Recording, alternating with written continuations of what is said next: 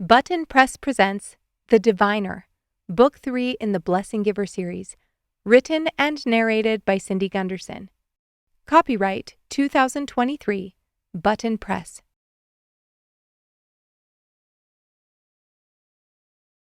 Prologue.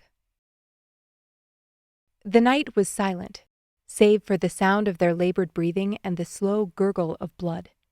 "This isn't him," Bella hissed as she wiped the blade of her dagger clean on the dew-kissed grass. Even bathed in shadows, the disgust in Mel's eyes was palpable. Let her be repulsed. Bella had no time to coddle. The herbalist had Roderick for that. Mel choked on her words. "No, it's not him. Gerrish is back in the clearing with the others." Her face crumpled. "The stone. It's still there. I ran, but show us." Bella turned to Reiman, and without warning, she saw it. Not saw, but felt. She'd never quite understood why gifts in the magic were referred to as sight. It was so much more than that. More than a feeling, more than anything she could sense with her physical being. It was pure knowledge, a settling within her, a calm assurance. Reiman saw the shift in her features, and a question lifted his expression. Bella couldn't say it, couldn't verbalize what had just passed through her. A next step. Her next step, and his. Bella's mouth went dry. Mel gathered herself and whirled, then bolted down the path. "This way!" Reiman grabbed Bella's hand, and they darted after her and Roderick. "What did you see?" he asked.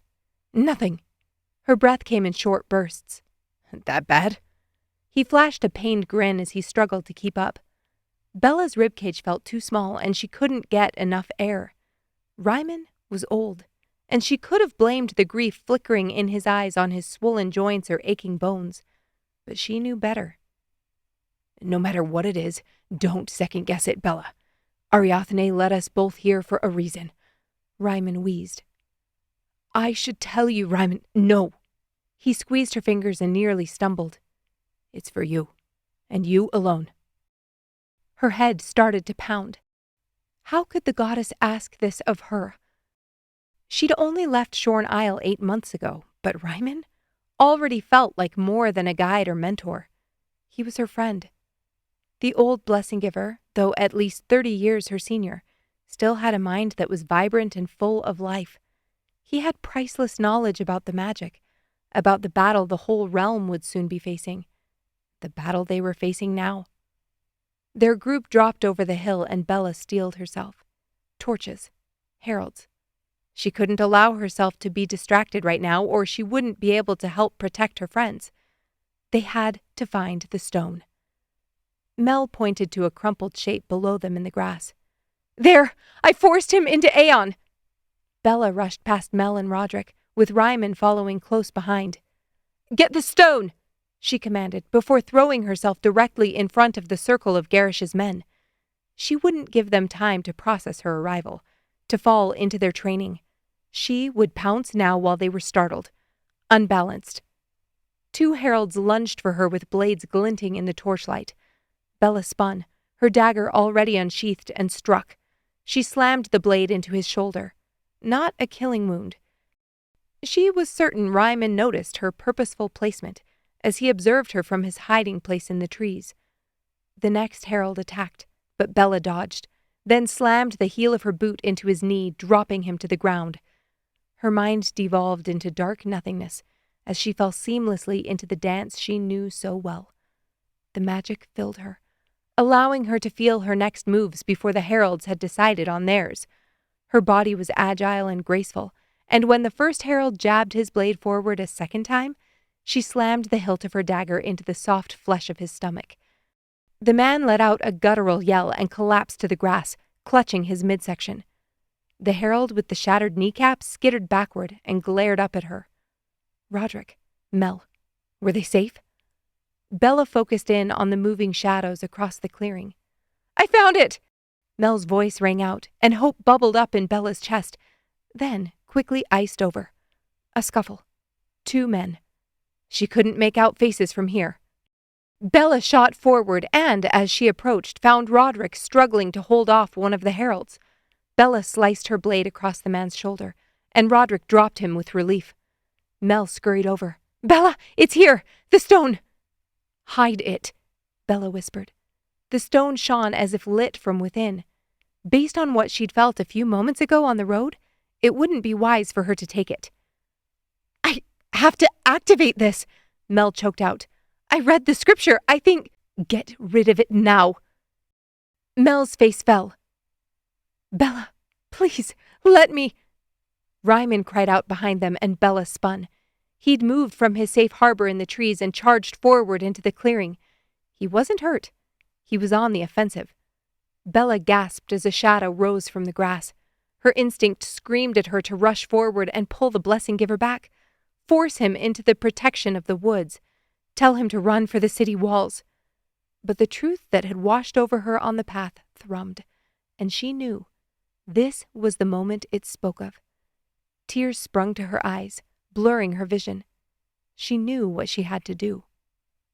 Bella took a step and stopped. Another pulse. Her right hand, still clutching the dagger, flew to her wrist. "Drop it." The words in her head flared. Without question, she unclasped her cuff and slid it over her hand. Without thinking, she snapped the clasps closed. This was the diviner stone, entrusted to her by the priestess. "Drop it now." "Gerrish!" Reiman roared. "Don't draw from the fount!" Mel scrambled to her feet. "Reiman, he—" Bella dropped the cuff into the grass as Reiman tackled Gerrish and scrambled for something in the grass. She ran forward, the tug of her knowledge strengthening by the second. Now, now, now. Bella stopped fighting the pull and relaxed into it, allowing the magic to flow within her, to encompass her. Roderick's voice scraped behind her. "We have to get out of here. Now!" Bella barely registered his words as she honed in on Gerrish and Reiman. "Now, now, now!" Gerrish blinked, still disoriented from slipping out of Aeon, and Reiman found what he'd been hunting for. A knife. The steel glinted in the moonlight as he clutched the weapon in both hands and raised his arms above his head. "You have betrayed the laws of Ariathne. You shall not gain your passage, but shall meet the rebirth you seek." The old blessing giver moved to slam the blade into Gerrish's chest, but Bella got there first. She spun, swinging her arms in a wide arc, then plunged her dagger deep into Reiman's heart. The blade slid easily through his flesh, barely scraping against bone. Bella had felt that resistance, the pressure that gave way 100 times, but this time, her stomach twisted and roiled. Her friend. He was her friend. Bella bit the inside of her cheek and tasted blood. Her nostrils flared as she desperately tried to fill her lungs with air, then reached out a hand to the herald at her feet. The Book of Ariathne. Words of Josephine, Prophetess under the Order of Ariathne. Chapter 1, Verse 5. In light they shall find me, each different than the other, each in their own way, and with their own sight. Chapter 1. Any vulnerability Gerrish had shown the night before in his wearied state was gone by morning. His shadowed expression was replaced by a mask of irritation and near arrogance as Bella walked back into the room after traipsing outside to the outhouse. Her cheeks stung from the icy wind that whipped against her skin. It seemed dark season had arrived in Trill overnight. "We're leaving now?" Bella's eyes settled on the pack Gerrish slung over his shoulder. It was less a question than words to fill the silence. Gerrish nodded. "I'd tell you to get your things, but it doesn't seem like you have anything to gather." His eyes flitted to the slight bulge in the waistband of her slacks. She hadn't removed her dagger from its scabbard for one moment, though it dug into her hip as she slept. Had she cleaned it? Or was the blade still stained with Reiman's blood? "I'd like to wash my face and hands." Her fingers trembled. She'd cleaned it. She must have cleaned it. "Please." Gerrish motioned to the wash basin. Bella's heart pounded as she strode past him and dipped her cupped hands into the cool water. She leaned over and splashed her face. The magic hovered above her. She felt naked without it flowing through her, but Something about last night gave her pause. When she'd drawn from the fount, Gerrish had reacted. He'd walked to the window and scanned the empty streets. Bella knew enough about reading her opponents to know that hadn't been a coincidence. Reiman had suspected Gerrish was connected with Sidoni's magic. It was why they'd tracked him specifically. Last night in the temple, they'd confirmed it. Until last night, she hadn't witnessed the warpings herself, but the stories he told turned her blood to ice. The bodies of blessing givers and Masani alike, crushed into mangled corpses. Others who betrayed their friends when dreams had spun their minds into addled webs. Yesterday, she'd felt it. Cowering behind a pillar in the temple, unable to move, unable to speak. She hadn't seen Gerrish and Mel until Taryn had already attacked the man in the cloak, but he'd been there. It had been his power that kept her frozen against the marble. The prophet was dead. Reiman was dead. Her insides froze over and she picked up the slim bar of soap to lather it between her hands. How foolish they'd been to rush in without finding a way to protect themselves, if that was even possible. Reiman had tracked the warpings for over a year, and each tale of dark destruction had only one consistent thread. Gerrish had been there. Hours, even days prior. The old blessing giver was convinced Gerrish was using Sidoni's power. But how? The man was Masani, and are you planning to strip down and bathe while you're at it? Should I get comfortable? Gerrish sniped. Bella's pulse raced, but she drew a deep breath. You played such a gentleman last night. I assumed you'd take me to dinner first before asking me to take off my clothes. Bella rinsed and dried her hands, then turned to face him. He'd taken Mel against her will, then tried to kill her in the woods. What other unspeakable things had he done in preparation for the attack on the temple? She glared, but Gerrish only stared at her. I don't appreciate being late. I don't appreciate having dirty hands. She walked forward and stopped in front of him. Last night he'd told her she would be assigned by another herald, and that wasn't acceptable. He was powerful, possibly the most powerful herald in the Passage Realm. Bella needed him to understand she was serious about joining with him, that she had information and skills he should value. She didn't need to be coddled, trained, protected. She was nothing like the women he knew in Aerith. A lazy smile lifted the corners of Gerrish's mouth. He nodded toward the door, but didn't speak. Bella followed him out into the hall and noted his clenched fists. He could pretend he wasn't ruffled, that he had everything under control. But Bella knew better. She'd seen his face when he'd looked up at her dagger in Reiman's heart, witnessed the darkness in his eyes as he'd stalked back within the city gates. Even without drawing from the fount, she could sense the anger roiling inside him. He'd lost the stone. He'd succeeded in killing the prophet and attacking the Blessing Giver enclave, but he'd lost the green gem he'd guarded so carefully. Gerrish prowled through the inn courtyard and onto the street. Vendors were out, but the faces on those they passed were wan. Their prophet was dead. The order under attack not once, but twice. You have help, she wanted to whisper. Sidoni will not be loosed. She won't win this battle. I'll do my part to make sure of it. Bella followed closely behind Gerrish. The streets had been empty last night, but they weren't empty now. She reached for the fount and opened herself, allowing a trickle of warmth to flow into her. She nearly sighed in relief as she fixed her gaze on the herald's back. The magic infused through her like she'd lowered herself into a soothing bath. Diviners weren't like other members of the Order, who only used their magic to deliver blessings or curses, or like Mel when she needed to heal.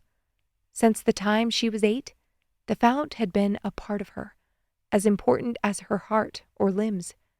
Her body settled, and she drew a lungful of air. Could Gerrish feel it? She ran her eyes over him, searching for the tug she knew so well. Please, show me my next step. Gerrish turned a corner and increased his pace. Bella strode faster to keep up. Her head turned as they passed a clothier. At some point, she'd need to purchase supplies, and she only had 100 derrick in her change purse. A topic for another time.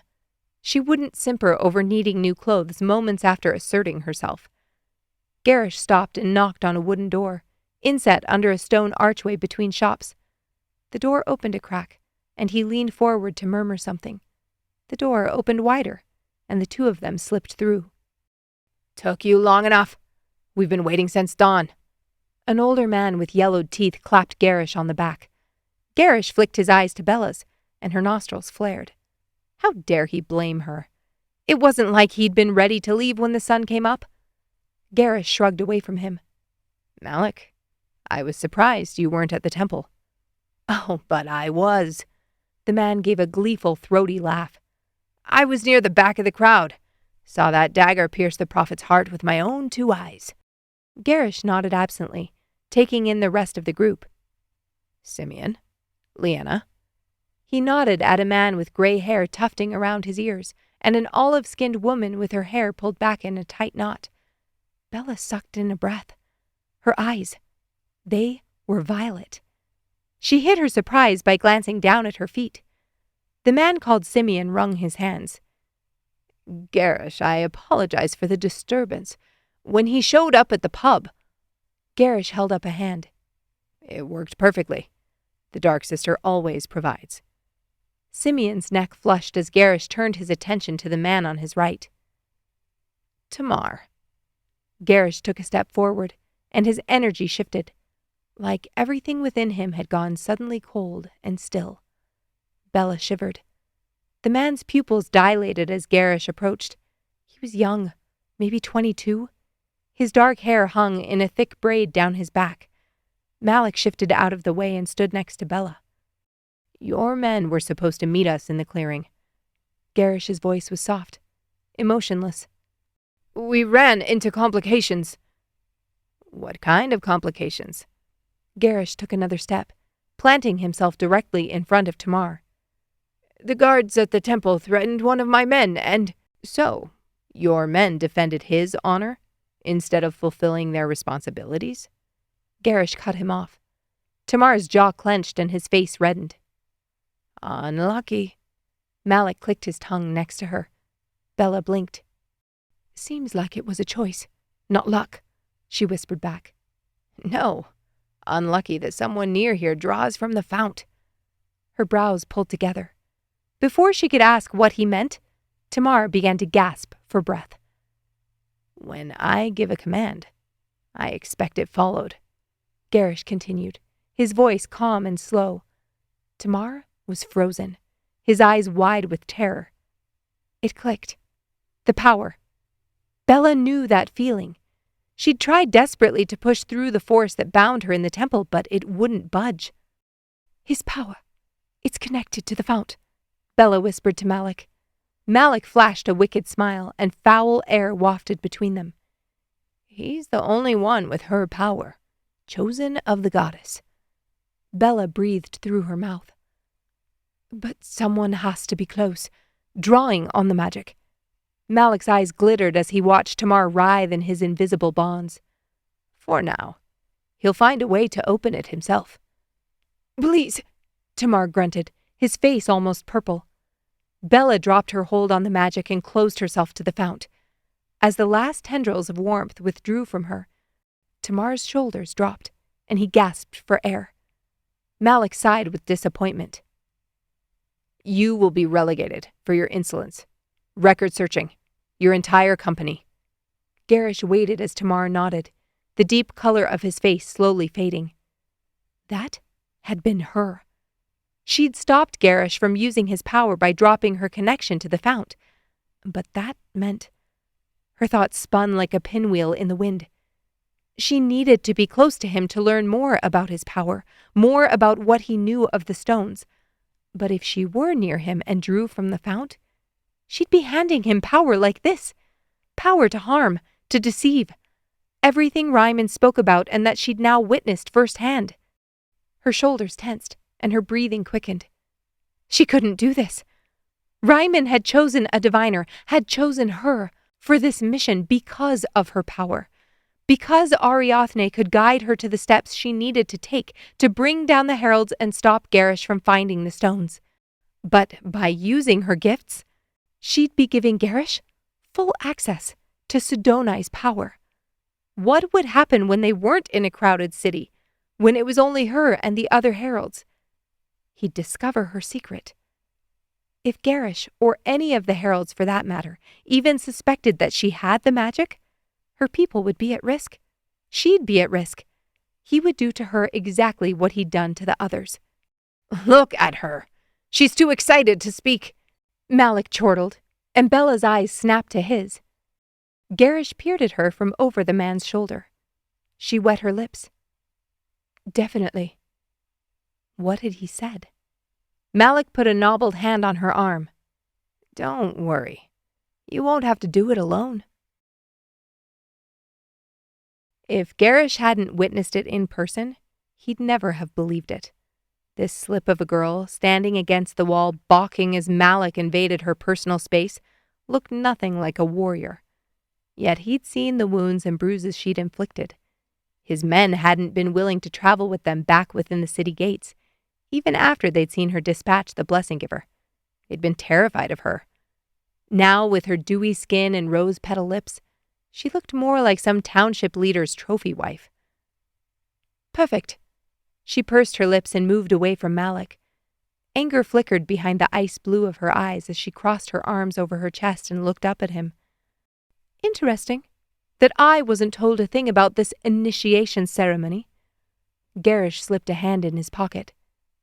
Interesting that you were so desperate to become a herald, and yet knew nothing of it. Her cheeks flushed, and Gerrish turned from her, walking back toward the door. Something about her was wrong. He could sense it.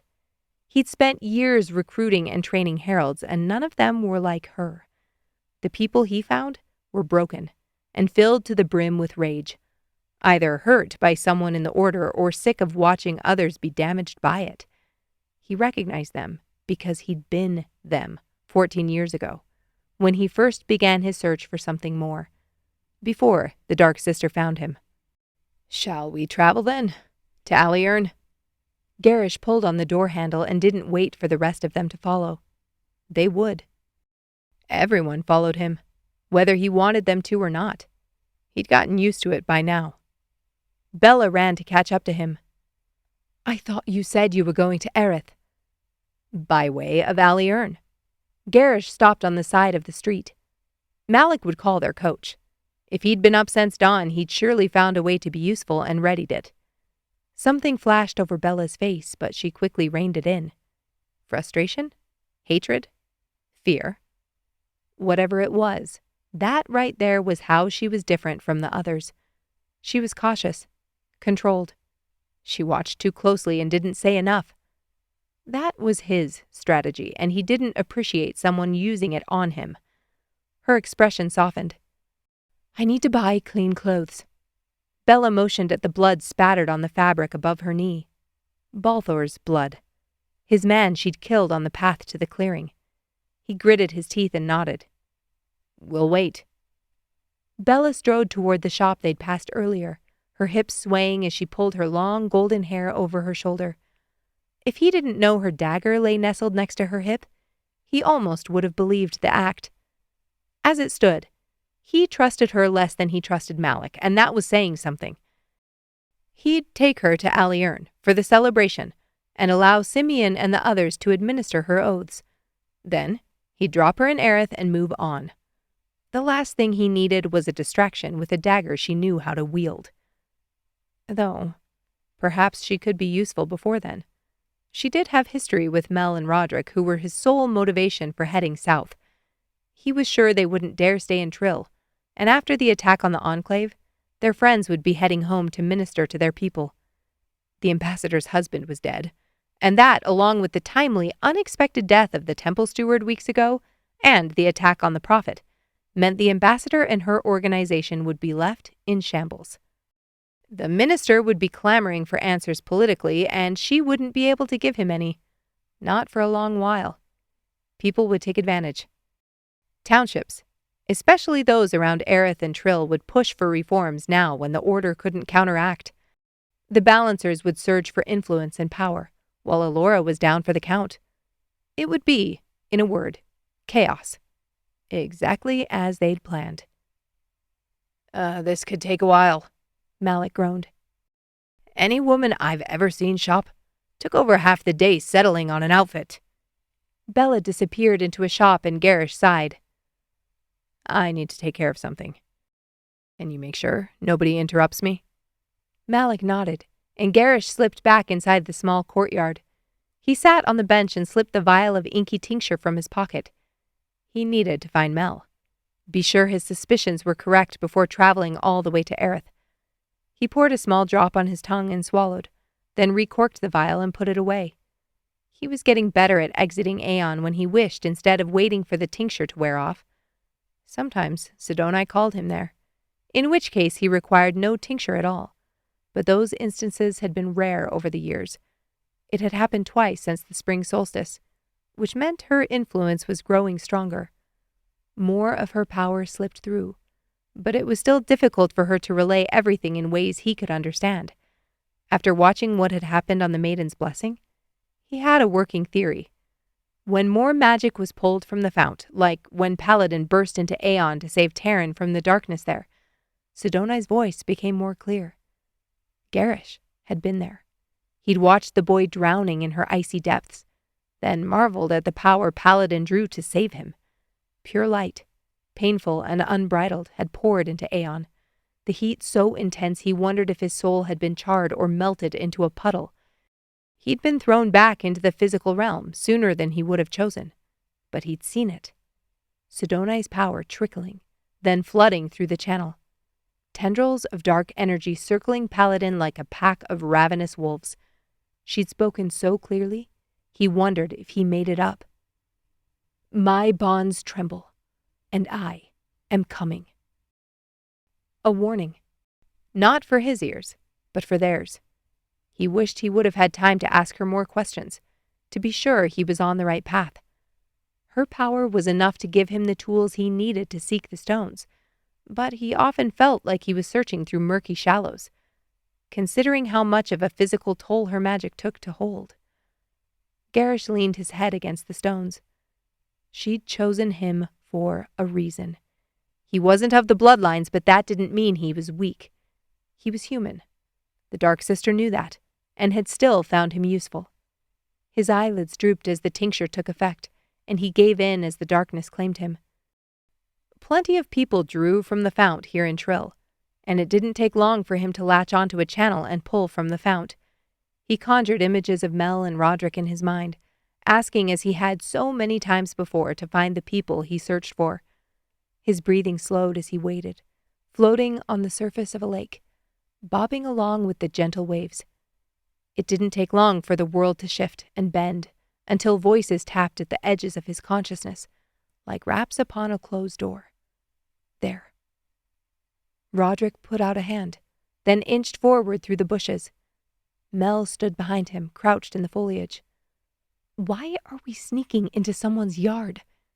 Why were they sneaking through the hedge? It was broad daylight, and Gerrish doubted they'd have anywhere to hide once they broke through to the pasture. Roderick turned. Because I stole their mule. We're returning it? Mel's eyes widened. Rod, you do remember we don't have special benefits like the Blessing Givers? Nobody knows I have bloodline magic, and a majority of those who do want me dead. Roderick shushed her, then pulled on the reins and crept toward the barn. To be fair, if someone caught them returning a mule, Gerrish suspected they'd be more flummoxed than anything. Roderick led the mule into the shelter, while Mel waited in the brush. He tied the reins to the post, then hurried back out and pulled her toward the road. You know I have a job. Earnings? I'm not completely destitute. Roderick flashed her a look. Mel nearly jogged to keep up. Velta has your ship. I have the money from delivering our last shipment. Mel's eyebrows shot up. You have money? And didn't tell me? Roderick grimaced. It's not exactly on me at the moment. I left Aliern in a rush. All my things were at the inn. They're probably stolen by now, Mel groaned. Roderick spun and pinned her shoulders to the closest tree, exasperated. I know the owner, and he wouldn't have stolen my things. Spent some of it? probably, but there will be something. And what if it's a trap? She tapped her foot against the dirt. They were in Aliern. If Gerrish had had a mouth here in Aeon, he would have made good use of it and uttered a delicious string of curses. They were hours ahead of him, which meant there could still be time to catch Mel and Roderick before they left for Aerith. Save them a day's worth of travel. Roderick lowered his head and brushed his lips across Mel's jaw, then looked her dead in the eyes. Then, it's a trap. Mel's lips parted in surprise. She swallowed, but didn't break her gaze. Okay, then. Roderick's lips twitched as he slid a hand around her back and pulled her to him, flattening his body against hers. She tilted her head. Her heart raced against his chest. He grinned. Okay, then. Hurry up, Gerrish complained. He wished he had set a trap at the inn. Simeon was in Aliern. Gerrish could rush to him and hope he could enter the dream world to hear the message, but the chances of him answering in time were slim.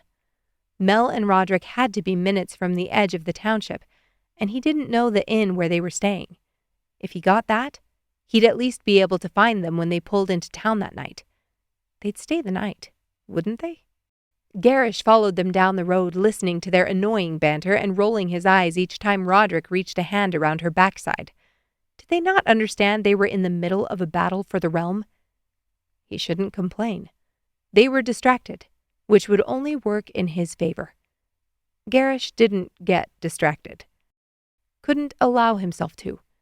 He turned away when Mel lifted her face to look at Roderick, her eyes full of admiration and hunger. Finally, they walked toward the port and headed straight for the inn Gerrish knew, the one he always stayed at in Aliern. The Port Inn. Coral walls, painted vines, and the best bathrooms in the township. At least the man had good taste. That was all he needed. Gerrish pulled back, willing himself back into nothing. He floated again, ebbing and flowing, then reached for his body back on the bench. Chapter 2. Bella's muscles groaned as Marian's staff connected with her midsection. "You have to block before I know," Bella growled. "Again." She stepped back and dropped into a defensive stance. Sweat poured down their faces as they circled each other with staves in hand. Bella had been training for months, but Marian's talent and experience were evident in every strike. Why couldn't she simply stick to fighting with her dagger? It's not like she'd ever carry a bow staff with her. Marian lunged forward, the staff whistling through the stifling afternoon air. Bella blocked Marian's first few attacks, but soon found herself struggling to keep up. Marian's movements were whip-fast and annoyingly precise. They'd been sparring all day in the heat, and as the fight wore on, Bella's fatigue began to show. Her breathing grew ragged. Marian pressed her advantage, refusing to back off when Bella's movements grew sloppy and unfocused. "Flow, Bella, focus!" Marian snarled. She attacked again, striking with lightning-fast jabs and sweeping arcs. Bella grunted as she blocked, far too slow to move to the offensive. Finally, Marian landed a decisive blow, knocking the staff from Bella's hand with an ear-splitting crack. Bella dropped to the ground, her hand stinging. Marian planted her staff in the dirt and hovered above her. "I'm disappointed in you." Tears brimmed in Bella's eyes. "I fought with everything I had, Marian," she spat. Marian dropped to a crouch. "Exactly." She pinched Bella's chin between her fingers and lifted it. "We celebrate the heroes, the brave souls who throw caution and rationality to the wind and risk everything in a fight. But in my experience, most of those warriors end up dead." Bella's brows pulled together as she panted. "So, when I'm fighting for my life, you're telling me to stop?" Marian clenched her jaw and leaned closer. "I'm telling you that when you know you're in a fight you can't win, change the variables or get out. Don't keep flailing away hoping for a miracle. It won't come." She dropped her hand and stood, then tapped Bella's knee with her staff. "Come, water, then we go again." Malik nudged Bella and she jolted. The coach. She was in a coach between 4 heralds heading to Aliern. "Piatha?" Malik grunted. You don't look like someone from the northern mountains. Blood rushed in Bella's ears as she sat straight. Had they been talking to her? Yes, Piotha. She had no idea what someone from the northern mountains was supposed to look or sound like. Reiman had lived there, but he wasn't born in those hills. He'd fled there from Aerith after absconding from the Blessing Giver Enclave when she was only a babe.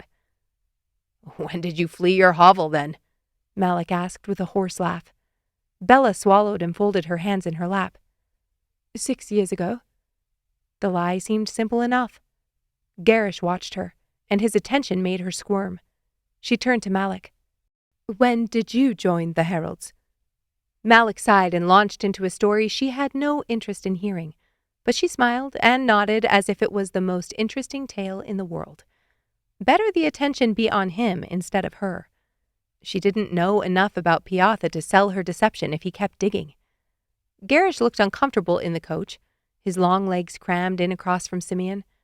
The ride to Aliern was only a few hours, but the air in the coach already felt stale. Could she open the window? Bella politely waited for Malik to finish his story, then reached out and moved the curtains away from the pane. Yes. She spun the handle to crack the window and sighed as fresh air hit her face. Simeon crossed his arms over his chest. You won't want that open for long on these roads. Too much dust. Bella glanced out and noticed another team of mules going in the opposite direction. A cloud of dust followed in their wake. She grimaced and spun the window closed.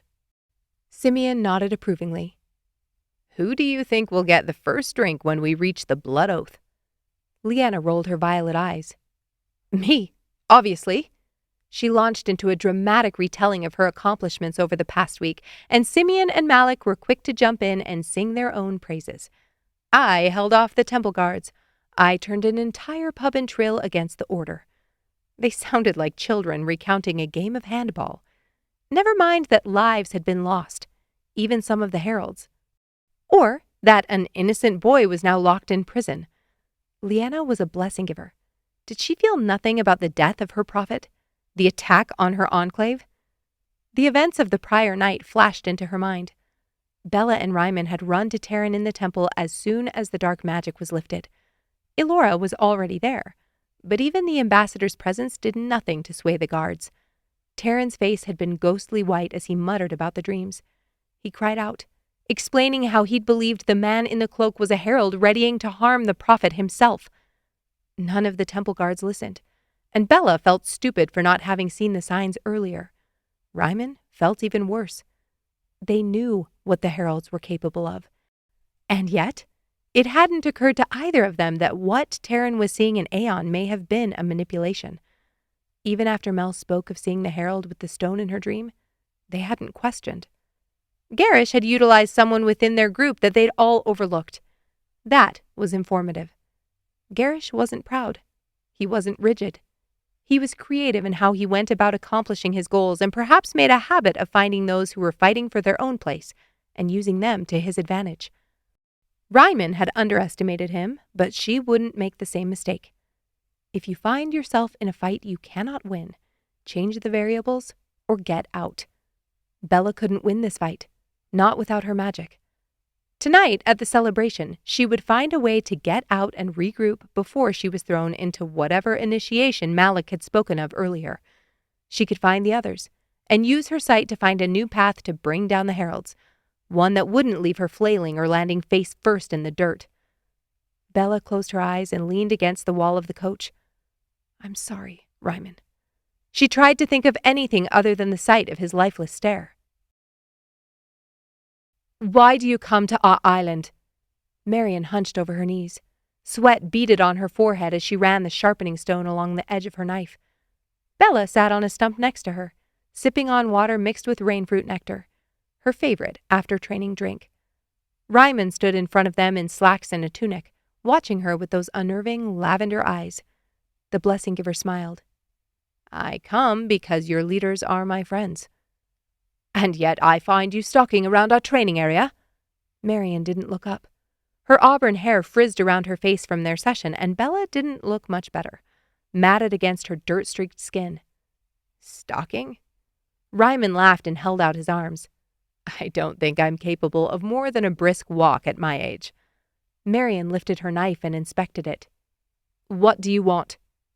The smile faded from Reiman's face, and his eyes fixed on Bella. I want diviners, who are ready to fight alongside Ariathne. The day of Sidoni draws near. I know you can feel it. You've been preparing for it. Marian stood and motioned for Bella to pick up the weapons that lay at her feet. Diviners don't serve the order. Some blessing givers don't either. Bella jumped as the coach rolled over a pit in the road. Her eyes flew open, and she instinctively reached for the fount before slamming a mental wall into place between her and the hovering warmth. She couldn't risk it. Not here, where there would be no explanation for Gerrish feeling the magic. Leanna rested her head on Simeon's shoulder, while Simeon's head rested straight back, his neck bent unnaturally. Malik's eyes were closed, and his head lolled as the coach jostled, as if his neck were made of rubber.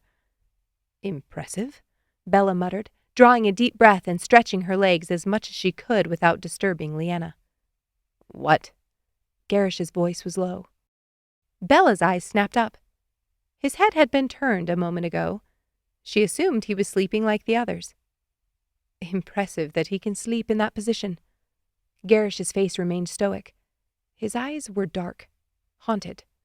They should be after what he'd done, whose power he drew. Bella shivered and looked out the window. She hadn't felt alone since leaving home. Even though she missed her father, mothers, and siblings, she'd been clawing to escape, and Reiman knew it. He'd seen that desperation in her within days of arriving on Shorn. Now a void seemed to gape open inside her, threatening to drag her in by the ankles. She'd been asked to leave the stone in the meadow, to take Reiman's life. The confidence she'd felt in the clearing yesterday was long gone. Had Reiman known his path? They'd worked so hard to find a way for her to infiltrate the Heralds, but did he know this is what it would look like? The coach rolled to a stop, and Bella didn't wait for the driver to open the door for her. She turned the handle and dropped to the road without the steps that were still tucked up under the chassis. Aliern. She scanned the street. This looked nothing like Aerith or Trill. The buildings were further apart with flat roofs, and the colors. Her breath caught in her throat. Each storefront was washed in a different, vibrant shade. The land seemed to drop away behind the lines of shops and houses. The port must be in that direction, where they were supposed to stop on the Maiden's Blessing over a week ago. Bella felt movement behind her and moved away from the door of the coach.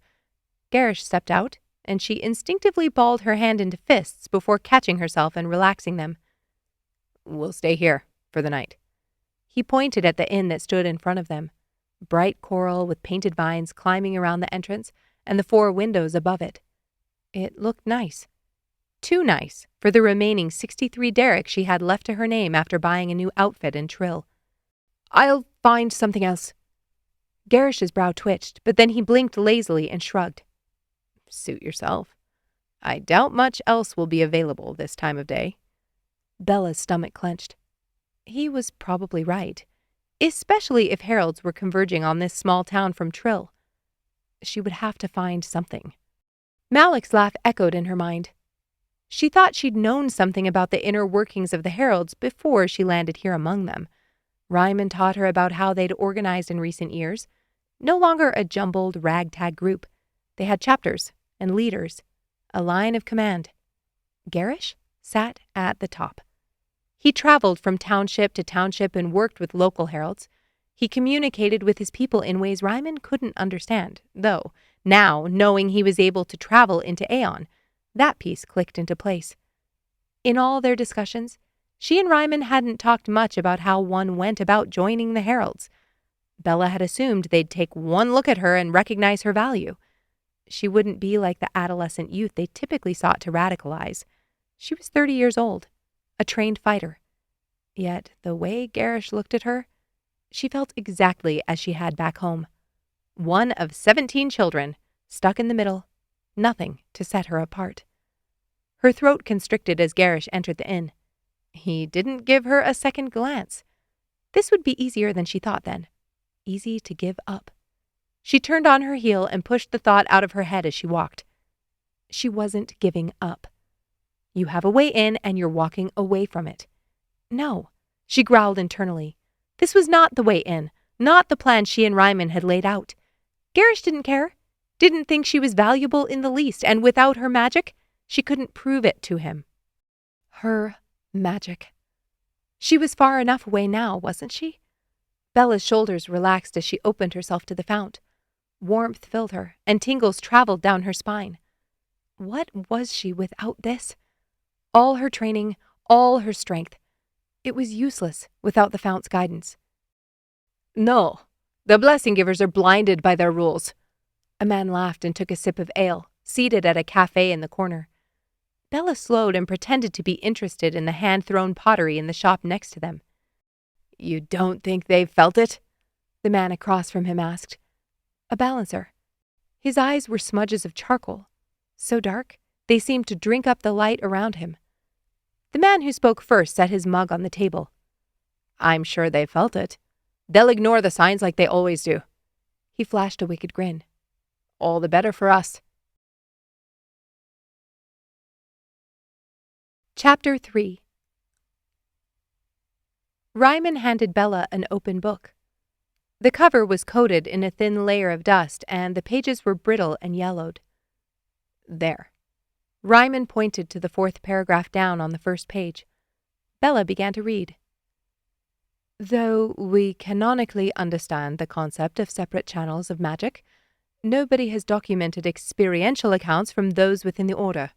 This is due largely in part to an unwillingness of those with bloodline magic to share sacred experiences with those they deem unworthy, namely all Masoni.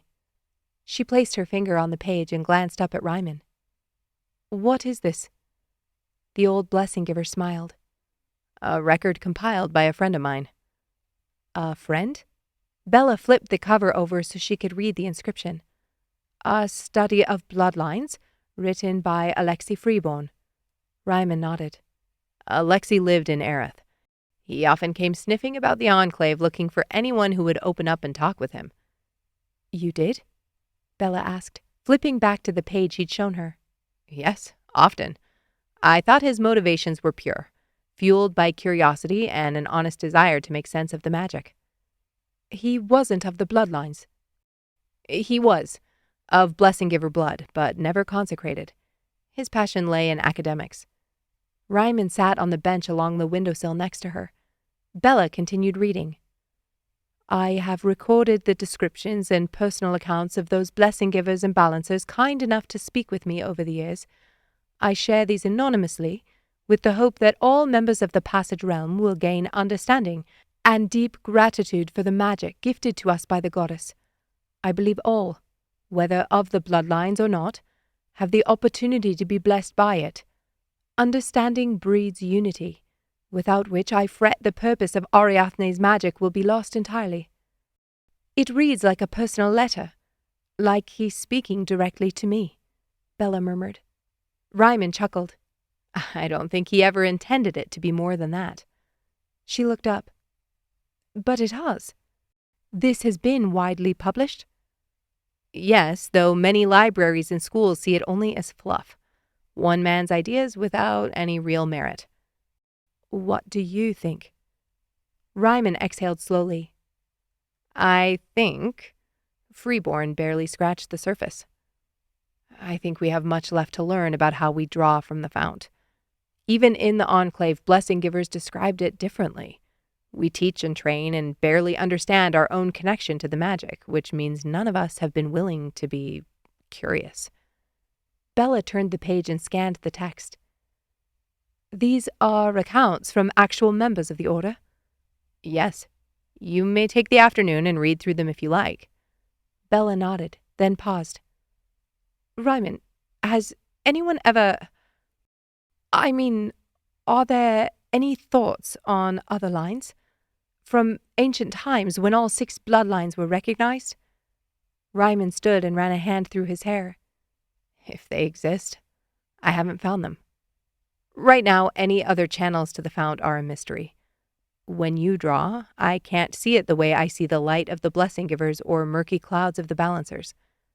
Bella frowned. What of the heralds? Of the one you seek? Who draws from Sidoni's dark power?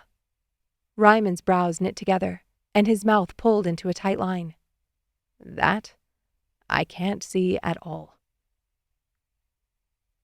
Bella's toe hit the edge of a raised stone, and she jolted back to the present.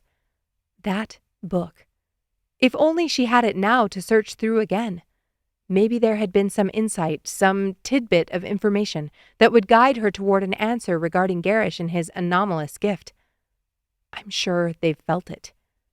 The man's words from the cafe ran through her mind as she strode along the street. What would the blessing givers ignore? It was quiet here, even in these hours before dusk when people put away their tools, closed up their shops, and joined their families and social circles. There were fewer people here. The open space reminded her of home. Bella stopped in front of the house, positive it had to be the one the shopkeeper had referred her to. After listening to the men at the cafe a few minutes longer, Bella decided on her next step. A message. She needed to contact the others. Her former travel companions no doubt thought her a traitor, but she needed to try anyway. Those men had been talking about the magic just now. She was sure of it. She drew a breath and walked to the pale blue front door. It looked more like a home than an apothecary, but most herbalists lived where they worked. Bella knocked, just in case. "Come in," an elderly voice called.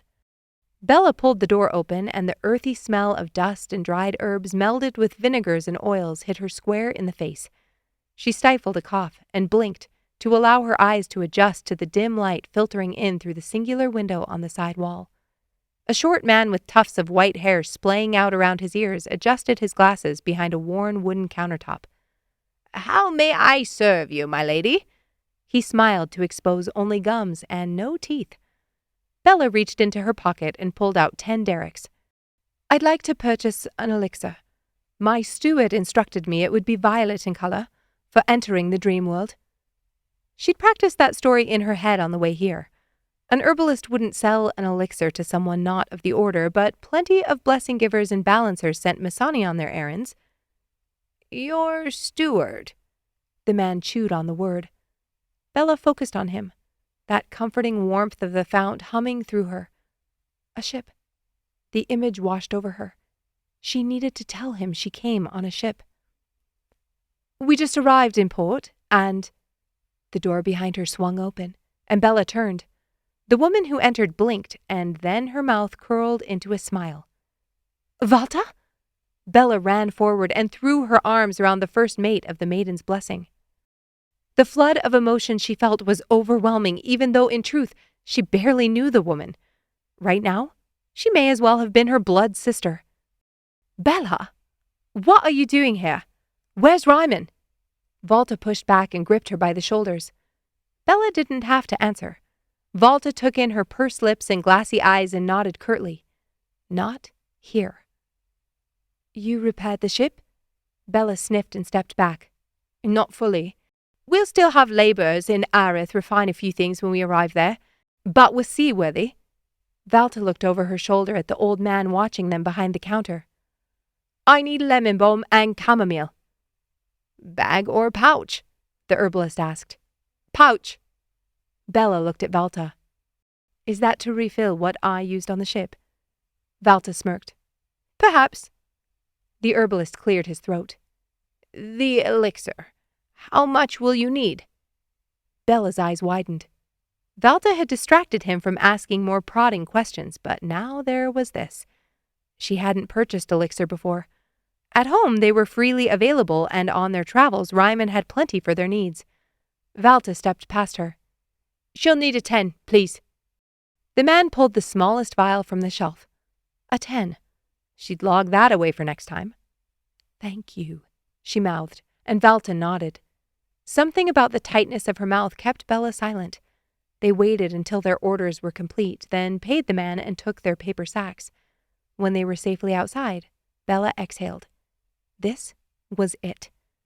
She could get back on the ship with Valta and go to Ariathne. "Have you made contact with Roderick or Mel?" Valta shook her head as they ambled up the street. "Not yet. I'll wait here another day, and then we'll move on. Are they safe?" Bella nodded and swallowed hard. "The stories they'll tell about me won't be complimentary, but yes, They're both safe as far as I know. Stories about you? You're the picture of innocence. Valta motioned at Bella's golden hair and fair skin and gave her a wry smile. Bella barked a laugh. Valta knew what she was. She'd been wary of her on the ship, even when Roderick seemed to treat them like regular passengers. "Did you find what you were looking for?" Valta asked, keeping her eyes trained ahead as they approached the main street. "Yes." "Yet you're not with the others?" "No." Bella's heart sped up, and she reached out for Valta's arm. "Can I come with you? Back to Ariathne? I'll find a way to pay for my passage, but I believe at least some of our group will end up there. There was an attack on the Blessing Giver Enclave. I heard about it when we pulled into port." She opened her mouth, but then closed it. It took her a moment to gather her thoughts. "Why are you here, Bella?" "Because Reiman thought I could do this.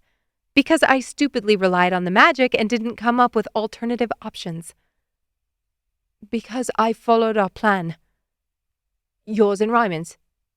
Bella flinched at his name. Valta exhaled and shifted her bag of herbs to the other hand. "You don't want to go through with it?" How much did Valta know? She hadn't been present at their meetings with Roderick, but had he told her what they'd discussed? "I want to. There are some compounding variables." "Change the variables or get out." "Of course," Valta answered. "You can come with us, but as I said, we'll be waiting for—" Blood rushed in Bella's ears, drowning out Valta's voice. Change the variables or get out.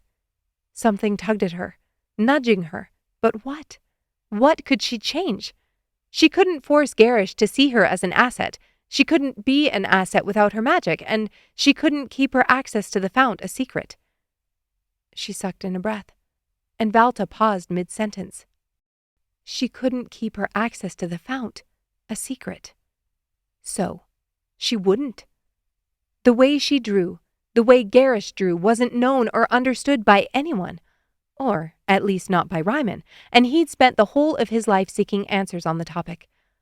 While Gerrish could sense that she drew from the fount, how would he know how she did it? Through which channel she worked?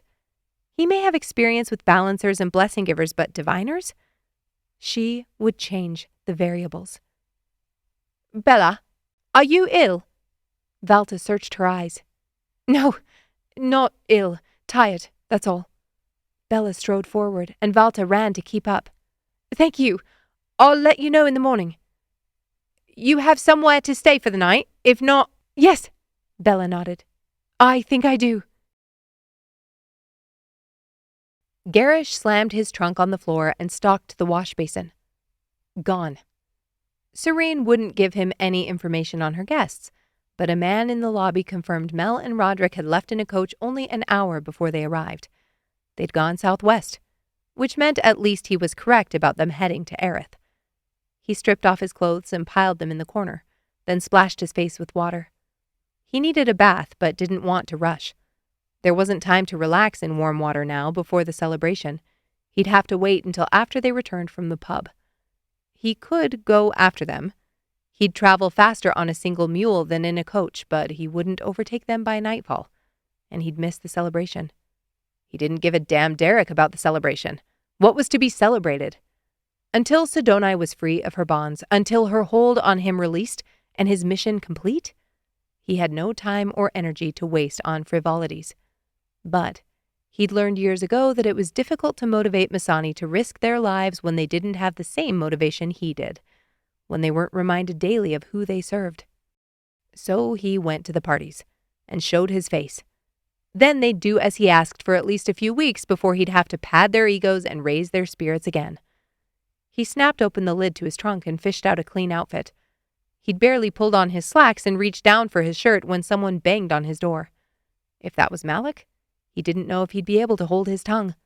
The man was incessant, unable to make his own decisions and constantly seeking his validation for— Gerrish yanked open the door and froze. Not Malik.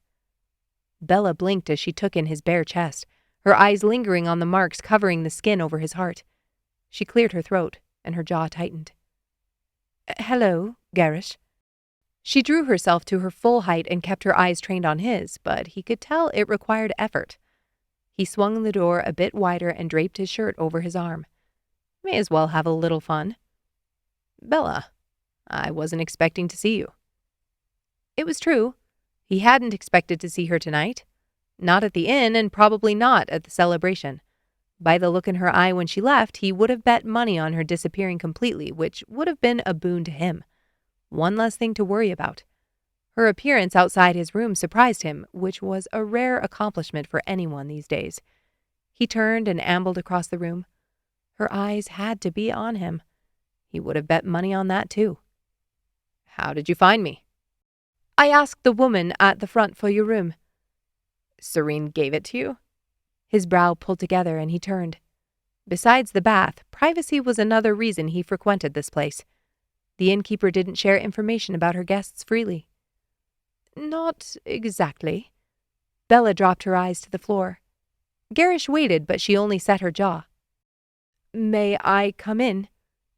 No, I left the door open so you could stand in the hall, he quipped, then stifled a smirk as her nostrils flared. He had to admit, he was intrigued.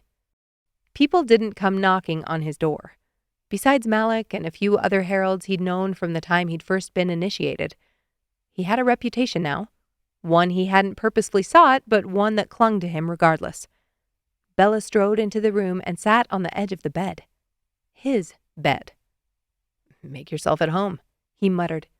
Bella barely acknowledged his remark. I wasn't honest with you in Trill, she blurted. He put a hand on his chest in mock horror. I'm shocked. After what you witnessed in Trill, I would have assumed I'd earned your undying fealty. Gerrish traipsed across the room and leaned against the chest of drawers across from her, folding his arms over his chest. Bella's eyes flashed, and her gaze again dropped to the marks on his chest. All heralds had one brand over their heart, but he had two. One from his initiation, the other a symbol of the Dark Sister's magic. It had appeared shortly after his 22nd birthday. You've never seen the mark of a herald before? He asked, his voice low. Bella's cheeks flushed, and he barely kept his mouth from curling at the edges. He shouldn't be cruel, but she was making it too easy to toy with her. She'd been a good girl once, no doubt. Mixed up with the wrong crowd for likely terrible reasons. A painful family life, heartache, loneliness. What else could have inspired her to seek the training she had? He took in her pious features, her skin the color of ivory, her straight golden hair that looked as if it would be silken to the touch. All of her now completely at odds with the destructive force she'd been last night in the clearing. Had he imagined it? She clasped her hands together and held them still in her lap. I told you I've wanted to join the Heralds, but that wasn't the truth. It wasn't until recently that I felt I should seek you out. This caught his attention. When you joined with the Blessing Giver? I found him first because I wanted answers. Gerrish had heard this before too. People who became disenchanted with the Order, who felt betrayed by the havoc their rigid laws wreaked on their lives, or who despised their own blessings and curse. He didn't give them to you? He didn't have them. And then, from our conversations, he knew too much. It's why I killed him in the clearing. Gerrish frowned. Knew too much? Bella met his eyes. Piercing ice blue. I have the magic, Gerrish. I thought I was like them, members of the Order, but I was wrong. I think I'm like you. Chapter 4. Bella had the feeling that Gerrish wasn't often rendered speechless. His mouth opened and closed like a fish pulled from the sea on the end of a barbed hook. Perfect. His arrogant instinct to flaunt himself in front of her only added to the deliciousness of her confession. The innocent, naive girl who'd never been met with a sculpted chest before. Please. Yes, his body was impressive and she hadn't expected the marks, but she'd trained with warriors back home day in and day out. She wasn't going to lose all control when faced with a lithe, athletic physique. Now she had a front seat to his discomfort, and it was even more satisfying than she'd hoped. What do you mean, like me. Gerrish clamped his hands on the lip of the chest behind him, his shirt dropping off his arm and puddling on the floor. Bella leaned forward. I've heard the stories, and the old blessing giver confirmed they were true. You draw power from the second sister, not through Ariathne. No, the fount is... He blinked and shook his head. Never mind, but... His eyes seared into her with burning intensity, and her confidence faltered for a brief moment. If he could see through her, sense her connection to the fount, and recognize it was of the light? Was it possible? Had she done exactly what she promised she wouldn't? Underestimated his ability? People don't draw the power like me. His voice was low, forced into deadly calm. Gone were the near smirks and relaxed swagger from moments before. I believe I do, she stated simply, without guile, then watched as a shadow crossed his face. Bella had him. I can't say it's exactly the same. I don't pretend to know what it feels like for you. With that subtle shift in his demeanor, she knew she'd won this round. Gerrish wouldn't think about sending her out of his sight with this information, and she'd be able to use her magic without exposure. Prove it. Gerrish's voice was hard as iron. Don't look away. Don't give him any reason to doubt.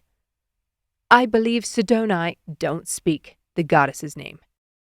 Bella swallowed and started again. I believe the Dark Sister has called me to you, to learn more about this power and how I can... Prove it. Blood rushed in Bella's ears. She didn't have the same abilities he did. Couldn't reach out and bind people with her power or manipulate the images they saw in her minds. What could she show him? What could she do to prove her access to power without making him suspicious that she had magic in her blood? Gerrish knew of the stones. He'd learned about the other bloodlines. He knew of Mel and her connection to the emerald bloodstone he had with him in Trill. He'd surely be on the lookout for others like her. Bella didn't have to feign her trembling. Her bones felt as if they were coated in ice. A fist slammed against the door, and Bella yelped. Gerrish glowered, then pushed to stand in one smooth motion. He bent over and picked up his shirt, straightened it, and slipped his arms into the sleeves. Bella noted the stiffness in his shoulders and the slight shake of his hand as he did up the buttons. He was working to appear unruffled, but she wasn't fooled. Once fully dressed, Gerrish arranged his face into a mask of lazy indifference and stalked to the door as the pounding came a second time. What? Malik started to speak, then noted how Gerrish blocked the doorway with his frame. His eyes narrowed, and he cocked his head to the side, catching a glimpse of Bella's golden hair. There was someone else standing next to him. Another herald? Ah! Malik's lips curled into a leering grin. We came to bend your ear on the way to the public house, but it seems you're otherwise engaged. Bella's cheeks heated, and she jumped to her feet, as if seeing her fully clothed and not the least bit rumpled would somehow prove nothing had happened between the two of them. No, Gerrish snapped. Bella needed to discuss something privately, but it's nothing we can't flesh out later. Flesh out? Malik snickered to his companion, then stopped abruptly as he glanced back at Gerrish. We'll walk with you, Gerrish announced. What is it you wanted to discuss? He stepped into the hall, not glancing back or inviting her along. Bella hurried forward and closed the door behind her. She trailed the three heralds like a stray dog, not wanting to get too close and be accused of eavesdropping. Gerrish had asked her for proof, and Malik, of all people, had bought her more time. She needed to show him something, some piece of her magic that would convince him. But what? Bella, what was so important you needed to seek Gerrish out? Malik called back to her. Did you not think to come to me first? Bella swallowed hard. I don't know how this works. Malik slowed for her to catch up. The celebration of our successful attacks is being held here in town. We'll go to the pub and... No, Malik. What Gerrish said in aeon was correct. I don't know much about becoming a herald. Bella reached into her pocket and pulled out her few remaining derricks. This is all I have to my name. Everything else is in the coach with the group I traveled with from Talmuth." Gerrish turned the corner and descended the steps. The others followed, their boots scuffing on the worn wooden planks. "You need a place to stay?" "Didn't Gerrish? I offered her a place at this inn. She turned me down when we left the coach." Bella pursed her lips. "Because I can't afford this inn." Gerrish didn't look back as he reached the ground and strode toward the lobby. Malik scoffed. "I'll take care of it. You can share a room with Treya." Though Bella knew nothing of that name, she nodded. "I don't want to be a burden. I'm a hard worker, and can help with whatever you need." Gerrish paused at the door and held it open for them to pass. Bella held back, waiting for Malik and his friend to go through first. She paused before stepping into the lobby. "I'm sorry I lied to you and Trill. I didn't know who I could trust, and—" "I understand why you'd go to a blessing giver first." Gerrish cut her off. "I've always wanted violet eyes, if only for their ability to inspire confidence. That and make women weak in the knees." Bella rolled her eyes as if she found the comment funny, but inside, she only felt disgust. Hunt, harm, kill. Gerrish was a predator, and she'd just planted herself in his path. Let him think she found him witty and charming. Let him think she needed him to guide her through this vulnerable time when she had nobody to turn to. Let him hear it, see it, believe it.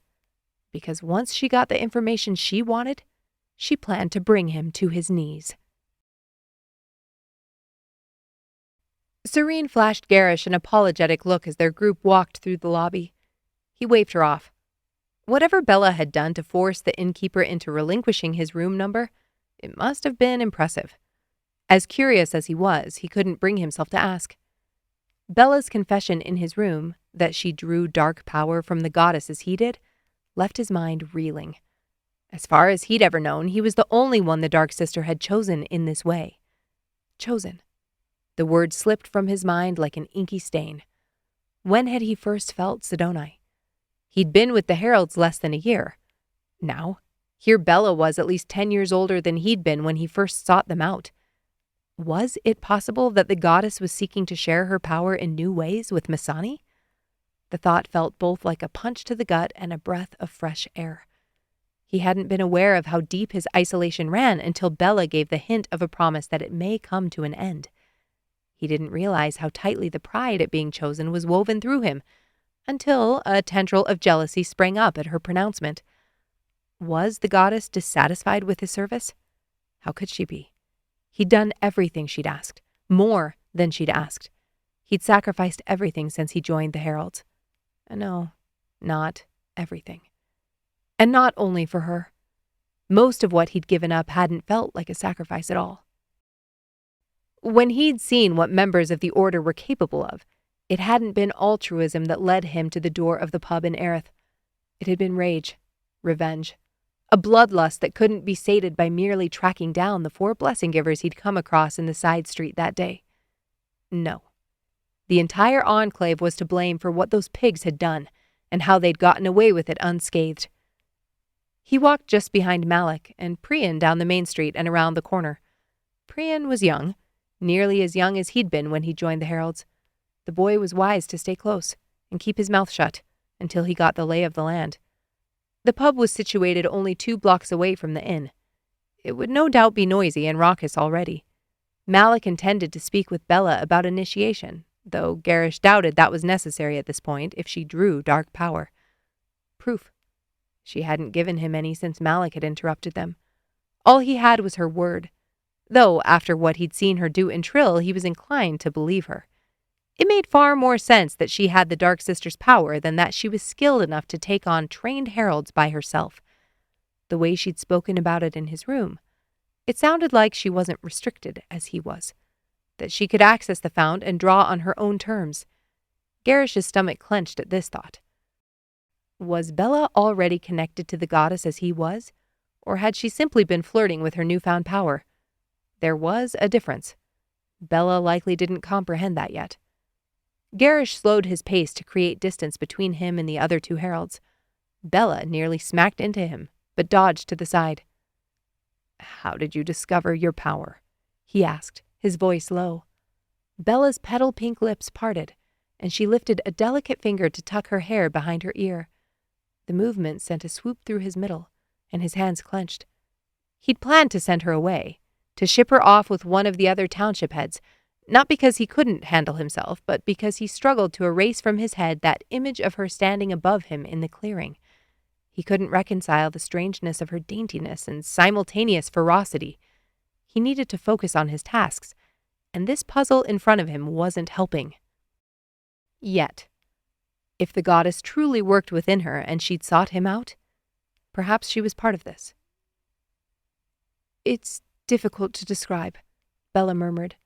Gerrish dropped to walk behind her as a portly man carrying crates of fresh garden greens passed on their left. When the path was again clear, he caught up. "Try." Gerrish hadn't meant to sound threatening, but his voice was tight.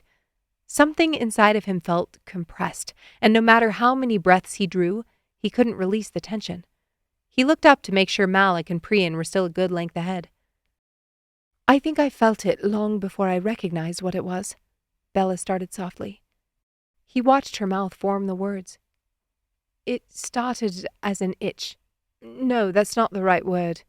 She looked down and stuttered a step.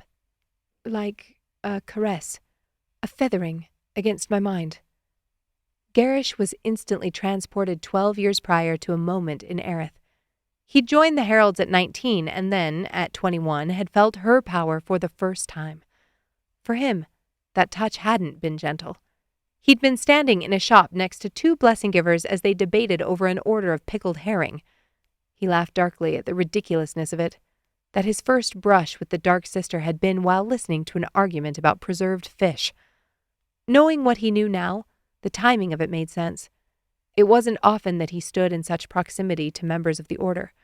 He'd avoided them like the plague after years of abused trust, and then that day. The day he'd truly seen what they were capable of. But that moment in the shop, he'd had no choice. Malik had sent him on assignment. One of the blessing givers must have reached for the fount because as he stood there observing them, a voice had echoed through his mind. Not a touch, like Bella described. A gust. A brutal force of air that made his blood run cold. "It was difficult to grasp at first," Bella continued. "A wisp, slipping through my fingers. But as I recognized it more frequently, I had more opportunities to practice. I still didn't understand what it was, but I learned that it gave me strength, understanding. Reiman thought, Reiman, the blessing giver." Bella scoffed, finally meeting his eyes. "Yes, the blessing giver." Her cheeks flushed. "It was a reasonable place to start. I thought I had magic in my blood." "You thought you were special." He meant it as a joke, but from the way her face hardened, she didn't find it funny. "I told you. I only wanted answers." Bella set her jaw as he opened the door to the pub. Heralds turned and raised their glasses as the pair of them entered. A few looked questioningly at Bella, but most had stars in their eyes at seeing Gerrish enter the room. He was their leader, whether he asked for it or not. It hadn't taken long after he felt that first twinge of power to set himself apart.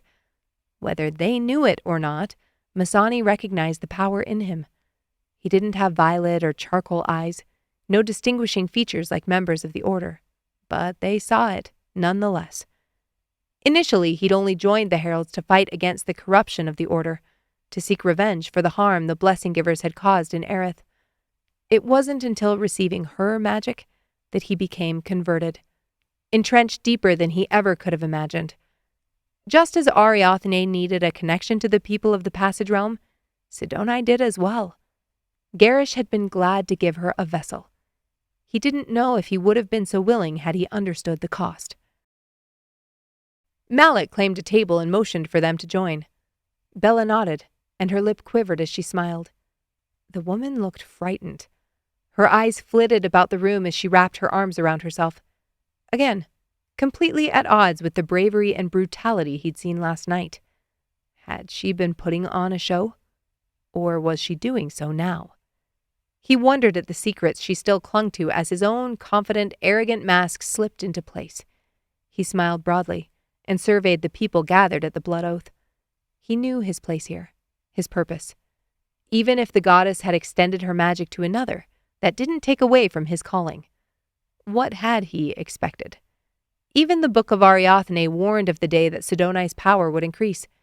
The Dark Sister breathed through him each time he held her power.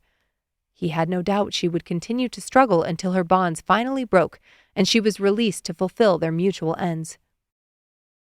Sidoni would remove the magic from the Passage Realm. She'd chosen him to help accomplish this, and maybe now it was time for others to join with him. He could accept that. Welcome it, even. Gerrish didn't spoil the surprise on the walk over, did he? Malik wiped the back of his hand across his mouth and smiled, baring his yellow teeth. The man's breath reeked of ale, and his cheeks were already ruddy. He was repellent, but Bella didn't so much as flinch.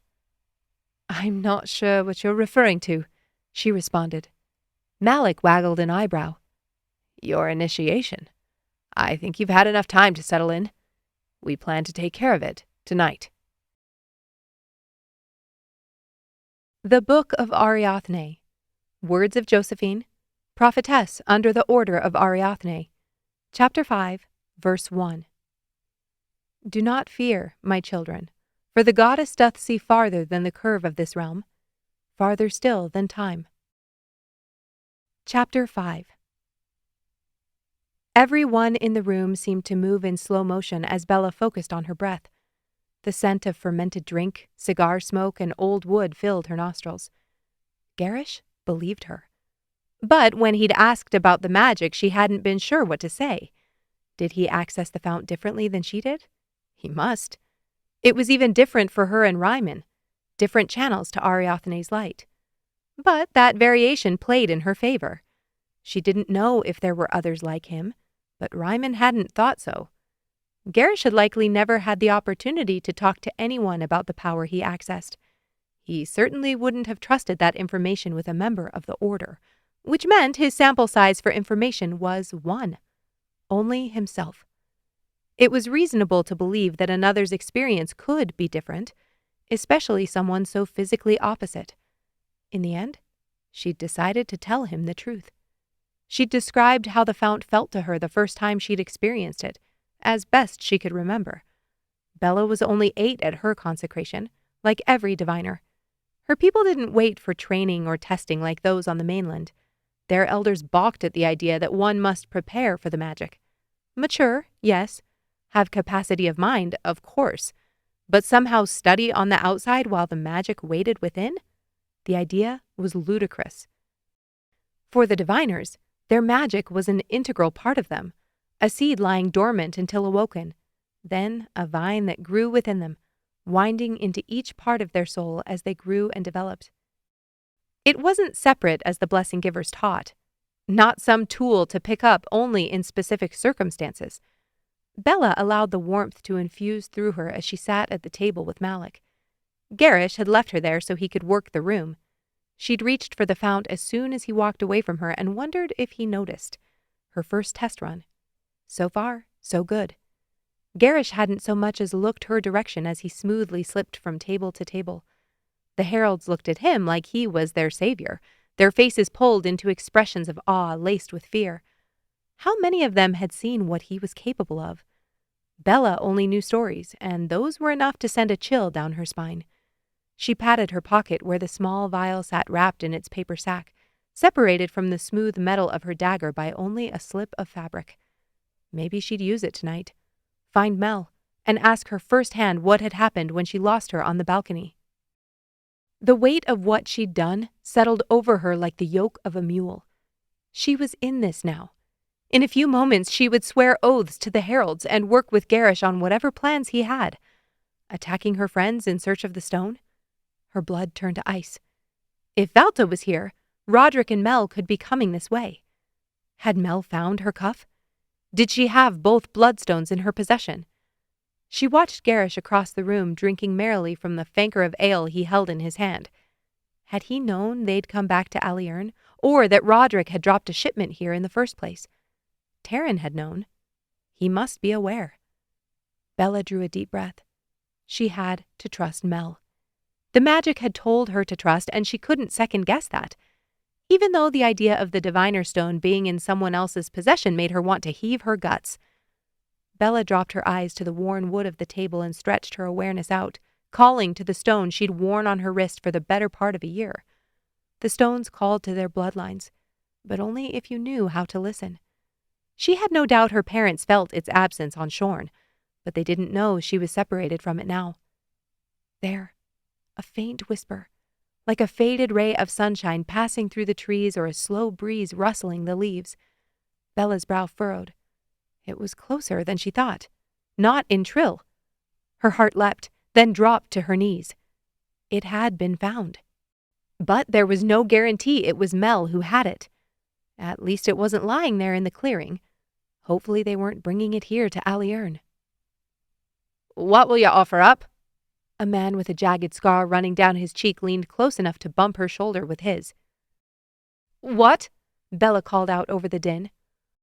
"I asked what you'll offer up when you take the oaths."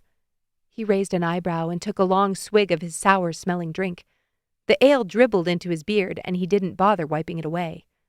Bella frowned. Offer up? Before she could ask a follow-up question, Malik joined the conversation. "Remy, Bella doesn't know much about the Heralds," he explained, then turned his beady eyes on her. "When you make your oaths, it's a chance to give something up to the goddess. A token." "For example?" Bella played along, suspending her growing unease. It was easier to float above the noisy pub, the dangerous game she'd soon be playing with Gerrish, and whatever false promises she was about to make to a goddess she abhorred. Remy shrugged. "I gave up my blessings." Bella's eyes narrowed. "Your blessings? From birth? You can do that?" He snapped his fingers. "Gone, and I was glad to be rid of 'em." "That won't be an option for me," Bella heard herself saying. "I never received them." Her mind finally caught up to her mouth. Why would she tell a stranger that? The only person she'd talked to about this was Reiman, who already knew the diviners didn't participate in that tradition. Not because they didn't want to, but because they hadn't been given the choice. Malik laughed out loud.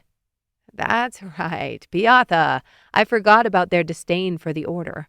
They're planting and pruning new heralds every day, ripe for our picking." Bella blinked.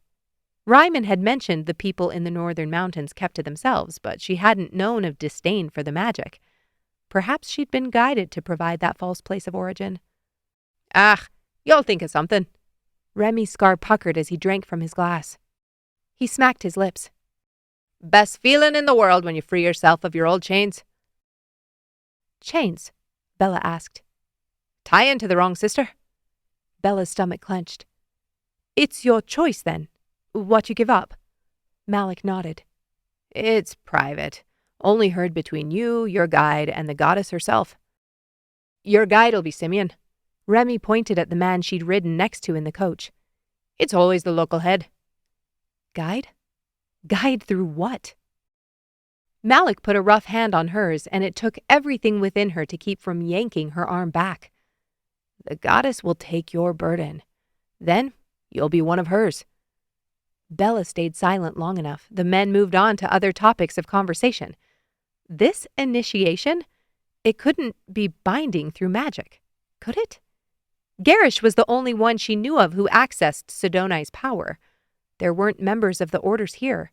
No stewards with authority like Reiman. What would she give up? An old burden. Something that connected her to the wrong sister? A token? Could it be a memory, a feeling?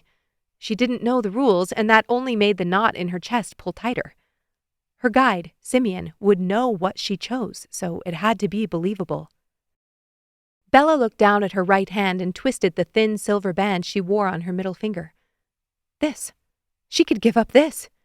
It was given to her by her father when she turned 16, a symbol of her connection to all generations before and all who would come after. She could make up something else, make it seem more connected to her commitment to living by the laws of Ariathne.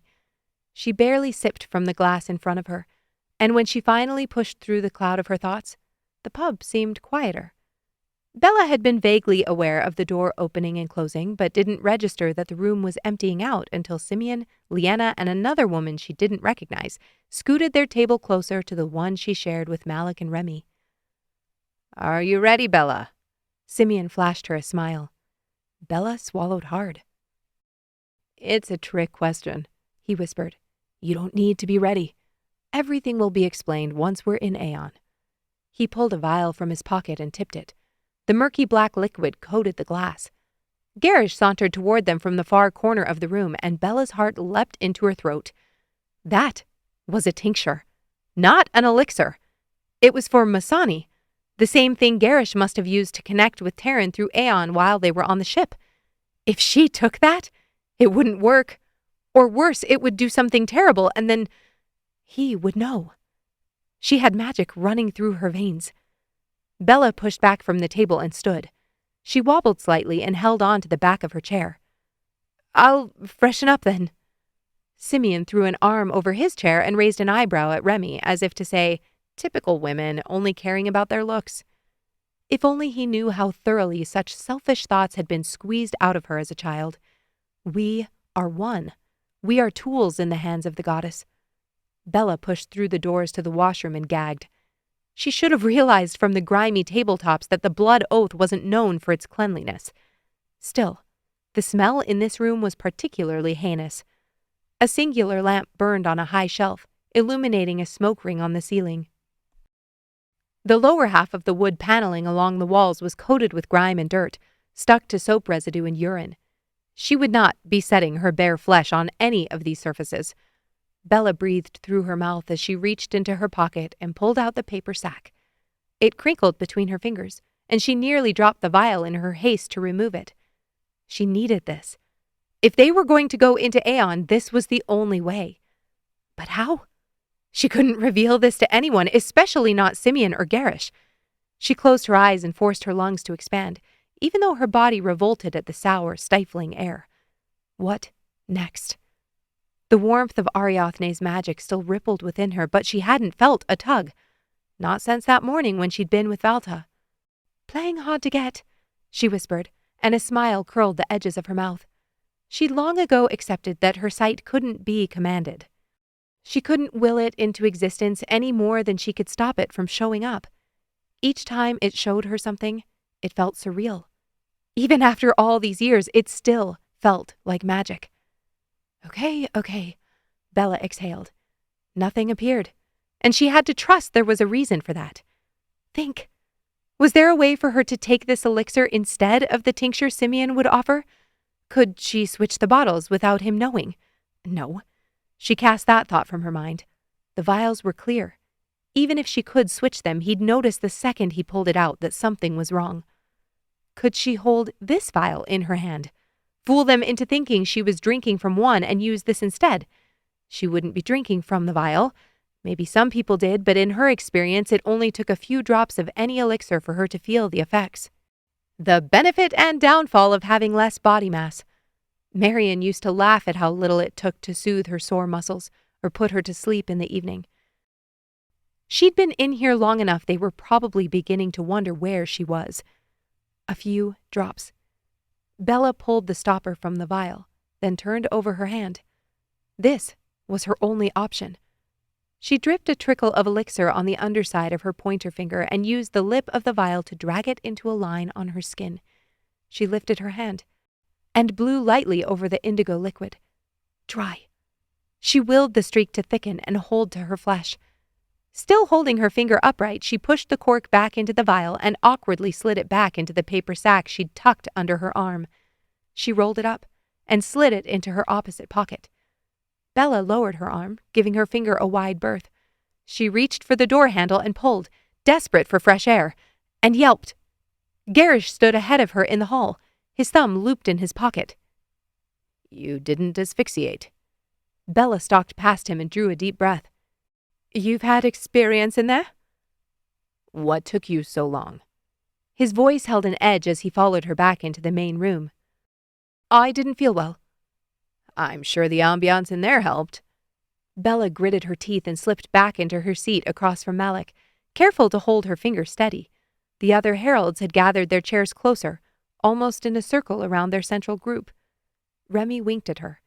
Malik leaned back in his chair and folded his arms over his chest.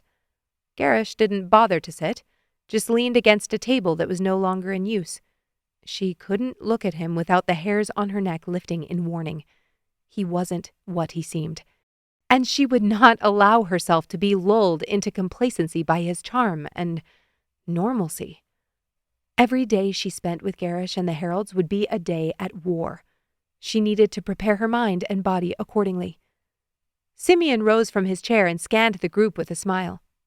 It isn't every day that we have the pleasure of overseeing an initiation for a new herald. Not in Aliern, anyway. He turned an appraising look at Bella. Especially not one who saved the life of one of our own.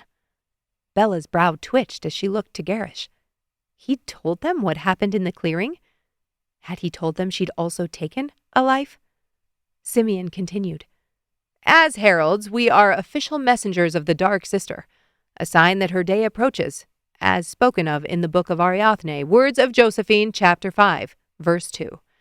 As the time draws near, he started to recite, and others in the room joined his voice in a low murmur. That power will meet its equal. Her power shall be once again whole. Heralds will sing praises across the realm, cutting off those who seek to diminish her divine purposes. Their voices droned to a stop, and Bella mulled over the verse. She'd read it before, of course. Each night they'd sat together as a family and took turns reading from the book. Since she was in the younger group and born of only the third wife, she rarely had a turn to read out loud, but she'd always followed along. Marian was the oldest, born of the first wife. It was her voice that always echoed in Bella's head when she read from the book now. Bella, are you comfortable? Simeon asked, holding up the vial in his hand. She nodded, a lump growing in her throat. She felt as if she was tied to a boulder that was about to be launched off the edge of a cliff. You've entered Aeon before? Bella shook her head. Better if they believed she had no experience in case anything she did from here on out could be cause for suspicion. Her finger itched as the elixir hardened on her skin.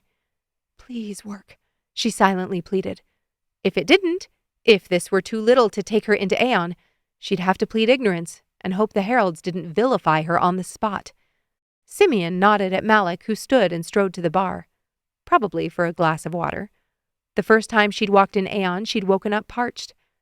The Aliern head of the heralds scooted his chair toward Bella's. I'll have the honor of I'll be her guide. Simeon paused and looked over his shoulder. Gerrish stalked forward, and the heralds in the room drew a collective breath. Gerrish sighed. It's been years. Seems I'm never in the right place at the right time. Bella's pulse raced as Gerrish moved past Simeon and took his place in the chair next to her. A muscle feathered in Simeon's jaw, but he stood and held out the vial. Well, then, excellent. He uncorked the bottle and reached down to pull a teaspoon from the table. No, Bella called out. Simeon looked up in confusion, and Bella put out a finger. Just place it here. My body doesn't need much of any herbal remedy. Someone snickered, but Bella ignored them and angled her hand away from Gerrish. The elixir had mostly dried, but there was still a pale streak of indigo visible on her skin. Simeon tilted the vial until a drop landed on her finger pad. She pulled back quickly and swiped it into her mouth, running her tongue over her skin until she tasted the sweet, almost spicy tang of the elixir. Her heartbeat echoed in her ears as she dropped her hand and settled in the chair. What would happen with both in her system? Would the tincture harm her body or mind? Bella stared at the table in front of her. She didn't have any answers. All she could do was wait. Chapter 6. Gerrish's head grew filmy, the way it always did when he entered Aeon. He spent nearly a third of his waking life in the dream world these days, which he never would have thought possible when he first joined the Heralds. He remembered the way his body felt the first time he tried the tincture. Nauseous, strange, wrong. He wondered if Bella would have the same experience or if her access to the dark magic would smooth the transition. He hadn't planned on volunteering to be her guide. It was true when he admitted the last time he'd done this was years ago, When he served as head in Aerith, he guided groups of people every single day. Now, his tasks took him elsewhere. No, this had been an impulsive decision fueled by curiosity. Perhaps a bit of distrust. Something about Bella still felt off despite her explanations. It was usually simple for him to categorize people, to observe them and slot them into the box they belonged in. But she continued to be frustratingly unexpected. Gerrish closed his eyes as the pub swirled around him. This was the part he'd come to love. The separation of his soul and body, a laying down of the limits and restrictions of his physical form. Here in Aeon, he was truly free, especially with the gifts he'd been given. He'd experienced dream-walking before the dark magic took hold and now lived in the after. He knew the difference. Without the magic, it had been difficult to orient himself, even more frustrating to search for those he needed to make contact with. With the magic, all it took was a thought, an inkling, especially now that Sidonai walked here herself. Gerrish had encountered her essence here only once, but he'd heard of others. Members of the Order communicating and finding themselves sucked down into the depths, drowned in darkness they couldn't escape from. Those tales had struck fear in the heart of everyone with magical blood. Now, Aeon was nearly empty. It suited him perfectly. His own private playground.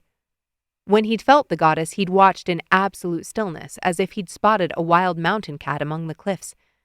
Though he held her magic, he held no notions of being anything to her other than useful. Gerrish settled in the swirls of darkness and waited for Bella's consciousness to rise. He felt her there, floating next to him, but without a spark.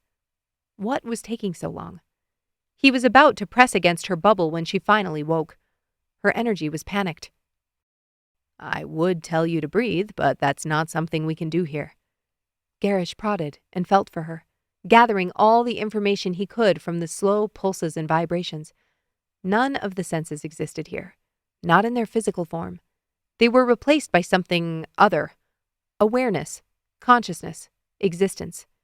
Yet his mind still felt the need to make sense of it through impulses he knew in his body. "I'm here." The words floated between them. Bella's thoughts. "Yes," Gerrish answered back. "What next?" she asked. "Why are the oaths taken here?" Her communication was clipped, impatient. "Aeon is where we are most fully ourselves, closest to the soul." He felt her laugh at that. "Blessing givers would say that heralds don't have souls." "And yet they're the ones that no longer come here," he shot back. Bella stilled next to him. When she responded, her energy felt more settled. "I know what I would like to offer." The idea of a slim metal band drifted through him. Her ring. He'd seen it on her finger. She'd been twisting it nervously when she came to talk to him in his room. "What is it?" he asked. "A gift. From my father. A token of remembrance that we are linked to our ancestors, that they served the goddess." He scoffed. "You're from Piatha, and yet your father desired you serve Ariathne?" Her response was flat. "Yes, he kept it from my mother, kept it from everyone. He was the one that told me to seek out your blessing giver." Gerrish considered. "It's important to you. A sacrifice to give it up?" "Yes," she replied after a brief pause. Gerrish listened, allowing her essence to thrum in the void. What was it? Something about her answer clashed with the energy he felt. Gerrish shifted through the darkness, becoming wind and breath itself, fluttering through the edges of Bella's consciousness. He weighed her answer again, sifting it through him. "What are you doing?" Bella's voice rippled through the blackness. Could she feel him? Gerrish pulled back and held still. No Masani had ever reacted to him riffling through their essence. But Bella wasn't like other Masani, it seemed. "It's not good enough," he threw toward her. "What isn't good enough?" "Your offering." Bella's consciousness darkened. "Remy and Malik told me it was my choice. This is important to me, and I choose to give it up as my token to the goddess."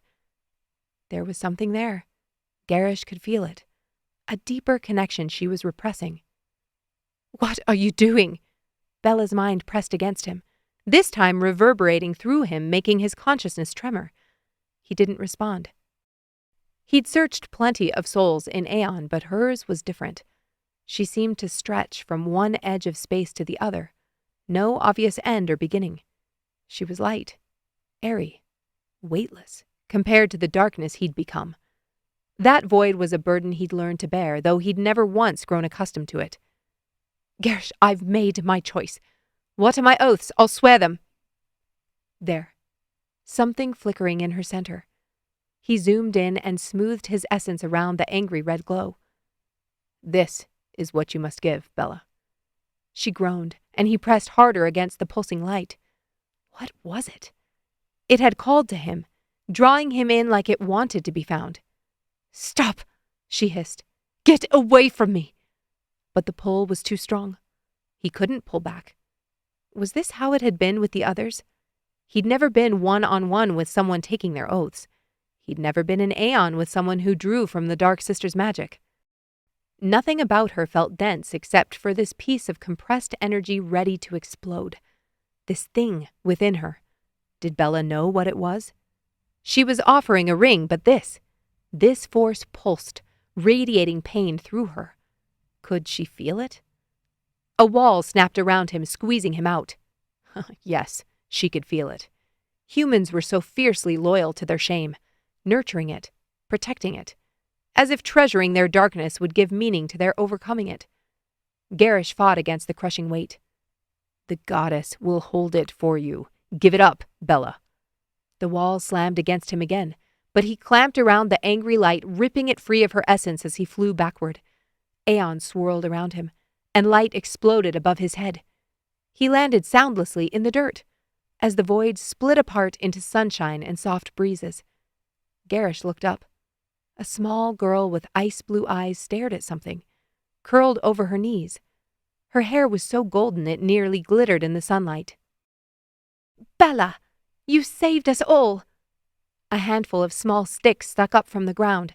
The girl held one in her left hand and moved it as she spoke. Her right hand held another stick, this one taller than the others with a mop of seagrass draped over its top. "I only fought my best." The girl moved the stick with the hair. "We've never seen anything like it. You must be the strongest warrior in all the realm." The girl dropped the stick in her left hand and pulled the stick girl front and center. She lowered her voice dramatically. "And that is the story of how Bella saved the people of the Passage Realm. Cheers were heard for miles around. The townsfolk begged her to be their leader, and when she took the throne—" "Bella, put that down this instant." The girl dropped her stick, and the seagrass hair dropped into the dirt. "I was only pretending, Papa. I wasn't—" Her father swept his shoe over the sticks, burying them in the dirt. "How many times must we have this conversation? Pride is a sin, Bella, an affront to the goddess." "I know, Papa. I was only—" "Stop making excuses, Bella. You're old enough to know better." Tears brimmed in the child's eyes. Her father crouched in front of her, bringing his face down to her level. "Bella, you're 10 years old. Old enough now to hear what I have to say." The girl nodded, though her chin wobbled. Her father sighed.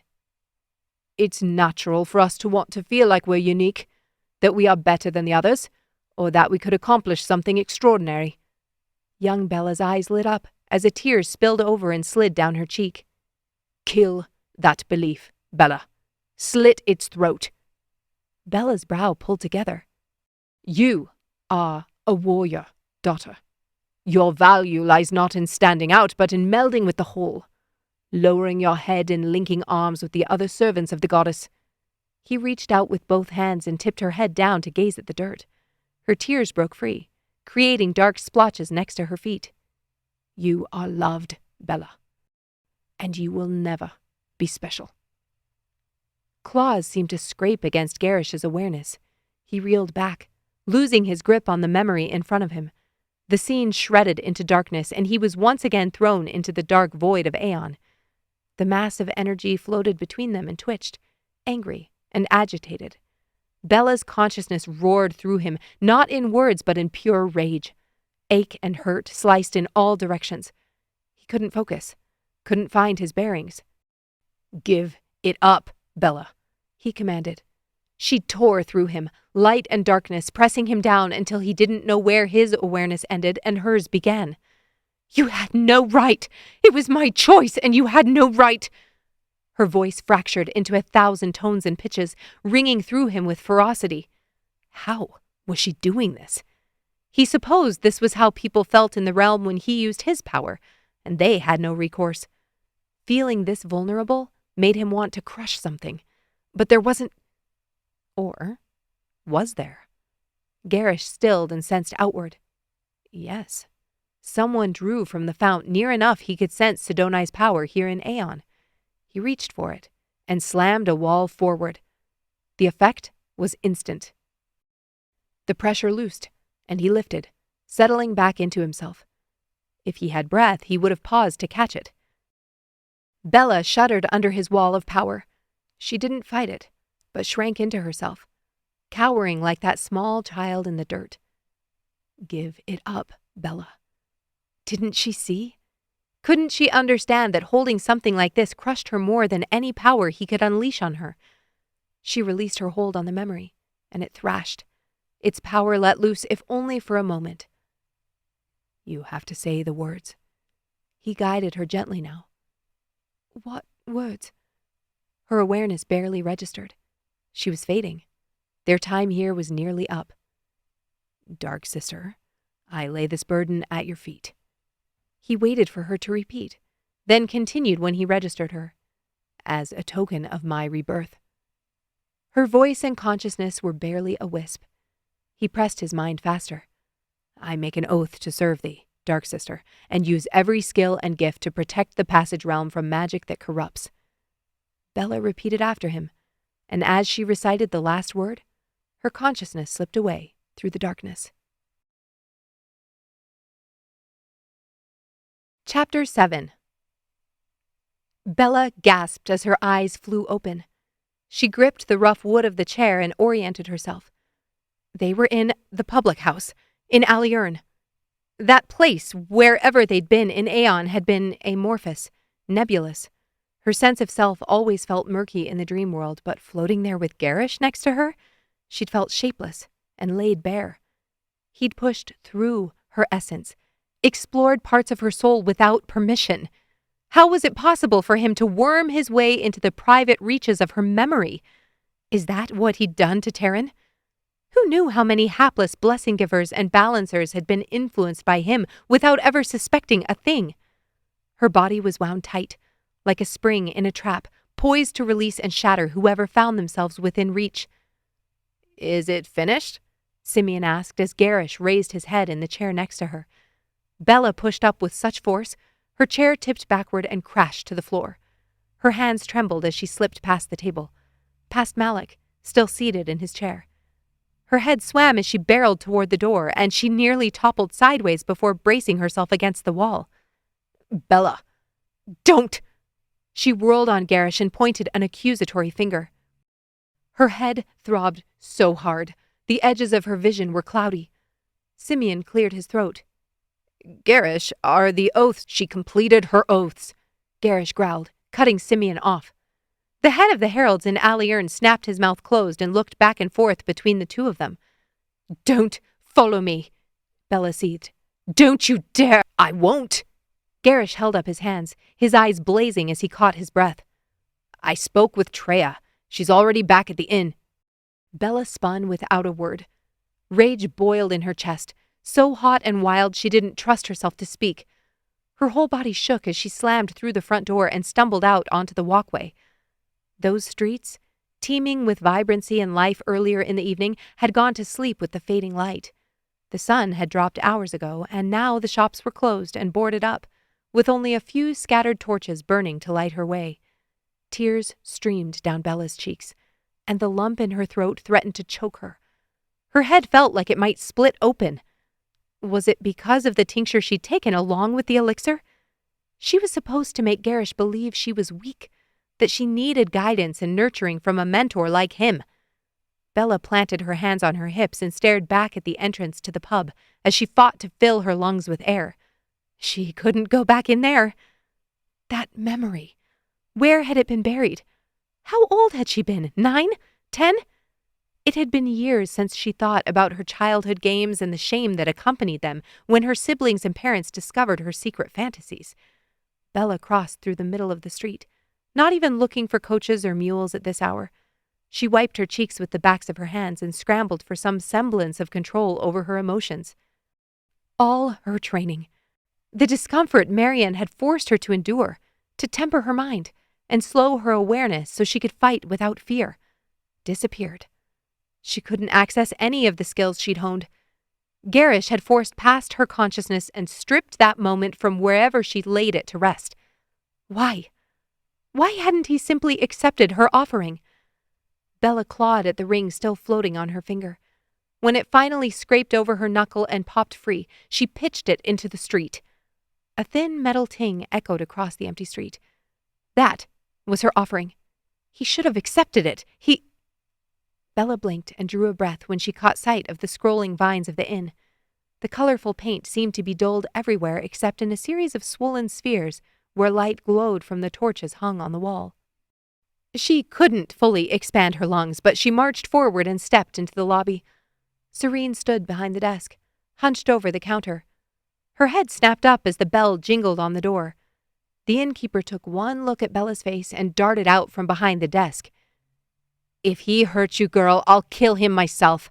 I don't care how long he's been paying for rooms." The sight of Serene's motherly face and the sound of her fierce words broke whatever last shred of backbone Bella had summoned in the street. She fell forward as the breath whooshed out of her, and the innkeeper caught her, crushing her to her chest. Bella sobbed, and the thrumming against her skull pulsed in a heavy rhythm. Her hands went numb. Serene stroked her hair, her arms locked around Bella's back. The men she'd fought in the past had bruised Bella's kidneys, had split her skin and tried to crush her bones. None of it ever hurt like this. It wasn't just what Gerrish had done, but what he'd revealed, like he'd ripped off a scab and let the old festering wound ooze afresh. "Where is he?" Serene hissed, loosening her grip as Bella's breathing calmed. "He didn't—" Bella pulled back and choked on the words, then tried again. "I'm unharmed." She knew what Serene must be thinking, and Gerrish, though she despised him for what he'd done, hadn't laid a hand on her. The innkeeper was Masani. She wouldn't understand even if Bella tried to explain. Serene put a hand on her cheek. "I've seen many women show up in my lobby with that look on their face. I've heard many of them insist nothing happened, and I do not believe it." Bella nodded, and warmth filled her chest. Not from the magic, but from sheer gratitude. "I promise, Serene. What Gerrish did tonight was cruel, but he didn't touch me." Serene dropped her hand to her heart. "Wounds here can be just as dangerous. Please tell me you're not—" Bella shook her head. "I'll be staying with Treya tonight. I believe she's expecting me." Serene's eyes lit up. "Ah, yes. Your name must be Bella?" "Yes." The innkeeper turned, never dropping her arm from Bella's shoulder. "You'll go out the back, turn left, then go up the stairs one level. Treya's door is number 4 at the top of the landing."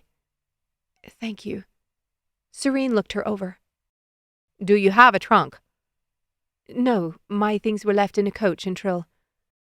"Well, we'll remedy that in the morning, but for now—" Serene marched back to the counter and rummaged on a low shelf. She pulled a small package up and dropped it on the smooth surface.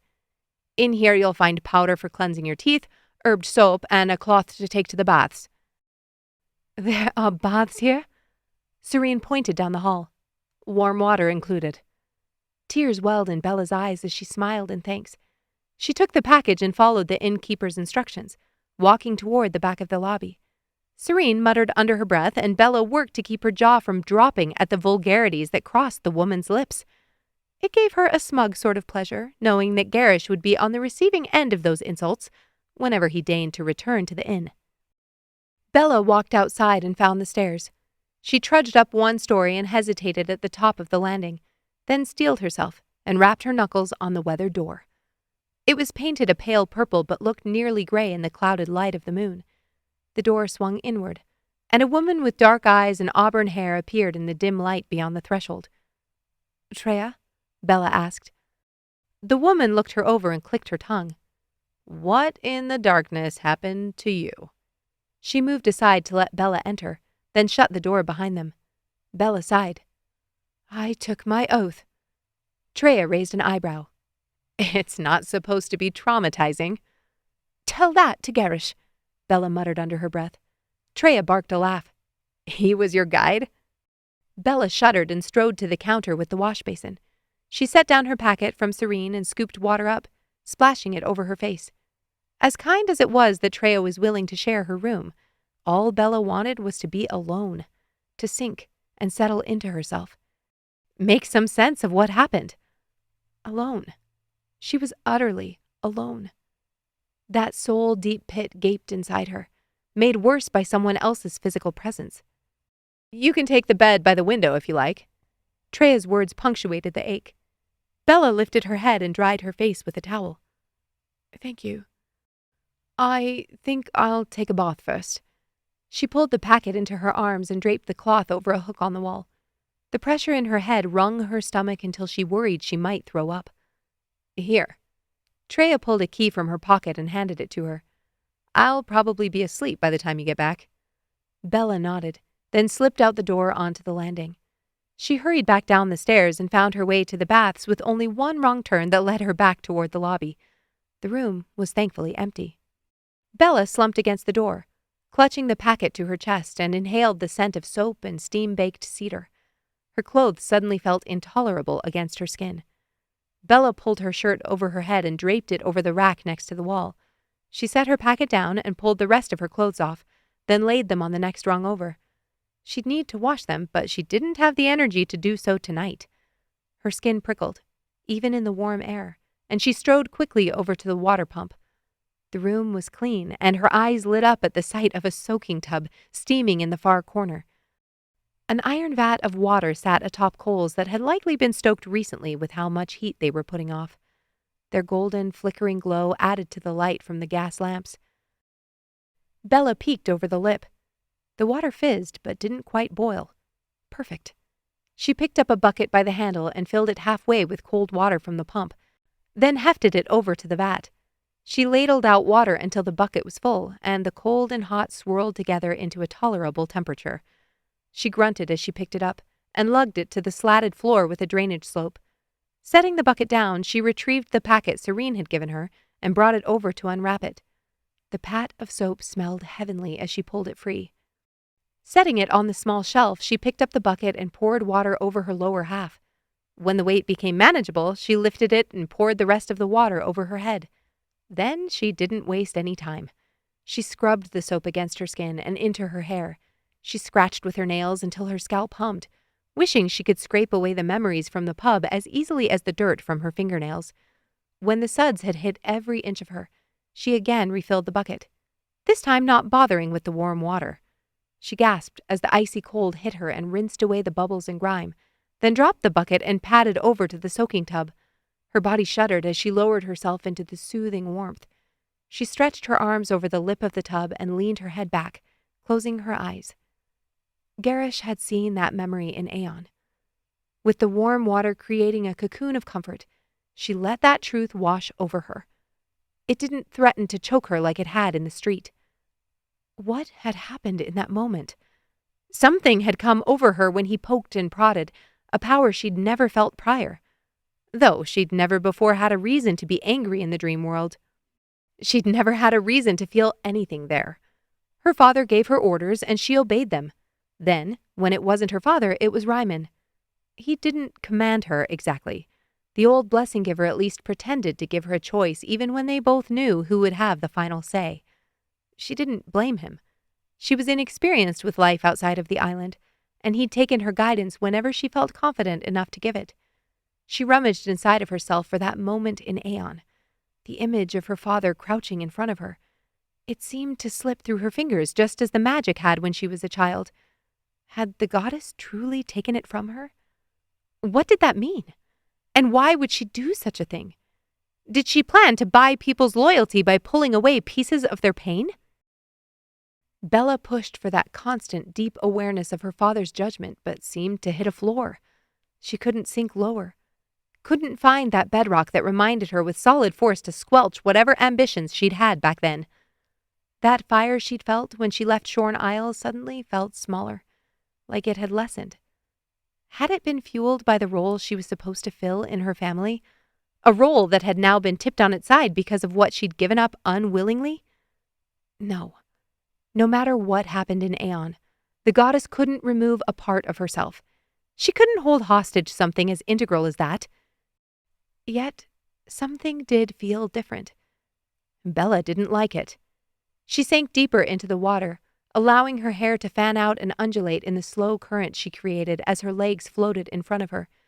The warm water soothed, and her eyelids grew heavy. She needed to get out soon, or she'd fall asleep and drown in here. Bella counted slowly to 10 and then forced herself out of the tub. As she stepped over the edge, she froze.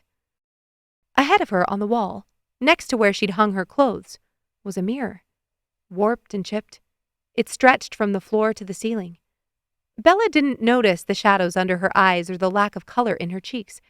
Her eyes were drawn to one thing and one thing only. A mark, barely above her left breast.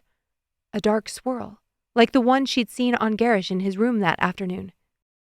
She'd taken her oath, whether honestly or not, and Sidoni had branded her as her own. Chapter 8. Gerrish twisted the thin band of metal between his fingers. Bella had been spitting mad when she left the pub, and he hadn't dared to incite more of her rage by following her back to the inn. At least not with her knowledge. The tiniest bit of guilt niggled at him when she'd whirled on him before charging out into the street. It hadn't been hard to quash. He'd done her a favor. How many people had jumped into their initiation, unwilling to make a true offering to the goddess? It only hurt them in the long run. The blessing givers had spouted vitriol about Sidoni since the beginning of time. How her hate didn't discriminate, and how she sought the destruction of all who lived within the passage realm. Half-truths, spun to bolster their claim to a higher station. Sidoni didn't seek their destruction. She sought to keep them separate from both goddesses and all other creatures of the magical realm. Blessing givers saw being denied passage as damnation. They weren't wrong. It was damnation, a halt to their progression beyond the realm. The deception came in the declaration that passing beyond this realm and into the magical one was preferable. Gerrish set the slim ring on his nightstand. He'd followed Bella back to the inn, not to explain himself or to catch some indication she didn't want him dead. Her icy glare had convinced him of that in the pub. No, it was something else entirely. In a split second, watching her storm out into the dark transported him back to that night in Ariathne. Aedra had insisted on walking home alone. At 19, with all his youthful bravado, he'd spouted some nonsense about her counting blessings she'd been able to spend the evening with him, and insisted right back that he accompany her. Aedra was a balancer, his best friend of over 7 years. She'd scoffed and told Gerrish that having him, a Masani, at her side would only make her more vulnerable, not less. Their interactions had always been that way. They'd been thick as thieves, since the day he'd caught her stealing from the vegetable stall he stocked at the market. They'd never pushed past a platonic relationship for obvious reasons. Aedra worked toward consecration, and Gerrish planned to become a soldier in Trill as soon as he was old enough. It was the only position Masani could hold within the Enclave.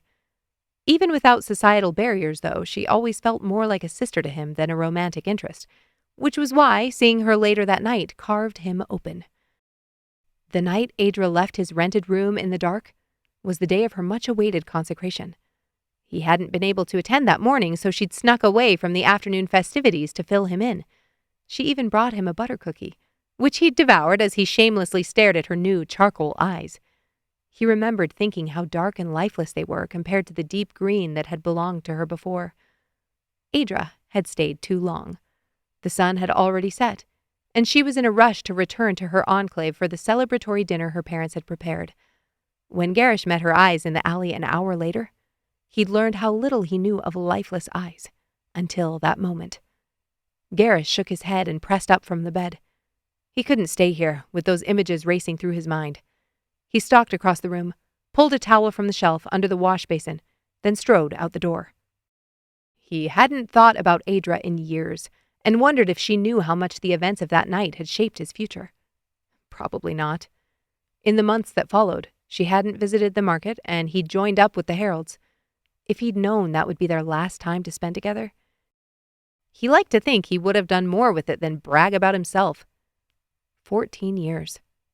That was 14 years ago now. Gerrish jogged down the stairs and made his way to the baths. He needed to soak. Think about what he was going to do about Bella and her abilities. Earlier in his room, he'd asked for proof. In Aeon, he'd received it whether she'd meant for him to feel her power or not. Did she draw freely, or was she restricted as he was, only given access with others acting as conduit? He had so many questions, and he doubted Bella would be willing to answer them. Not anytime soon, at least. He thought back to that little girl crouched in the dirt holding sticks, and his throat thickened. The light in her eyes had fizzled with each syllable her father spoke.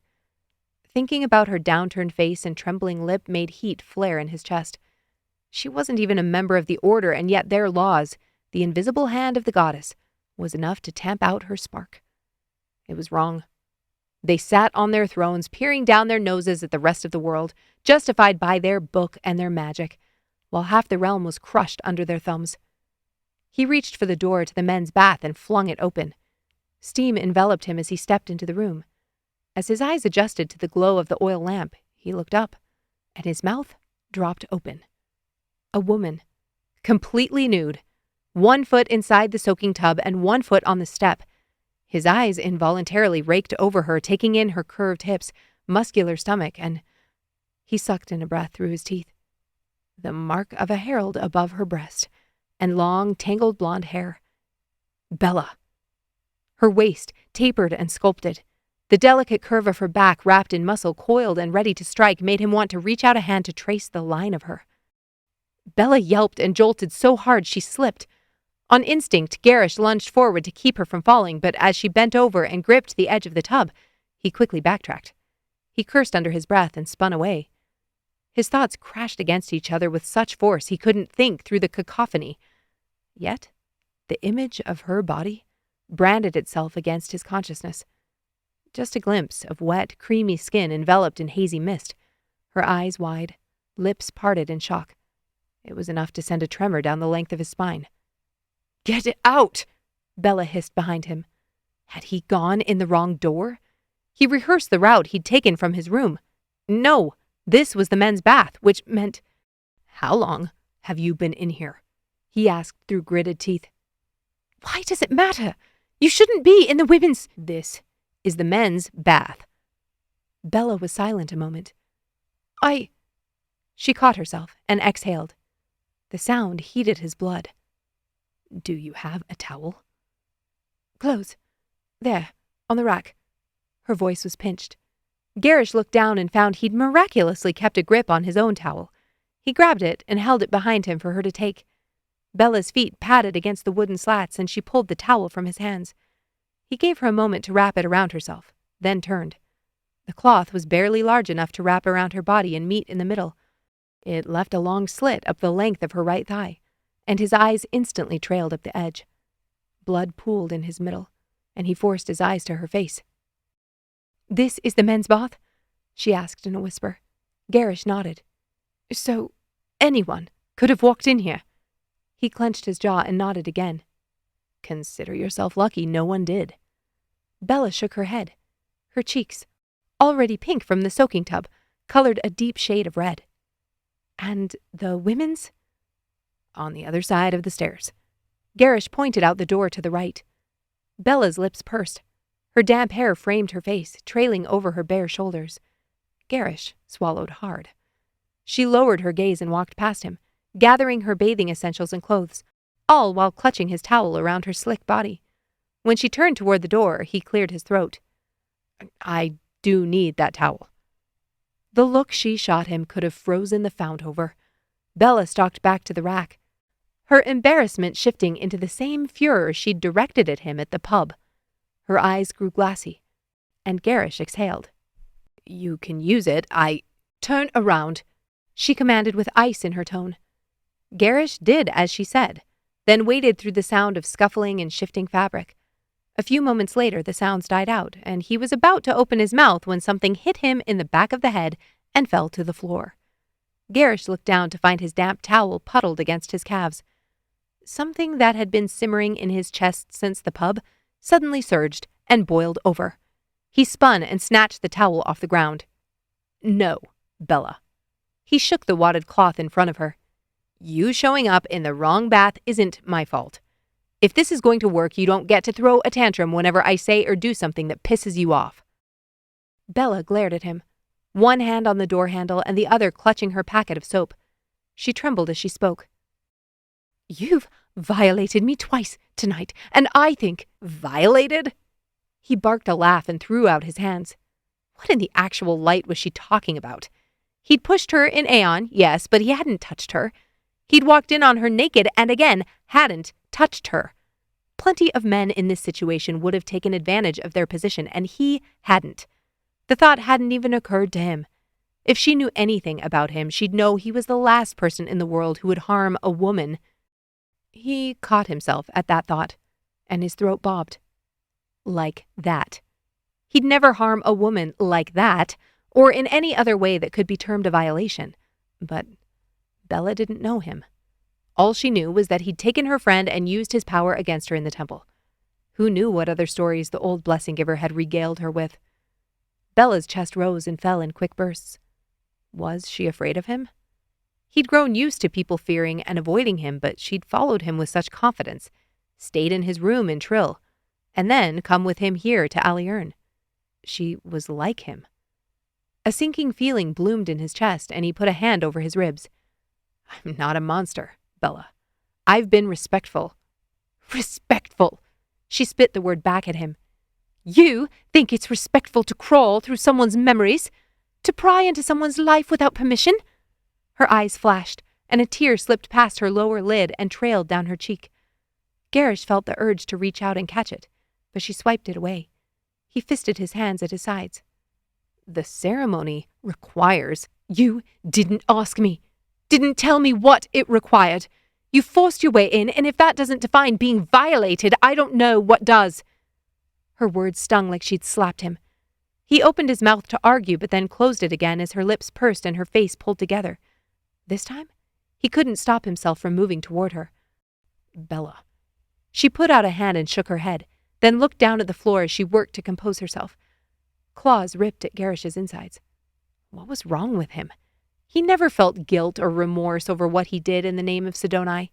It was the goddess's work, and he did his best to uphold it. He was Bella's guide, as she'd taken her oath, and it was his responsibility to make sure her token was satisfactory. That was all. This thought fell flat because it wasn't entirely true. There had been a part of him that distrusted what she told him in his room. The part that was insatiably curious about who she was and how she'd gained access to the magic. Had he pushed her because of the ceremony, or because he'd wanted to dig for himself? Bella looked up, her nose and cheeks rosy and her eyes already swollen. "If what is going to work?" Gerrish blinked. Bella drew a breath and started again. "You said, if this is going to work." It took him a minute to follow, and he walked the conversation back a few steps. Bella clutched her packet of toiletries closer to her chest, as if she didn't know what to do with her hands. "What is it that needs to work?" Gerrish's neck and cheeks warmed. Had he said those words? He hadn't meant to.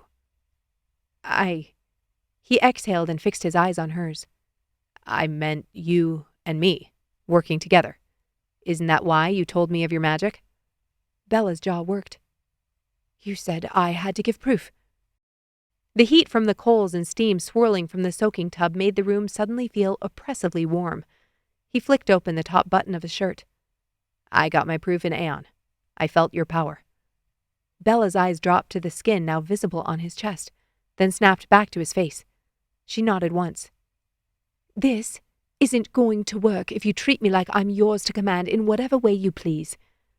Gerrish's stomach swooped as the image of her naked, on display, and flanked with steam flashed back through his mind. Bella arched a brow as if she could see straight through him. He smoothed his face, and the corner of his mouth curled. "I don't see anyone focused on pleasing me at the moment." The words spilled out before he could decide whether they were a good idea or not. Bella's expression hardened, and a thrill shot through him just as a pang of guilt hit his stomach. He'd grown accustomed to being the one in charge, to nobody questioning him or having the gall to tell him he was wrong. Her indignation both infuriated him and, at the same time, felt oddly wonderful. "You should probably get used to that." Bella yanked on the handle and stormed out into the night. Gerrish squeezed his eyes shut, the towel still wadded in his hand. Pressure built behind his eyes, and no matter how deeply he breathed, his ribs seemed to constrict his lungs. Should he have apologized? It wasn't his fault he'd walked in on her, and he didn't believe what he did while acting as her guide was wrong. But as he took in her splotchy cheeks and glittering ice-blue eyes, something like regret coalesced in his midsection. When had he last felt that? He turned and hung the damp towel on the hooks. Her bare skin had been pressed against that fabric moments before. Gerrish shook his head and tore open the buttons of his shirt. A bath. He needed a hot bath.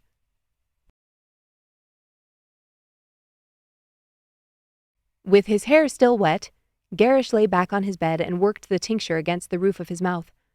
It was a predictable daily routine at this point. Living with one foot in this realm and one foot in the other left him alone each night in a tent, hostel, or tonight, an actual inn. Gerrish waited for the dark embrace of Aeon, hoping he'd slip faster than usual into the floating void. He hadn't eaten much at the pub. His body was agitated, and his mind like a kite caught in a gusty breeze, especially after what he saw in the baths. Heat pulsed through him at the thought of Bella bared in front of him. Why couldn't he stop thinking about her? It wasn't like he hadn't ever seen a nude woman before, though it had been embarrassingly long, and nobody he'd been with had looked like that. Long, lean muscles with every line of her body speaking to strength built through years of tireless training. He of all people knew what it meant to look like that. Hours of pushing through aching muscles and complaining joints, bruises, strained tendons, sore bones. The mental fortitude to wake up and do it all over again the next day. Her shoulders were sculpted and defined and yet smooth and feminine, lethal skill and vulnerability, a dichotomy that made her all the more breathtaking. Focus.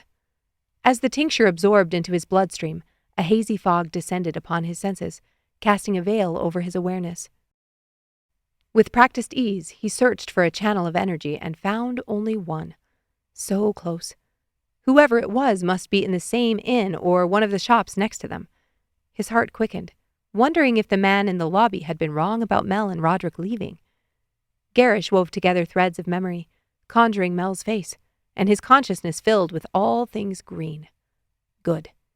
Hopefully she was connected with her magic so he could see more than her flirting with Roderick.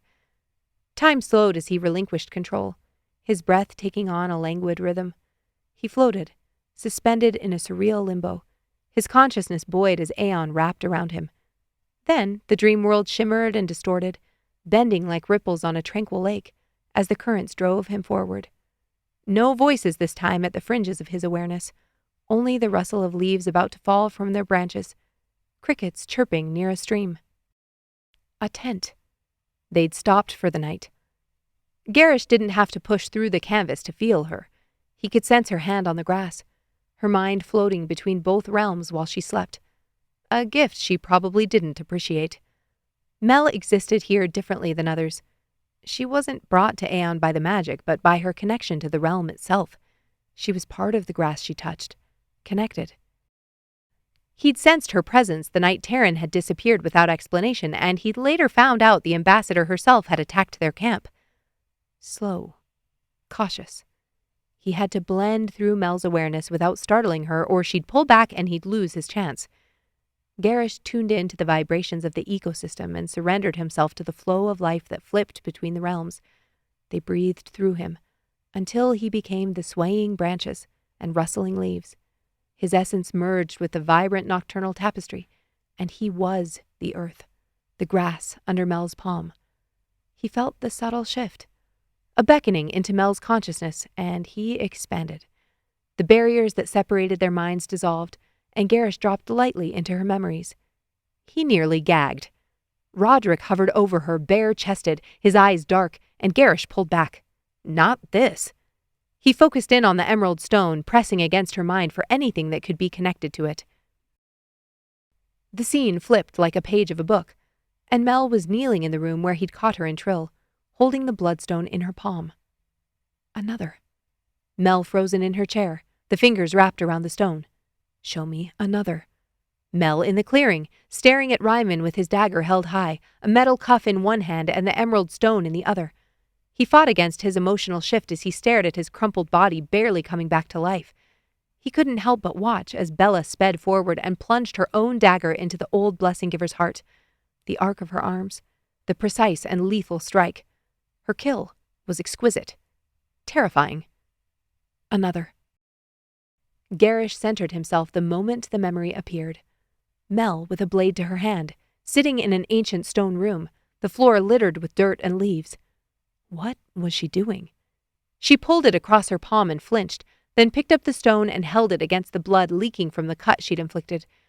Mel closed her eyes and spoke the words he'd made her read in the temple that morning. The words of the rite. He focused in on her hand. The stone. It glowed faintly as she finished, but did nothing. She'd tried to complete the ceremony he'd planned to kill her for. Her blood on the stone didn't unleash its power, though her interpretation of the Book of Ariathne left her bleeding, with Roderick wrapping a bandage around her palm. If she'd died, and her blood had flowed freely, would it have made a difference? Despite what Bella thought of him, he couldn't make a habit of killing people for fun. Too close. The words whispered against his consciousness, rasping, and labored as if pushed through fine mesh. Gerrish carefully unwrapped himself from the inner sanctum of Mel's memories and retreated back into the blades of grass and tender roots. Too close to what? Guide me. Gerrish pushed the thought forward, hoping it reached wherever the Dark Sister was. No time. Destroy. The words were jilted and half-formed. No time? Destroy? He waited, but nothing floated back through the void. When he was sure he wouldn't be hearing her speak again, Gerrish pushed back to his room at the inn. Sidoni had entered his thoughts when he watched Mel work with the stone, when he'd thought about trying the ceremony his way. Too close. No time. Destroy. The goddess had to be talking about the bloodstones. He'd always assumed Reiman had the Blessing Giver stone, but nobody had anything on the Balancer stone as far as he knew. For 12 years, he'd held Sidoni's dark magic, but she'd barely been able to reach him through her bonds. As his power had increased, so had his connection to the goddess.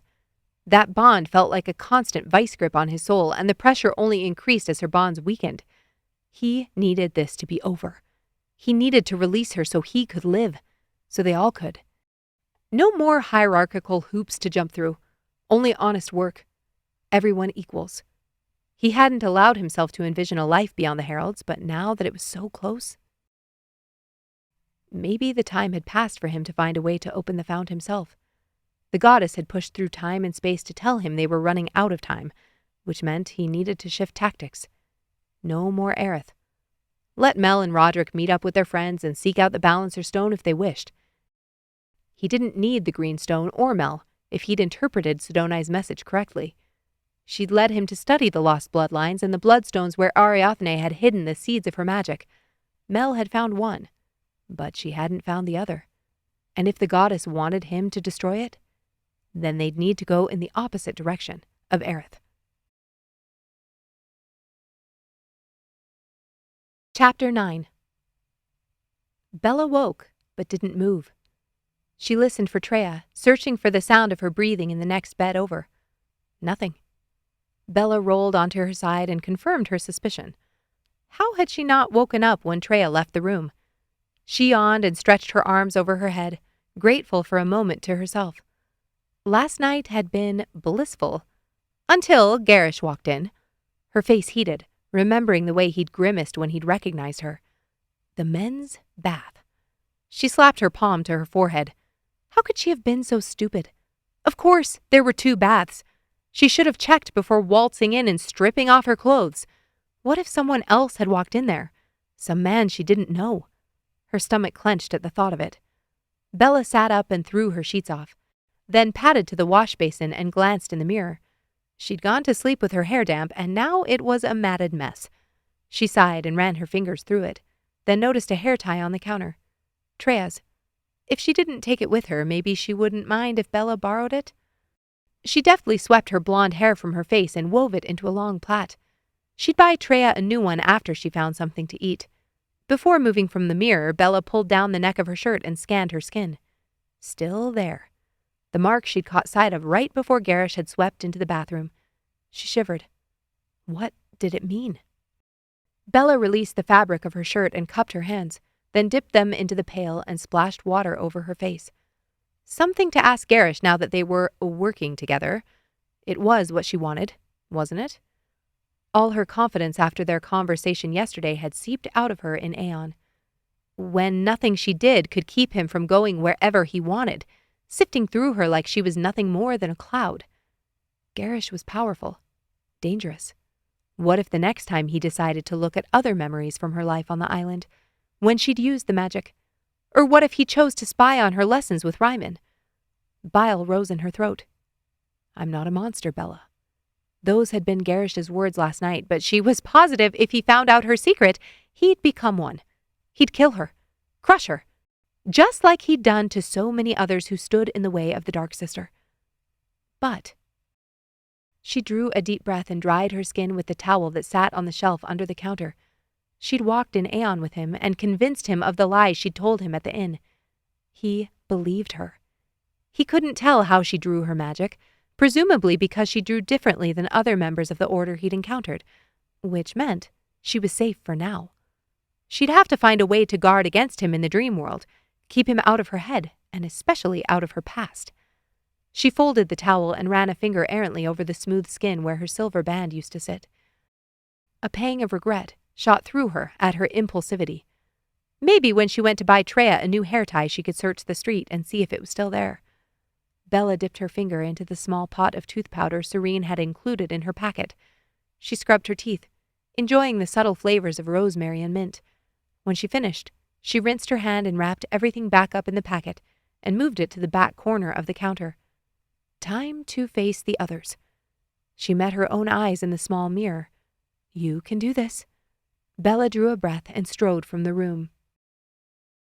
She shuddered as she passed the men's bath.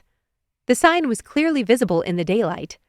Mentally berating herself once more, she shoved through the doors of the lobby and paused when she saw Malik and Remy, the man from her table the night before. Good morning, Bella. Malik waved her over. Bella's cheeks colored. They'd all witnessed her loss of control after the ceremony. Hello. She nodded at Remy. Thought you might want something to eat. Malik held out a small sack and Bella took it. She peeked inside and the scent of warm, yeasty bread hit her nostrils. Thank you. Bella nearly sighed. She wanted to pull out the roll and devour it immediately, but instead folded the top back over. Anything I need to be aware of today? Gerrish had said they'd only be stopping here for a short time, then moving on to Aerith, but she hadn't heard anything about whether that would happen immediately following their celebration at the pub. Maybe the Heralds had discussed it after her hasty exit the night before. Simeon's readying the coaches, Remy answered. Have to soak in our last bit of time together before everyone heads home. He rubbed his knuckles on Malik's head, and the old man grimaced. I'll be glad to be free of these crazy folk, he pretended to whisper, and Bella laughed despite herself. If she didn't know any better, she'd assume these were simply two old friends, not two men who served Sidoni and sought the destruction of the order. Confusing. What she'd assumed to be a straightforward task was quickly becoming tangled up and discombobulating. How could they have friends and be so kind to one another one moment and then attack the Enclave the next? How could they bring her a sweet roll and then leave a 16-year-old boy to rot in prison? She nodded her thanks and stepped out onto the street. The township of Aliern was none the wiser to the events of the night before at the pub. Men and women bustled about, purchasing groceries, sweeping out their shops, and hurrying from one place to the next.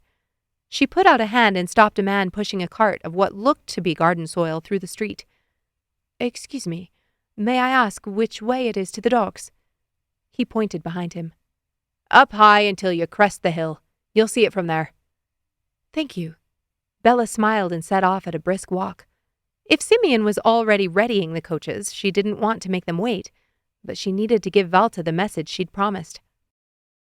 It didn't take long to reach the top of High Street, and when she looked over the hill, she spotted the masts of the Maiden's Blessing immediately. There was only one mooring here in Aeon, not the mess of docks they'd navigated in Aerith. As she descended, she noticed the holds were open on the ship. They must be loading up, readying to leave. Bella slowed her breath and reached for the fount. She hadn't drawn from it since the pub, her body too exhausted to hold the magic and her thoughts too muddied to center herself. As the warmth flowed through her, she repeated her constant prayer to the goddess. Show me what comes next. Help me know if I'm heading in the wrong direction. The magic had led her to the apothecary where she'd run into Valta, and she'd assumed that meant she should again board the ship and leave the Heralds. Now, she was sure that meeting had only been meant to lead her to find a way to stay with them. How much easier it would be to walk away, to not have to place herself in harm's way. But that wasn't what a warrior did. She could do this. Excuse me, do you know where the first mate is at the moment? She called out to one of the deckhands standing at the gangway. He nodded toward the deck of the ship. Of course. She'd already be on board. Bella strode closer. Can you give her a message for me? Tell her I won't be needing a ride to Aerith. Who shall I say the message is from? She'll know who it's from. Bella turned and began the hike back up the hill.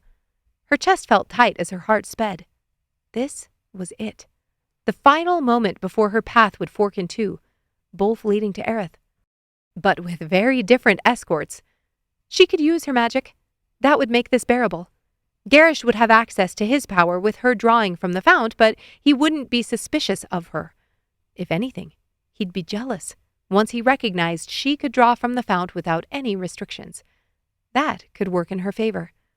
Bella gasped for air as she reached the top and turned back to look at the sea. It was peaceful and calm, the morning sunlight shimmering off the slow, undulating waves. Motion caught her eye on the Maiden's Blessing. Valta. She was the size of a broken toothpick from this high up. Valta waved a hand, and Bella waved back, arcing her arm wide enough to be visible. Had Roderick and Mel come to Aeon?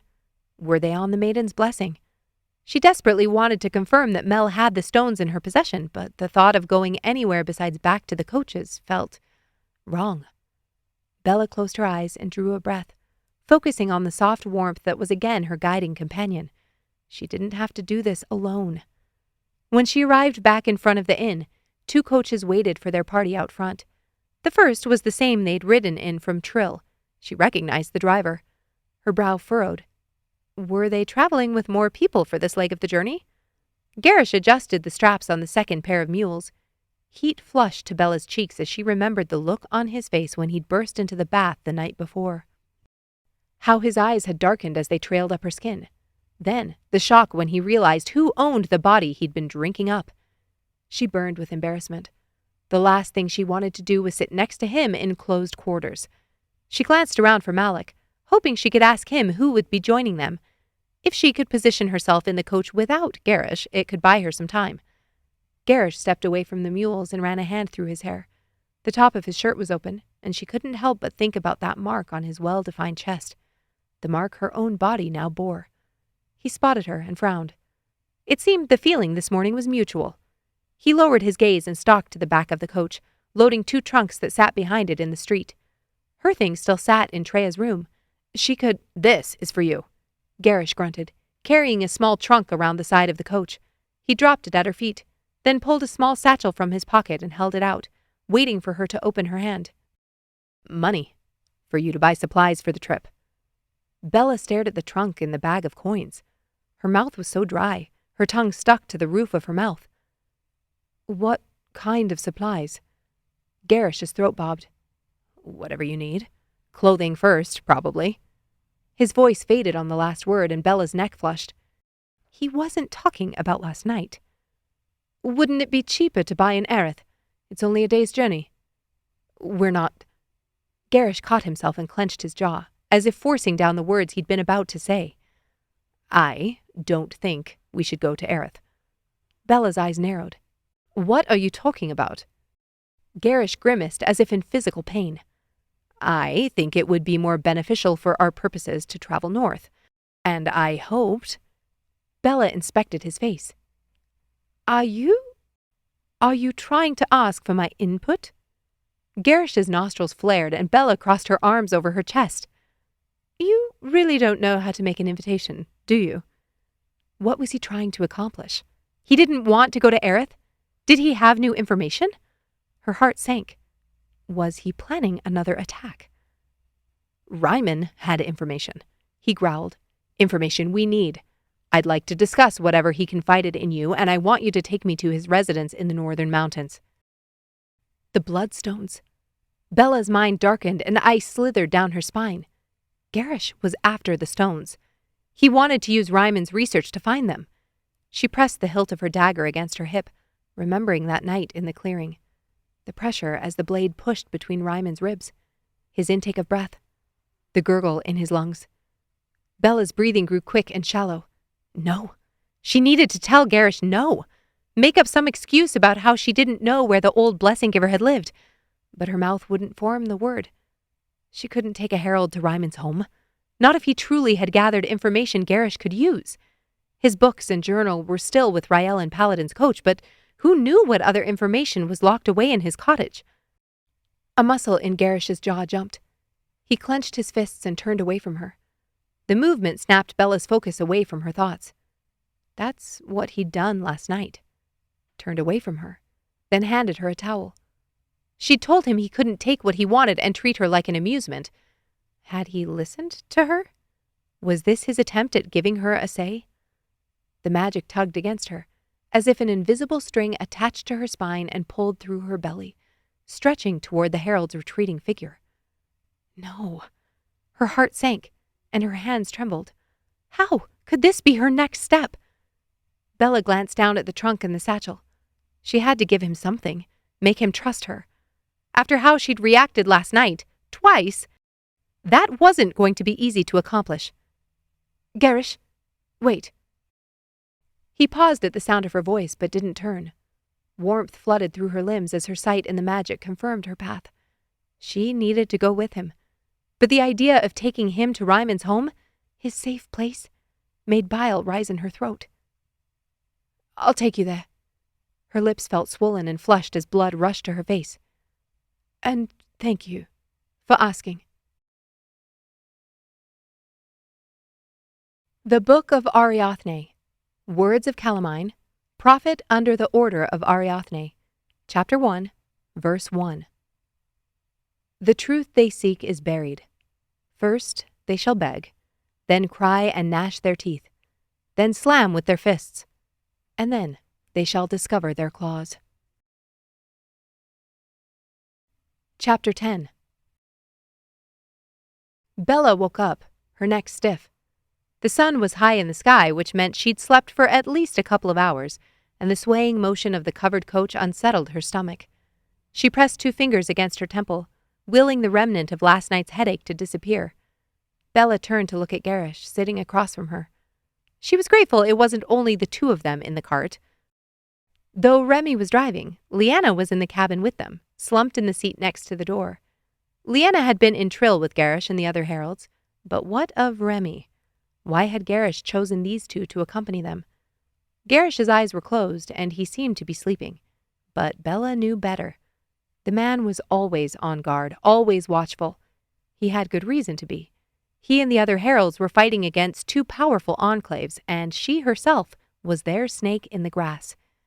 Bella stretched her arms as best she could in the cramped space and gazed out the small window. The scenery outside was unfamiliar. They were heading straight north and had passed the turnoff to Trill to the west and Talmuth to the east shortly after they'd stopped to water the mules in the late morning. Bella shook her head, trying to clear her thoughts. The trip to Cassian would take 9 days by her calculations, give or take. When Reiman had taken her from Shorn Isle, they'd gone to his cottage first to study.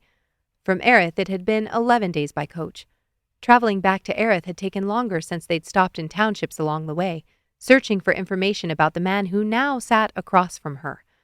That information had led them to the port city, ensconced by both the Blessing Giver and Balancer enclaves. Her heart squeezed. She wished she could be heading back there now instead of into the mountains at the beginning of dark season. Bella shivered and pulled her new cloak off her lap to cover her like a blanket. She'd purchased it along with 3 new outfits, underclothes, socks, extra soap, and personal items to add to what Serene had given her. That and a new hair tie for Treya to replace the one she'd borrowed. All of it had tucked neatly into the trunk Gerrish offered. Bella's mind kept slipping back to Rael and Paladin, Mel and Roderick, and of course to Taryn and Trill. Had they found a way to free him? Had they traveled back to the Blessing Giver Enclave? Where would they go? And what would they do without Reiman to guide them? She grimaced at this thought. Days ago, he'd been her guide, but she hadn't listened as closely as she should have. Now her guide was the most powerful herald in the Passage Realm. How many times had Reiman suggested she learn how to strengthen herself in Aeon? Bella hadn't seen the point. The diviners had no need of the dream world since none of them ever left the island and there was no need to communicate. Even if she became fluent there, nobody back home would be waiting to greet her. She didn't realize then that Reiman may have had other reasons for encouraging her to try. Now she understood, and she had no idea how to remedy it. She couldn't go into Aeon again with Gerrish watching. Not until she figured out how to shield herself. An impossible task, with as little as she knew about Aeon. Bella sighed and glanced at Leanna sleeping next to her. Bella didn't know how much she trusted Remy to keep them safe. In their conversation before she'd stepped into the coach, he'd been distracted 4 times. Once by a friend in the street, once by a rat sneaking behind a vendor's tent flap, then by a bird that landed on the top of the coach, and finally by an oddly shaped cloud in the sky. She was amazed they were still on the road, and who knew if they were on the correct one. The rumbling of the coach's wheels made Bella's teeth buzz. The dull thud of the mule's clopping hooves created a soothing rhythm, and she tried to relax. This journey would provide all the opportunity she needed to learn more about Sidoni's power, and how Gerrish held it. By the time they reached Reiman's, she'd hopefully know enough to form the beginnings of a plan. Bella knew Gerrish wanted the stones, but what else drove him? Where did the weaknesses of the Heralds lie, and how could she exploit them? As Bella pondered these questions, the coach jolted to a stop. She splayed her arms out to brace herself and avoid flying into Gerrish's lap. Gerrish's eyes opened and he jumped to his feet. What's going on? As if Remy had read his mind, the door swung open. There's a blockade. Up ahead. His jaw was tense. Gerrish cursed under his breath. Can we go around it? Remy shook his head grimly.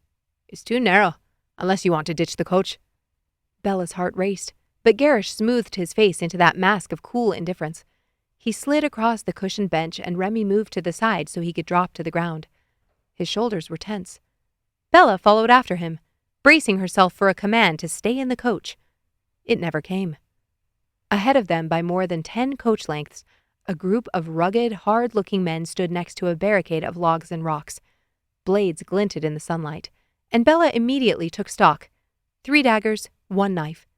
Based on their grips around the handles of their weapons, only one of the men looked like he could be a potential threat. Gerrish strode forward, no weapon in sight. We're passing through. A man with an unkempt beard and hair that fell to his shoulders stepped forward and bared his teeth. Passing through. There is no passing through without paying the toll. Gerrish didn't flinch. Enterprising. He stared the man down and hooked his thumb in the pocket of his slacks. The silence stretched between them, and one of the thieves shifted on his feet. The man with the beard turned his eyes on Bella and his lips curled.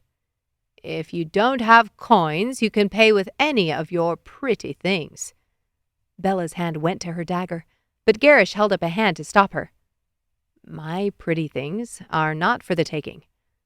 Bella scowled. Had he just called her his pretty thing? It wouldn't be helpful to slam the hilt of her dagger into the back of his neck, but for a moment she was tempted. The bearded man barked a laugh. He flicked his wrist and motioned for 2 of his lackeys to move toward the coach. One of them was the man with the good grip. Bella widened her stance and unsheathed her dagger. A muscle feathered in Gerrish's jaw, and a flicker of surprise flashed in his eyes before they shuddered slightly. Bella drew a breath, readying herself, then frowned as both men ahead of her froze mid-step. Their leader growled something, so low Bella couldn't make out the words. Beads of sweat broke out on the 2 men's foreheads, and the man with the grip panted and wet his lips. "Move your things," Gerrish commanded, his voice low and smooth. The bearded man tightened his fingers around the handle of his knife and stepped toward the two men ahead of him. He slammed the palm of his hand against the younger man's shoulder, and he toppled to the ground like a marble statue. His power. Bella's throat bobbed. The magic hummed through her, settling her nerves and focusing her senses just as it always did before a fight. It also gave Gerrish access to Sidoni's dark magic, and he was using it, just as he'd done in the temple in Trill. The face of the man still standing screwed up, and he groaned in agony. Gerrish cocked his head to the side. "I'm happy to move your things for you, but you may not like how I arrange them." The bearded leader tensed as his eyes darted between them. "What darkness is this?" They were close enough. He could see neither of them had eyes of a blessing giver or balancer. "You hide your true selves," he scoffed. "Your magic isn't welcome in the northern mountains. Turn around. Go back to Trill and mourn over your sacred prophet."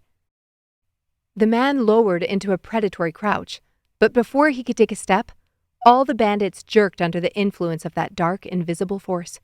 Their bodies straightened and went rigid, their necks craned, and their heads lifted to the sky.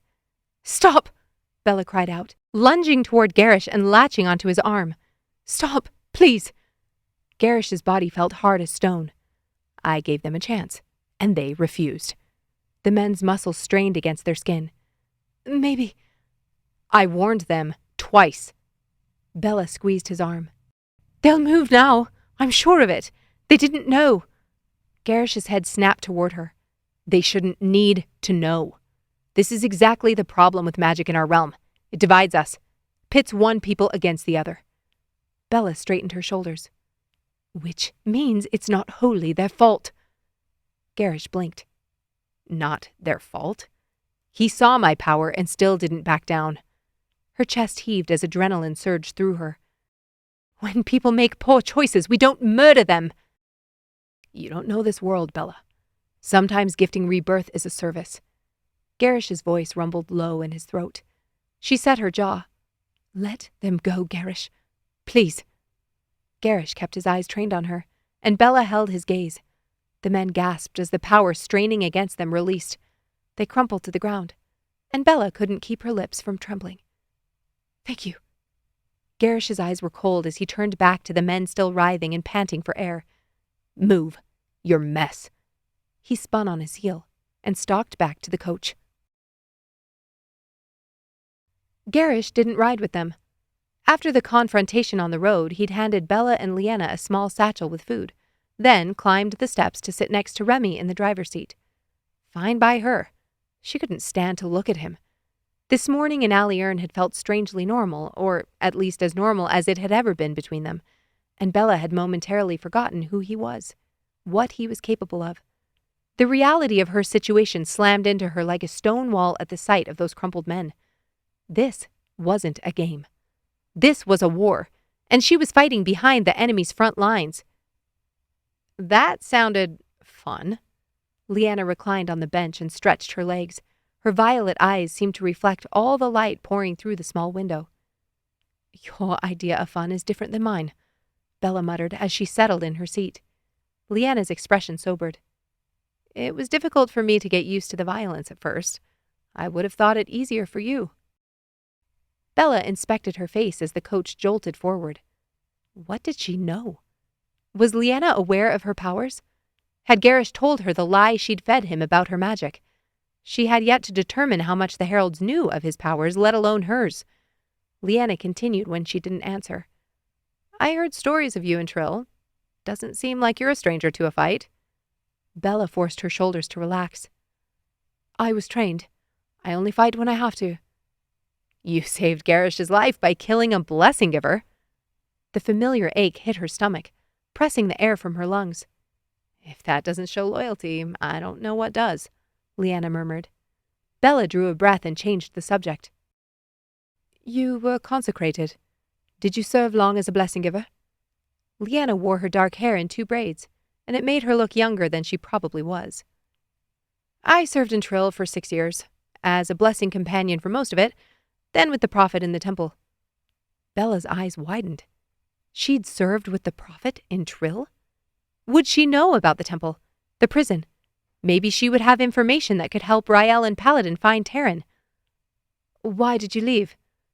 Leanna sighed and slumped farther into her seat. Where do I start? I think we have hours in this coach, until we stop to camp for the night. You can probably start at the beginning. Leanna swallowed hard. Then let's start with the fact that I haven't left. It's not public knowledge that my allegiance lies with the Heralds. If you're not at the temple, where do the blessing givers think you are? The prophet gives assignments to those he calls to work in the temple, sometimes to travel and meet with temple stewards or help with training at the enclave. When he was alive, I had to be more careful. Match my assignments from Gerrish with those from the prophet. Now that he's dead, I have a little more leeway. Bella folded her arms over her midsection. If Leanna was still serving within the order, how many others were secretly serving the Dark Sister? Won't the new prophet be called soon? Leanna nodded. I'm not sure how soon, but as soon as the decision's made, I'll have to explain my absence. Should be easy enough to do. She smiled and batted her eyelashes as she rehearsed her alibi. The old prophet sent me to the northern mountains to meet with leaders of fallen townships. It's almost like you've had practice. Bella smirked. She fought on the side of the order, but she'd had plenty of frustrations with both enclaves. They'd wiped her people from their histories and erased their records from the Book of Ariathne. Thankfully, her people had kept their own transcriptions and bound them for their posterity. Her copy of the Absentus was in the coach with her other things, and she prayed it would find its way back to her. That was why Reiman had initially come to their island. He was in search of that compilation of lost books. Her people had retreated to Shorn 500 years ago before anyone had adopted seafaring as more than sport. Before the rest of the realm knew the land existed or experimented with seafaring. They'd lived in relative peace and had only begun trading with the mainland in the past 50 years. Leanna sighed. I changed my allegiance because of what I saw there, at the temple. If you grew up in the northern mountains, you've probably always been against the order. The history of the Calwanian War was muddy, even for her people. Diviners passed down stories of all 6 bloodlines using their gifts in unity until cooperation quickly degraded into battles of will and power among the enclaves. Separation and distrust. Bloodlines corrupted from within and attacked by other members of the order. One by one, they were wiped out. First, the shamans, a line of soul healers. Then the soothsayers who saw all lives in one. Even the diviners didn't know if they'd survived or where they'd fled. Their histories were incomplete. The name Bella's people gave the bloodlines were based on their records. But who knew what they called themselves then? The diviners left before they could be eradicated. Then the people like Mel, herbalists, were the last to fade into the background. Which was likely why herbalists still worked for the order. They were necessary enough to have pieces of their heritage preserved, even if the magic was forgotten. After the diviners slipped into obscurity and the herbalists were relegated to service only, the blessing givers and balancers still couldn't find a way to be at peace. The mainland histories were full of tales of balancers like Adiron and Kael, who rallied a small army and tried to remove the blessing giver prophet and place one of their own. It wasn't all one-sided, though the blessing givers now spun that narrative to their benefit. No, I haven't always been against the order, Bella answered without thinking. I mean, yes and no. The people where I come from are against the order, but my father taught me to believe in the goddess. She recovered and spun the same story she'd given Gerrish after he saw that memory in Aeon. The last thing she needed was Leanna spouting something to Gerrish that would make him question her honesty. She still didn't understand how all the heralds were connected or how close they were. She glanced up at Leanna. Was it possible she and Gerrish were together? Was that why she'd come? A sliver of agitation pinched beneath Bella's ribs. What did you see at the temple that soured you? Leanna rolled her eyes. Politics? Power plays? I ignored it for years and justified the actions of both enclaves, assuming they were working for the benefit of the realm. But over the last few years, it was so divided. Nasty between the ambassadors and the consulate. The prophet did nothing to quiet their forked tongues. And that was enough to make you fight? To strip the realm of magic altogether? Leanna shook her head. You're new, but I'd assume you know it's not about stripping or taking away. Of course, Bella answered hurriedly. I only meant to refer to what the Order believes, since that's where you came from. Leanna nodded and nibbled on her lower lip. I realized the Heralds were about putting things back the way they always should have been. Magic was never meant for us, and because we have it, the Passage Realm is divided. Not only between blessing givers and balancers, but between Masani and the members of the Order. Those conflicts were created by the goddess, and the Dark Sister only seeks to set it right. Bella nodded and formed her words carefully. I know. That's what drew me to the Heralds as well. I traveled with that blessing giver for a time, hoping to learn more about the goddess. More than what my father taught me, I mean. You didn't like what you found? Leanna's mouth quirked up at the corners. One of them killed the prophet, pretending the Heralds made him do it. Bella's stomach twinged as she said the words aloud. Leanna hadn't mentioned anything about Bella's magic, though she'd had an opening to do so. Gerrish must not have told her, which meant she had to give the woman some reason for her defection, a reason that made sense. Leanna shook her head. It's a mess, isn't it? What you saw back there. Gerrish doesn't enjoy harming people. I've served closely with him for nearly 6 months, and it's always a last resort. That felt like a first resort, Bella muttered. Her stomach twisted at the image of those men, straining against power that threatened to shred them to pieces. Leanna slumped back in her seat. You don't know him well, do you? Bella shook her head. How could I? We only met in Trill. Well, if you haven't been informed, Gerrish was nearly finished with his training as a temple guard, top of his class, chosen specifically for assignments in the Prophet's garrison. Leanna crossed one leg over the other. He left that world for good reason, but he didn't give up his training or his human decency despite what people think. Bella couldn't argue with that. Not without giving away her personal beliefs on the subject. None of the stories painted Gerrish as a decent person, yet all the men who worked with or under him seemed to hold him in high esteem. Leanna sighed. Gerrish does what he does for good reason. You'll learn more tonight, when we meet with the others. The others? Bella frowned. I thought we'd be setting up camp. She didn't think they'd have traveled far enough to hit a township by nightfall. Leanna laughed. We will be. I meant in Aeon, when we meet with the other heralds in Aerith. Bella's blood turned to ice. In Aeon? Most nights. It's how we coordinate with all our groups. Gerrish didn't tell you? No. She clenched her teeth and forced down her panic. He hadn't said a word. Since I'm new, I'm sure everyone on active assignments meets there. Leanna waved her off. That's the difference between us and the Order. We don't play favorites. The blessing giver wadded up her cloak against the wall of the coach and nestled against it, then yawned and closed her eyes. Bella's heart jumped into her throat with each beat. She couldn't go into Aeon. Not with Gerrish. She couldn't risk him poking around again or somehow figuring out where she drew her power. She still had the small vial of indigo elixir, but would she be able to fool Gerrish a second time? Most nights?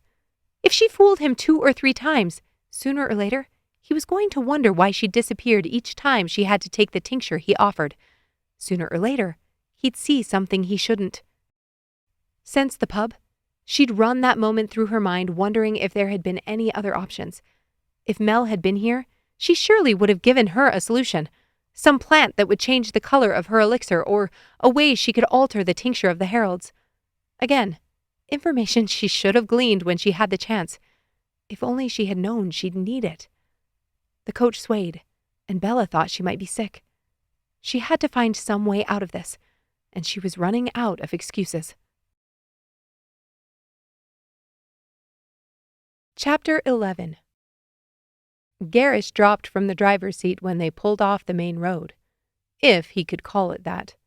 It was more a worn path between the trees, and the bruises on his backside were a testament to the lack of maintenance. It was almost as if the people of the northern mountains wanted to dissuade people from visiting. Only 8 more days of this, Remy chuckled as he moved to unhitch the Carpin mules. Their coats shimmered with sweat, and with the chill in the air, they needed to get the animals warm and dry. I'll build them a shelter. Gerrish didn't have the energy for banter, especially if he had to chop wood. During light season, a covering wouldn't be necessary for the animals, but this time of year, the temperatures dropped low enough at night to bring frost. He stalked to the luggage compartment and pulled out a hatchet, then searched for the right branches on the evergreens. The long ones, with bushy foliage, were best, and there were plenty here. He and Remy had chosen this spot because it looked like it hadn't been gleaned recently. Gerrish went to work, chopping off branches until he had enough to weave together and lean against 2 aspen trunks near the small clearing where they would set up their tent. Close enough that they'd hear if wolves or mountain cats decided they wanted one of the mules for a midnight snack. Remy rubbed the animals down with a towel and settled them with food and water under Gerrish's lean-to. Then he went to work gathering firewood while Gerrish sharpened branches and drove them into the earth in an arc to fence the animals in.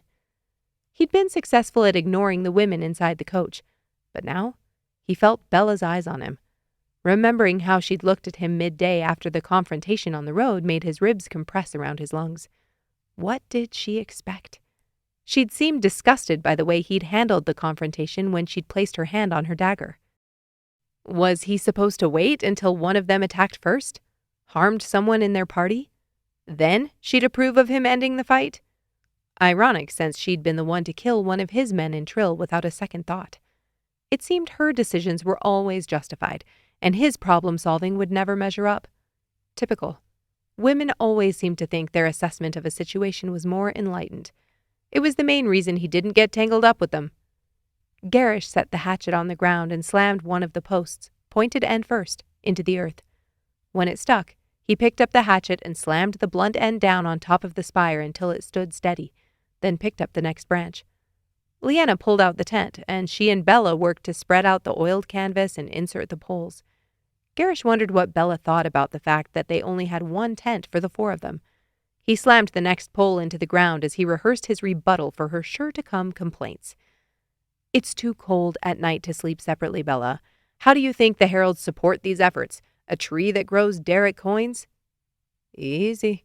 Don't hurt yourself." Remy flashed him a look as he passed with a bundle of dead wood in his arms. Gerrish wiped the sweat from his forehead with the back of his hand. He was breathing hard, but all 6 posts were placed. He gripped the hatchet around the neck and walked it over to Remy, who was using a trowel to dig out a pit for their fire. The tent was pitched. Bella stood next to it and appraised their work, clutching her cloak closed against the cold. Her shoulders hunched inward, and her nose was pale pink. "Do you need help pulling out the mats and blankets?" he asked. Bella turned to him, the blue of her eyes magnified by the opposite earthy colors around them. "Already done. Leanna's arranging the last of them." Gerrish waited for a glare, accusation, or a complaint, but none came. She dropped her eyes and walked toward Remy. "Can I help with that?" Remy nodded and handed her the trowel, then reached for the hatchet Gerrish still held in his hand. "I can do it," Gerrish offered. He needed something to keep him busy. The sun was barely setting, and with all his restless energy, he wouldn't be getting to sleep anytime soon unless he worked some of it out. Remy shrugged, then walked back to the coach. He emerged with a roll of wire and tin snips. "I'll set some snares. Hopefully we'll have rabbit for breakfast." This was exactly why Gerrish had brought the man along. Remy had lived in a small settlement at the fork of the Sephine and Idris rivers before crossing and working in Trill in his early 20s. Remy could survive with practically nothing, and always made it seem damn near pleasant.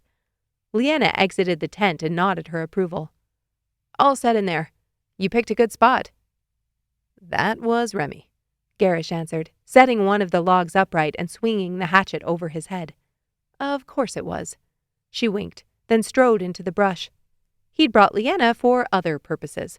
She was a blessing giver and could share inside knowledge about the Prophet, his inner circle, and the Enclave. He'd be lying to himself if he didn't also acknowledge his hope that she'd be able to give more insight into Bella's power. Not through her sight, but as someone Bella might trust more than him. Gerrish hadn't been sure about Bella's ability to access the fount on her own back in Alierne, but now he was positive. He'd given Leanna strict instructions not to draw on her magic during the trip. They were in the middle of nowhere, and yet he'd been able to access tendrils of dark power when they'd come across that barricade. His access to Sidoni's power allowed him to hold, bend, and crush, but the only place he had sight like blessing givers and balancers described was when he walked in Aeon.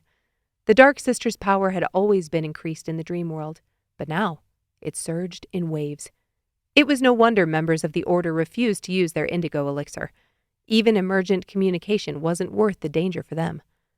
Gerrish split another log and glanced over at Bella. After what happened in the pub, he doubted she'd go willingly into Aeon with him again. Maybe she'd allow Leanna to walk with her. That was his hope, anyway. He didn't have much experience with seeking answers patiently, but he couldn't hold Bella with his power. Couldn't squeeze until she gave him the answers he sought. He could, he supposed, but when he'd pushed the last time, she'd hated him for it. Why did that matter to him? The hatchet reverberated against his hands as the blade split through another branch. That was enough for now. He swung the handle and buried the blade into the log he'd used as a chopping base, then bundled the chopped wood in his arms and walked to the pit. Bella looked up. "Is that deep enough?" Her eyes were guarded, and the sight of her peering up at him made his blood rush. He dropped the lumber and crouched to take the trowel from her hand. She flinched as his fingers grazed hers, and shame flashed through him. Why did he care what she thought? He'd pried into her mind for a reason. He'd threatened those men for a reason. He didn't need to explain himself to her. Even when he had, it didn't seem to make a difference. Yet he was aware of every breath she took as he cut away the soon-to-be dormant clover and grass along the edge of the pit she'd dug. There. Bella's brow furrowed. She leaned closer to the ground and brushed her fingers over the edges of the delicate, rounded clover leaves. "The edges. They look singed." She turned and inspected the ground beneath her knees. Gerrish looked closer. All of them. Every blade of grass and patch of clover looked as if poison had been painted with a brush along their edges. Gerrish's nostrils flared. "Dark season is here." Bella nodded and sat up on her knees, her eyes making it clear she didn't accept that explanation. Sidoni's darkness was seeping into this realm, and this was likely one manifestation of it. Based on how skittish she'd been about his power, he doubted Bella was ready to hear it. Bella watched him arrange the logs in a neat, layered stack, leaving plenty of space between the pieces for airflow. "A log cabin." "You've built a fire before?" Gerrish grunted.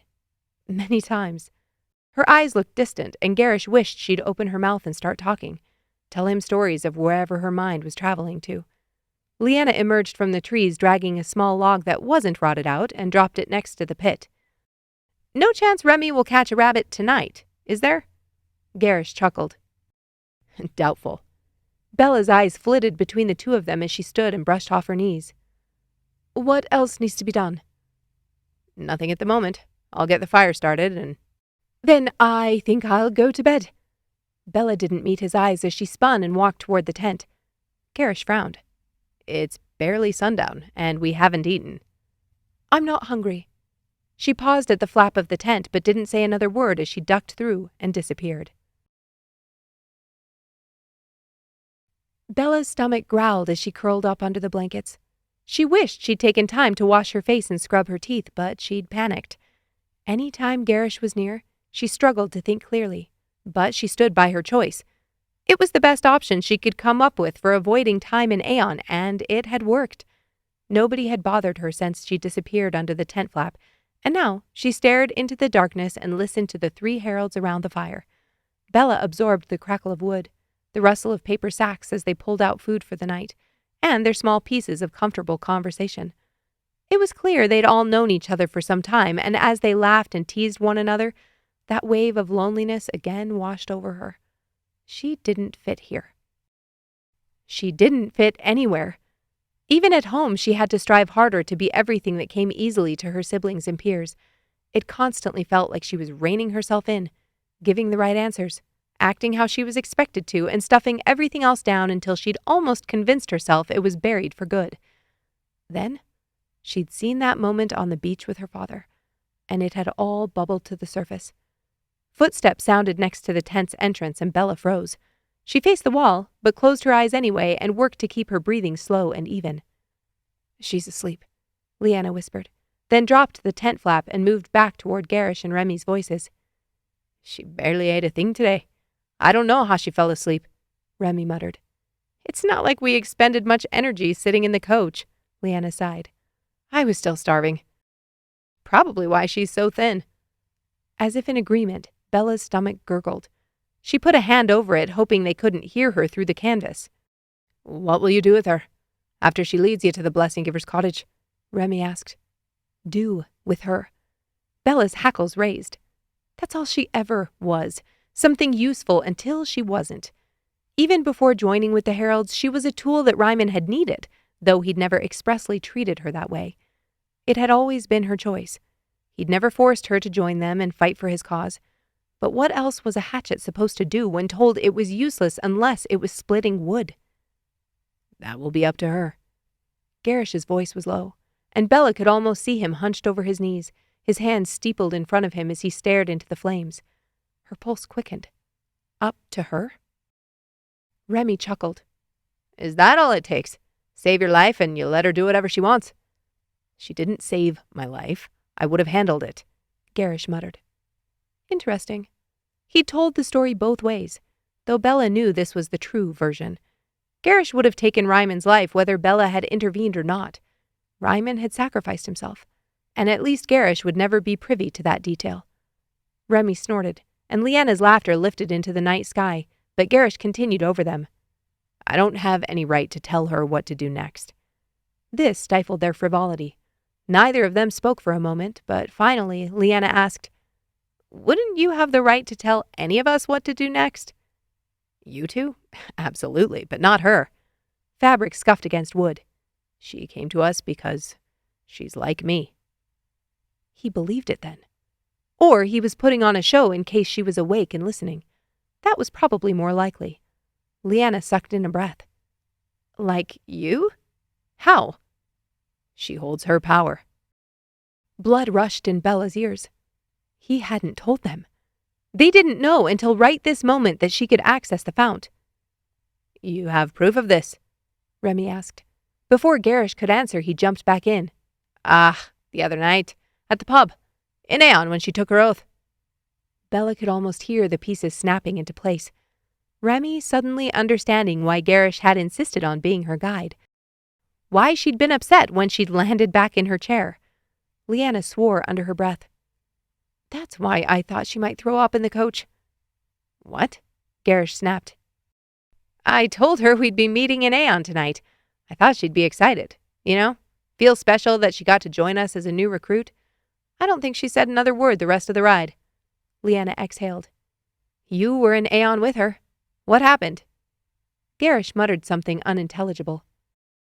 "Gerrish." "I'm turning in." Gerrish cut Leanna off. "Bucket of water is here for the coals." Bella tensed as his footsteps grew closer, and she nearly flinched as the flap to the tent snapped open. Her heart slammed against her ribs as he moved behind her, his body blocking the glow of the fire. Was he sitting? The tent was too low to stand. On his knees? He hunched over and pulled off his shoes, then dropped them near the entrance. Bella worked to interpret his movements by his blurred shadow moving against the tent wall. Was he directly behind her? Her arms and legs became restless, but she refused to move and tip him off to her consciousness. "I'm going to go check the snares. Make sure no foxes get my catches." Remy's voice was low outside the tent. "I'll get the lamp." Leanna stalked past the canvas wall to the luggage compartment of the coach. She rustled around, then retraced her steps. A hiss lifted into the air as one of them poured water over the coals, and the light winked out. Movement sounded directly behind Bella's head as their footfalls disappeared into the trees, and she drew a sharp breath. Her cheeks flushed, and her hands tingled. He was there, next to her in the dark. "Breathe. Slow." Gerrish exhaled and shifted on the mat next to her. "Since you're awake, why don't you tell me why you're drawing from the fount when you were too tired to eat dinner?" "That. Or we can talk about things that please me. Whatever you prefer." Chapter 12. Bella's mouth was drier than the Camphari Desert. "I always have trouble sleeping in new places." "It must be especially difficult when you're not even tired." Bella rolled over to face him. Don't set him off. Don't give him any reason to use his power. The moon provided barely enough ambient light to see Gerrish's outline as he lounged on the mat, his legs stretched out and his arm propping up his head. "Is that what the magic does for you? Allows you to tell if someone is ready for bed or not. You're going to pretend you going to bed early had nothing to do with Leanna bringing up Aeon? Cute. She heard the smirk in his voice. Bella sat up and glared in his general direction. Could you blame me? After what happened the last time. Careful. She let the magic slip through her fingers, releasing back to the fount. Oh, now don't go doing that on my account, Gerrish purred. Bella froze. He could feel it. How much of the magic she drew. He exhaled and tapped a finger on his knee. I'm trying to figure out why our power is different. How does it feel to you? What are you able to do with it? I don't know how to answer those questions. Bella flopped back down on the mat and folded her arms as if he hadn't put her body on high alert. What was Gerrish's goal? He'd asked her to take him to Reiman's cottage, but why? He'd been seeking out the stones in Trill. Not only the stones, but the blood that went with them. Then he hadn't done a single thing to chase after Mel or the green stone he'd lost that night in the clearing. Since she'd been with him in Aliern, he hadn't seemed perturbed that the bloodstone had slipped through his fingers. You're not curious? You have zero desire to understand more about the magic that flows through you? He paused, but when she didn't respond, he continued. Impressive. When I first touched it, I would have given anything for someone to talk to. They lay there in silence as Bella digested his words. She didn't dare let the last of the magic seep out of her. He'd know exactly what she was doing, and she needed him to believe there was a chance she could trust him. From what she'd pieced together, Gerrish had been young, only a boy when he'd joined the Heralds and not much older when he'd gained his power. In his last sentence, he'd shared that he felt alone then. Did he feel that way now? His assumption about her was wrong. She was curious, insanely curious about the magic he held, but as soon as she started asking questions, she'd have to answer his. It would be so easy for her to slip, to say something that would tip him off to her deception. Miraculously, that moment in Aeon when he'd acted as her guide had convinced him of some part of her lie. Where had that power come from? How had she slammed against him like that when he'd wormed his way in? The person she needed to ask that question wasn't Gerrish. Since she barely spent any time in the dream world, she'd never explored her capabilities there.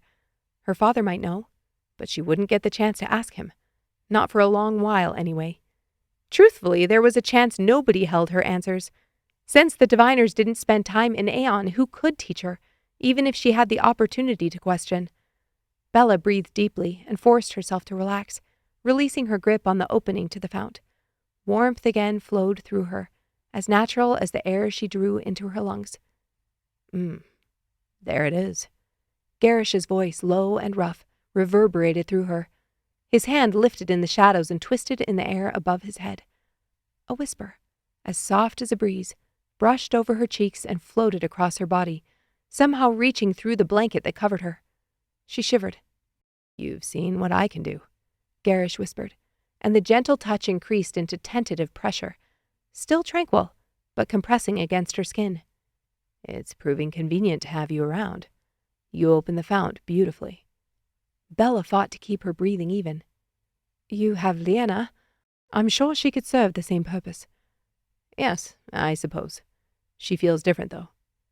His power caressed her, and she couldn't tell what he was referring to. Could he feel her physically through the magic? Her body? Her skin and beating heart? This was the power he'd used to bind those men on the road, to hold her frozen in the temple. At any moment, Gerrish could force her to do whatever he wanted. At any moment, he could turn her bones to dust.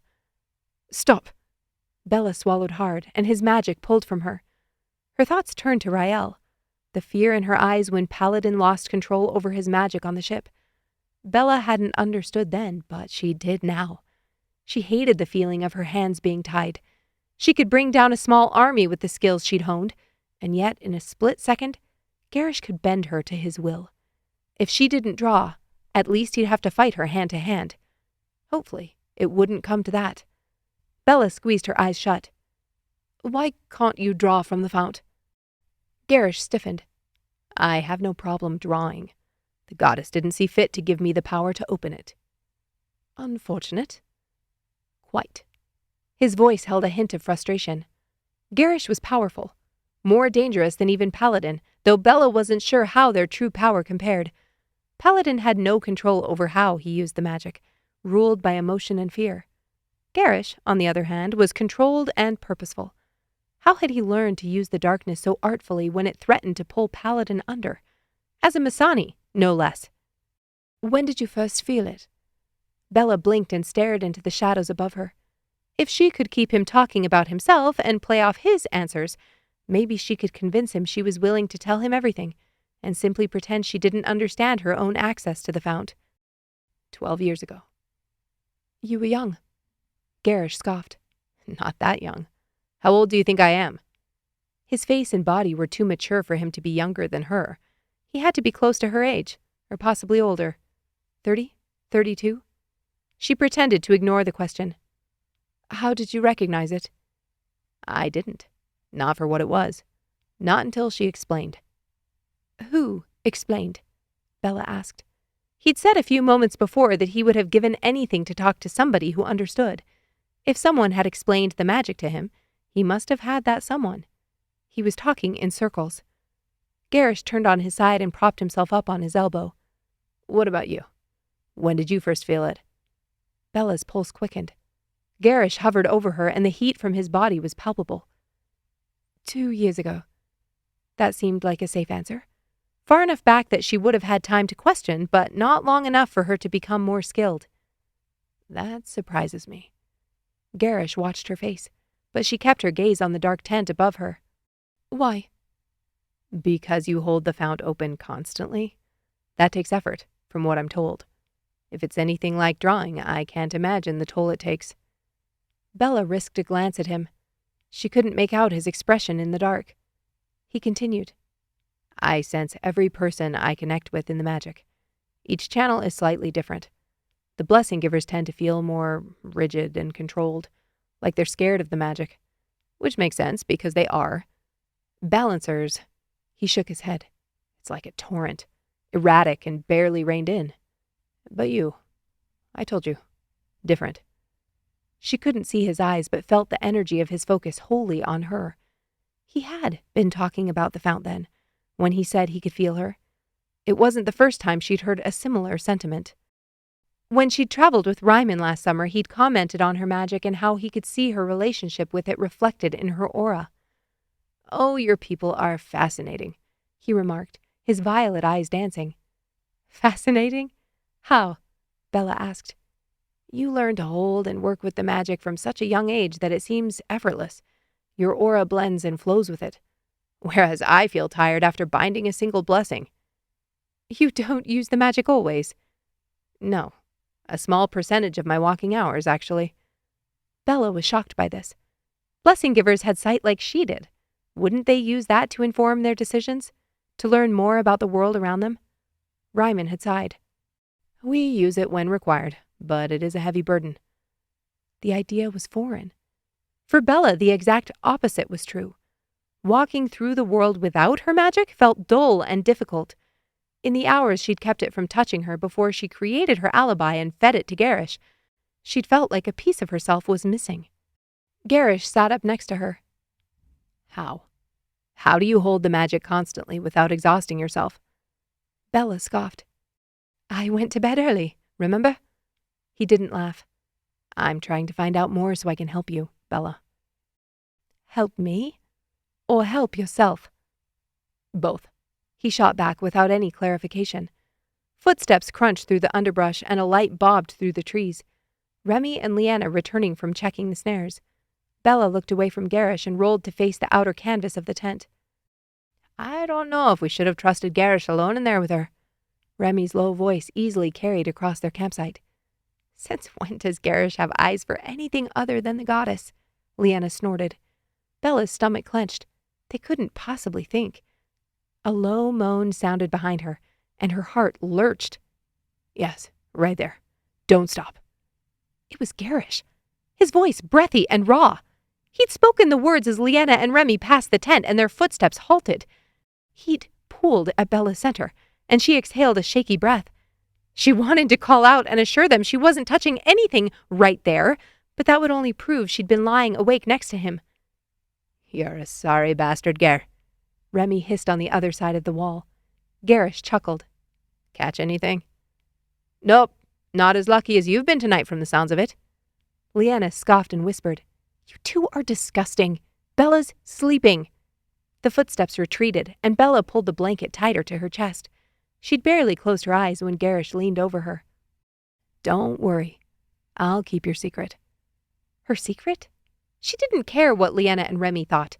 She wouldn't allow him to lord this over her. Bella whipped her head to face him and didn't realize how close he truly was. She gasped as her nose brushed his, and her training took over. She slammed the heel of her hand against his throat and scrambled free of her blanket.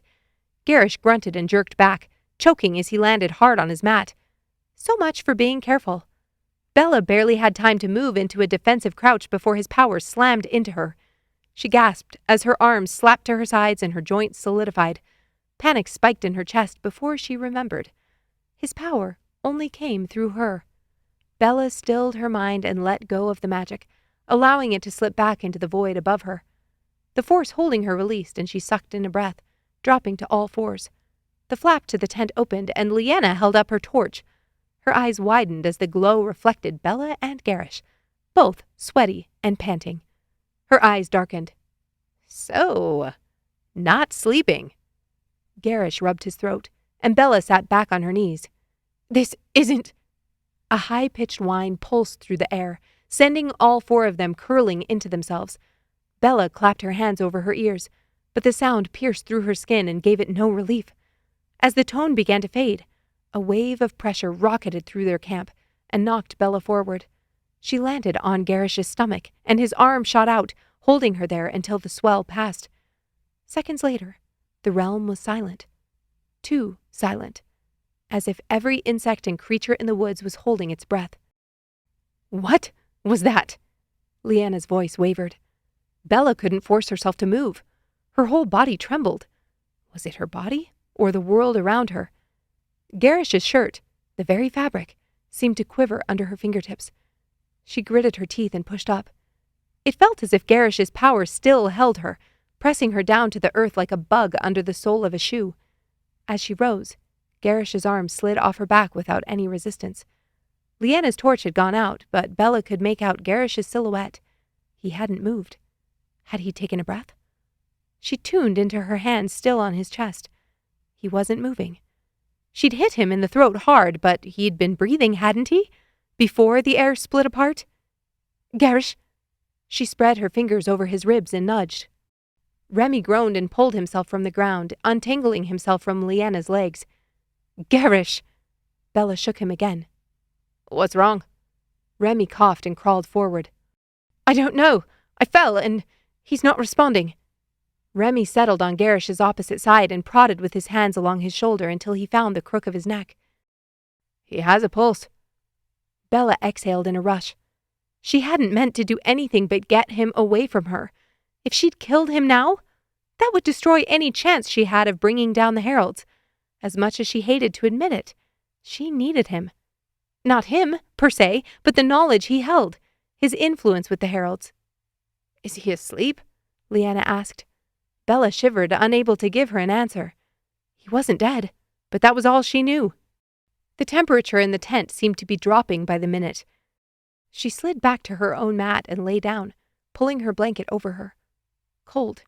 Dark. Moments before she'd been able to make out the others, but now? She lifted her hand in front of her face and waved it back and forth. Nothing. Bella? Remy's voice held a hint of panic. The darkness made the air feel thick. I'm right here. Only the sound of someone sliding over the mats and blankets told her Leanna was moving farther into the tent. The woman cursed under her breath. I can't see a thing.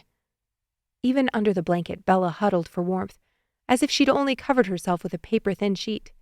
She curled her legs into her chest and was about to bury her head when a pinpoint of light appeared ahead of her, directly where Remy had been moments before.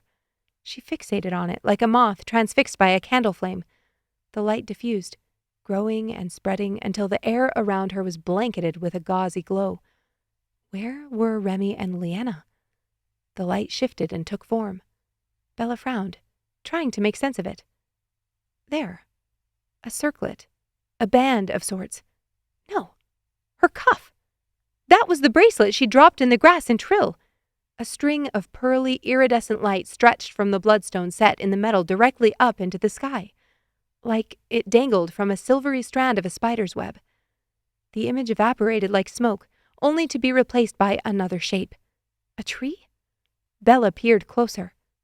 A man. As the image solidified, her heartbeat echoed in her ears. She recognized the shape of him before his face took form. Broad shoulders, a muscular chest under a loose-fitting shirt, the relaxed, utterly confident stance. Gerrish stared back at her with haunted eyes, the same strand of light, this time as deep blue as the sky before dawn, embedded in his chest and extended through the top of the tent. The filament shimmered, then vibrated as if it were the plucked string of a lute. This version of Gerrish grimaced and lifted his head to the sky. He was hurting, suffering. Light pulsed up the strand, and Gerrish's body darkened. It was pulling something from him, stealing his light. Bella's palms grew clammy. What was this? Had the force of whatever happened moments ago knocked something loose inside her head?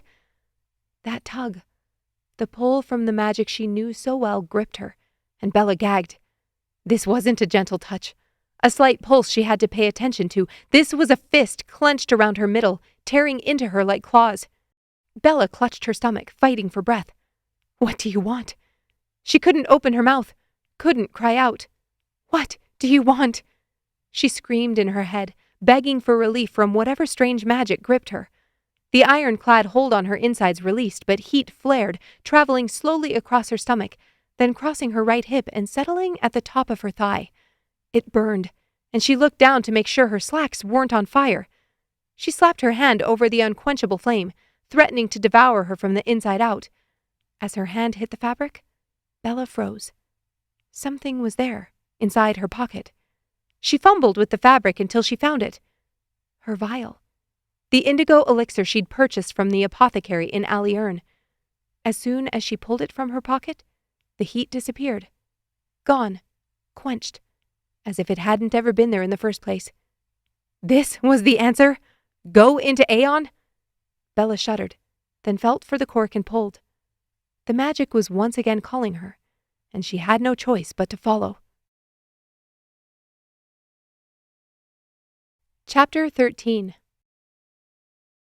Reiman exhaled and leaned on the railing of the Maiden's Blessing. I can't tell. He's standing in front of her, and their auras are melding together. Bella stared at the man with the brooding expression. His dark hair fell over the side of his face, only amplifying the furrow of his brow. The woman next to him was beautiful, with her slender waist and long, dark hair. She reached out and touched the man's arm. They're blessing givers. Bella had noticed them on the dock, though she hadn't thought they'd be boarding the ship. They weren't in line with the others. Reiman sighed in consternation. They'll move eventually. You'll be able to get a better view. The old blessing giver leaned forward as though a few inches would give him clarity. When the couple had walked past, he'd stopped dead. Then tried to act nonchalant as he turned Bella from their path to lunch and followed the strangers back onto the deck. Have you ever wondered why the magic isn't more clear? Bella rested her arms on the rail and peered out at the smooth surface of the sea. What do you mean? I mean, why can't it give us the answers we seek? You're trying to use your sight, but it still leaves so many questions unanswered. Reiman smiled and finally turned.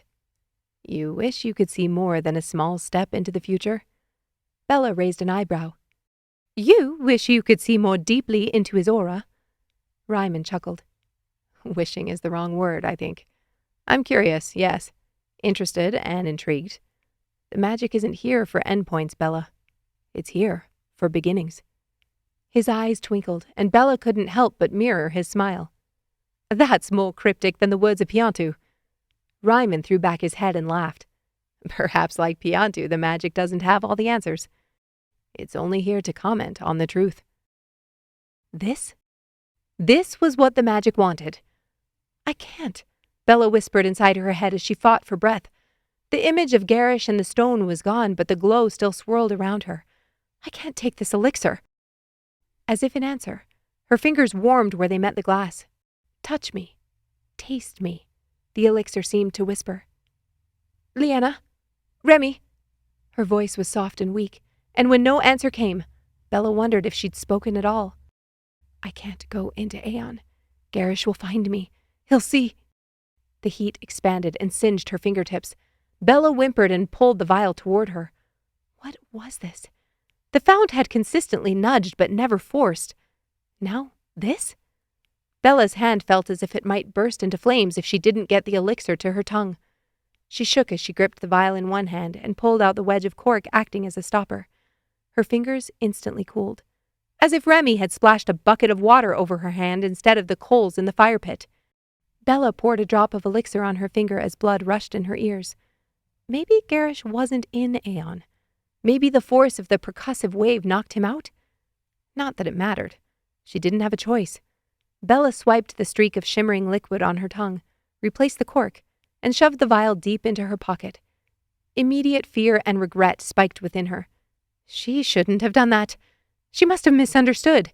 There had to be something else the fount wanted to tell her, and if she had only waited.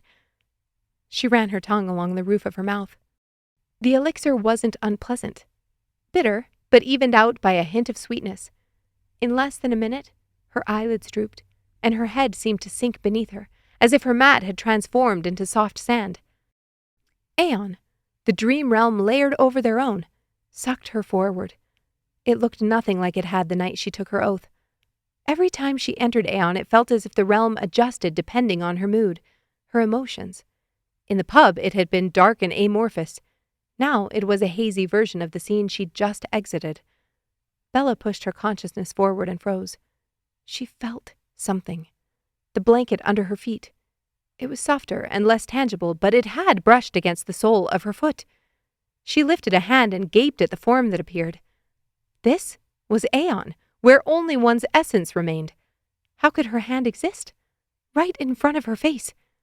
Something was wrong. Bella pushed past the edge of the tent and the canvas scraped against her skin. Odd. The sensations were faded with only a shadow of the gravity they held in the passage realm. You missed me enough to follow me here?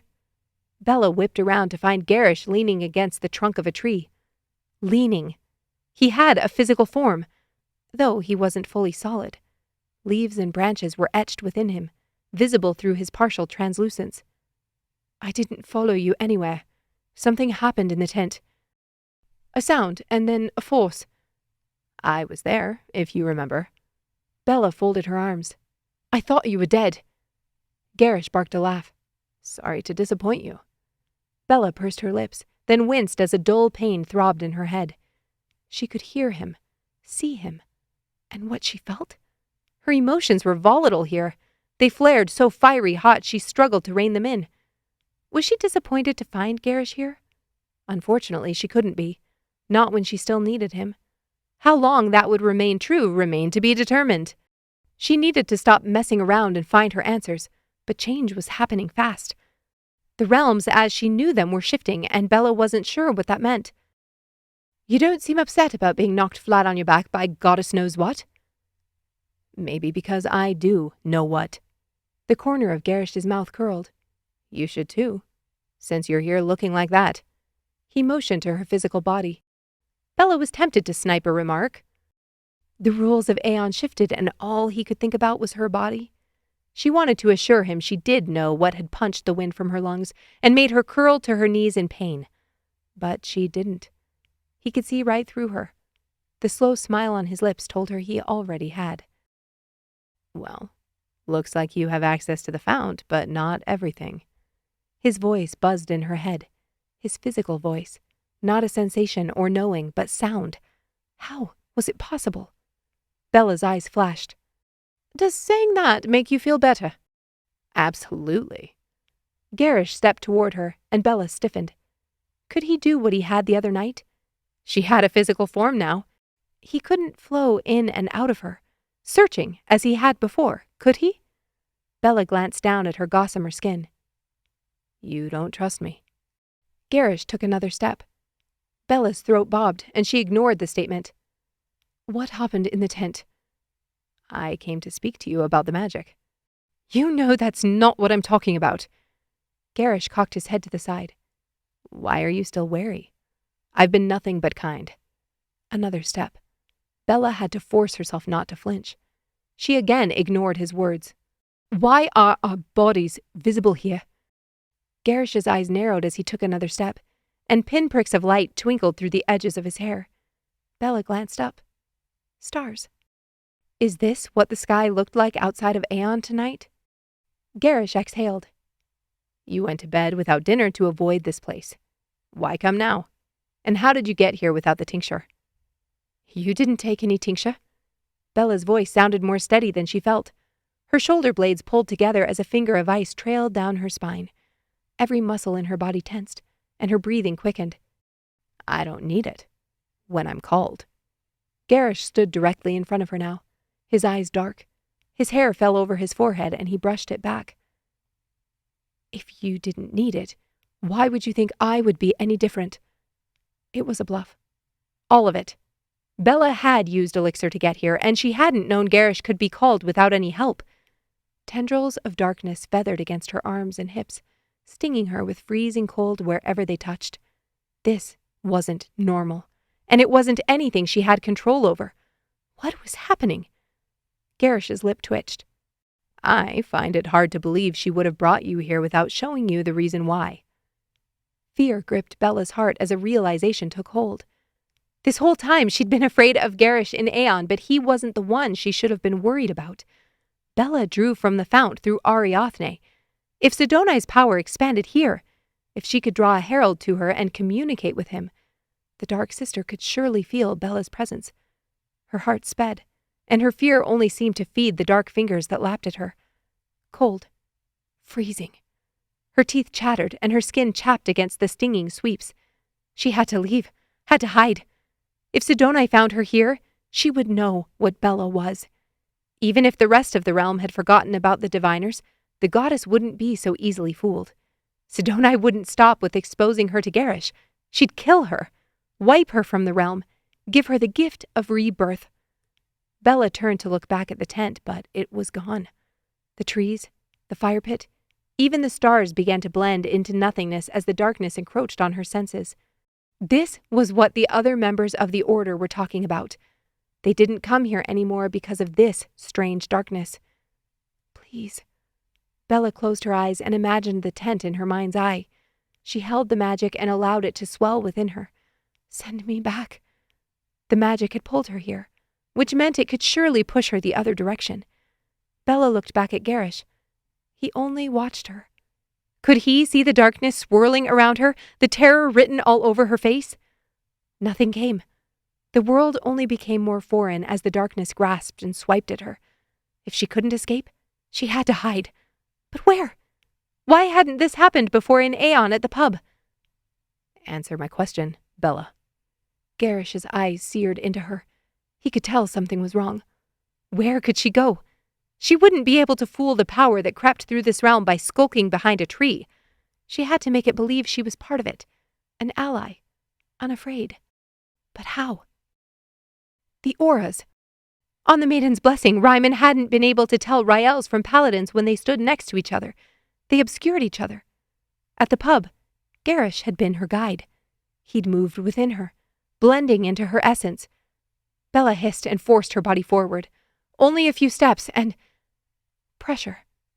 Warmth. Gerrish sucked in a breath as she drove forward into him, through him.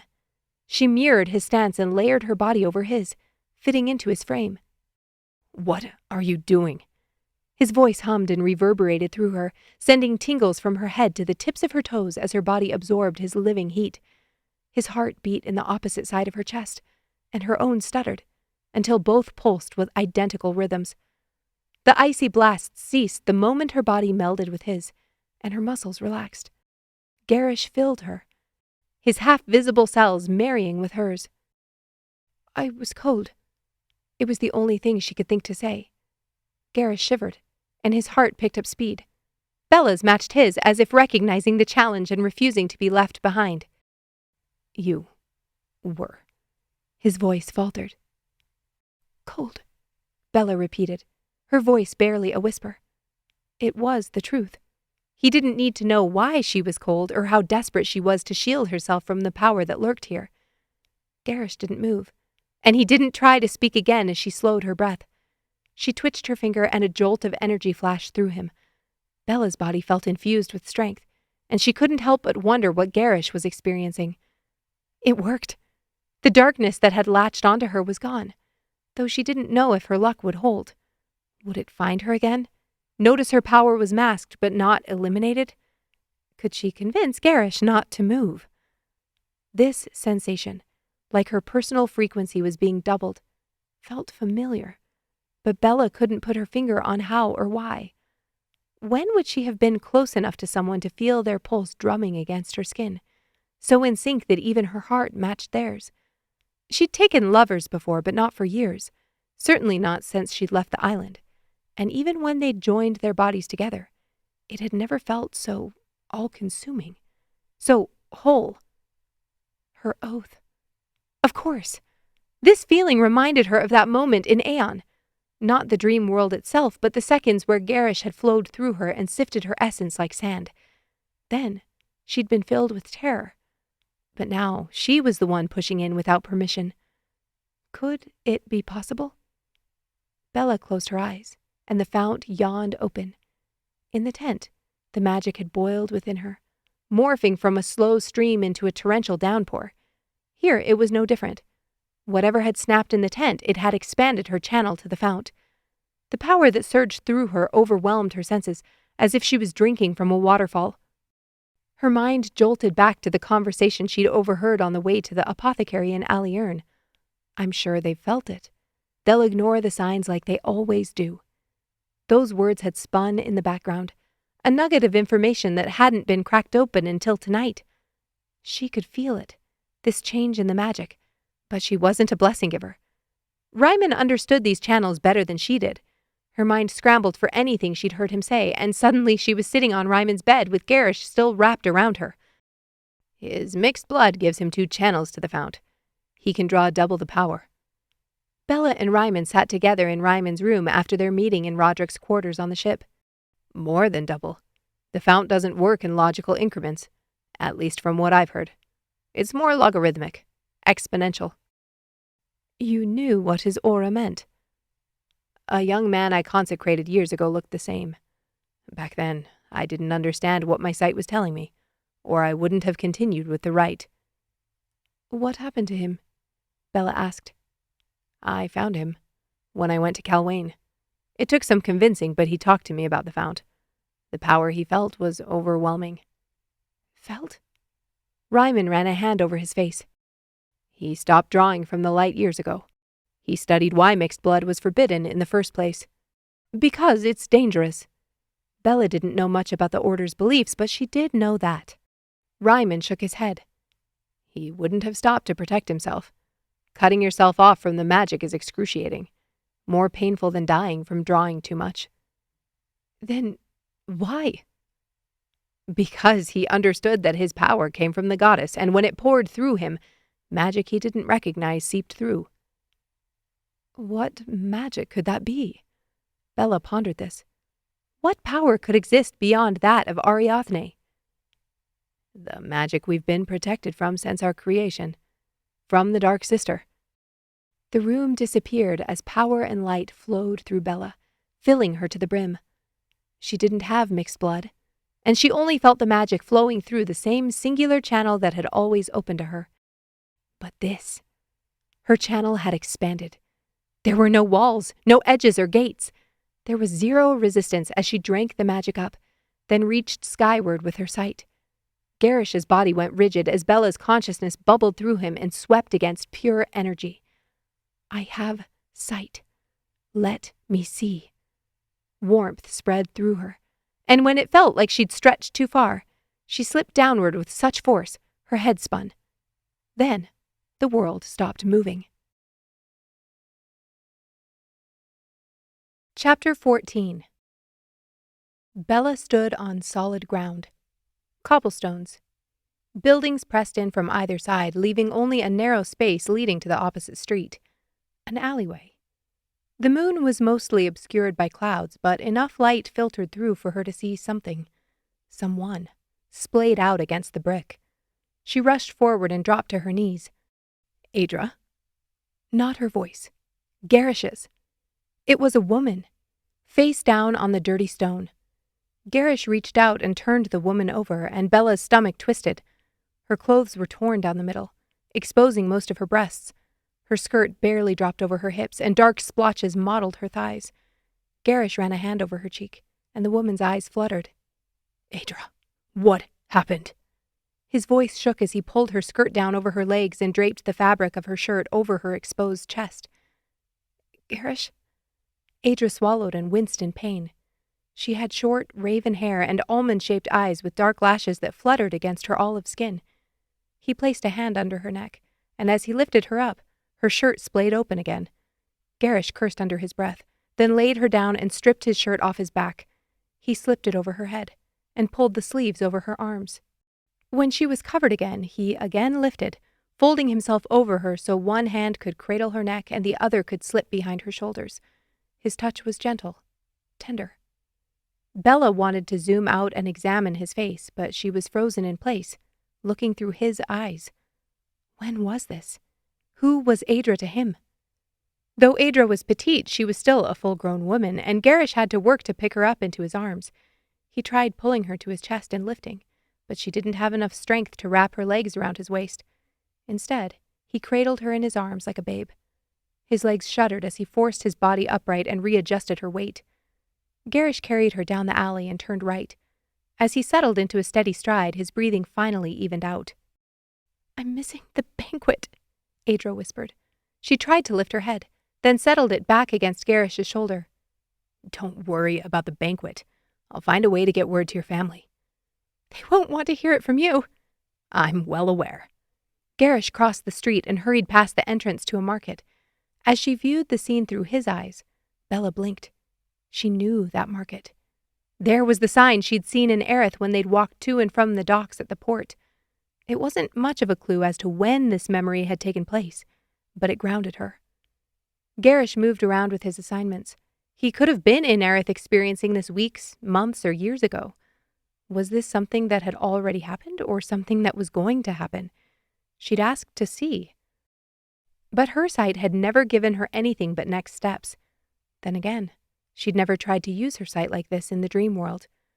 As Gerrish pushed further down the street, torches burned on the stone walls of a public house. Aedra opened her eyes, and Bella's heart stopped. In the light, she saw the woman's eyes weren't simply dark, they were charcoal gray. Gerrish held a balancer in his arms. "Aedra, I know you're hurt, but I need to know what happened so I can figure out how to help." Aedra sucked in a labored breath. "I left to go to the Enclave. I was crossing the street, and I passed 3 of them." "3 of who?" Gerrish's tone sent a shiver down Bella's spine. She clutched the collar of his shirt. "You know them. They hang out at the pub." "The blessing givers? They did this to you?" Tears collected in Aedra's smoky eyes. She nodded once, and everything inside Gerrish's body went deadly still. He didn't say another word as he approached a narrow, pale green house with a flat roof and a wreath of dried branches hanging on the door. He knocked with the toe of his boot. "I'm taking you to the herbalist. She'll help you." "Gerrish, It wasn't your fault, Aedra. None of this was your fault." A sob broke free of her lips.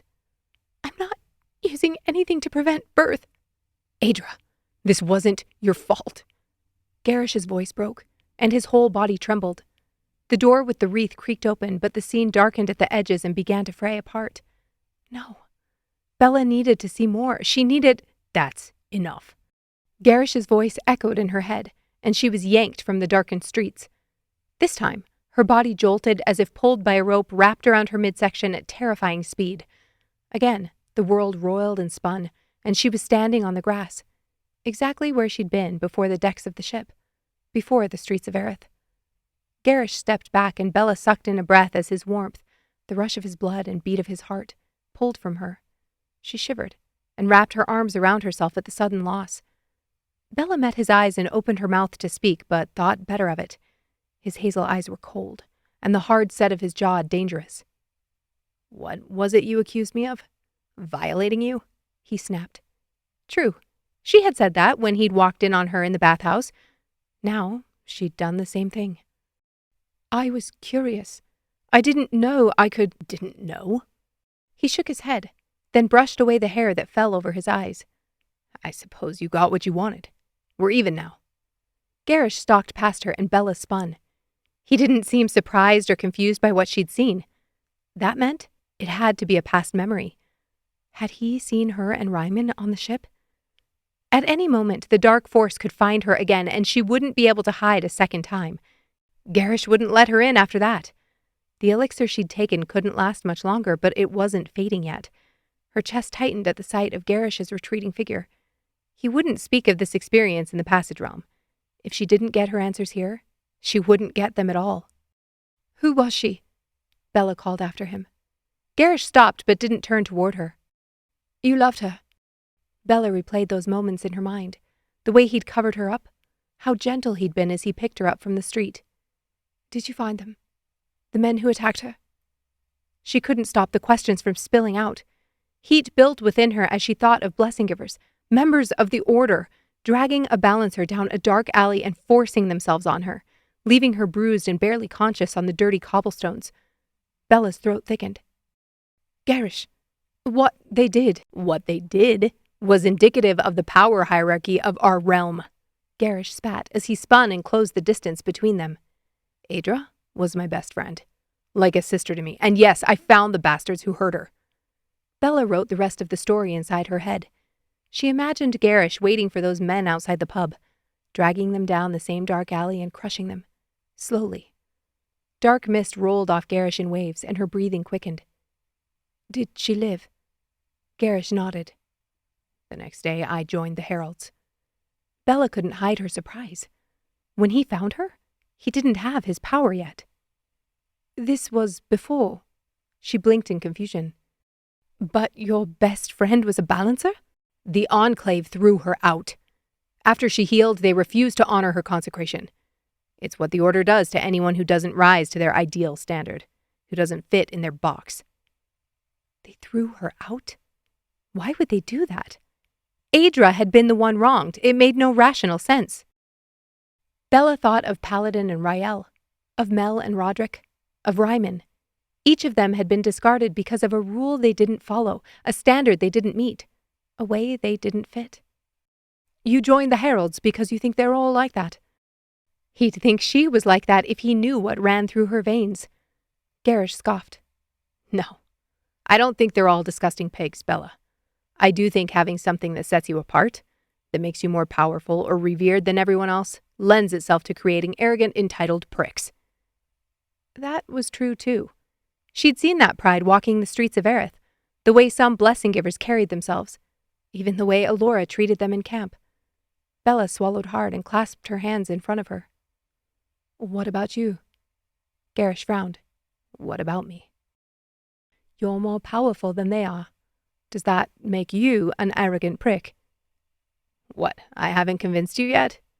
What do I need to do, Bella? Poke around in your mind? Leave more men sniveling on the road? He glared at her, daring her to convince him otherwise. Anger burned in his eyes, but Bella saw through his words this time. He'd pulled down her skirt, cradled her in his arms, carried her to the herbalist. Pain flashed through Gerrish's expression as he stepped back. Bella swallowed the lump in her throat. You never told me how it's possible that we exist here now. She lifted her hand and inspected her fingers. The Dark Sister didn't share it with me. Bella dropped her hand and met his eyes. I guess that means you win, doesn't it? Gerrish watched her a moment and drew a deep breath. We exist here because that sound, the pulse you felt in camp, was one of Sidoni's bonds breaking. Bella forced her breathing to remain even and her face to remain placid. A bond had broken? How? How could that be possible? Bella had felt the magic increase, but it had been her magic, Ariathne's power. She hadn't given a second thought to the Dark Sister. Each morsel of understanding about the fount she'd gleaned over the years, and most recently from Reiman, flashed through her memory. Those with mixed blood pulled more of the magic, and when they did, darkness seeped through. The young man Reiman consecrated years ago had cut himself off from the fount. Paladin, on the other hand, had decimated a portion of the Maiden's blessing. Reiman sought the bloodstones to restore the bloodlines, to make Ariathne's magic whole. Only when my power is whole will it become a protector. Only when my magic is complete will it fail. Bella had studied the Book of Ariathne along with the Absentus. The diviners knew the prophecy as well as anyone else, though she'd never been able to make sense of it. Whole. Complete. Why specify between the two? How could it be a failure and a protector? This was why the Order sought to destroy people like Paladin, why they held so firmly to their regimented rules. The magic isn't here for endpoints, Bella. It's here for beginnings. Bella's heart pounded. After that wave of power blasted through their tent, her access to the magic had expanded. The heat in her fingertips, her effortless access to the fount, how she'd pressed into Gerrish and surged through his memory. That wouldn't have been possible an hour ago. If what Gerrish said was true, if one of Sidoni's bonds had indeed broken, that singular end had catalyzed this new beginning for her. Dark had given birth to light. Yet, that instant would also set in motion the end of the realm as they knew it, if she didn't find a way to get her hands on the last bloodstones. Something silky black, like charred wood, caught her attention. She turned and walked closer to the gauzy bush next to them. It had already dropped its leaves, but the branches themselves. Bella ran her fingers along the tender wood and thought of the leaves she'd seen back at their campsite. This isn't due to dark season, Gerrish. These branches looked normal before I went to bed. I know. Bella looked up. You knew it then? When I asked? Gerrish nodded, and Bella dropped her hand. Why didn't you tell me? Gerrish pushed his hands into his pockets. Most people aren't ready to accept the signs of her coming, even within the Heralds. He was protecting her. He didn't want her to feel afraid of Sidoni's power and how it affected the realm, even though he believed she touched it, felt it as he did. If the goddess's power withered and drained the plants, what was it doing to him? What else do you think we can do here? Bella asked. Gerrish dropped his eyes, giving no indication he'd heard her question. Bella inhaled deeply, then shivered as the same icy cold from before crept across her toes. Her heart rate quickened. We're here in this realm, Gerrish. Physically here. And my power is intoxicating. Gerrish finished, with bitterness in his tone. Bella nodded. A gift. What would she have us do? Gerrish didn't have to know she spoke of a different goddess. The question stood for both of them. The cold caressed the soles of her feet, and every muscle in Bella's body tightened. It was coming for her, and there was nothing she could do. There was nothing she could do. The thought, instead of sending her into full-blown panic, soothed her like a balm. Either the darkness would take her down or it wouldn't. Bella straightened her shoulders. She was done fearing the unknowns, because as long as she let that control her, she had no space to solve her own puzzles. She would let the magic guide her, and either way, this evening had brought her two weapons to wield against the Heralds. First, she had the power to search the past in Aeon, which meant she might be able to do exactly as Gerrish had done to Terran. If she could find a way to mask herself here, she could influence those who walked in the dream world, reach the township heads and pull them in the wrong direction. Second, she'd learned Gerrish had a weakness. Her heart twinged at the thought. Could she use what she'd seen against him? Leverage his biases? The love of his friend? Of course she could. He held the power of Sidoni. He led the Heralds to break the order and helped the Dark Sister cut off the magic from the realm. Using every tool in her arsenal was the right thing to do. That truth should have been resolute, but as she thought it, she felt her determination wobble. Taking Gerrish down to save their magic was the right thing to do. Again, the thought seemed to slip a fraction of an inch. He'd helped Aedra. He'd fought for what was right. Justice for the blessing givers who harmed her, and this was where it had led him. Bella's breathing quickened as Gerrish looked up and jolted her from her internal warring. Take me to Reiman's. Bella was still there, standing in Aeon, with Gerrish a few feet from her. What? She whispered. Gerrish stepped forward and reached out a hand. When his fingers wrapped around hers, the frost licking at her ankles faded back into the darkness. Bella's pulse raced as she exhaled and absorbed his warmth. His eyes were soft, and his touch gentle. Gerrish, I don't think my time will last here. Not long enough to— If you're with me, if we're connected, you'll be able to stay as long as you wish. Show me. His thumb brushed over her wrist, and her stomach flipped. She didn't want him to let go. He had to touch her to keep her there, that was all. Will that work? In Aeon, I mean. Gerrish shrugged. I want to find out. The Absentis. Words of Rhiannon. Prophetess under the order of Ariathne. Chapter 1, verse 1. The bugs that crawl at my feet glance up and see a goddess. To them I am omniscient and almighty, since I have the power to crush their heads. How disappointed they will be to learn I am nothing. Chapter 15.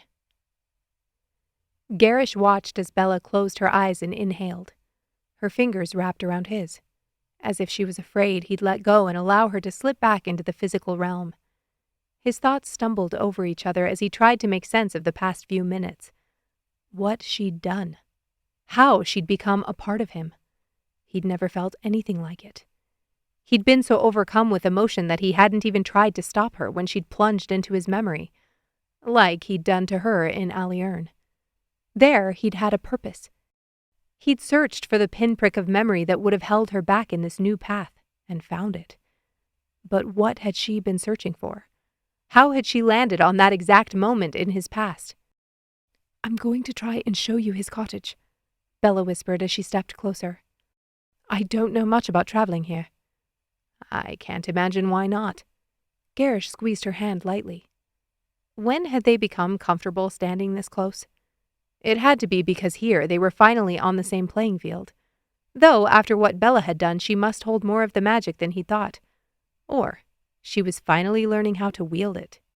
He could have pushed her out before, could have slammed an iron wall between her consciousness and his. Yet her energy flowing through him had launched his awareness so far from reality it stalled out his reaction time. Bella had filled him with every good thing. Freshly baked bread, green spring shoots, warm summer breezes, and the lapping of soft waves. As much as he hated her seeing into his past, he hadn't been able to bring himself to push her back. Because I was cold. Gerrish had been cold plenty of times, and he'd never thought to walk inside another person. He'd thought about melding with Bella in the bath, but that was another thing entirely, wasn't it? Somehow it didn't feel so different. She'd been part of him. He'd felt her blood thrumming in her veins, her heart beating in his own chest.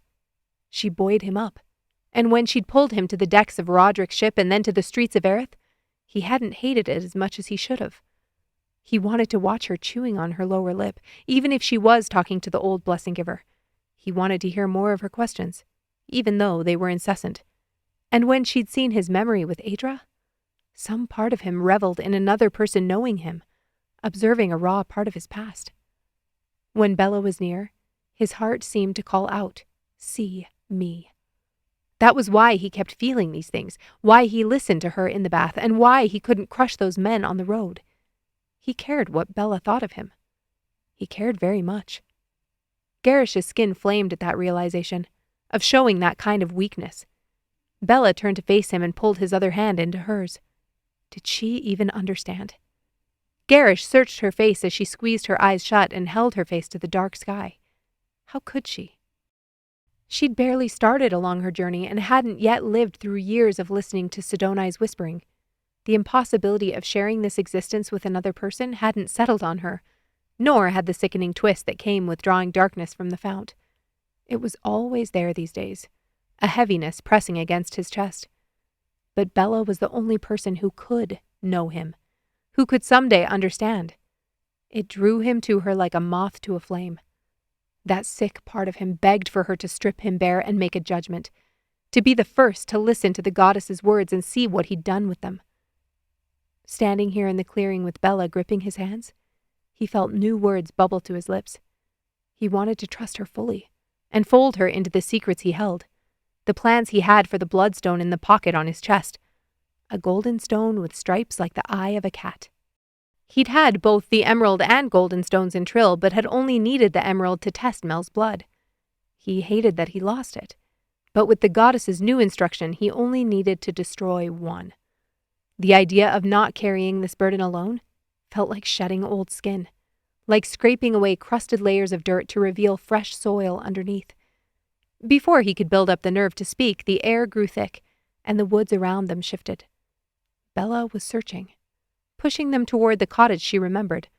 Her hands tensed as the woods spun, and both of them were knocked off their feet. Gerrish pulled her close, waiting to slam against the grass, but the impact never came. Aeon stretched out in all directions, a shapeless, murky void. As they tumbled through its depths, a disorienting darkness engulfed Gerrish's senses. He was weightless, and yet an oppressive pressure clung to his body, making each breath a battle. This was exactly how his power felt. He was sure of it. No wonder people yielded so quickly. Viscous fog squeezed and prickled his flesh with 1,000 tiny needles. Sound, muffled and distorted, flowed past his ears, never solidifying into anything recognizable. Echoes of the passage realm? His own thoughts? Bella's? He listened harder, but that only seemed to warp them further. It was strange to be led through the dream world by someone else. No, terrifying. Exhilarating? He didn't ever give up control in the passage realm, let alone here. Now, when she could take him anywhere she wished. His heart rate quickened, and he squeezed Bella's hands. The dark abyss yielded to a sudden burst of light, and in an instant, the mist solidified into wooden beams and stacked stone. Gerrish's feet pressed against firm ground, and he released a breath as the shifting world around them solidified. A gas lamp burned on a side table, illuminating an open, cluttered living area. Bookshelves lined the walls, stacked with ancient tomes and weathered manuscripts. A potted plant, knickknacks and trinkets. Bottles that surely held elixirs or the ingredients to blend them. Gerrish's eyes widened as he took in the back wall, seemingly carved from a mountain itself. He turned to find a low bench spanning the length of an expansive window stretching from floor to ceiling at the front. It wasn't until Bella exhaled that he remembered he held her hands in a vice grip.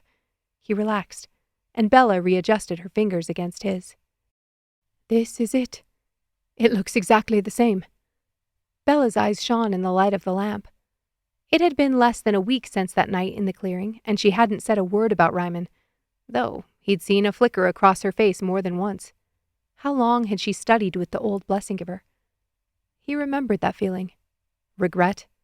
The first time he had to take the life of someone he considered a friend. All rebirth was a gift, but some blessings were next to impossible to mete out, even for him. Had she considered him that? A friend? Bella pulled one hand from his and motioned to the overstuffed armchair in the back corner. This was where he studied. Gerrish nodded and moved toward the first set of shelves. Bella followed, and he glanced over his shoulder, dropping his gaze to their clasped hands. This is going to be inconvenient. Bella's eyes shuddered. I brought you here as requested, if you don't need me for anything else. He maintained his grip on her as she tried to pull away. You need this information as much as I do. We'll have to work together. Work together. He hadn't cooperated with anyone in over 10 years, and he didn't know how he felt about it. Could Bella ever be a true partner? She hadn't experimented with her power in the passage realm, but as soon as she did, what would she be capable of? The idea of having another person by his side as they prepared together for Sidoni's return made his heart swell. The Dark Sister spoke to him so infrequently, and maybe this was why. She was preparing someone else to work with him. Gerrish cleared his throat, and Bella nodded, making her long golden hair shimmer in the light of the lamp. She looked small here, innocent and fresh. Gerrish's chest compressed as he thought of that tiny girl on the beach. Sidoni's power was a gift. He knew that. She'd chosen him to be her liaison in the realm, and that came with a cost. Not only loneliness and isolation, but a physical weight he carried day in and day out. Bella would have to carry that eventually, too. Did she know what it meant? Could she even change her path, give it up, if she didn't? Bella stepped forward and delicately skimmed her fingers over the books. He scanned the titles but reached for a notebook sandwiched between a thick encyclopedia and what looked to be a directory of edible plants. He couldn't turn past the first page with his hand still gripping Bella's. Here. Bella sidled up to him until her hip pressed against his upper thigh, then let go of his hand. Still touching. She pulled a book off the shelf and turned her head to read. Gerrish did his best to ignore the heat of her body as he inspected the pages in front of him, But as Bella shifted on her feet and her hip rubbed against his slacks, all rational thought evaporated. His body remembered what it felt like to be touched, and he'd seen what she looked like under her clothes. The image stole into his thoughts and his dreams no matter how many times he'd worked to banish it. The curve of her breasts and slight part of her flushed lips, all blurred and blended under a blanket of steam. Focus. He swallowed hard as his heart galloped and struggled to read the first line scrawled in what must have been Reiman's handwriting. The lost lines are lost. 3 underlines imprinted the paper under the last words.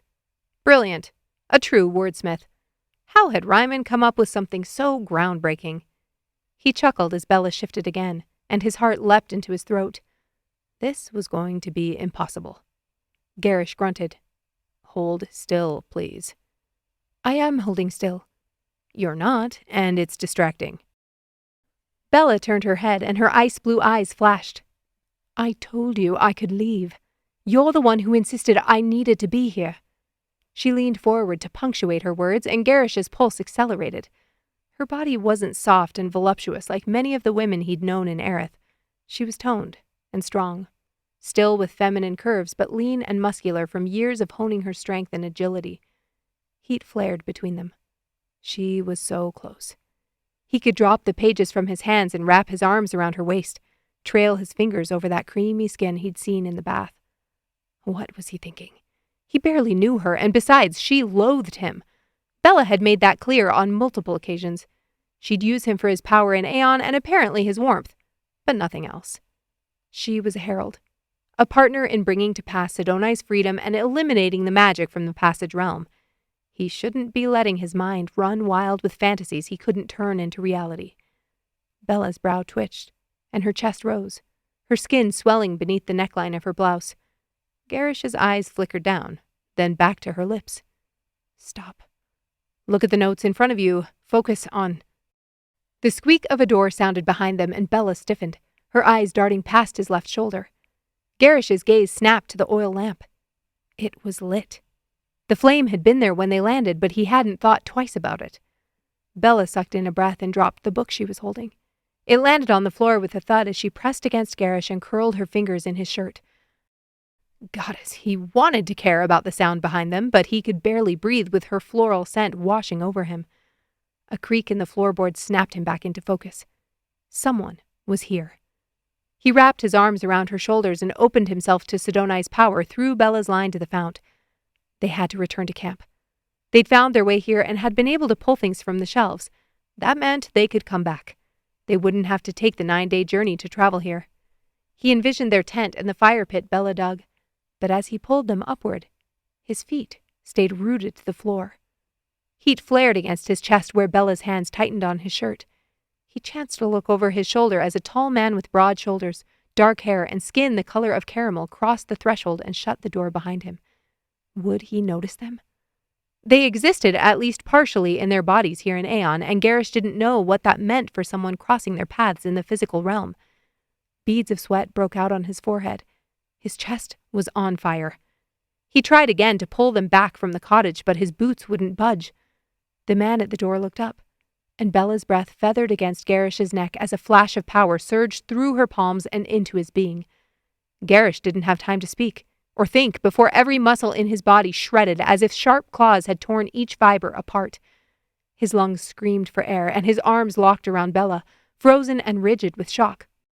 Then, as quickly as it had come, the searing pain seeped from him, and the pressure subsided with a soft pop of release.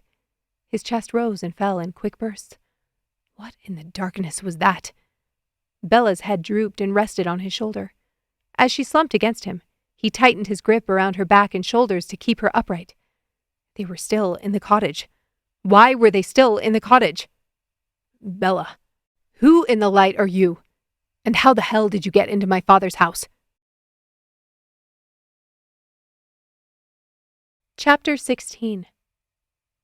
Father's house? Bella clung to Gerrish as her legs wobbled, and the words rolled through her head like marbles in a jar. Why was this man speaking to them? How was he speaking to them? When the door had opened, Bella flung herself forward on instinct and dropped the book.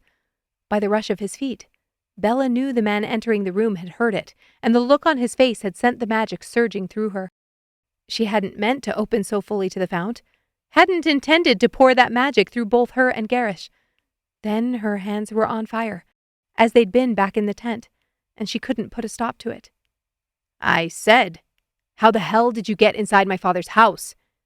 The man was tall and broad-shouldered with impressive bone structure, dark, wavy hair, and scruff over his strong jaw and chin. It was a valid question. One Bella wished she had the answer to. She inspected her palms on Gerrish's chest and gasped. She couldn't see the chair or lines of books through his being like she'd been able to moments before. He was solid. Fully there. Gerrish pressed his fingers against her back and she understood what he was doing. Testing, making sure that she was real. They were here. Physically here in Reiman's cottage. How was that possible? Seconds ago they'd been in Aeon, and now? It wasn't possible. It couldn't be. It took magic to enter the dream world, and magic never allowed a person to change places in the physical world. It wasn't possible to travel physically between realms. Though, before tonight, she hadn't known it was an option to have any physical form in Aeon either. Bella's blood thickened in her veins as she lifted her head. It felt like it weighed 1,000 pounds as she looked over Gerrish's shoulder to take in the man behind him. She met his furious gaze and started. Violet. He was a blessing giver. Bella clenched her fists, her hands still balled in Gerrish's shirt, and attempted to steady herself. "I'm a friend," she stated, her tongue slow and her voice raw. The man didn't have a weapon, but he dropped into a slight crouch, ready to defend himself if necessary. He had no clue preparations like that wouldn't help him if she did end up choosing to attack. Though, with her sluggish limbs, she didn't know if that was true at the moment. "My father doesn't have friends," the man snapped. Bella frowned. Father. That word again. "What's your name?" She didn't want to tell him what she'd been thinking. Reiman never mentioned he had a son, or any children for that matter, and Reiman was dead. "Why should I give you any information?" His eyes flicked between Bella's face and the back of Gerrish's head. Fine. She was trying to spare any potential hurt feelings, but if he wanted to play things straight? "Because I spent 3 months traveling with Reiman, and never once did he mention a son. I'm having a hard time believing you're here out of a deep and abiding relationship with the father you keep mentioning." The man flinched at her sharp tone, and Bella tried to make sense of his presence in the cottage. This man was a blessing giver, and Reiman had died right outside Trill's city walls. Had the Enclave heard of his death? Had they sent someone here to snoop through his things or try to bring back his personal effects? "Careful, Bella." Gerrish spoke next to her ear, his voice low enough to evade the hearing of the man at the door. Was he referring to her tactics or the fact that she still hadn't let go of him? Her legs still felt more pliable than new spring willow branches. "He didn't mention me because he doesn't know I exist." The man straightened and ran a hand through his thick dark hair. That furrow of his brow. Bella recognized it instantly. Reiman. That was all it took. This man was who he said he was, she was sure of it. Compassion swooped in and pushed her suspicion to the side. Bella finally dropped her hands from Gerrish's chest. She didn't need to hold on to him anymore, not if they were physically here. They'd traveled through Aeon. Literally traveled. Started at point A and ended up at point B, with only the void of the dream world in between. All she wanted to do was drag Gerrish to another room and ask him a million questions, but that would have to wait. She stepped to the side so he could see her more clearly. "I'm Bella, a friend of your father's." The man drew a long breath, then his shoulders relaxed. "Brian." He stepped toward them and held out a hand. Gerrish put out a protective arm, but she stepped around him and reached out. Gerrish turned, and Brian looked between the two of them, probably trying to draw his own conclusions. "This is Gerrish, another friend," Bella explained as the blessing giver dropped her hand. "Not of your father's." She kept the last part to herself. Could she even consider herself a friend after driving her dagger into Reiman's heart? Pain struck her heart afresh, and she held her breath. It had been his choice. Reiman knew what he was doing. Brian stepped back, and Bella stooped to pick up the book she'd dropped. Freeborns. the book Reiman had shown her the first time he'd brought her here. She stood, then frowned as she looked between Brian and the lit gas lamp on the table. Are you staying here? Brian exhaled and leaned against Reiman's armchair. Waiting would be a better description. He bit his lower lip as if debating whether he'd allow his next words to reach them. If you traveled with my father, do you happen to know when he'll be coming back? Bella's heart dropped to her knees as Gerrish's hand brushed her elbow. Brian didn't know. How long had he been here in the northern mountains? Had he heard of the Prophet? Of the attack on the Enclave? My father doesn't have friends. Her heart thudded in her ears, and the rock wall behind them seemed to draw closer, threatening to crush her. Brian, your father died, working to protect the Prophet and Trill, a few days ago. Gerrish spoke with surprising tenderness, and Bella didn't pull away from him as his hand landed gently on her lower back. Brian's throat worked as his brow furrowed. How do you know that? Were you there? You saw it? A wave of unease crashed over Bella, threatening to pull her under. Gerrish spoke the truth about Reiman, but not the truth about her. I was there. I saw it. It was my dagger that stopped his heart. Her insides churned. The pressure against her blade. Reiman's gaping mouth. The air thickened around her, crushing against her chest as bile crept up her throat. Bella dropped her eyes. She couldn't look at him, couldn't meet Brian's gaze. We were, Gerrish answered evenly, as Bella fought to steady herself. Her sight had urged her forward and brought her to that action. It was the next right thing. So why did the memory of it still plague her? Why did she have a knot twisted so tightly within her that she feared she'd never pull it loose? Brian's jaw clenched. I traveled here from Aerith to find him. Bella frowned. He'd come from Aerith now? When Reiman hadn't lived there in decades? Reiman left Aerith over 20 years ago.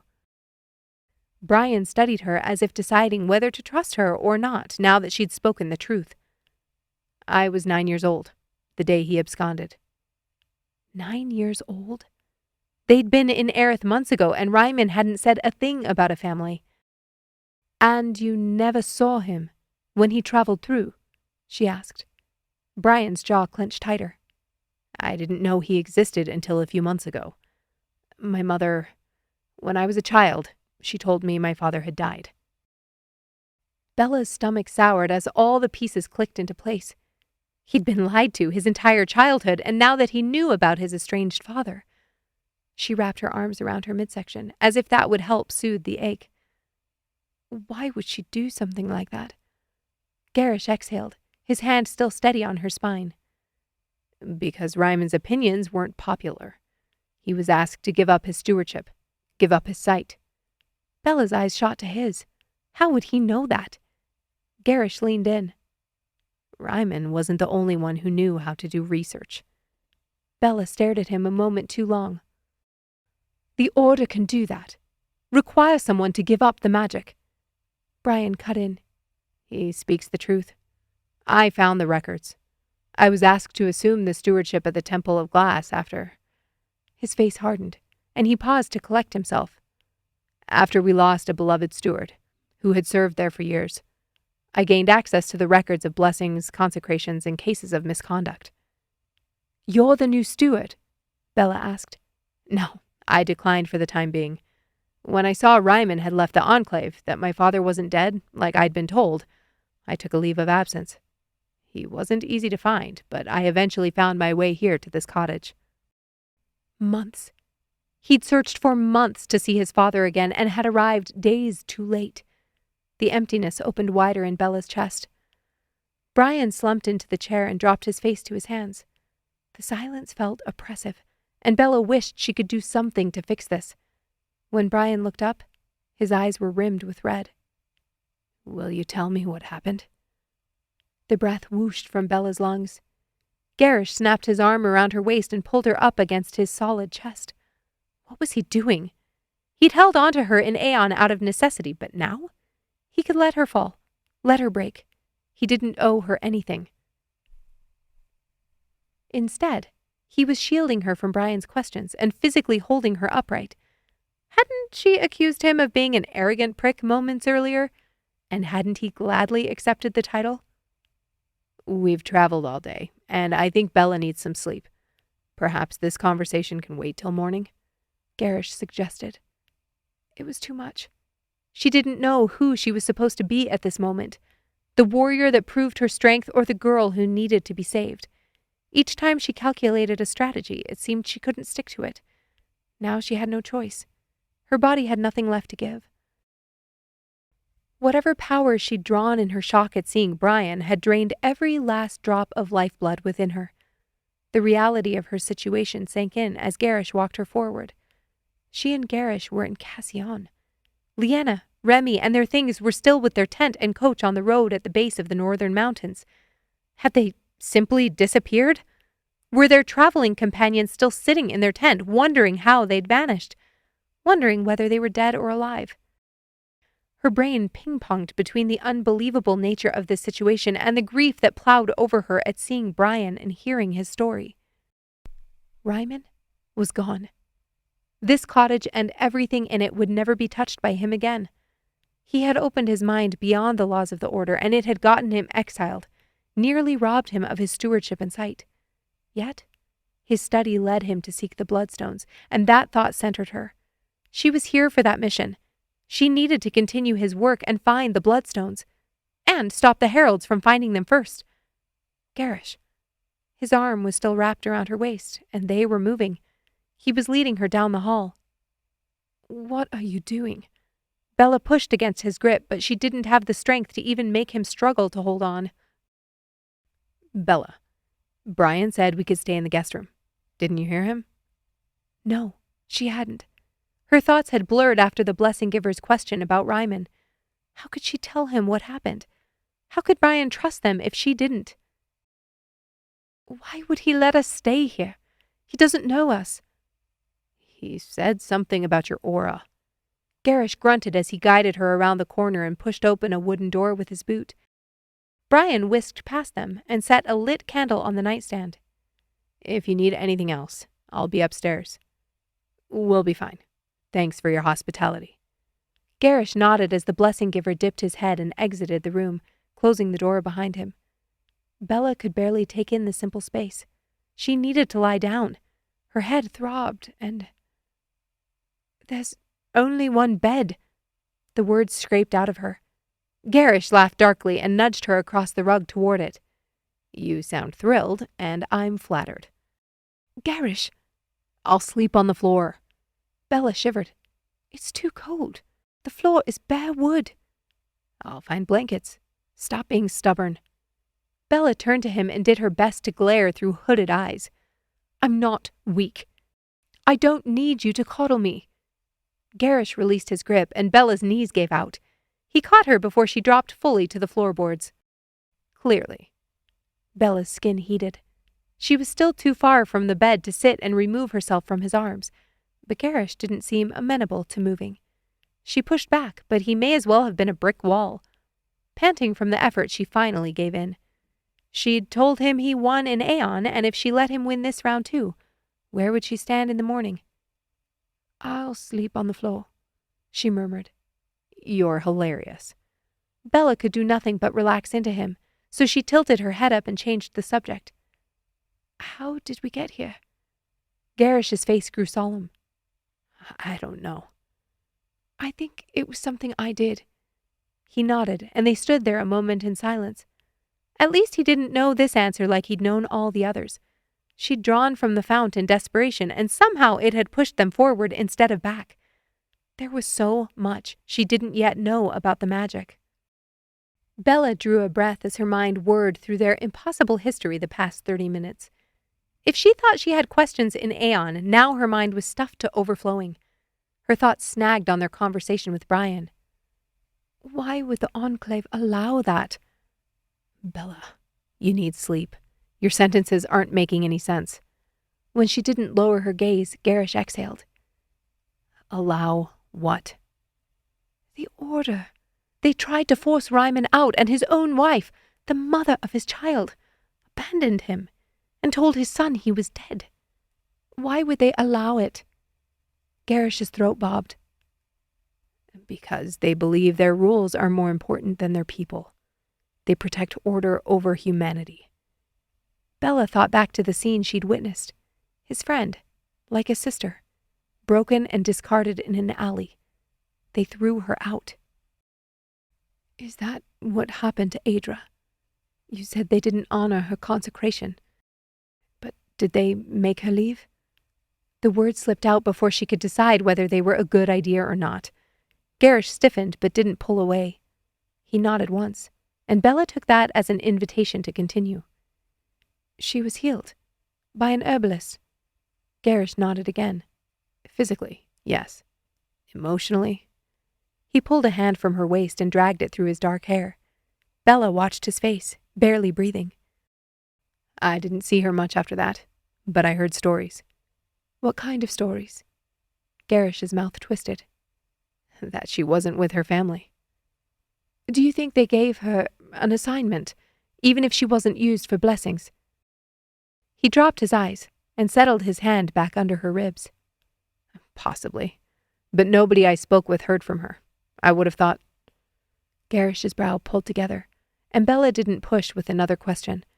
She wanted to lift a hand and smooth out the skin, soothe the pain that had taken up residence there.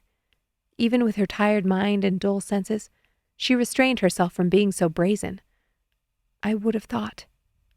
Would the Balancer Enclave have turned their back on Adra as they'd done to Paladin? They'd thrown him out through no fault of his own. The laws of the Order and the people who clung to them had squeezed Mel until she'd left her home. Paladin, Mel, Reiman, all of them suffering, all of them left alone. And suddenly, she understood. She was already flush against Gerrish, but the energy between them shifted. Bella's heart picked up speed as she rested a palm on Gerrish's chest. He lifted his head, his hazel eyes flicking between her hand and her face. You love them, she whispered. Adra had been family to him. It was why he sought out the Heralds. What are you talking about? Gerrish's voice was raw. These people, the Order's outcasts. You love them. Gerrish coughed. I didn't love Reiman, if that's what you're asserting. Bella pressed against his chest. Fine. Maybe love isn't the right word in every circumstance, but you believed they deserved a chance. You still believe the Order should give them that. Gerrish's eyes hardened. If I believed they could give it, I would fight for that. But they can't, Bella. Their hands are tied by upholding their laws with precision. They won't look any farther, no matter how many opportunities they've had. Gerrish shook his head. Bella nodded. She didn't know if he was right, but he believed what he said. He was convinced the Order was harming those on the fringes, those who didn't fit. It was simple to look past that when it wasn't your friend lying beaten in the street. Everything she'd seen of Gerrish and all the stories she'd heard from Reiman now filtered through this new lens. Holding Mel against her will, slamming them with power in the temple, trying to snap the men on the road like twigs when they attacked Remy. She'd fought and killed to protect the people she loved. She hadn't thought twice when she'd killed the blessing giver who dragged Rael by the hair in the clearing when the ambassador's guard had attacked their camp. And she would gladly do it again. Fighting to protect your own friends and family, your people, was the most primal response imaginable. I don't ever want to see another person used and discarded, Gerrish whispered. Bella's heart surged, and she fought to keep her voice even. I know I'm new to the Herald's mission, and maybe I still have much to learn, but removing the Order or the magic from our realm won't eliminate dark hearts and selfish minds. Gerrish lowered his eyes. No, but removing their privilege will level the field, prevent more disparity between people who should be seen as equal. It will be a damn help. Everything Bella had believed about the Heralds, about Gerrish, up until this point, flipped on its head. She didn't agree with them. She didn't believe removing the magic from the realm was the right answer, and she certainly wouldn't abandon her mission simply because his line of thinking made sense in its way. Yet, staring up into his determined face, she was finding it incredibly difficult to be terrified of him, as she'd been since the moment they left Trill. Knowing what was in his heart, made it more impossible than ever to hate him, to do anything to hurt him. The candle flickered, illuminating a mesmerizing blend of colors in Gerrish's hazel eyes. Warm, earthy browns intertwined with hints of golden hues and flickers of green, like dappled sunlight, filtering through the forest they'd been camping in. "Is something wrong?" Gerrish asked. Bella's mouth went dry, and she cleared her throat. "Liana and Remy, they're still back with the tent." Gerrish's lips were so close when he spoke. His breath whispered against her cheek. "I'll visit them. Tell them where we are." Had he moved closer to her, or had she leaned in? "Will you tell them how—" "No. I'll keep your secret." Bella's breathing stalled. Those words. He'd spoken them in the tent. "I'll keep your secret." They couldn't have felt more opposite. That time he'd been needling her, but this was real. She'd brought them here. Something about what she'd done, how she'd drawn on the magic, had pushed them through the film of Aeon and drawn them back into this realm, miles away from where they'd started. One of Sidoni's bonds was broken. If she could draw that freely in Aeon now, what could she do here? "Thank you," she whispered as her body sagged. She was thanking him a lot lately, and it felt not wrong, but strange. Against everything she'd expected. Gerrish sighed and straightened. "We can figure this out in the morning, Bella. You need to sleep." She wanted to tell him to stop telling her what she needed, but the words wouldn't come. Bella nodded and allowed him to walk her back to the bed. As her awareness was dragged towards sleep, the feel of Gerrish's hand on her waist and the scent of him as he leaned down and lifted the quilt for her to climb in left indelible marks. She was exhausted. She wasn't thinking straight. "Sit," he commanded, and she did as he said without complaint. He knelt on the floor, and her heart skipped a beat. The sight of him there with his head bent in front of her sent a jolt of energy through her spine. She could reach out, run her hands through his hair. Bella jumped as he slipped a hand around the back of her calf and lifted her right foot from the floor. He balanced it on his thigh, and she could barely breathe. He was helping her, nothing more. Her cheeks flamed, hoping he didn't look up and read her thoughts all over her face. Gerrish's fingers left trails of liquid heat across her skin as he dropped his hand to unlace her boot. He tugged the laces free and cradled her foot back to the floor, then repeated his efforts with her left foot. Bella's breath hitched in her throat as he pulled the second boot off, then scooped both her legs into the crook of his arm and stood, sliding them smoothly under the sheets. He pulled the quilt up to her shoulders, and if he noticed her shallow breathing or flushed skin, he didn't say a word. His hand lingered at the top of her arm a moment, and Bella held her breath. When he pulled back, her skin cooled and she felt the urge to reach for him. Gerrish blew out the candle, dropping the room into darkness. She would have thanked him again, but her eyelids drooped as she tried to interpret the shuffle of his feet, and she couldn't form the words. Chapter 17. Bella woke to sunlight streaming through the window. Trees crowded the walls of the cottage, but their leaves had already fallen, revealing bare branches and no buffer from the sun's rays. Black streaks marred their branches, exactly like the bush near their tent the night before. So, it hadn't only been Aeon. Her heart sank. She'd always found such joy in the beauty of the realm, in the green shoots and blossoming flowers. Would they come back next spring, or would this darkness strip them of the energy they'd need to survive? The washed-out color of the air and the glittering frost on the brown grass outside the glass panes told her dark season had fully taken up residence here in Cassillon. She shivered, and clutched the quilt to her chest a moment longer. The night before sharpened in her memory, and her eyes cut to the floor. A blanket and pillow sat on the wooden planks, but Gerrish was no longer there. Had he slept on the hard floor all night? Maybe that was why he'd woken early. Bella didn't remember anything after he'd pulled off her boots. Oh, but she remembered that detail vividly. Him kneeling on the floor in front of her, his strong hand wrapped around her calf as he tugged on the worn leather. She shivered and sat up in bed as her cheeks flushed. This wasn't helpful. She couldn't allow herself to think about Gerrish like that, especially now that she was so close to finding what she needed. Her answers were so close she could almost taste them. Something tingled just beyond her reach, and it was here in this cottage. She was sure of it. Bella had to find the location of the next stone, then split off and reunite with her friends. Now that she knew what she could accomplish in Aeon, she didn't need to be physically with the Heralds for the next part of her plan. All she had to do was keep the stones out of Gerrish's reach while she worked on disrupting their organization. Gerrish would hate her. The thought slammed into her brain out of nowhere and felt like a punch to the gut. It doesn't matter, she sent back, willing her mind to get in line with her priorities. She could have compassion, understand his reasoning, even respect his integrity, and still do what needed to be done. Gerrish would do the same. He'd understood why she'd deceived him and recognized she had the same goal, only a different way of achieving it. Stripping magic from the realm wouldn't remove pain and suffering from Ariathne's creation, and neither was saving it. Bella wasn't naive enough to believe only one solution existed to the problems they faced, but the goddess had blessed them with these magical gifts for a reason. Who were they to decide they knew better than a divine being? Though, she supposed Gerrish could argue the exact same thing. Bella groaned as she pulled on her boots and straightened her clothes. Every inch of her drooped, as if it had been tapped for blood. Her hands trembled as she fumbled with her laces, and her vision swam as she stood and ran her fingers through her hair. Her skin felt sticky, and her mouth thick.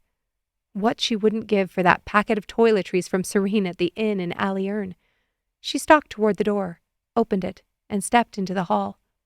Reiman must have left some bathing supplies here, and based on the fact that Brian didn't smell rank last night, he had to know where they were. Bella's stomach growled. First, she needed food. Then she'd clean up and get to work.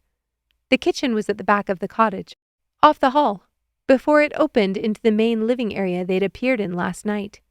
Bella left her room and passed under the staircase, leading up into Reiman's loft bedroom where Brian must be sleeping.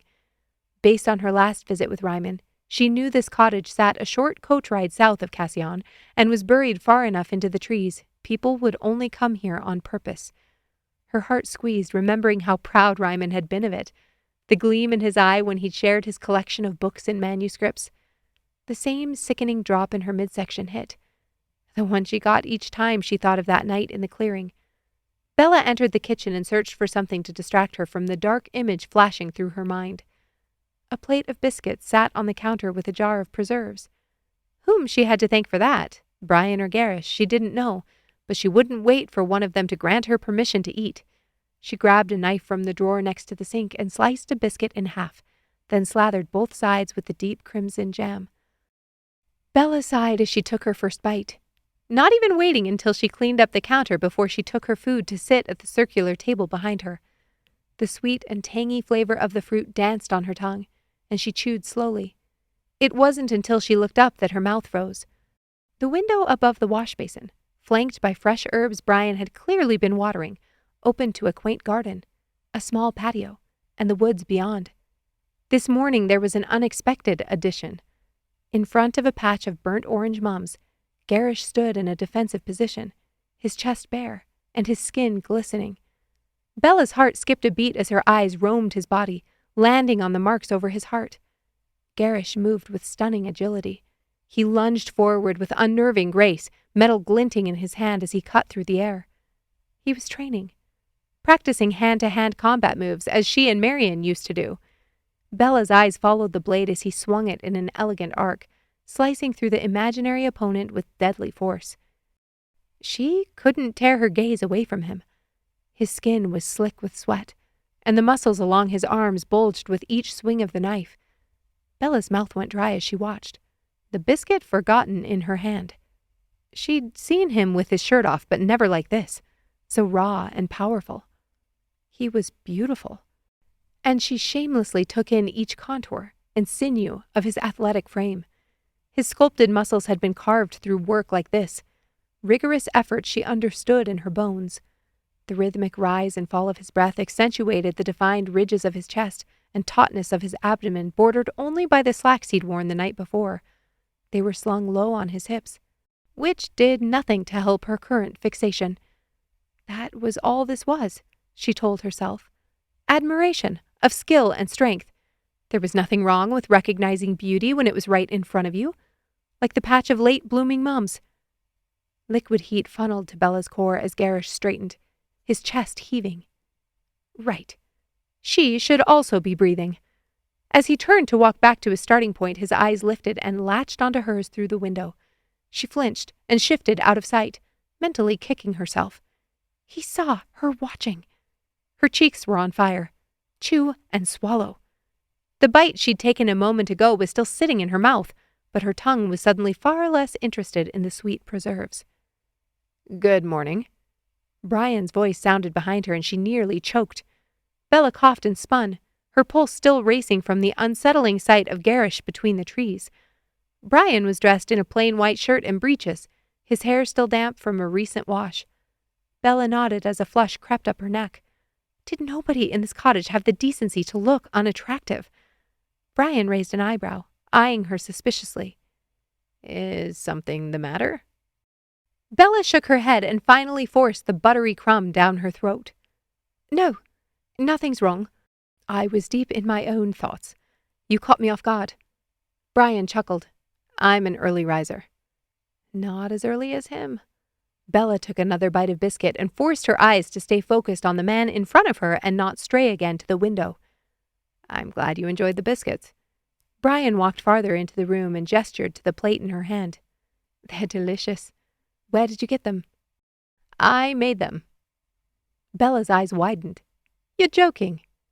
Brian laughed. "I'm not." "I don't think I've ever met a man who could make biscuits. Certainly not as delicious as these." She took another bite now that the first chunk was dislodged from her throat. "Glad to be your first." His eyebrow quirked, but his smile faded. Bella and Gerrish had left the conversation last night without answering Brian's questions, and they hung heavy in the air between them. This morning, though, Gerrish wasn't there to act as her buffer. Bella wasn't ready to talk about what happened, but she could at least acknowledge the blessing giver's pain. "I'm so sorry, Brian. About Reiman." Bella set the plate next to the wash basin and brushed the crumbs from her fingers. Brian's face clouded over as he stopped next to her and leaned against the counter. "Do you feel better this morning?" Bella nodded. "Please, don't ask." "Why are you both here?" Brian steepled his fingers and pressed them against his lips. Bella exhaled, relieved. That was a question she could partially answer. "Reiman was well educated, especially on matters of the magic. Gerrish and I are searching for—" Bella trailed off as the air shimmered next to her. She tilted her head to the side, wondering if her eyes were playing tricks on her. The physical world didn't simply light up and an image appeared. And in an instant she was staring at herself. And Brian. The blessing giver lifted from the counter, then leaned close and peered at her. He reached for her face. No, her eye. Bella looked up at the ceiling as he pulled at her eyelid with the tips of his fingers, searching for something, when Gerrish pushed through the back door. He paused and stared at the two of them, his jaw clenching as his grip tightened on the shirt in his hands. The vision disappeared, and Bella stepped away from Brian with wide eyes. "Searching for—" Brian watched her curiously. "Sorry, the mums. Out the window. They caught my eye." Bella took another step back and pressed her hands on the rail of one of the wooden chairs around the table. "What was that?" She cleared her throat. "Yes. Searching for information on how to help the Blessing Giver Enclave after the recent attack. You must have heard about it." The half-truth slipped out effortlessly, and Bella didn't feel any hint of guilt. They were seeking information, and Brian didn't need to know anything about what they both actually sought, albeit for opposite reasons. Bella to save the magic, and Gerrish to destroy it. Brian didn't need to be pulled further into this than he already had been. Bella jerked her head back as something flew into her eye. "Oh, let me—" "No!" Bella held up a hand and squeezed her eye closed. "No, I'm all right." Brian nodded and opened his mouth to speak when Gerrish pushed the back door open and stepped over the threshold. He looked exactly as he had seconds before in the vision that had opened to her, his chest rising and falling, the shirt fisted in his hand. Bella had something in her eye, and Brian had offered to help, if she hadn't told him to stop. Had she just seen the future? Had the magic shown her a possibility, and because she'd backed away, it didn't come true? Was that possible? Her sight had never worked that way. The magic had pulled and nudged, but never outright shown. Bella's heart thumped against her ribs as her eye continued to tear up, not only from whatever had flown into it. All her life she'd clung to her magic as a comfort, but now it felt foreign, like a language she was expected to speak but hadn't ever heard before. Gerrish's brow lifted. "Can I help you with something, Bella?" The corner of his mouth curled, and Bella's good eye widened. She'd been staring, but not for the reason he thought. Her gaze drifted again over his sweat-slicked chest. Maybe partially for the reason he thought. Brian dropped his hand on the table. "Bella was admiring the mums while she ate breakfast, and I interrupted her. She was telling me that you're looking for information on how to help the Enclave after the attack." Gerrish's lip twitched. "You were admiring the mums?" Bella's eyes flashed at his tone. He'd seen her staring out the window and had drawn his own conclusions. She wasn't about to admit he was right. "You don't believe me? They're directly in front of the window." Gerrish leaned his shoulder against the wall, and the muscles across his stomach stretched. "Surprising, that's all. They aren't the most delicate flower." "Maybe I don't like delicate things. Maybe I admire flowers that have the gall to bloom when all the other flowers are shriveled and retreating to their roots." Gerrish's lips pursed, and she changed the subject. "Have you tried the biscuits? They're delicious." Brian leaned against the table. "I admit, I don't have much food left. I've avoided going into town with all the excitement. My supplies are low." Bella watched Gerrish still frozen in front of the door. She understood what Brian meant.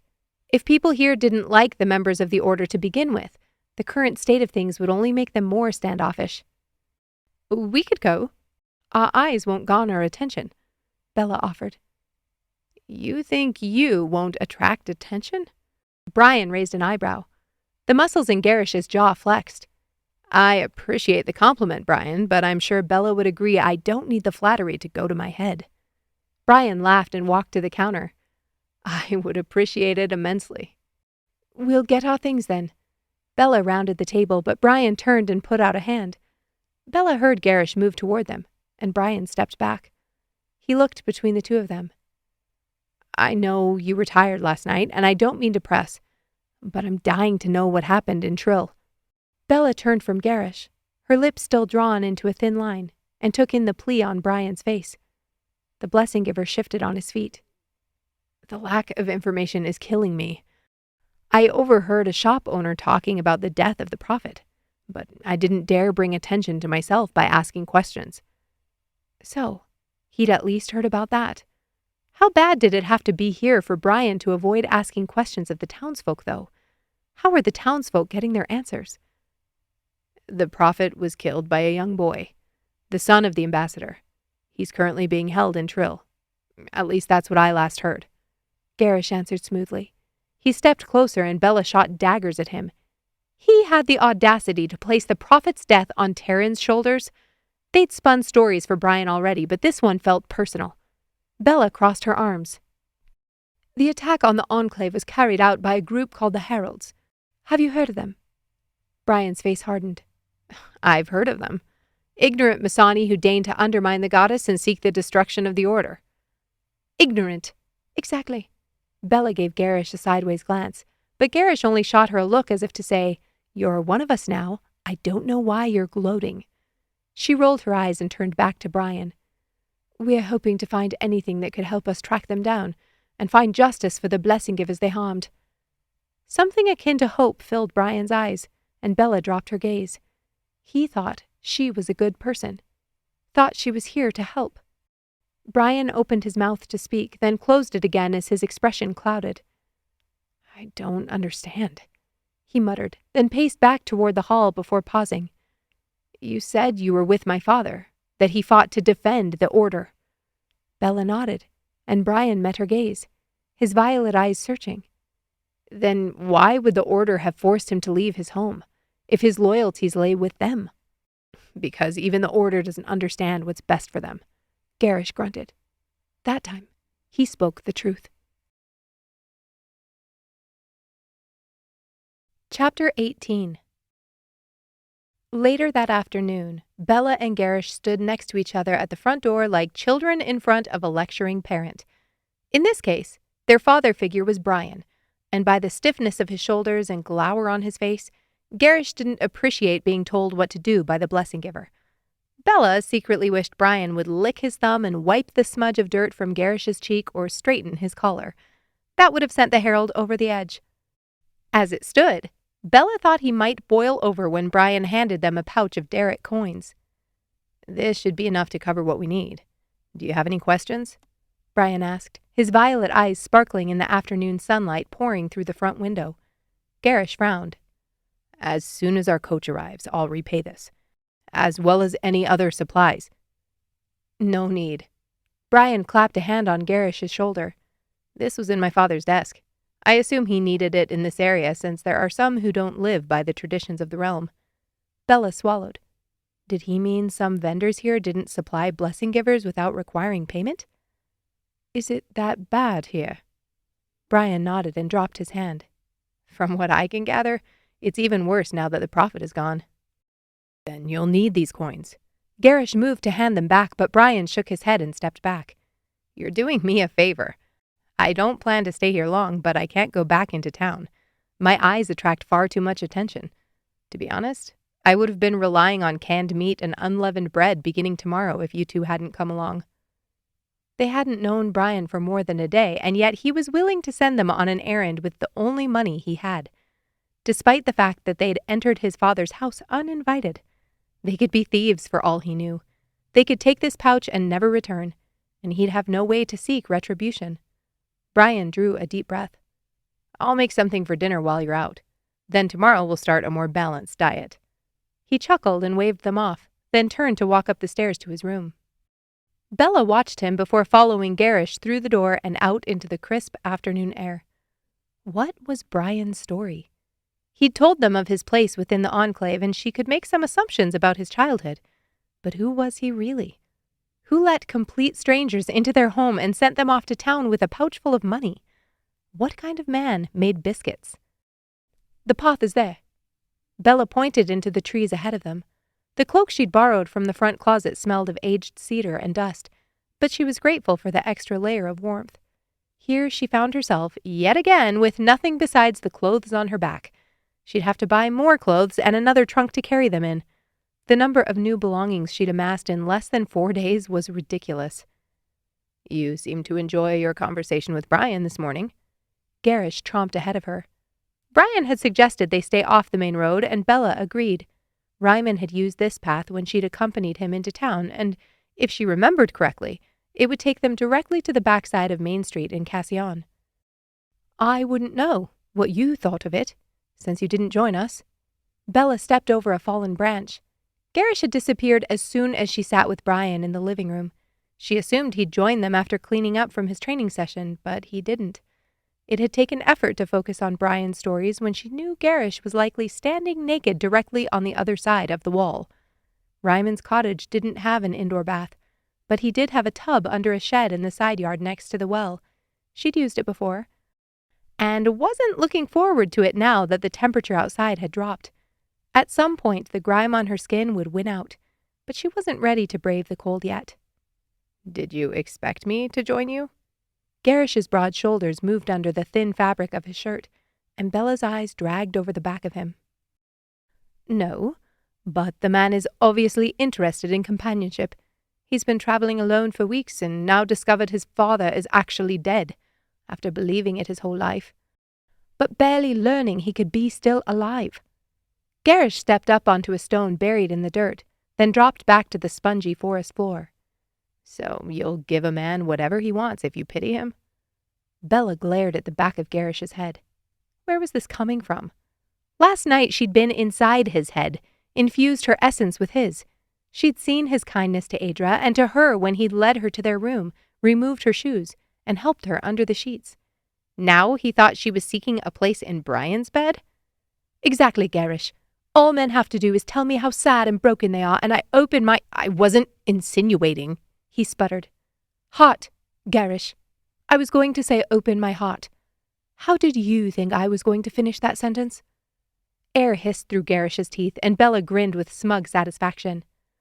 I have empathy for Brian. I know what it feels like to be away from home, and wish you had someone kind and understanding to talk to. Right. Kindness and understanding, Gerrish muttered as he ran a hand over the soft needles of a pine branch. Bella pushed her pace to walk next to him. They're charming qualities. Gerrish threw out his hands. You can't be that oblivious, Bella. We appear in this man's dead father's cottage, and instead of kicking us out, he takes one look at you and offers for us to stay the night. One look at me? He thought we broke into his house, Gerrish, and yet he was willing to hear us out.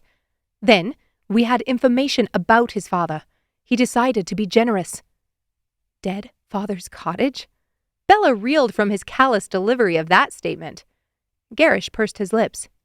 Men can be extremely generous under the right set of circumstances. Bella's blood boiled. Ah, this is coming from personal experience, then. Her pulse quickened as she worked to keep up with Gerrish's long strides. You recognize this because it's your strategy?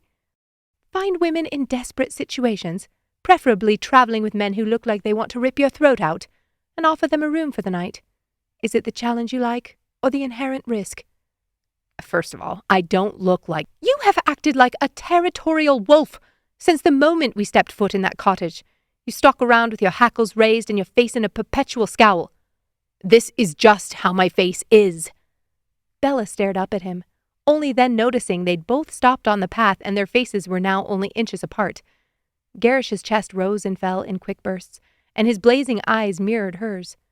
Why had this argument started? Why was she yelling at him in the middle of the trees about his facial expressions, or lack thereof? Gerrish's body was close enough to radiate heat. The scent of fresh rain washing over stone diffused around her, and she hastily stepped back into the mulch. It doesn't matter. She wet her lips and crossed her arms. We should get going. We only have a few hours before the sun goes down. Gerrish raked a hand through his hair, then nodded and continued up the path.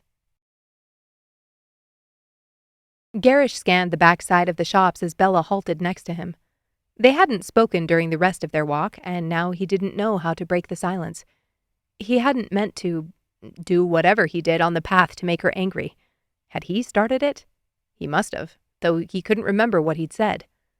Bella was oblivious if she thought Brian's mind wasn't going wild with possibilities now that someone like her had ended up in his father's cottage.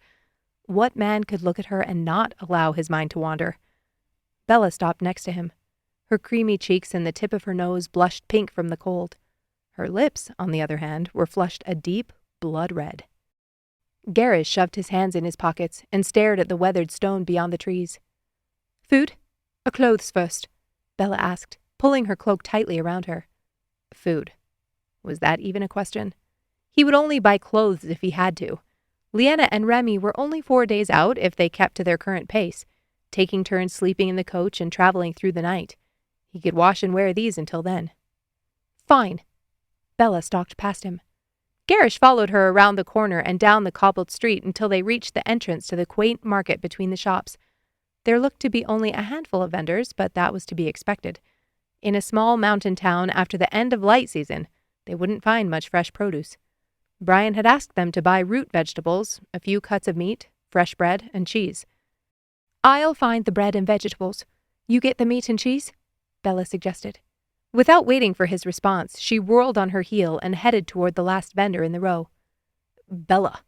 He hurried to catch up, and as she turned, he held out the purse Brian had given them. She took it, slipped open the tie, and pulled out a small handful of coins. Yours will be more expensive. Bella turned and continued on her path. He remembered now. What he'd said on the path. Based on how she was acting, he'd probably have to apologize. Bella wouldn't let his comments slide under the rug, though she'd taken one statement and blown it way out of proportion. He hadn't meant to insinuate she was loose, only that Brian's motives may not be as pure as she assumed. Kindness and understanding. She'd definitely given the blessing giver that. Both times he'd walked past the living area, Bella had practically been curled at his feet while he regaled her with tales of his time in the Enclave as a child, then as a young man serving in the north of Ariathne. How could she think he wasn't kind and understanding? The people he encountered certainly wouldn't describe him that way, but he'd been considerate to Bella, as considerate as he could be under the circumstances. Gerrish approached the cheese merchant stall and momentarily balked at the sheer variety. "Good day. Can I help you find something? Perhaps a tangy blue, a creamy, mellow brie?" Gerrish nodded, avoiding the man's eyes. The vendor's exuberance made him uncomfortable. "The brie, please, and a camembert." Those were 2 names he knew. Hopefully they were kinds Bella would like. He didn't especially care what Brian thought. The vendor wrapped up the requested cheeses, and Gerrish carried them to the next stall over, where he selected the meat. This part was easier. A simple roast, leg of lamb, and string of sausages. Bella appeared at his side and held out a basket. "A gift, to carry our purchases." Gerrish placed the cheese next to the 2 loaves of bread, then glanced over her shoulder. He raised an eyebrow as he caught the young man restocking potatoes at the back of the market, watching Bella. He almost asked if she'd shown him kindness and understanding, but thankfully caught himself. Bella was smiling. He didn't want to ruin that again. The butcher handed them the meat Gerrish had ordered, and he handed over the appropriate number of coins. Bella insisted on carrying the basket, and they walked back to the street. Before he could suggest they start home, Bella beelined it into the clothier on their left. "I think I'm fine. I don't need—" "You need a change of clothes, Gerrish, and so do I." Bella handed him the basket and pushed open the door. A bell jingled as they entered, and a woman who looked like one of the sausages he'd just purchased, cinched in the middle with a tie on her skirt, jostled toward them. "You 2 look worse for the wear, don't ya? Let me see." The shopkeeper didn't bother to ask them what they were looking for, didn't even deign to ask their preferences in size or style. She simply motioned for Bella to hold out her arms and began piling shirts and slacks over them. "That'll be perfect for these cold winter months. And these—" The woman hummed and muttered. Bella looked up, her eyes wide with delight, and suddenly any annoyance Gerrish felt drained out of him. He could watch this for hours. Bella's face lit up, her head cocked to the side with curiosity, her golden hair puddling on her shoulders. Bella laughed and nudged the woman, telling her she'd provided a more than adequate selection for their perusal. She walked back to Gerrish and set the pile down on the end of the table, then began pulling up the pieces one by one. "This would be an option for you, obviously, similar to what you wear already, but in a slightly different color." Gerrish nodded, transfixed. He barely noticed the shirt was a deep forest green because all he was watching was Bella. Her brows pulled together as she picked a piece of lint from the shoulder, then carefully folded the shirt in half and set it to the side. "This one looks comfortable, and—" "You choose," Gerrish offered, his mouth growing dry. "Whatever you think." How did she have energy for this? Had he been like this once? Happy to start up a conversation with someone and run errands? Bella blinked and looked up at him over the pair of women's slacks she held in her hands. "For you as well?" He rolled his eyes and handed her the purse. Bella took it from him, then watched as he strode from the shop. Gerrish set down their basket and waited in the street, leaning against the stone and allowing the crisp air to cool his blood. What was happening to him? He could barely remember why they'd come to Reiman's cottage in the first place. He had to dig through layers of thoughts all built on Bella to find his original motives and plans. How she looked, what she'd said, what she might be thinking. He patted the breast pocket of his shirt to center himself. When they returned to the cottage, he'd search for the information he needed. As much as Bella intrigued him, he didn't have time to waste. With one more bond broken, Sidoni's reach into the passage realm solidified.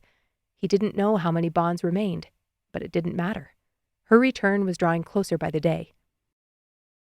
Bella appeared on the walkway with a trunk in her hand a moment later. "Another gift?" Gerrish asked. Bella shot him a look, not waiting for him to pick up the basket before passing him and heading toward the path. "At least now you know how I feel." Gerrish took long strides until he caught up. "About receiving unsolicited gifts from strapping men who grow and cook their own food?" Bella smacked his shoulder. "No, about relying on the kindness of others. I know you hated taking those coins from Brian, and probably wouldn't have accepted these." She held up the trunk. "And he wasn't strapping." Gerrish smirked, then thought back to the first day in Aliern when Bella had refused to stay at the inn because she didn't have enough money. "I'm sorry for what I insinuated after we left this morning." Bella's lip twitched, and it took her a moment to answer. "I got you that green shirt as punishment." Gerrish laughed. Why would that be punishment? When I held it up, you didn't seem to have any interest. Gerrish's heart picked up speed. He'd had interest in something else, not the shirt. I thought the color was nice. Because it looked lovely against her skin. Well, then it won't serve the purpose I'd... Bella stopped mid-sentence as they reached the corner of the street and paused for a cart to pass. It's time. It has to be. A man with a wide-brimmed hat stood at the corner talking animatedly to a friend. The order is broken, and if we don't act now... It's already a hive of bees in Trill. His companion ran a hand over the back of his ruddy neck. Our blessing givers and balancers are gone. Maybe that's enough for now. Bella shot Gerrish a look and clamped her mouth shut. It's not enough. Because when they have a new prophet, they'll force their way back in, the man in the hat asserted. The coach rumbled past and the men continued up the street. Bella and Gerrish crossed and turned left to find the path behind the shops. Personally, he couldn't have agreed more with the man's assessment. The order was broken. They'd been broken for generations. How many leaders had known about the information they were seeking? Based on what he'd seen through Terran, the ambassador at least knew something. Yet they refused to embrace the truth, proving it had never been about that. Bella exhaled when they were out of earshot. Did you hear that? Their blessing givers and balancers are gone. Gerrish nodded. I don't think they had many in the first place. But they must have known about Reiman. Did they think he disappeared? Tried to chase him out? Bella shifted the trunk to her other hand. He didn't seem concerned about any of this when we were here last year. I don't think Reiman was ruffled by much. Bella glanced up at him. You knew a lot about him. Gerrish nodded, his blood heating under her gaze. I would have been stupid not to, since we both sought the stones. She nodded and shifted the trunk a second time. Gerrish reached out to take it from her and she pulled back. Let me carry it. You owe me a punishment. The corner of her mouth lifted, and after a second, she passed him the handle. The walk back to the cottage seemed to take half the time, even with the basket and trunk in his hands, probably because Bella practically skipped along the path in her boots and chattered about something she'd read in one of Reiman's books that morning. Gerrish ignored the parts of her story that included Brian, and instead focused on the swish of her hair across her back. He could enjoy these last few moments, couldn't he? He couldn't exactly start his research here in the trees. Brian opened the door before they'd even knocked on the door to the cottage, and smells of warm spice and fresh herbs hit their nostrils. His eyes lit up when he saw them. Dinner tomorrow will be better with these supplies, but I made us a vegetable stew with the parsnips and carrots still in the garden. Bella sighed with anticipation as Brian took her cloak from her and hung it back in the closet. The tightness in Gerrish's chest returned. A smile stretched across Brian's face as he peeked into the basket, mirroring Bella's excitement on the path. You walk around with a perpetual scowl. Bella was right. Next to Brian, Gerrish might look exactly like someone who wished to rip people's throats out. Oh, Brian put a hand on Bella's arm. I think I solved your problem, by the way. Bella's eyes lit up. What problem? Gerrish asked, setting down the trunk on the wood floor. Brian pointed to their room down the hall. Bella was explaining how you slept on the floor last night and asked if there was anything more comfortable. An extra quilt or something to put down? Gerrish looked at Bella and her cheeks flushed. Brian continued. I realized the pillows on the sofa in my room in the loft are removable. With those backs off, it makes a perfect cot. I thought Bella could sleep there tonight. He flashed another winning smile. Then you could move off the floor and take the bed. Chapter 19. I'll take the cot, Gerrish blurted as he pulled off one of his boots. Sofa, whatever it is. Bella was comfortable in that room. Bella frowned as she crouched to untie her laces. Gerrish, I don't need. The sofa may not be long enough for someone as tall as you. Brian cut her off and motioned at Bella's comparatively small frame. I sleep on my side, with my legs bent, Gerrish retorted. That will be fine, thank you. Bella snuck glances at Gerrish as she slipped her foot from her boot. What was he doing? He hadn't spoken more than a few words to Brian, and now he would have to share a room with him? Whatever works for the two of you is fine by me. Brian clapped his hands together and picked up the basket from the floor next to her. Are you sure, Gerrish? Bella straightened. Had Gerrish thought through this decision? She doubted it. Based on their conversation on the path to Cassillon, she was positive this had something to do with his misinterpretation of Brian's motivations. He was trying to protect her.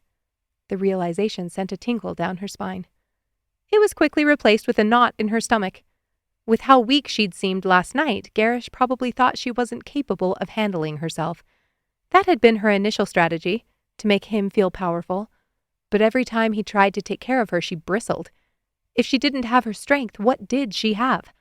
If he saw her as someone he constantly had to watch out for, what value did she offer? Positive, Gerrish grunted, then pushed his boots against the wall and stood.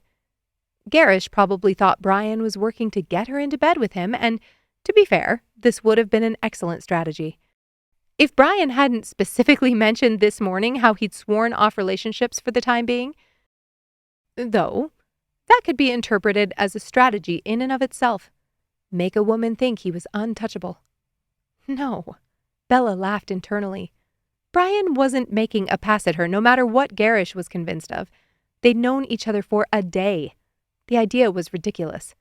And she didn't need to prove herself. She'd come this far and wouldn't have to stay with him much longer. Not if she found the information she needed. And she would find it. They followed Brian into the kitchen, which smelled of rich vegetable stock and thyme. What she wouldn't give to be a fly on the wall tonight after dinner.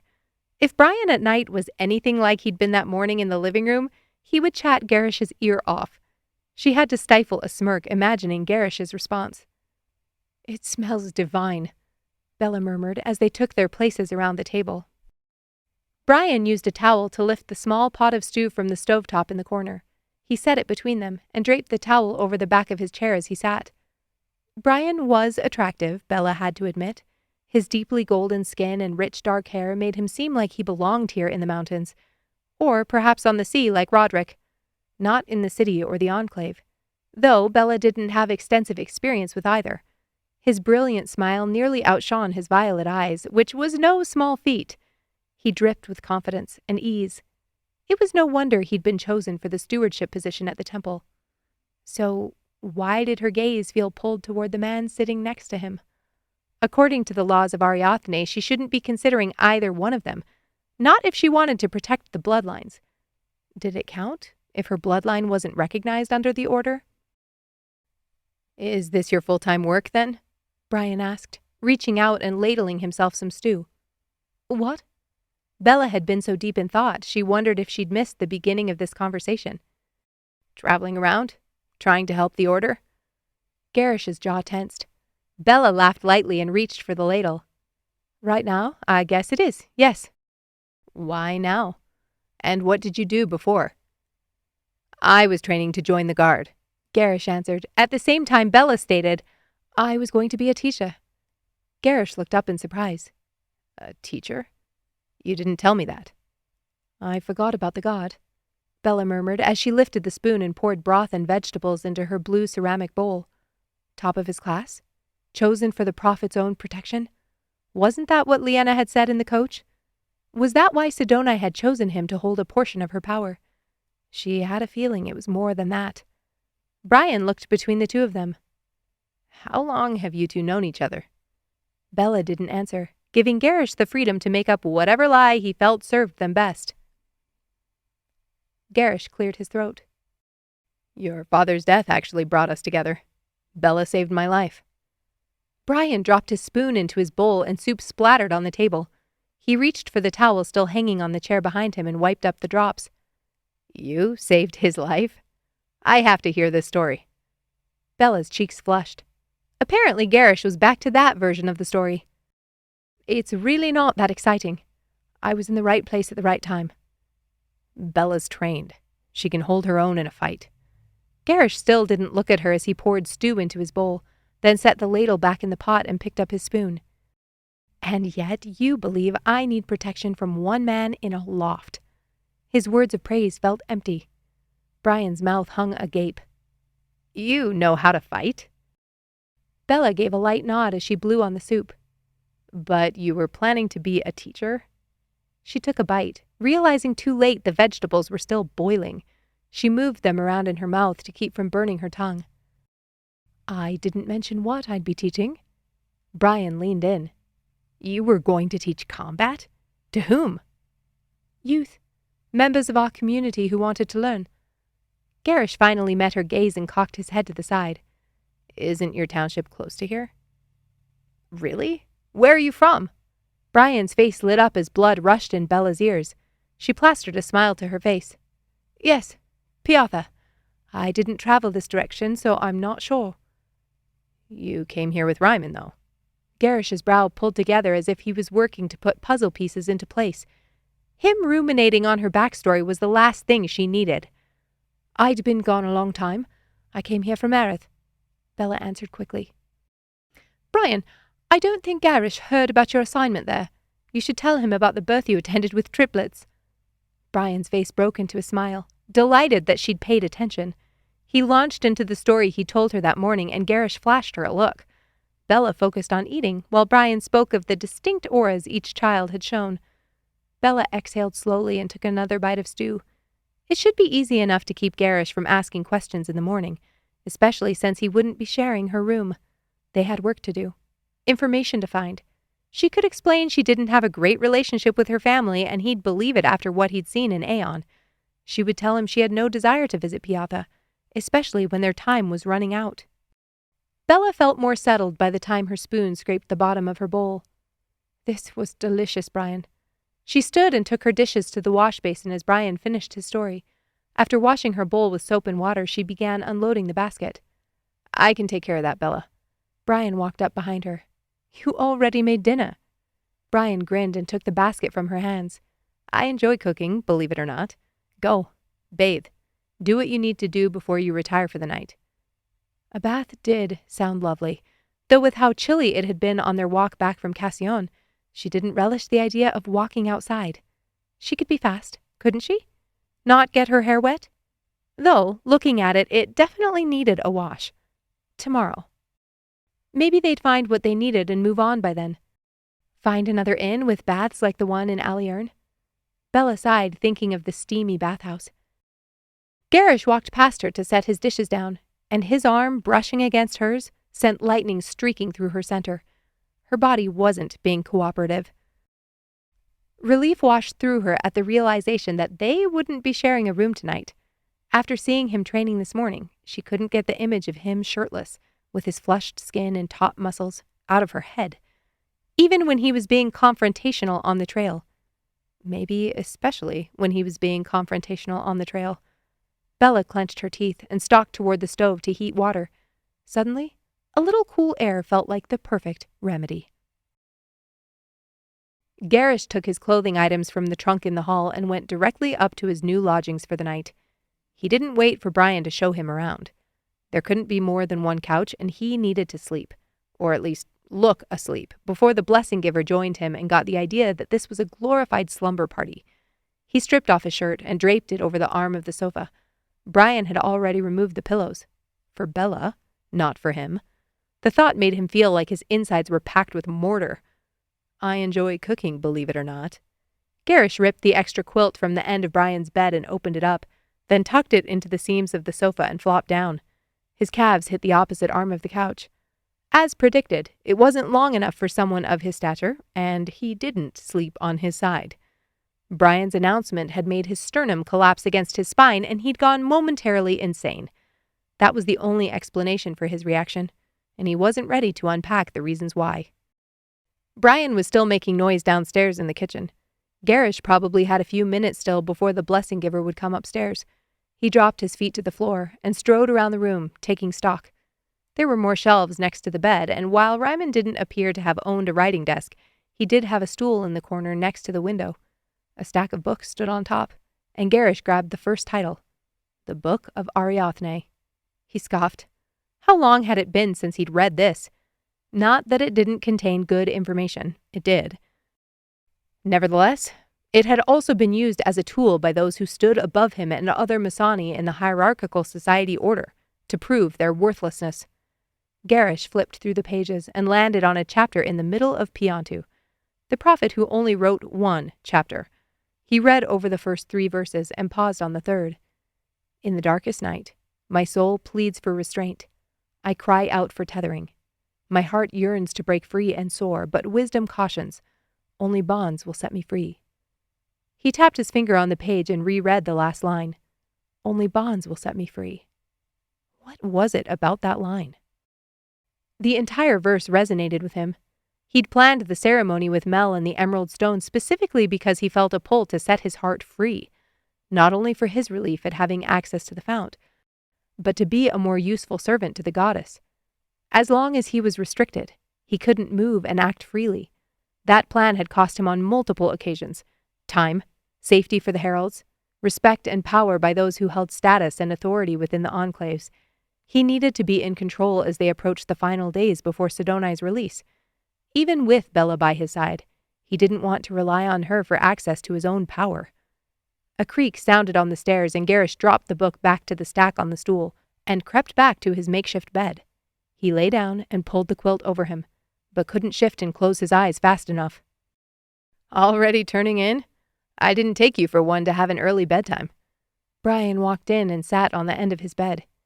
Gerrish groaned internally. "Long day." "Ah, I can imagine. I'm sorry to make you go into town after traveling yesterday." Gerrish made a show of facing the wall. "Happy to help. Thank you for dinner." "You're welcome." There was a rustle of fabric, and though Gerrish had zero desire to watch Brian undress for the night, a dark curiosity took hold of his thoughts. It would be interesting to see what Brian looked like under his shirt, see how he compared. "Do you think Bella will be all right out there?" Brian asked. Gerrish turned back and found Brian shirtless, pulling a fresh, long-sleeved sleep shirt from the top dresser drawer. He turned, and Gerrish gritted his teeth. How was he that toned when he was a blessing giver, working for all intents and purposes a sedentary job? "Bella can take care of herself," Gerrish answered. As annoying as it was to discover Brian's physique was more than impressive, the lack of a mark over his heart was what stalled his thoughts. Brian would be a better fit. The words rumbled through his mind like a runaway coach. Of course someone like him would be a better fit for Bella. He was kind and understanding. He cooked dinner and smiled. "Are you sure?" Brian pulled the shirt over his head. "I know Bella mentioned her training, but against a man prowling in the woods?" "Do you often have a problem with men prowling in the woods?" Brian shrugged and pulled the shirt over his hard stomach. Why was he noticing another man's stomach? Gerrish rolled onto his back to stare at the beams on the ceiling and let his feet shoot up into the air as his calves rested on the arm of the couch. He should have let Bella sleep here. If she was interested in Brian after knowing him for a day, why should he interfere? His chest caved again at the thought. "I told you there's been unrest in town. They hate members of the Order. And while I have no reason to believe anyone in Cassian considers my father a threat, I wouldn't be surprised if his presence here made them nervous." "They don't know about his death," Gerrish concluded. Brian sat on the bed and slapped his hands to his knees. "I don't think my father was here often enough to make friends. Hopefully not enemies either, but I wouldn't want to meet Bella alone in the woods, and I doubt anyone in town has my particular skill set." Brian pulled off his socks, then scooted up the bed to climb under the sheets. Gerrish scowled up at the empty air. This was becoming a slumber party, and there was nothing he could do to prevent it. "What took you away from your plans? To join the guard and Trill?" Brian asked. "Just blow out the lamp," Gerrish pleaded internally. He should have done that when he first came in. Then Brian wouldn't have spotted him barely getting into his bed. "I became interested in the history of the Order." "Interest doesn't earn Derek, though, does it?" Brian flashed a smile, showing his straight white teeth. No, it doesn't, Brian. Do you mind if we snuff out the lamp?" "Of course." Brian stretched his arm out and twisted the key to pinch off the wick. Gerrish relaxed in the darkness. It was where he was most comfortable these days. He'd been like Brian once, quick to laugh with easy smiles and a positive, determined outlook on life. It wasn't the blessing giver's fault that his existence served as a stark reminder of how far Gerrish had fallen. He wasn't happy like that. Not anymore. Watching someone else live that life was like throwing a spark on dry kindling. Here this man lost his father, and he still seemed weightless. In comparison, Gerrish felt bound to the earth beneath his feet with leaden shoes. He wouldn't ever have this. He wouldn't be free to forge his own path ever again, not until Sidoni was free. At 21, having direction and purpose had enlivened him, made him feel worthy. He hadn't realized then that what he wanted, what he needed, might change. "Why did my father choose you and Bella to work with him?" "Probably because he couldn't ask a member of the order," Gerrish answered. "Right, but why you?" Why you? It was the same question Gerrish had been asking himself for years. Why him? Why had the goddess chosen him as the one person, now one of two, to share her magic with? "I guess we were both in the right place at the right time," Gerrish mumbled. After a long moment, when Gerrish's thoughts began to drift, Brian spoke again. "Will you tell me what happened in Trill? The night my father died?" He paused, and Gerrish heard the rustle of his sheets. "I meant to ask Bella this morning, but I didn't want to make that light go out in her eyes." Gerrish's ribs seemed to shrink, squeezing everything inside his chest. He'd noticed. The way talking about that night shut Bella down. Reiman had been following the Heralds. They were seeking items of power he wanted to keep them from finding. He interrupted a ceremony in Trill, and the Heralds attacked. Bella saved my life, but couldn't save Reiman.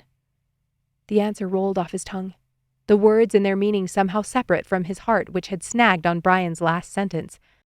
I didn't want to make the light go out in her eyes. Brian had kept his questions to himself so Bella could go on smiling. Meanwhile, Gerrish had pushed and snapped, replacing that light with frustration, anger, darkness.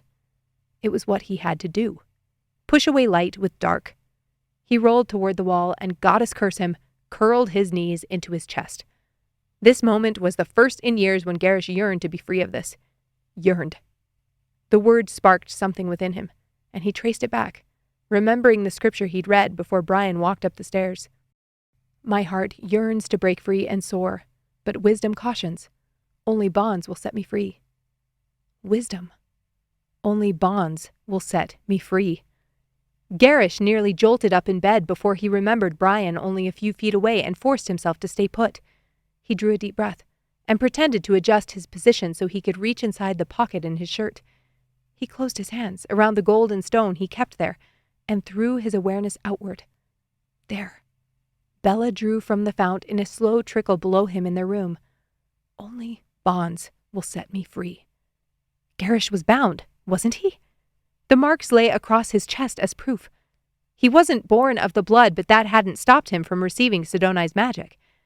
Gerrish surged through Bella's channel and pulled darkness through her path of light, then funneled it into the stone in his hands.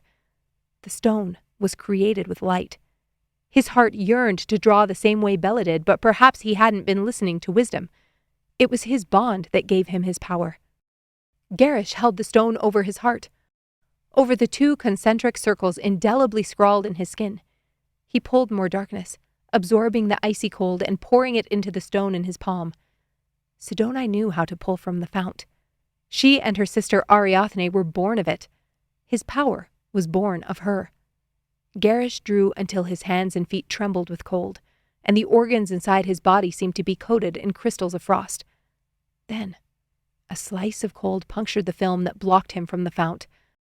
A slow, even glow permeated through him, beginning with the skin around the stone and diffusing through his arm until it spread through his chest and linked with the mark on his skin. The wall that diverted his attempts to reach upward began to crumble, to drop, brick by brick. And there it was, a glorious cloud of hovering warmth, finally free for his taking. The Absentis. Words of Rhiannon, prophetess under the order of Ariathne. Chapter 1, verse 2. And I am nothing. Chapter 20. Gerrish finished reading the inscription on the first page of A Study of Bloodlines by Alexei Freeborn and looked up at Bella across the room. I don't see why you're so enamored with this book. What I like or don't like doesn't have to make sense to you, she snipped. She hadn't looked at him since she'd left the kitchen the night before. He'd gone out to train again that morning, but didn't catch her watching him from the kitchen window. Apparently, the mums weren't as distracting today. Satisfaction bloomed in his chest as he remembered how she'd devoured him with her eyes, one eye, to be exact, when he'd walked through the back door of the kitchen. He may have kept his shirt off in the hopes she'd still be there. This morning he'd put his shirt on, but it wouldn't have mattered either way. Bella wasn't at the table eating breakfast, even though Brian had made more biscuits. Curse him. Gerrish hadn't seen her at all until he'd returned from his bath to find her perched here in the living area. Her cheeks had colored when he'd entered the room a few moments ago. With normal women, he'd assumed the flush was inspired by attraction, desire, even. But with Bella, he was at a loss. One moment she seemed to trust him, to want to be close to him, and the next, colder than his toes that morning when he'd woken up with his feet outside the blanket. He ground his teeth and scrutinized the words on the page. Truthfully, he didn't know what Bella was looking for in Reiman's notes.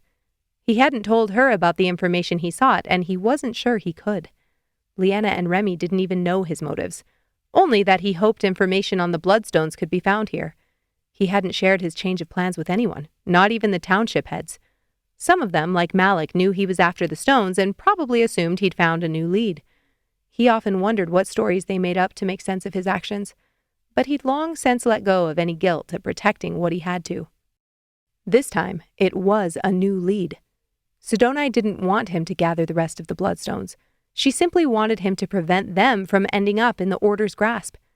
Reiman's friends already had the Emerald Stone, and if they had any understanding of history, they likely held the Blessing Giver Stone in one of their secret stashes, whether or not they'd discovered it and knew what it was. The Enclaves knew the prophecy, but didn't understand it.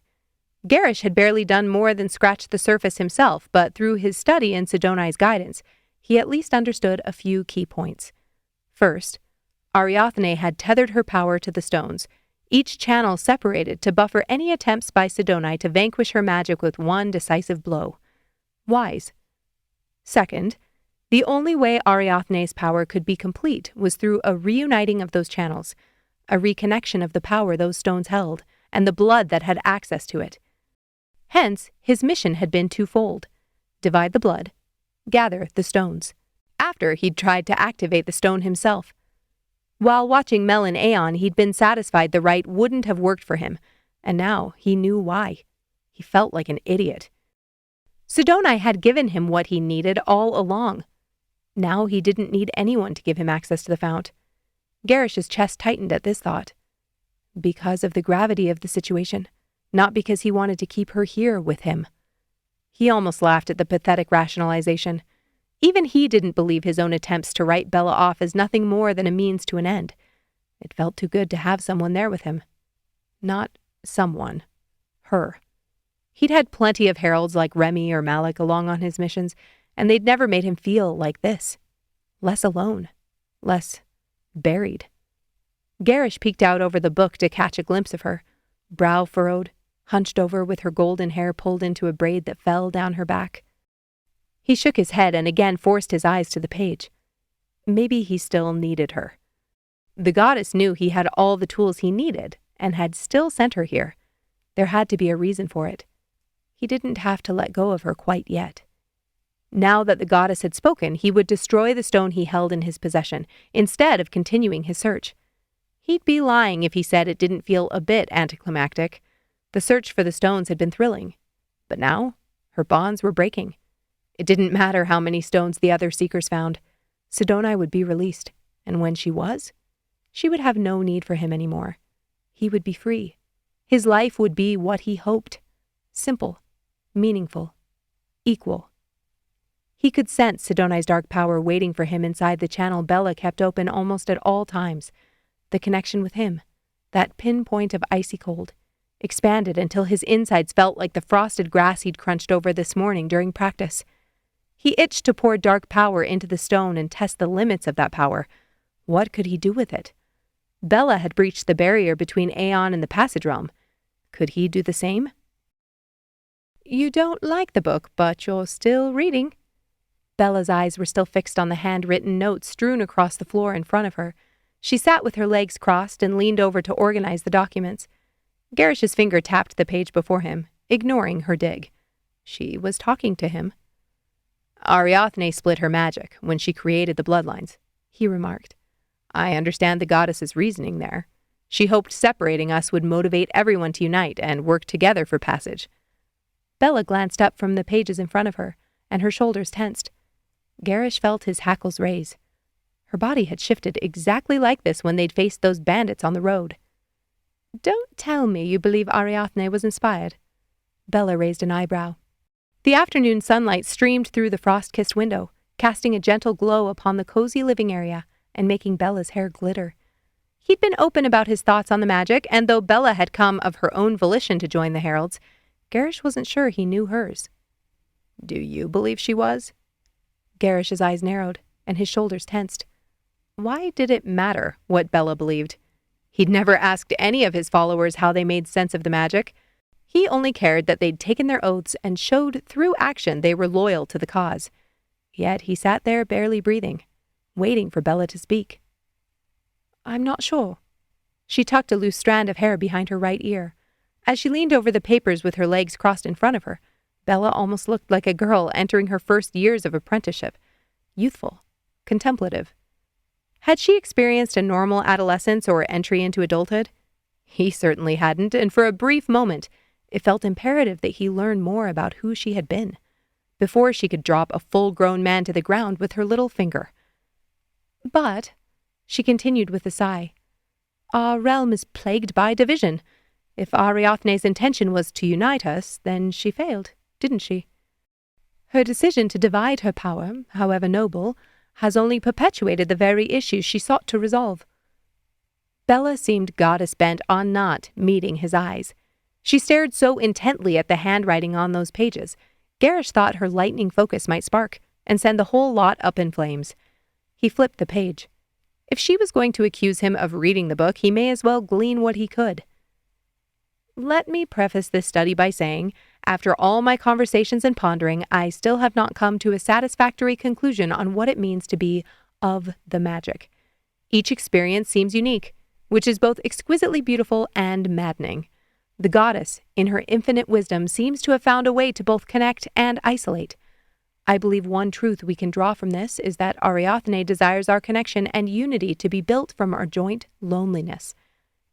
Gerrish reread the paragraph, and a weight settled on his chest. Goddess, but he was lonely. He glanced over the top of the book and found Bella sitting in the same position. She had to be in the same predicament. She never mentioned her family or friends, not that he thought he would be the first person she'd talk to about any of that. But she'd come after him into Aeon, even when it terrified her. He hadn't pushed her out when she'd reached for one of his most vulnerable memories, and the way she looked at him last night. Dare he hope that connection could be possible? After all this, of course, when he wasn't filled with darkness. Could someone look at him and want more than to merely satiate their lust? After all this time, could he open up to someone who understood? Who was like him? Would he even remember where to start? It had been 12 years. 12 years since the moment Sidoni's power had slithered into his soul and buried itself there. He'd welcomed her in with all the bravado of a young man, and he'd lived worthy of it. He'd organized the Heralds as she wished. He'd laid her traps, hunted her enemies, and nurtured her followers. 12 years since he'd last engaged in a conversation where he wasn't guarding secrets, where he wasn't hiding parts of himself. 12 years since he'd thought about which parts of himself didn't need to be hidden. His hands trembled, and the words on the page blurred in front of him. His throat thickened, but not enough to stop the flow of his thoughts from leaving his lips. "I'm not searching for the bloodstones. If I were, we would have followed Mel and Roderick into Aerith as planned." Bella's head lifted, her eyes guarded. She blinked. "Why?" "Because the goddess instructed me to go a different direction." There. He'd done it. He'd let her in. A small piece of himself revealed, and he hadn't dropped dead. He scrutinized her face, holding his breath and hoping she wouldn't take his words and crush him with them. Fear flickered across Bella's face, but she reeled it in. "She speaks to you." Gerrish nodded. "Not like you and I are speaking, but in small ways. Yes." "What did she tell you?" Bella swallowed hard and set down the papers in her hand. Gerrish's ribs seemed to shrink as words formed in his mind. He'd faced trained assassins, temple guards, and men who doubled him in size and strength, yet answering this simple question without evasion felt more terrifying than all of it. Connection in shared loneliness. He didn't believe in Ariathne's goals, didn't believe the bloodlines should have ever existed, but he couldn't change the fact that they did. And while he hadn't been born into the magic, it was the burden he carried now. The same burden Bella shared, though their journeys were individual and unique. If he didn't let her in, he'd have to face the great and dreadful day the same way he'd faced every challenge. Alone. Gerrish cleared his throat. She told me to destroy the stones. It's why I asked you to bring me here. I hoped Reiman would have some information that would help. Bella frowned and straightened her shoulders. To destroy them, wouldn't you still need to find them? Gerrish unbuttoned the top of his shirt and slipped his trembling hand beneath the fabric to open the pocket he'd sewn on the inside. He pulled out the smooth amber stone and held it in front of him so Bella could get a clear view. All I need is one. Chapter 21. Breathe, Bella reminded herself as she stared at the stone. Gerrish had another bloodstone. Did Rael and Paladin know this? She doubted it, considering Mel had been the one to discover the emerald in the dream world.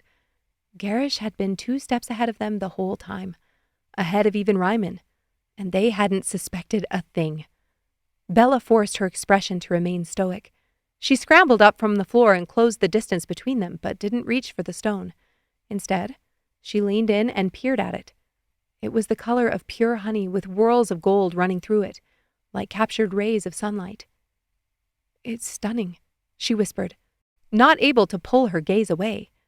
This was how she'd felt when she looked at the diviner stone, as if every past, present, and future were encapsulated in that single hunk of glittering rock.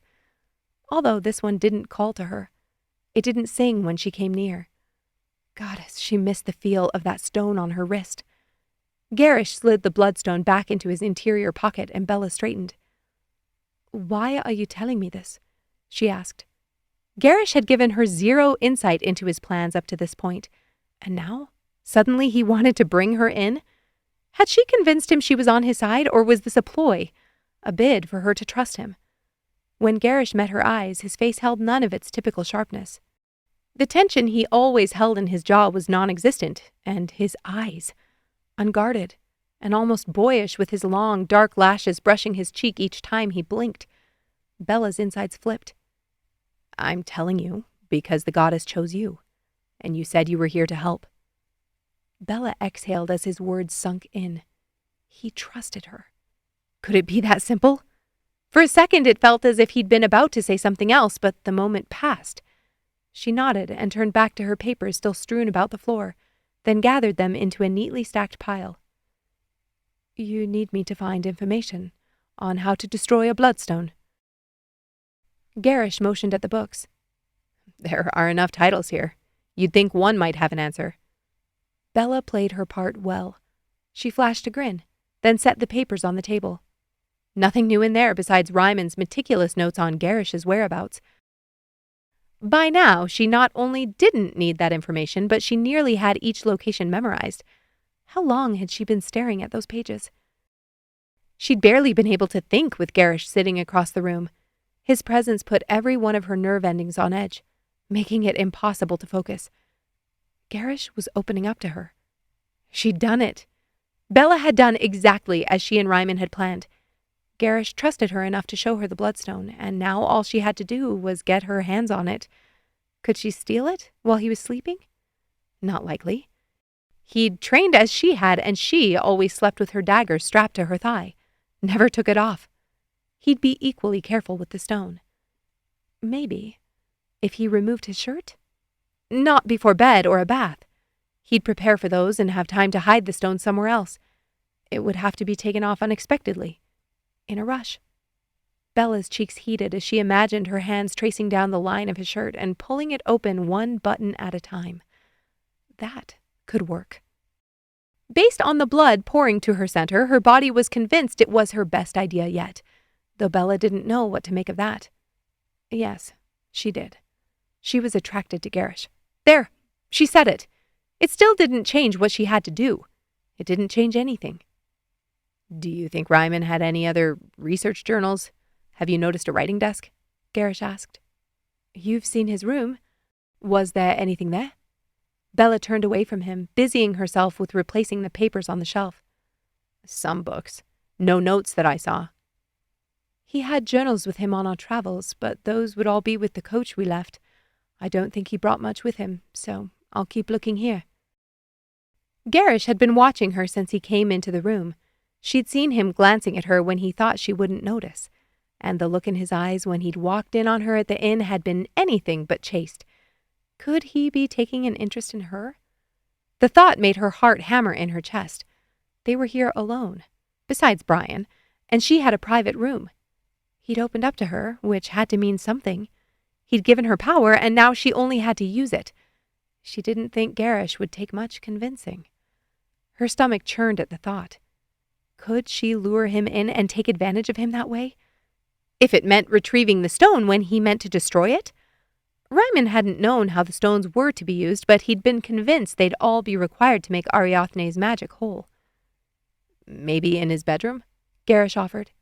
Bella jolted at the last word and swallowed. What had they been talking about? She pretended to thumb through the titles on the next shelf. A history of Piatha, elementary elixirs. She froze and tipped the next spine out from between the others. The Absentis. Her copy was still in the coach, but Reiman had one here. Pressure built behind her eyes as she ran her hand over the worn leather cover. It's natural for us to feel we are unique, that we could accomplish something extraordinary. Her father's words flooded into her mind. Kill that belief, Bella. Slit its throat. Her life would never be extraordinary. It would never be full of true romantic love or acts of valor like she dreamed as a child. She was a tool in the goddess's hands. That was all. She would do this. She would bow her head. She would do what needed to be done. Bella? Her head snapped up at the sound of her name from Brian's lips instead of Gerrish's. Yes? I found something upstairs. It has your name on it. Bella's brow furrowed as she turned and clutched the lost books to her chest. My name? Brian nodded, then pointed to the stairs. He turned, and Bella took a step to follow him, ignoring how Gerrish stiffened next to her. Do you want me to come with you? Gerrish whispered as she passed. She shook her head. I'll be all right. His eyes shuddered, and he turned to replace Freeborn's book on the shelf, but she put out a hand. As her fingers grazed his skin, every nerve ending lit up. Her voice caught in her throat. I'd like to keep that one in our room, if you don't mind. There's a section at the end on lost magic that may be useful. Our room. She'd used the words purposefully, and by the dilation of Gerrish's pupils, he noticed. Gerrish gave a curt nod and lowered his arm, but Bella didn't miss the quickening of his breath. She was a warrior. She would fight with whatever weapons she... The air split and shimmered in front of her, and suddenly she was staring at an image of herself pulling Gerrish toward her. He slammed forward, pressing her against the wall of their tiny bedroom. Her head tilted back as the muscles of his sculpted back flexed, and he dipped toward her, devouring the tender skin of her neck. He took his time, running his lips over her jaw and sucking the lobe of her ear into his mouth. Bella sucked in a breath and stiffened as her insides ignited, and as quickly as it had appeared, the image shifted back to the beginning. She was once again pulling Gerrish toward her, but this time he wrapped his arms around her back, then skimmed them over her waist and backside to scoop her into his arms. She ran her hands through his hair, then curled into him and kissed the corner of his mouth. The scene dissolved and repeated a third time, and as she again pulled Gerrish toward her, he caught her wrist and pushed her back against the wall, raising her arm over her head. Bella slammed her eyes closed and gasped for breath, her heart beating like a steel drum. Bella, is something wrong?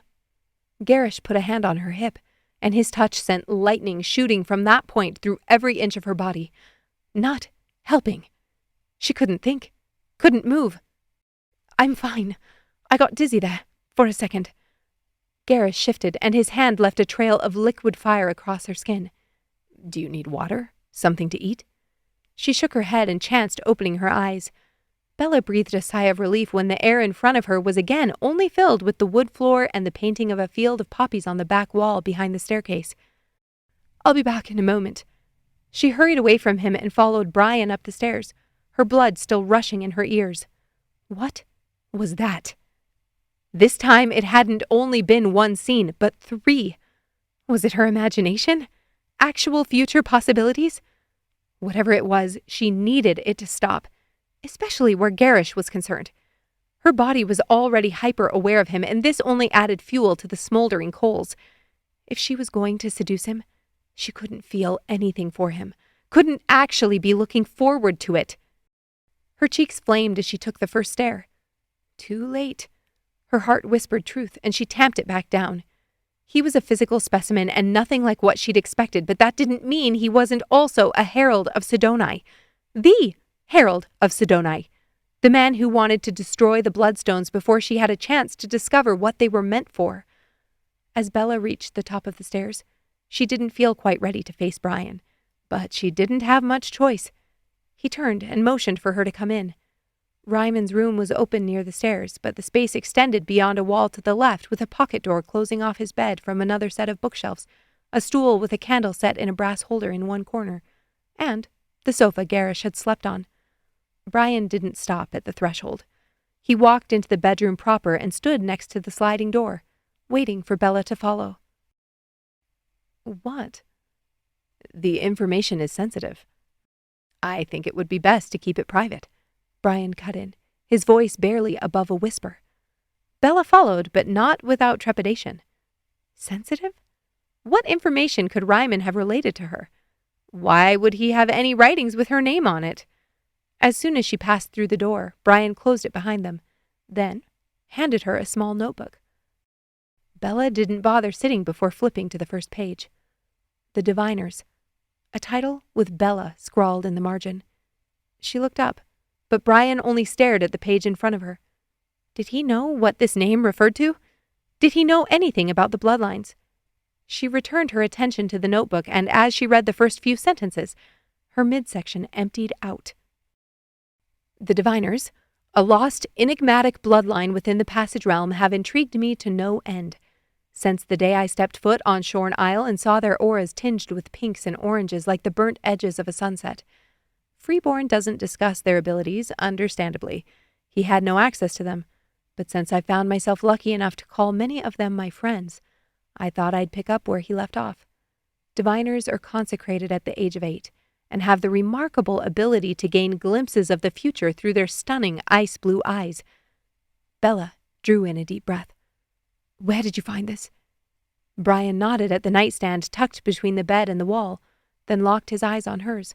Her pulse sped. Her name was written in the margin of Reiman's notes, and her eyes matched the color he described. Keep reading. He motioned back to the page. Through my questioning and research with what limited ancient text I have available, I've delved into the intricacies of their mystical site, seeking to understand the nature of it. The Diviners possess a unique form of precognition.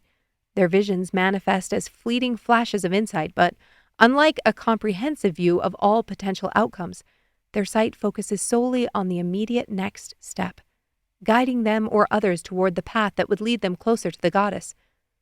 Bella flipped the page, her cheeks burning. Unlike blessing givers or balancers, diviners lack control over the appearance and duration of their visions because the fount flows through them freely, as integral to each of them as filling their lungs with air. Their connection with the magic is enviable, but while the diviner's glimpses into the future bestow invaluable guidance, I wonder if their reliance on these pulls from the fount hinders their autonomy. I worry about one diviner in particular. Bella's mouth went dry. She tapped the page with her finger, unable to form a coherent thought. Were you going to tell me? Brian's voice was low and smooth. I told you what we were trying to accomplish. I didn't consider my heritage necessary. My father was searching for lost bloodlines. Bloodlines the Order doesn't believe exist. When I asked you last night why they would throw my father out of the Enclave, you didn't think this could be pertinent? Bella pursed her lips and lifted her head. My answer would have remained the same. I don't understand why your Enclave threw Reiman out when he was telling the truth.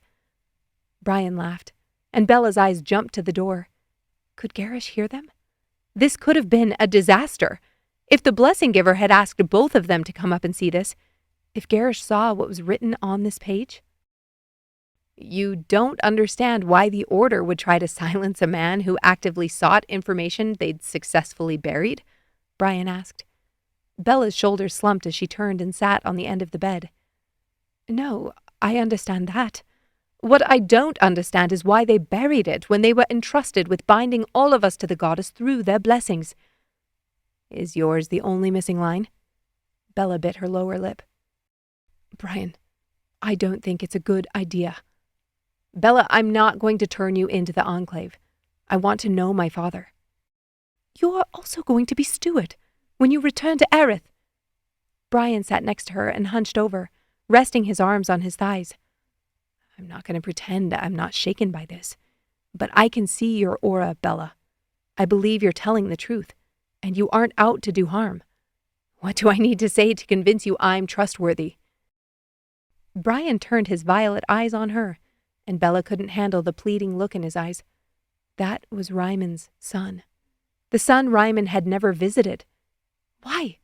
Did he distrust him? Or only the woman who let him leave the Enclave and pronounced him dead? Bella glanced back at the notebook. He'd already read this. Hiding information from him now wouldn't do any good, and talking to him would at least prevent him from becoming her enemy in the short term. There are 6 lines. Brian exhaled, and the air hissed through his teeth. 6 lines? He ran a hand over his face and took this in. Where are the others? We don't know. We found one other line last week. Is Gerrish? No, he's Masani. Bella cut him off. Brian's lips drew into a thin line. My father was fighting to protect the Prophet, was he? Bella's eyes shot to his. He was. We found out about an assassination attempt, and we did everything we could. Why would he protect the Prophet when he'd absconded? When he believed the Enclave had been misleading people for years? Brian accentuated his question with a firm rap of his knuckles on the notebook. Bella sighed. Reiman didn't hate the Enclave or the Order.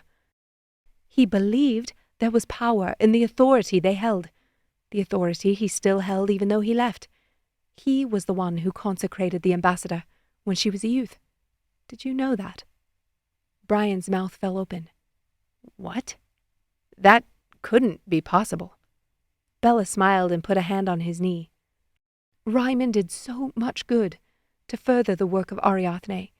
That meant working within the rules and declarations of the Order at times and stepping outside it when they refused to see what was right in front of their faces. She pulled her hand back and drew a shaky breath. Brian, why did you only want to show this to me? The question was innocuous enough, perhaps a little strange, but not out of the realm of normal conversation. Ever since I received my sight, I've been able to see more. Brian turned the page in the notebook back to the first paragraphs she'd read. He pointed at the description of diviners' auras. Like this. I see light auras, but they're unique. Individual. Bella drew in a breath. Had Brian inherited Reiman's abilities? To see auras the way he did?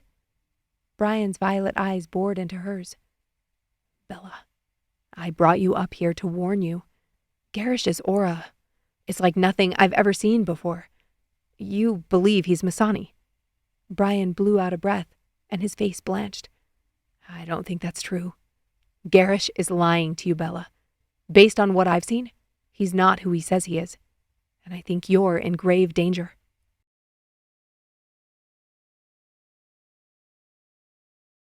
Chapter 22. Bella threw her hands up in frustration. It's impossible, Reiman. I don't understand why you're insisting I do this. She set the jar back on the table and glared at the bubbles of grapeseed oil floating in the water. Reiman sat in the chair across from her, his eyes twinkling with amusement. This is why you pulled me from Sean? To see if I could sift oil from water? Bella huffed. She would have rather been sparring with Marion. Reiman smiled and leaned over the table. It is impossible. You're exactly correct. Bella pursed her lips as Reiman reached into his pocket. Try this. He handed her a curved piece of woven fabric, firm to the touch but still pliable.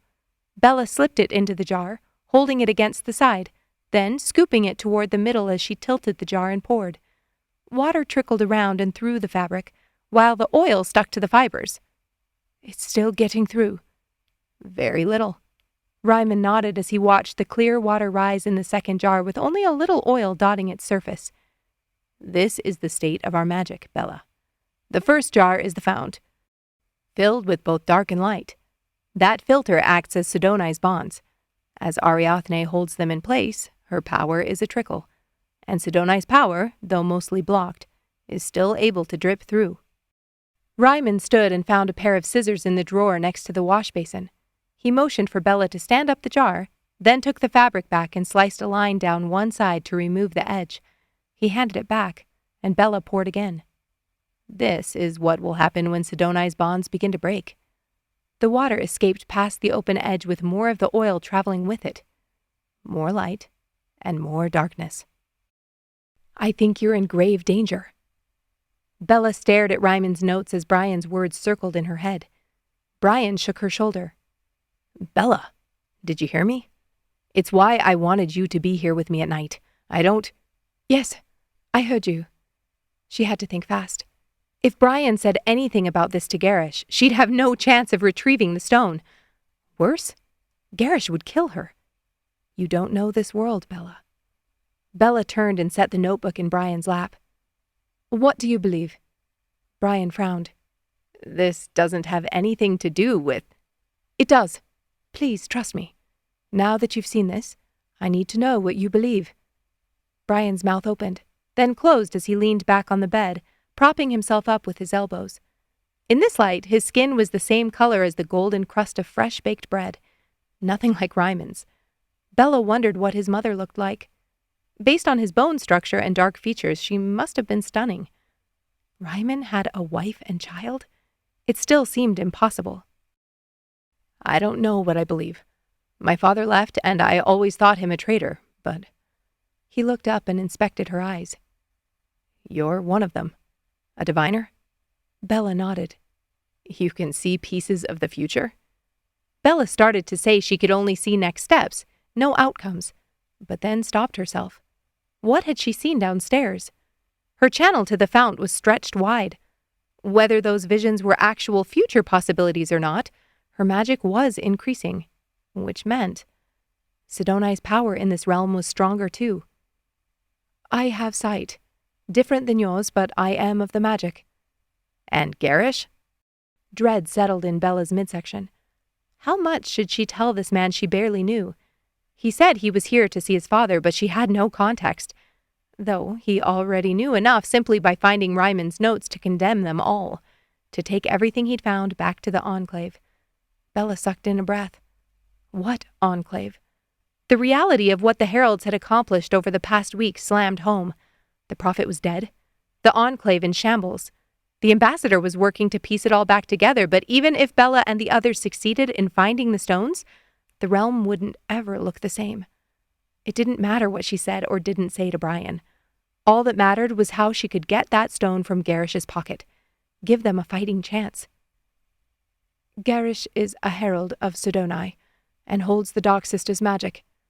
He believes I'm one of them, that I fight for her, and not Ariathne. Brian blinked as he took this in, then breathed a long exhale. Well, goddess Bella, I thought I was interceding, but you're already aware of the viper's pit you've wandered into. I'm aware, yes. Her breathing hitched, and she rubbed her hands to keep them from shaking. I need you to keep this quiet, and hide anything else you might find that would incriminate me. Brian nodded and sat up. Was that story true? About you working with my father? Bella leaned closer and lowered her voice. Yes, all of it. We were searching for Gerrish. Brian's brow shot up. He sent you with the Heralds? Alone? Bella sighed, well aware of how she looked to other people. She was petite and with her long golden hair didn't look the part of someone who could do anything more than scream for help. Brian, there's so much more I have to tell you. 45 minutes later, Bella walked down the stairs ahead of Brian to find Gerrish in the kitchen leaning against the counter. He stared at the bottom of his glass instead of acknowledging her when she walked into the room. Brian followed, but stopped in the open entryway. "Gerrish, I was about to come find you. I have smoked silver trout and levain for lunch." He walked to the cupboard next to the window and pulled out a tin and the loaf of bread wrapped in a towel. "Worked up an appetite?" Gerrish muttered. Brian shot him a curious look. "You're the one who was training this morning." Bella shot him a look. Gerrish frowned as he set his glass on the counter and stalked to watch out the window of the back door. 2 bluebirds danced along the bare branches of an aspen tree. Brian chuckled and set 3 plates on the counter, then opened the tin and divided the fish equally among them. "Brian, about the sleeping arrangements for tonight. I searched the back of the closet and found a stack of thick, comfortable blankets. I have studying to do this evening and plan to make a cot for myself in the living area." Brian lifted all 3 plates by balancing one on his arm and brought them to the table. "Please," Bella begged internally. "Please don't say anything, Brian." Something glinted in the blessing giver's eyes, but he smoothed his expression. "Sounds reasonable, though I was looking forward to another chat." Bella sucked in a breath as a cool breeze of magic whispered against the back of her neck. Gerrish lay on the blankets Brian had arranged for him and was sure he had never felt so emasculated in his life. Here he was, sleeping on a makeshift cot in the living room because of what a blessing giver thought. Gerrish saw the way Brian looked at Bella, and he struggled to stamp out the urge to throw it in the man's face. How many times had he wanted to reach out and touch her when he knew the man was looking? Yet Bella had gone willingly with him earlier and asked him to stay back. Since when had she started trusting this man they'd barely met? Maybe he'd underestimated her guilt over what she'd done to Reiman. Was she trying to be kind to his son to make up for it? His shoulders tensed, and he only realized his hands were clenched when his nails bit into his palms. How much had she done to make up for it? They'd been in Reiman's bedroom, locked behind a door for almost an hour. Gerrish tossed to his side and gritted his teeth. He was sure he could think of one thing Brian had been dying to show Bella after the way he'd looked at her in the kitchen that morning. He ran a hand over his face and exhaled. He would never be able to sleep with this much adrenaline racing through him. He threw off the sheets and dropped into a plank. He wouldn't work up too much of a sweat since he'd already bathed after dinner, but his veins pulsed with pent-up energy and they needed an outlet. The silence of the darkened room was broken only by the rhythm of his breath and racing heartbeat as he dropped to the floor and forced his body back up. His muscles tightened and strained beneath his skin each time he rose, which only fueled him to dive again. Beads of sweat prickled his brow as Gerrish fell into a rhythm. The raw strength and controlled movement of each rise and fall of his body soothed, and though his muscles screamed and trembled, he refused to relent. Gasping for breath, Gerrish finally collapsed onto the floor. The impact sent a reverberation through his bones, and he lay there, chest heaving. Better. He shifted onto his back and felt the cool floorboards beneath him. Was Bella asleep? Was she happier now that he was out of her room? He pulled himself to sitting and rested his arms on his knees. They hadn't had a real conversation since yesterday, and he missed talking to her. He couldn't stop wondering what she'd talked about with Brian, or what she'd found in the books and notes she'd found. He needed to stop. He shouldn't be thinking about her as much as he was, and he needed to refocus on something other than slamming his fist into the jaw of the blessing giver who slept in the room above him. As annoying as he'd been, it wasn't Brian causing the problem. It was her face, her crystal blue eyes, that refused to stop swimming in front of him. He'd known the moment he looked up at her in the clearing, her golden hair swirling around her as she cleaned her dagger, that she was dangerous. Not only to those she fought, but to him. The truth had pricked his heart, which was why he'd wanted to be rid of her as soon as possible. It almost hadn't come as a surprise that she'd shown up in his room at the inn. Of course she did. He'd known they'd be connected in some way, and he still convinced himself he could fight it. Then, when he'd seen her memory in Aeon, the fight had all but seeped out of him. He couldn't look at her without imagining that little girl, without wishing he could break her free of the cage she'd locked around herself. It didn't matter that she wasn't the one who'd forged it. She still hid behind the bars, huddled in a shadow of the power that was already hers.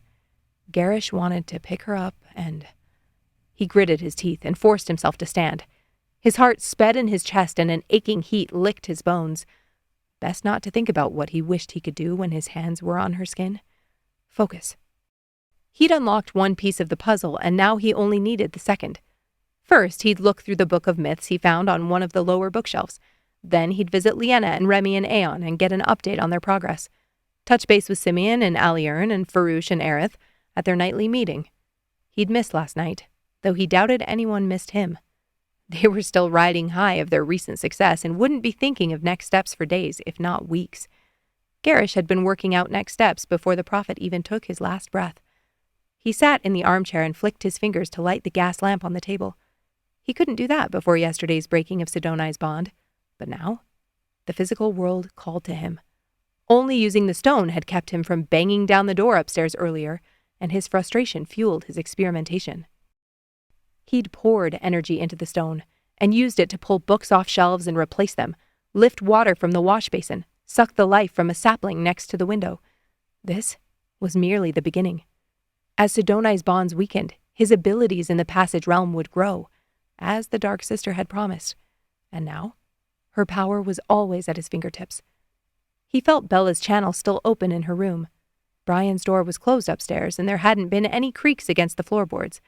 If Bella was drawing, she was probably awake. It would only take 10 paces to walk to her room, and... Goddess, look at the damned book. He ran a hand over his face and shifted in his seat, then cracked the cover. These were myths, and based on the illustrations, they were meant for young children. Gerrish flipped the page. The Frog and the Enchanted Pearl. Excellent. Perfectly relevant to destroying bloodstones. Why would Reiman have a book like this? A holdout from his miserable childhood? In a distant land where legends and enchantments held sway, there once lived a humble frog named Quilbane. Amongst the creatures of the marsh, he possessed an extraordinary secret, a pearl of mystical origin that had found its way into his belly as a tadpole. This peculiar gem, imbued with untold power, granted Quilbane invincibility. No harm could befall him, for his amphibian form was shielded by the pearl's enchantments. Ridiculous. Gerrish flipped the page and paused. Chapter 2. The Temptation of the Lustrous Gem. That title seemed more pertinent. However, amidst his seemingly unassailable existence, Quilbane's heart yearned for something more than invulnerability. Deep within the heart of the marsh, hidden amid the shimmering water, he discovered a radiant gem unlike any he had encountered before. It was not a pearl of power, but a jewel of love. This gem emanated a warmth that stirred Quilbane's soul, igniting a longing within him. Its allure was irresistible, beckoning him toward a different kind of enchantment. Yet the frog was faced with an impossible dilemma, a choice between the protection of the pearl and the prospect of experiencing true love. His belly couldn't hold both.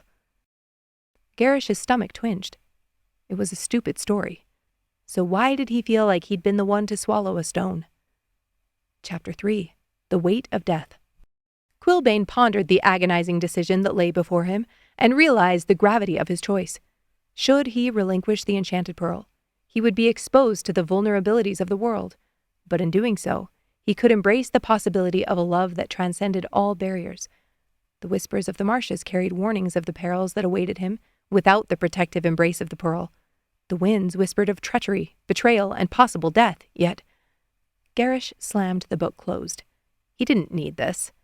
The smack of the book against the floorboards echoed in the absolute stillness, but Gerrish ignored it. He stalked back to the makeshift cot, patted the pocket on his chest, and lay down. Then reached for the vial in his pocket. He could find a way to lure the blessing giver out of his room tomorrow and search Reiman's things. Pretend he dropped something in the sofa the night before. Maybe Brian's obvious attraction toward Bella could work to his advantage. Gerrish suddenly had the urge to slam his fist against the back wall of stone. He stood and took a step away from the armchair, then froze. A floorboard creaked in the hall, and Gerrish whirled, throwing dark magic in a torrent toward the sound on instinct. His heart stopped in his chest when he heard a strangled gasp. Chapter 23. Bella tiptoed across the wood floor. She paused and pressed her ear to the corner of the wall that turned and led into the living area. Was she sure those noises belonged to Gerrish and not Brian walking to the kitchen? There hadn't been a creak on the stairs, but if she went out there... Bella swallowed hard. If she went out there, it would be to seduce Gerrish, to run her fingers over his skin and taste his lips until he willingly slid from his clothes and gave her access to Her mouth dried up, like overripe berries left to rot on the vine. To the stone. That was the only thing she needed access to tonight. She pressed her back against the wall, waiting for her heart rate to slow. The lamp was on. Gerrish had to be awake. It would be impossible to do any of that in the living room, where Brian could walk in at any moment. She had to compel Gerrish to come to her room, to her bed. Her weight shifted, and a floorboard creaked under her. Before her eyes had fully widened in terror, a wall slammed into her, knocking the breath from her lungs. Magic pressed in on every inch of her, only squeezing tighter as her muscles strained. Footsteps. Gerrish appeared in the hall, looking as if he'd just finished a training session. Uneven breathing, his sleeves rolled up, the vein on the side of his neck full and throbbing the way it always did when he exerted himself. She wondered what it would look like above her. Bella's heart flapped at the base of her throat as the pressure around her body released. "What the hell, Bella?" Gerrish spat as he stepped back and ran a hand through his hair. Bella wet her lips as her body slumped against the wall. What the hell, indeed? She hadn't expected him to notice her until she'd been ready. Gerrish's hand twitched as if he wanted to reach out, but then his eyes dropped. His throat bobbed, and his pupils dilated as he registered that she wore only her underclothes. The thin fabric covered her to her waist with delicate straps resting over her shoulders. A strip of skin lay bare under her belly button. It was a purposeful choice. One that seemed to be working exactly as she'd hoped, based on the slight part of his lips and darkening expression. He wanted her. The realization sent tingles shooting down her spine.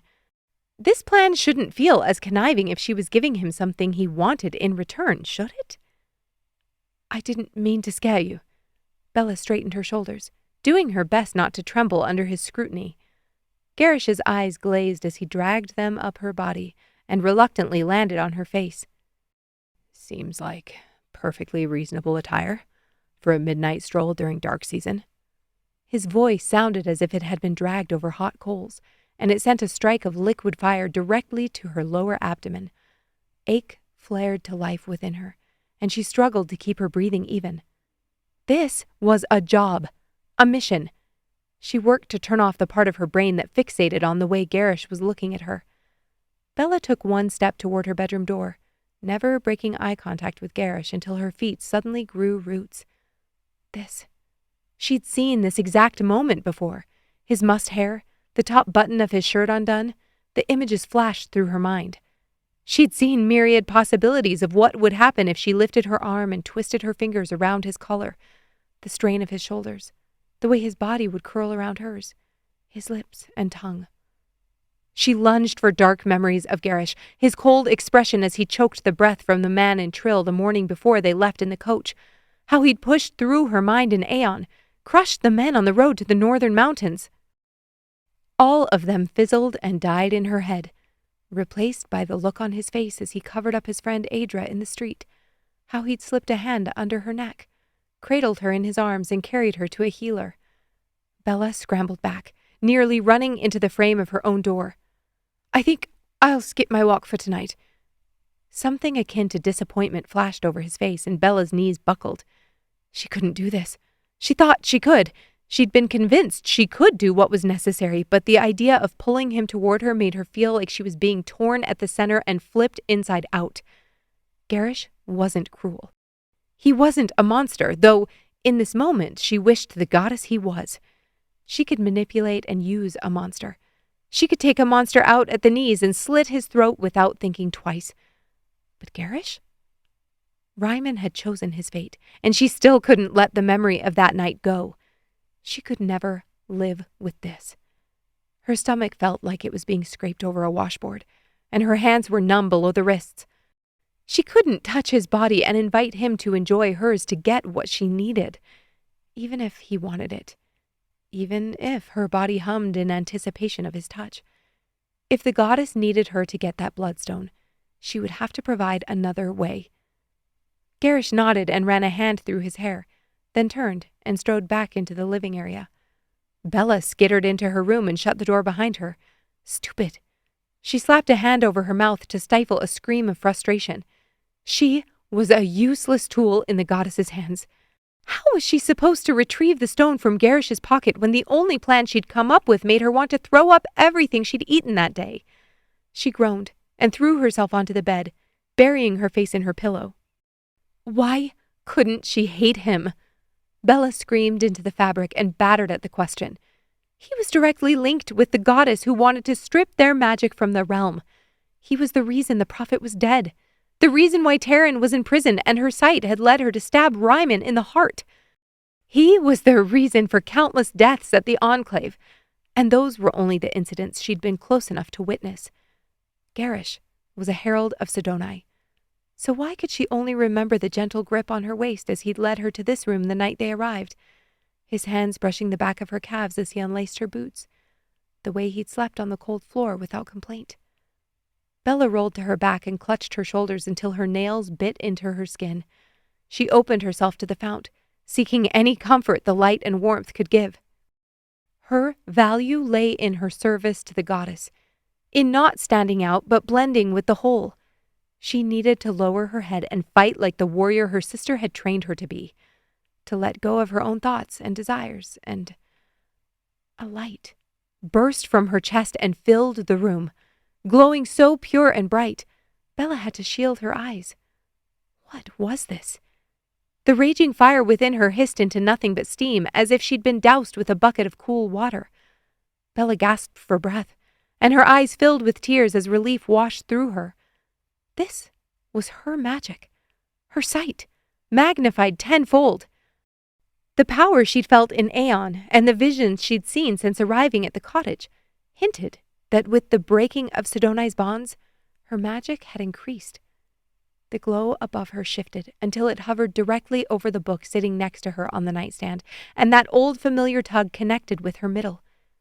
The absentus? Bella's brow furrowed as she pushed to sitting and lifted it into her lap. If this was where the magic drew her, she'd gladly take it over throwing herself at the man sleeping outside her door. Thank you, thank you, thank you. Her next step, made more clear than it had ever been before. Bella flipped the book open and began reading on a random page and verse. 4. And lo, behold the marvels of the ancient enchantment, where a mystical force, like tendrils of celestial light, would entwine with an earthly vessel. For when the ethereal essence did descend, it sought refuge within an object, seeking a cradle for its wondrous might. This had to be Emil, based on the flowery language. Bella checked the right-hand corner and smiled. There it was. She'd avoided this book as a child because none of it made any sense. The prophet Emil was nearly as prolific as Josephine in the book of Ariathne, yet communicated half as much. 5. And as the magic tethered, its weight fell upon the bearer, pressing upon its earthly frame. Like forged metal, their material souls melded with her magic, forever marked by its presence. Bella reread the verse. Tethered. Forever marked. She went back to the 4th verse and read both of them again. What was Emil talking about? Bella had always heard these verses spoken of in connection to the magic they held. The magic entwining with the bloodlines who carried the weight and responsibility of binding Ariathne's creations to her, through their gifts. But now, she thought of the marks on Gerrish's chest, specifically the one she didn't share, the one above the twisting vines. Her fingers flew to her skin, running over the swirls there. Gerrish's had almost looked like interconnected circles when she'd watched him training behind the cottage. It was a mark she'd never seen on anyone else. Though she hadn't inspected every other herald, she knew instinctively that one wouldn't be branded above their hearts. 6. A fusion of magic and mortal, sealed in an eternal dance, and anchored to the indomitable physical life force. As the blood flows, it is bound. Bella tore a slip of paper from the edge of Reiman's notebook she'd kept from earlier and tucked it into the crease of the book, then closed it and stared at the cover. As the blood flows, it is bound. Forever marked. Ariathne tethered her magic to the bloodstones. Sidoni. An icy breath caressed her spine as the visions she'd seen in the tent played again in her memory. A pearlescent line drawn through the stones. Drawn through Gerrish's chest. The Dark Sister had tethered her magic to Gerrish. Gerrish stared at the dark ceiling with the vial of inky liquid clutched in his hand. He'd sat in the chair debating between staying put and storming back into her room to apologize. To do more than apologize. He shouldn't have taken a dig at Bella's clothes, but the remark had been self-preservation. A way to shut down his imagination running wild with what he knew she looked like under that skiff. Her tight muscles stretching under creamy skin. He was desperate to see more, and when she retreated, he'd been seconds away from reaching out and begging her to let him go with her. He should have said he was sorry for hitting her with the shield.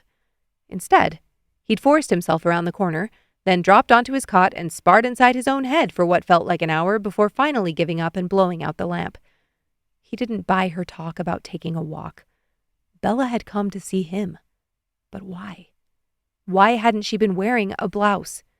The shock nearly undid him. He'd used the entirety of his self-control to stand there and blink like an idiot. Bella had been coming to see him. Had she been upset? Anxious? Gerrish pulled the stopper from the vial. He'd been in this realm too long. Though, now his body, his heart, and lungs would follow him into Aeon. There would be no quick escape from the heavy drag of his pulse or the tightness in his chest. Gerrish closed his eyes and waited for the film to layer over his awareness. As he began to drift, a branch cracked outside the window. His consciousness tugged at him briefly, but he was already blurring into the dream world. Another snap. The high-pitched shattering of glass, but this time sounding from a distance, outside himself. An afterthought as the darkness enveloped him.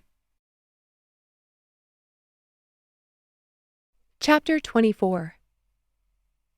Bella flinched at the sound of breaking glass, not sure if it was real or in her mind. What could have broken in her room? The oil lamp?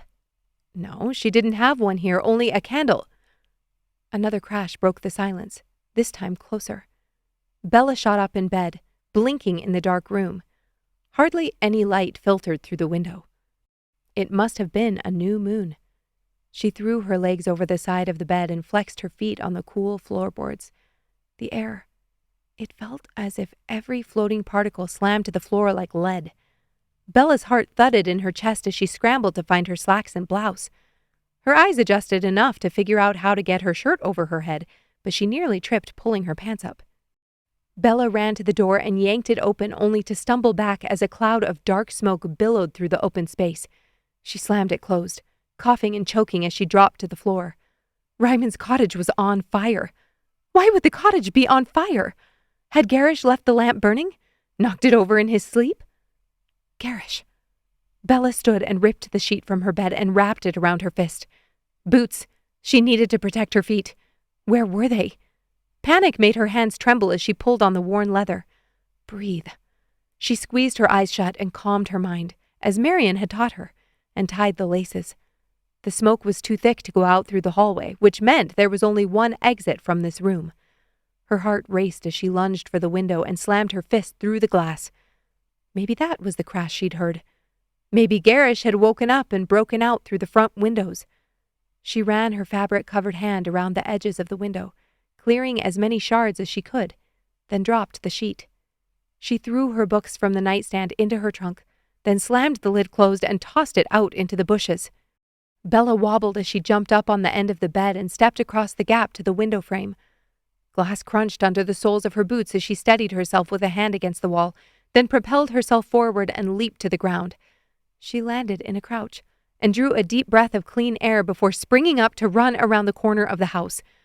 Flames licked the walls of the living room, and charcoal smoke billowed from the hole in the glass, stretching up toward the silhouetted branches of the trees. A laugh echoed off the trunks, and Bella slunk back into the shadows. Men. An entire group of them. Moving back through the trees toward the dirt road she'd traveled with Reiman. "Next time, pay the damn toll," a voice roared, and Bella's blood turned to ice. Gerrish hadn't knocked over the lamp. Her eyes snapped up to the window in the loft. The glass was broken there, and an amber glow swelled behind the thick black smoke. "Brian! Gerrish!" she hissed, frantically searching the grounds. Nothing. No movement in the haunting golden light of the fire. They were still in there. Both of them. Bella coughed at the acrid scent as the smoke coated her nostrils, throat, and lungs. She had to help them, but how? She'd burn to a crisp if she walked back inside. The air shimmered in front of her. Gerrish's face. Blue lips. Brian's bedsheets on fire, outlining his catatonic body in a halo of flames. If she didn't go back in, they'd die. Blood rushed in her ears, barely noticeable over the pops and crackles of incinerating wood. An invisible cord pierced Bella's midsection and attached to her spine, pulling her toward the blaze. Not in the direction of the upper window, but toward the living area. Toward Gerrish. Her heart dropped to her knees. He was hers. Sidoni's magic was tethered to him, and maybe it was better this way. If he died now, the Heralds wouldn't have a direct link to the Dark Sister. As she thought it, her insides twisted. That look on his face in the hallway. He'd asked her to come. She told him she didn't want him to force her, and he hadn't. Not once. She'd lied to him. Plotted to seduce him. Gerrish had propped her up, gently taken off her boots and tucked her safely into bed. If anyone was darkness in this narrative, it was her. It's natural for us to want to feel like we're unique, that we can accomplish something extraordinary. Tears stung her eyes as she darted toward the shattered window. It was too much. She dropped to her knees and fought for clean air. How? Show me how. She lifted her head and spotted a bucket dangling in the air. A well. Reiman had a well. Bella ran and searched through the plumes for the rope. The rough fibers rubbed against her palm, and she latched on, pulling the rope free of the hook that kept it above the stone. The bucket whistled as it dropped, and when it plunged under the surface, Bella hauled it up hand over hand with the roar behind her. Faster. She had to go faster. As soon as it materialized, Bella looped the rope around her wrist and grabbed the handle. She set the bucket on the ground and pulled off her shirt, then plunged it into the inky water. She repeated the process with her pants, then put her sopping clothes back on. Something to cover her mouth. She needed her hair. She pulled it from the braid and dropped to her hands and knees, then lowered her head until her hair swirled below her in the water. That would have to do. She wrapped her hair around her face and breathed as she hurtled toward the cottage. The tug drew her forward. Not that side. There. She spotted a clean piece of ledge she could step over without the risk of slicing open her thigh. Flames undulated against the walls, rippling against the beams and devouring every book and trinket she and Gerrish had searched through the past 2 days. Bella's thoughts spun as she dropped into the room and crept forward. The fire cracked around her with such force it felt as if her bones were snapping. She was swathed in molten heat, and the sweat barely had time to form on her forehead before it was licked up. Bella's eyes burned, and it only took her seconds to realize her senses would be of no use to her. She clamped her wet hair over her mouth and nose and squeezed her eyes shut, only heeding the tug within her. Left. She inched forward. Gerrish's cot was against the wall, wasn't it? Unless he'd moved it. He'd been in here too long. Even on the floor, the smoke would have filled his lungs, and the heat. Faster. Bella dropped her walls and allowed the magic to flow through her. It calmed her heart and cooled her skin as she pushed farther into the flames. Finally, her hand brushed against something that wasn't a floorboard, soft and inexplicably human. Bella grasped onto him and shook. Nothing. He was unconscious. Bella didn't think. She didn't acknowledge that Gerrish was a head taller than her and probably almost double her weight. She didn't pay any heed to the voice that reminded her to lower her head and give up her thoughts of the extraordinary. She could do this. Bella dropped her hand from her mouth and positioned herself above his head, then shoved her arms under him and clamped them around his arms. Her muscles strained as she dragged him across the floor. She couldn't breathe, couldn't see. Yet she pulled with all her might and gasped when her back hit the far wall. Cool air poured in through the window, but it wasn't enough. This cottage wouldn't stay standing much longer, and if they didn't get out... Brian. He was upstairs, where the heat had to be even worse. Why wasn't the magic pulling her there? Bella pushed the blessing giver from her mind. One at a time, that was all she could do. Bella positioned herself with her back toward the window and her feet firmly planted on the ground. She bent her knees and adjusted her grip, then summoned all her strength as her lungs screamed for air. She leveraged the muscles in her legs and lower back to pull Gerrish up to sitting and slung his limp arm over her shoulder. Gripping his wrist, she assumed as much of his weight as she could without collapsing, then leaned him against the window ledge. "I'm sorry," she murmured in her head as she reached down and pulled his legs from the floor, flipping him over the ledge and into the planters under the window.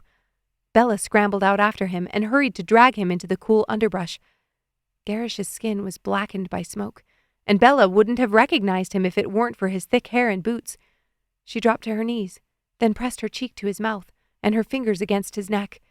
His heart was still beating, but she couldn't tell if it was his breath whispering against her skin or the evening breeze. No time. The magic again snapped against her core like an elastic band. Her body was a battleground. A layer of grimy soot coated her skin, leaving every exposed patch of skin singed and gritty. Residual smoke blurred her vision and caked her nostrils, pungent and choking. It felt as if she were breathing through a straw 1/10 of the size of her baby finger. No time. It felt as if her insides were being torn through her skin. Bella left Gerrish in the dirt and ran back to the bucket of water. She dropped it into the well a second time, hoisted it out, and doused herself, reveling in the hiss of cool water against her charred skin. She had to get to Brian. She couldn't let him die, not when he'd only come here to learn more about his father. Next time, pay the damn toll. Bella knew what that meant the moment she heard it. Those men from the road, the thieves she'd insisted Gerrish save, had tracked them. Had they seen them in town? She and Gerrish had gone once, and somehow that had been enough for them to figure out where they were? Bella's mind flew to Leanna and Remy. Had they found them first? No time to think about that now. Bella would have to enter through the upper window. She scanned her surroundings and honed in on a tall, sturdy tree looming over the northern side of the roof. She darted forward and barely paused at the rough texture of the bark against her palms as she clambered for a foothold. She kicked off a boulder on her left and propelled herself upward, relying on her upper body strength to haul her lower half to the first branch. Again. Over and over again, she sprang up, gripped a higher branch, and contorted her body to kneel, then stand until she finally reached the first outcropping of the roof. Bella balanced, moving as far from the trunk as she dared as the boughs sagged beneath her. She had to jump. With hands out on either side, Bella shuffled back, then bounded forward and leaped across the gap. She landed on the edge of the roof upright, but her momentum toppled her like a sapling in a windstorm. Bella gasped as her knees slammed into the ceramic tiles, and she scrambled for purchase in her sopping clothes. Again, the magic filled her, and she followed each nudge. Keep a wide stance. Your boot should fall here. Drop and crawl to the window. She positioned herself under the ledge and again wrapped her damp hair around her mouth and nose. The smoke was nearly black, pouring from the window in billowing clouds. Flames ate away at the floor, leaving only exposed beams on one side of the room. She would die. If she went in there, she would die. And yet, her sight pulled her forward. Wrap your eyes. Bella didn't question the thought. She pulled her hair higher until her entire face was covered, then tied it in a knot. Bella swung her body through the open window blind. Brian was there, or the magic wouldn't be pulling her here. She'd trusted her sight her whole life, and she wouldn't stop now. This was her next step. To save Brian or to die. She didn't know which. And yet she took another step. Blistering heat seeped through the soles of her boots, and she couldn't leave her feet on the floor longer than a few seconds. Step, lift, step, lift. She crouched lower, and the floor groaned and jolted. Her lungs begged for relief. Find him. Bella dropped deep within herself, fleeing from the sizzling pops and roaring flames. Step, lift. Finally, her knees collided with something solid, and she reached out. An ear, a cheek, a nose, a groan. Brian! Bella whimpered, and her voice sounded like it had been fed through a grater while she suffocated under a pillow. She had no more breath, no air in her lungs. Another groan. He was awake, and he had to move. After hauling Gerrish out the window, she was positive she wouldn't be able to carry Brian. Not over exposed beams and a rooftop. She could toss his body out, but she doubted sliding down the roof and free-falling a story would help him stay alive. Time seemed to blur as Bella found Brian's arms and yanked him off the bed. The smoke smelled different here. Sweet, almost. Her head swam and she forced herself to take one final breath and hold it. Brian slumped forward, and Bella looped his arm over her shoulders. At least he was holding weight on his legs, though how lucid he was, she wasn't sure. She couldn't ask questions or give an explanation. Still blind, she released any semblance of control and gave herself over to the magic. She was fading, her consciousness sweeping side to side as her body somehow continued to move forward. Brian gripped her shoulder like a babe on his mother's back. The beams groaned beneath their feet, and Bella knew it in her bones. She would die. Any second they would drop through the floor and land with shattered limbs on the stone below to be consumed by the rabid flames. But then, her hand stretched forward and felt the windowsill. Bella wrapped her arm around Brian's waist and pushed him forward. He ducked and stumbled out onto the roof, and Bella followed. She lifted her hands to untie the knot, acting as her shield, and her hair crumbled, breaking off and dropping to the tiles. Bella gulped in air, unable to think about the sting of her fingers or the way her boots stuck to the roof. She was on fire. The way her body crackled and burned, she had to be on fire. As she swayed on the uneven surface and surveyed her arms and legs, she couldn't find any flames, only blackness.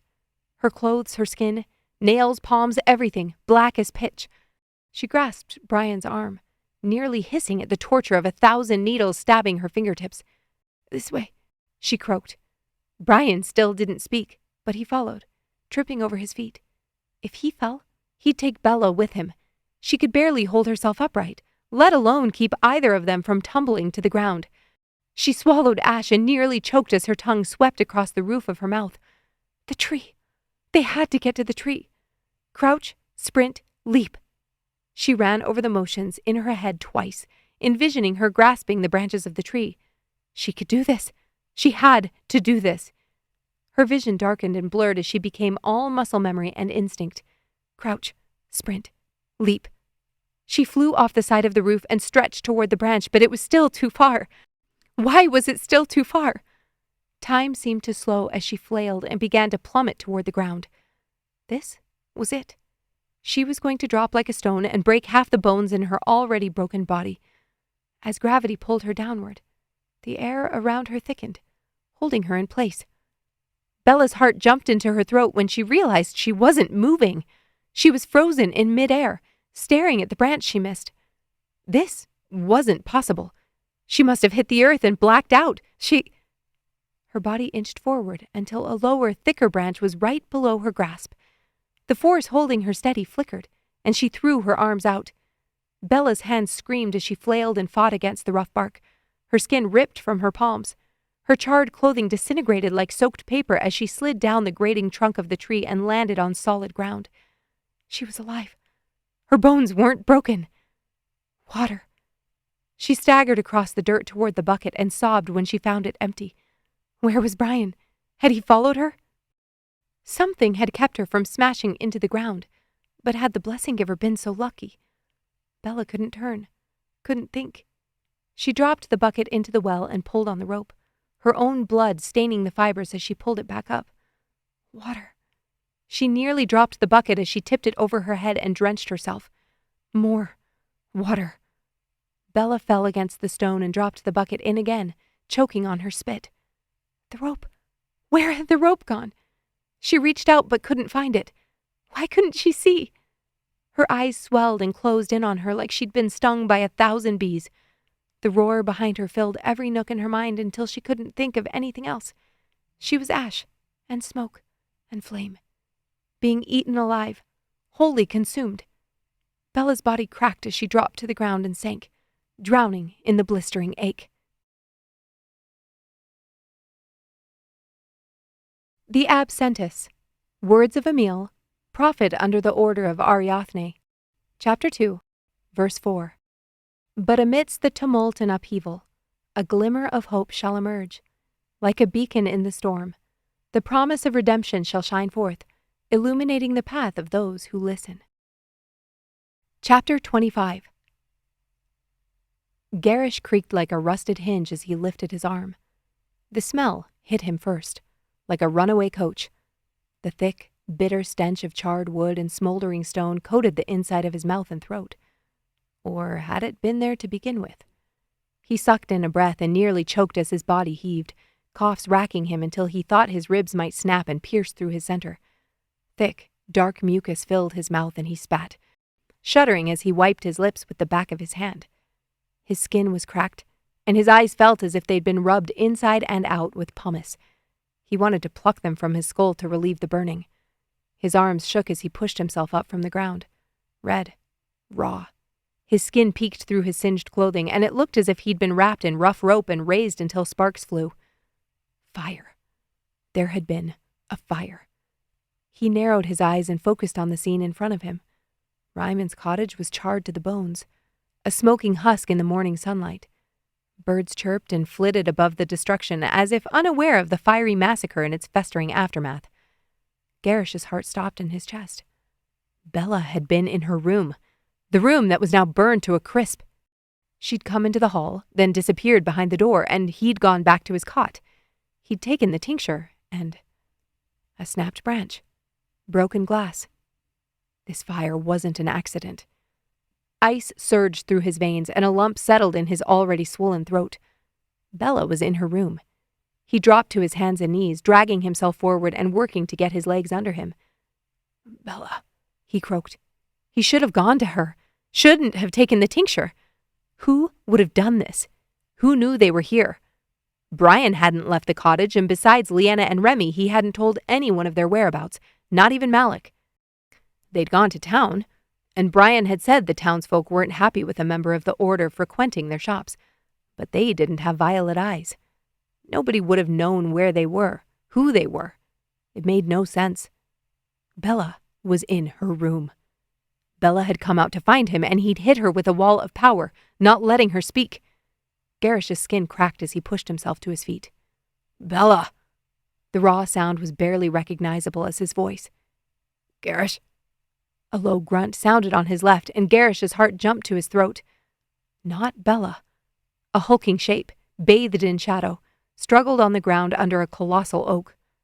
She pulled me out, It was Brian. Gerrish stumbled across the yard and dropped to his knees. What did you say? Bella, she pulled me out, the blessing giver rasped. He pointed at the charred and broken frame of the second-story window. Where is she? Gerrish's heart slammed against his ribs. If she'd pulled Brian out, she wasn't stuck in her room. He blinked. How had he gotten out? He'd taken the tincture and... He spun, searching the base of the tree, the bushes. His breath stung as he forced air in and out of his inflamed lungs. There, a lump of black next to the well. Gerrish forgot all about his aching limbs and the flashes of pain each time his scorched skin rubbed against the stiff fabric of his clothes. He fell next to Bella, and fear clamped around his chest. Her skin was fiery red under black smoke and soot. Her slacks were torn, and the skin of her thighs was mottled with pale, putrid blisters. The soles of her boots had melted and solidified into a puddle of black rubber mixed with grass and dead leaves. Her hair. Where was her hair? The golden strands were dull and ashy, broken at the ends, so they barely fell to the edge of her jaw. Bella. Gerrish breathed her name and ran his hand over her cheek. Her lips were blue. She was freezing, but not shivering. Her chest barely rose and fell under her torn clothes. He wanted to pull her into his arms, but her skin looked as if it might erupt under the slightest touch. She's alive, Brian coughed as he dropped to his knees and braced himself against the rough stone of the well. Barely. Brian cleared his throat and spat on the ground next to him. She saved my life. Gerrish traced a finger over Bella's sooty forehead. She saved both our lives, I think. He stood and found the rope, then pulled it through his hands until the bucket appeared at the lip of the stone. He remembered now. A flash of golden hair at the top of the roof. He'd seen her. He'd tried to break her fall.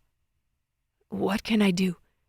Brian asked, as Gerrish plunged his hands into the water and began to scrub his arms. He hissed when his skin screamed at the contact. Keep her warm. Gerrish hated the idea of Brian putting anything of his around Bella's limp frame, but he couldn't risk the blessing giver being seen in town. If this was an attack, the townsfolk who did this likely thought him dead. If someone had attacked him or Bella, they wouldn't have stuck around in town long enough to witness him strolling through the streets. She needs an herbalist. Why do you think the cottage was burned to the ground, Brian? The blessing giver gaped at him. his lavender eyes shining like gems set in a pile of coals. "You don't think this happened by accident?" Gerrish shook his head. "No, I don't. But keep her warm." Gerrish scrubbed his face and hair, then stepped back to shake the water from his skin. The walk to town was 30 minutes. Bella didn't have 30 minutes, which meant Gerrish would have to convince his body to run. A whimper. Someone was hurt. Bella floated above her body, reaching out in all directions for grounding. Where was she? Why? She gasped. The sounds were coming from her. Bella's awareness slammed into her body with such force that stars exploded against her retinas. Someone was touching her, scraping against her skin. It felt as if she was roasting over a spit, and every part of her shook uncontrollably. "Stop," she pled. "Please, it hurts." Tears formed in her eyes, but she couldn't force her lids open. "Shh." Someone hushed her. "Bella, I know this is torture, but this salve will help." "Stop." She whimpered as fire exploded up her left arm. "Please, stop."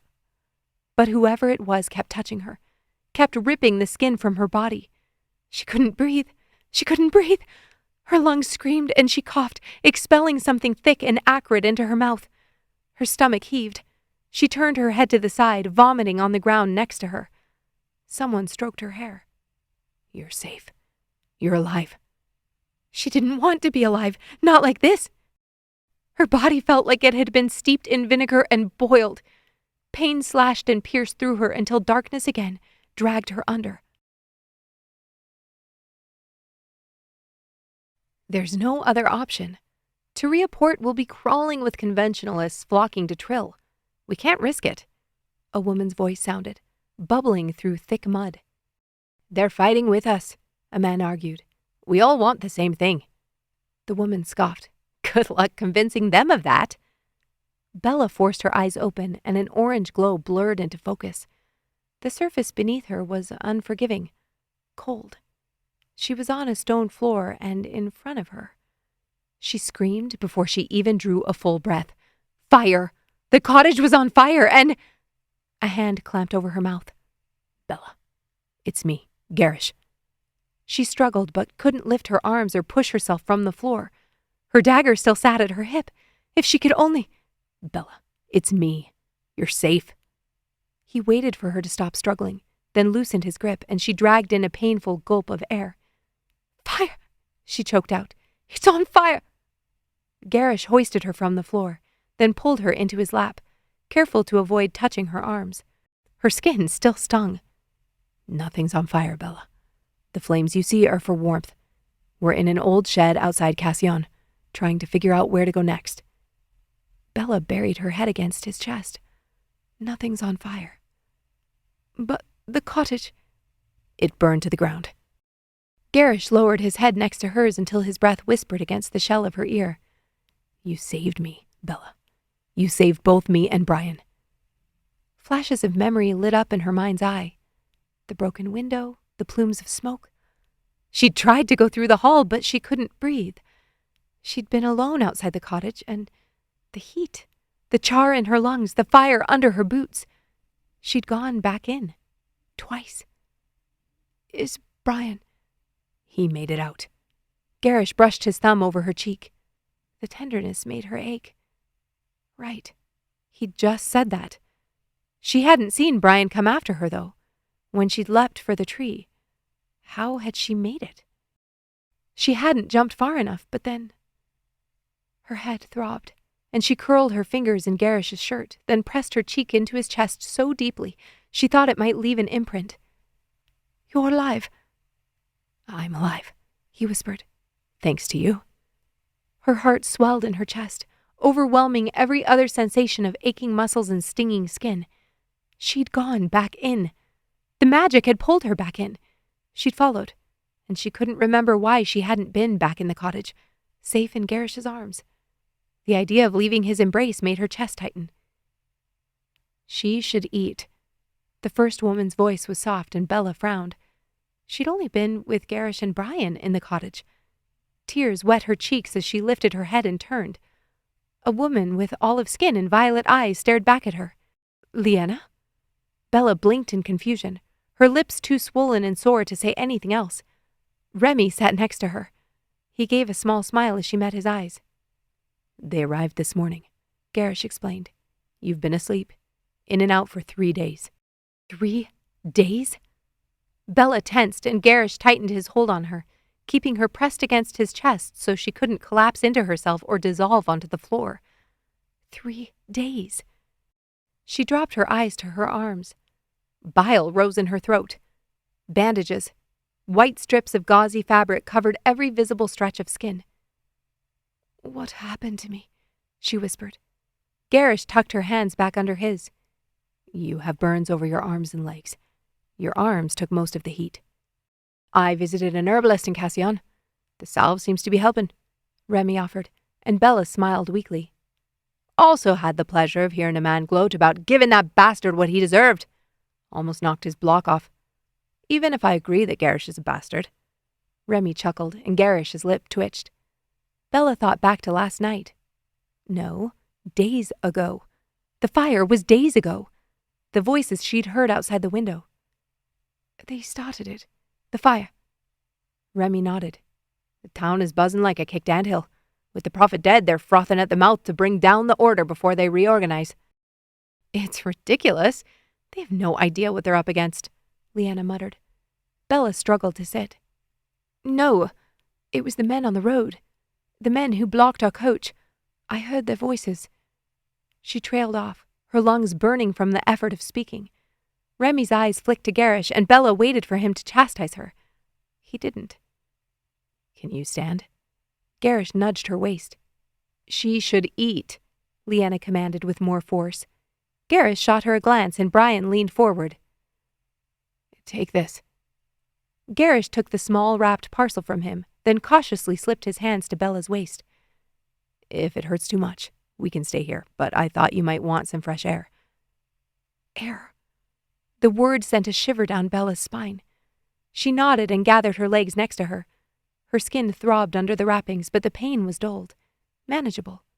She flinched as she allowed Gerrish to help her from the ground and gasped as the soles of her feet pressed into the floor. Her skin felt like it was brand new, with no calluses to buffer the sensations. Are you in pain?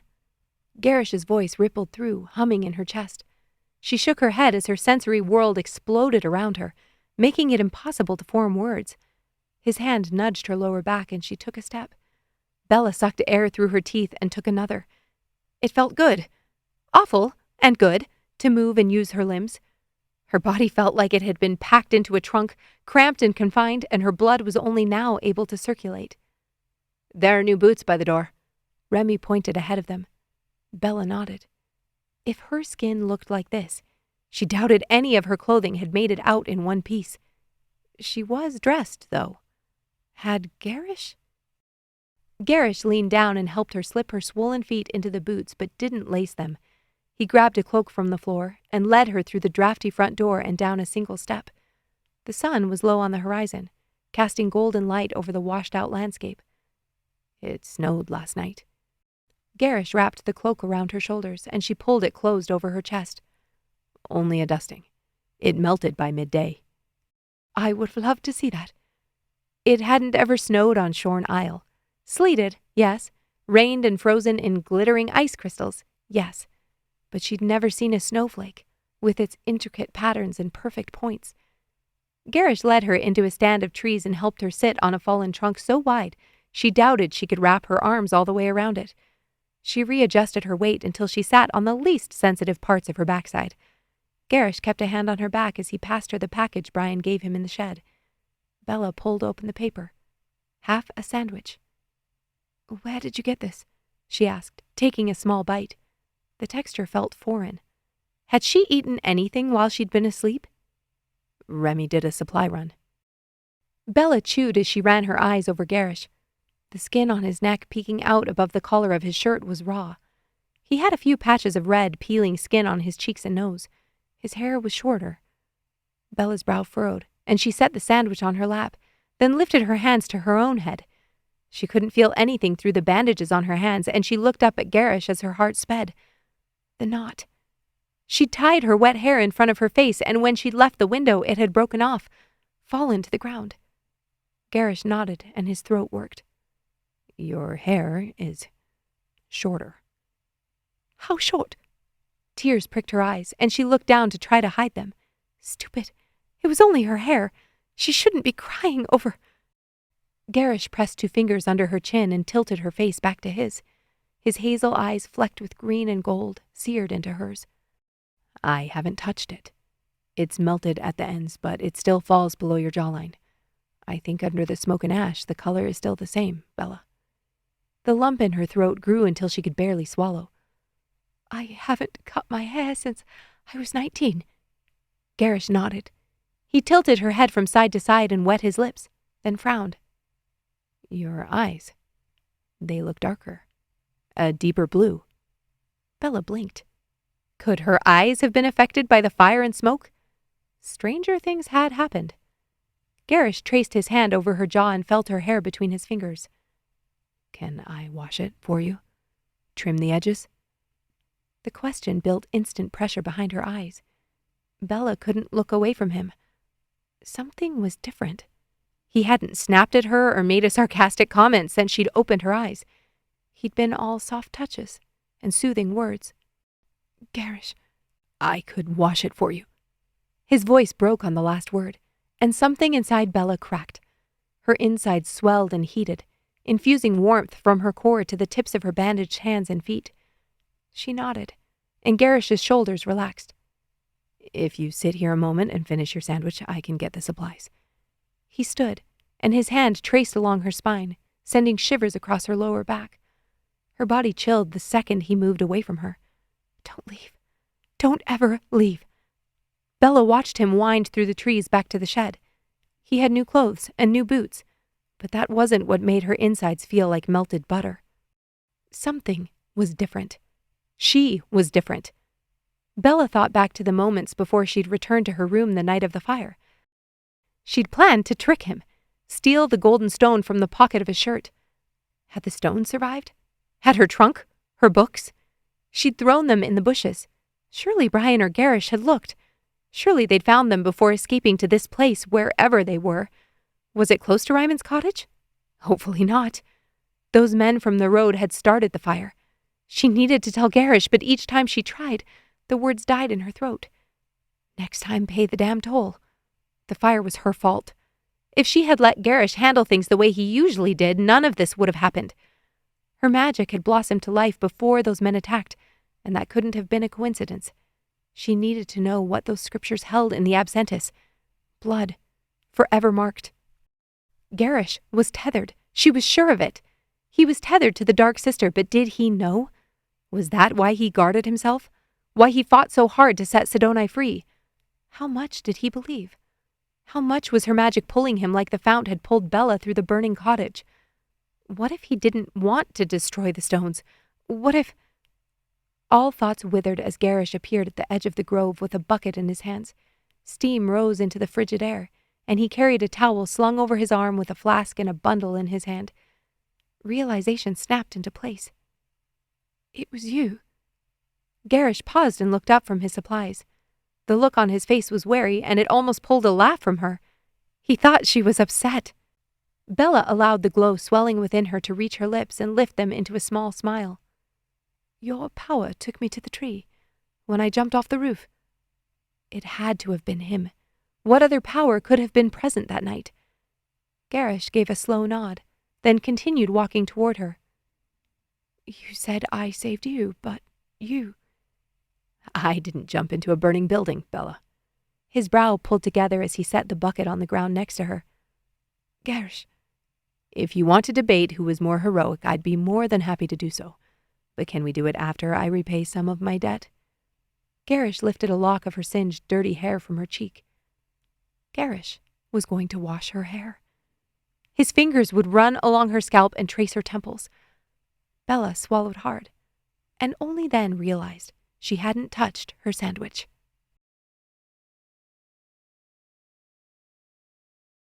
Chapter 26. Is that comfortable? Gerrish asked, as Bella lay back, letting her head drape off the edge of the tree trunk between his knees. A nervous laugh escaped her lips. Yes, as long as I don't roll off and fall on my face. Gerrish swept his fingers over her skin and pulled her hair away from her face and neck. Even coated in smoke and ash, her hair shimmered in the waning sunlight. You're beautiful, Bella. The words bubbled on his lips, but he held them back. He couldn't say it. Not yet. She'd saved his life, but she would have done that for anyone, he was sure of it. She'd gone into a burning building not once but twice, for people she barely knew. In his case, for someone she disliked. Did she dislike him still? Hope burgeoned in his chest, and his fingers trembled. You're a skilled fighter. I trust you have good balance, he murmured, as he pulled the bucket of steaming water between his legs. Bella had made it clear in Aliern what she thought about who he was and how he worked within the magic, but the desire to know what she thought now clawed at his insides. Nobody in his life knew what she knew, had seen what she'd seen in his memories, and he had to know whether it changed things. I'm not a monster. Bella held up her hands. Half my body is wrapped in ointment and cloth. You're saying that limits your ability to hold still? Bella rolled her eyes, but when Gerrish brushed her cheek to catch a stray tendril of hair, he didn't miss the way she dragged her teeth over her lower lip. Is this okay? He asked, purposefully taking his time as he smoothed her hair behind her ears. He wanted her to feel it, how much he wanted to touch her. She nodded, and her chest rose and fell in quick succession. Bella closed her eyes as Gerrish lifted the bucket and used his free hand to scoop water over her head. Too warm? No. Perfect. Her voice was barely a whisper. Gerrish set the bucket down and used both hands to finish soaking her scalp. Gray water dripped from her hair, and he quickly pushed the bucket aside so it wouldn't mix with the clean supply. The sun dropped below the horizon, ushering in an evening chill that bit at Gerrish's wet hands. He pulled the bar of soap from the bundle Remy had handed him and rubbed it between his palms. Anise and lemon. He breathed it in as he lathered it into Bella's hair from root to tip. He moved his fingertips in slow circles along her hairline, and a sigh escaped her lips. Good. Bella's mouth parted, but she didn't answer, only nodded as her brows pulled together.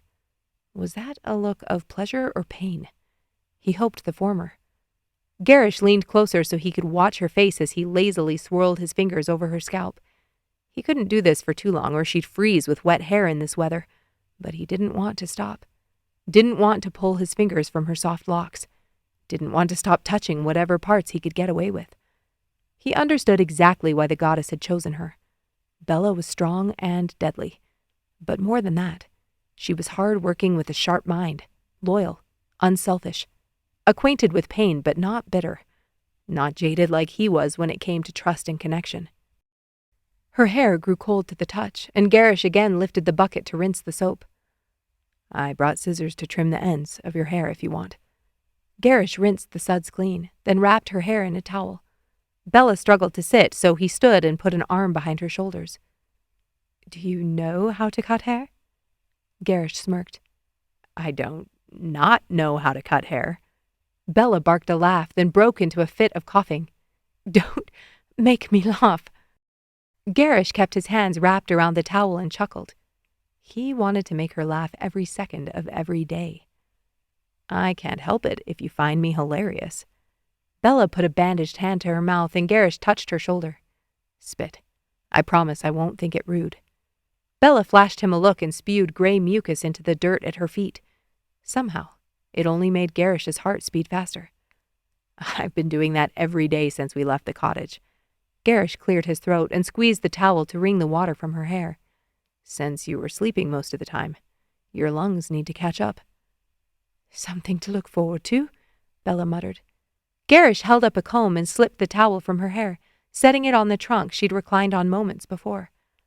How do you theoretically know how to cut hair? Bella asked as she sat up. Gerrish's smile turned wistful as he scooted closer, then tilted her head down and worked the comb from her roots. Adra taught me. Bella stilled and was quiet so long he didn't know if she'd heard him. When he was nearly done detangling, she finally spoke. Do you still talk to her? Gerrish's heart skipped a beat. I haven't spoken with Adra in years.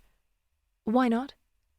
He gently tipped Bella's head from side to side, finding the shortest section along the jagged edge of her hair. He positioned the comb and began to cut. Adra dropped off the face of the realm a few months after I found her in that alley. Bella turned and he had to hold her head in place. What do you mean? Dropped off the map? Gerrish pulled Bella's hair tight and cut in a straight line, measuring carefully from one section of hair to the next. I mean, she went back to the Enclave, and I never saw her in town again. You couldn't go? I wasn't welcome within those walls, Gerrish stated. Bella nodded. I'm sorry, but did you ever? She trailed off as Gerrish worked around the back of her hair, his hands settling into an easy rhythm. Pull, measure, snip. Bella shivered as his knuckles brushed her neck. Did I ever what? She drew a breath. Seek her out. In Aeon. Gerrish froze, then continued along the left side of her head. No. I figured if she wanted to see me, she would have found me. What if she couldn't?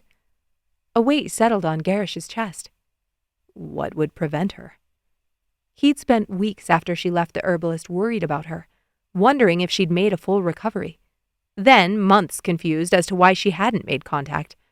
After that, years burying the hurt and anger over her never making contact. What if she couldn't? He'd never once considered the possibility.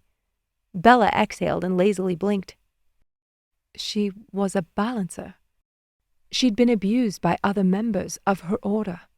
I can think of 1,000 reasons why she wouldn't come and find you.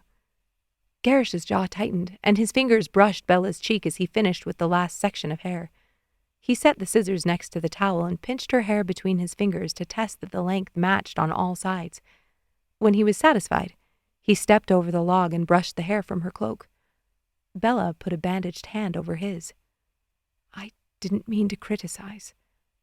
Pressure built behind Gerrish's eyes. I know. Bella stood and dropped his hand, then shook her head, marveling as her short hair brushed against her neck and jaw. It looks good. Bella raised an eyebrow. You're only saying that because you cut it. Gerrish snorted. We don't have any mirrors, so you can't argue. She laughed, light and airy. I guess I'll have to take your word for it then.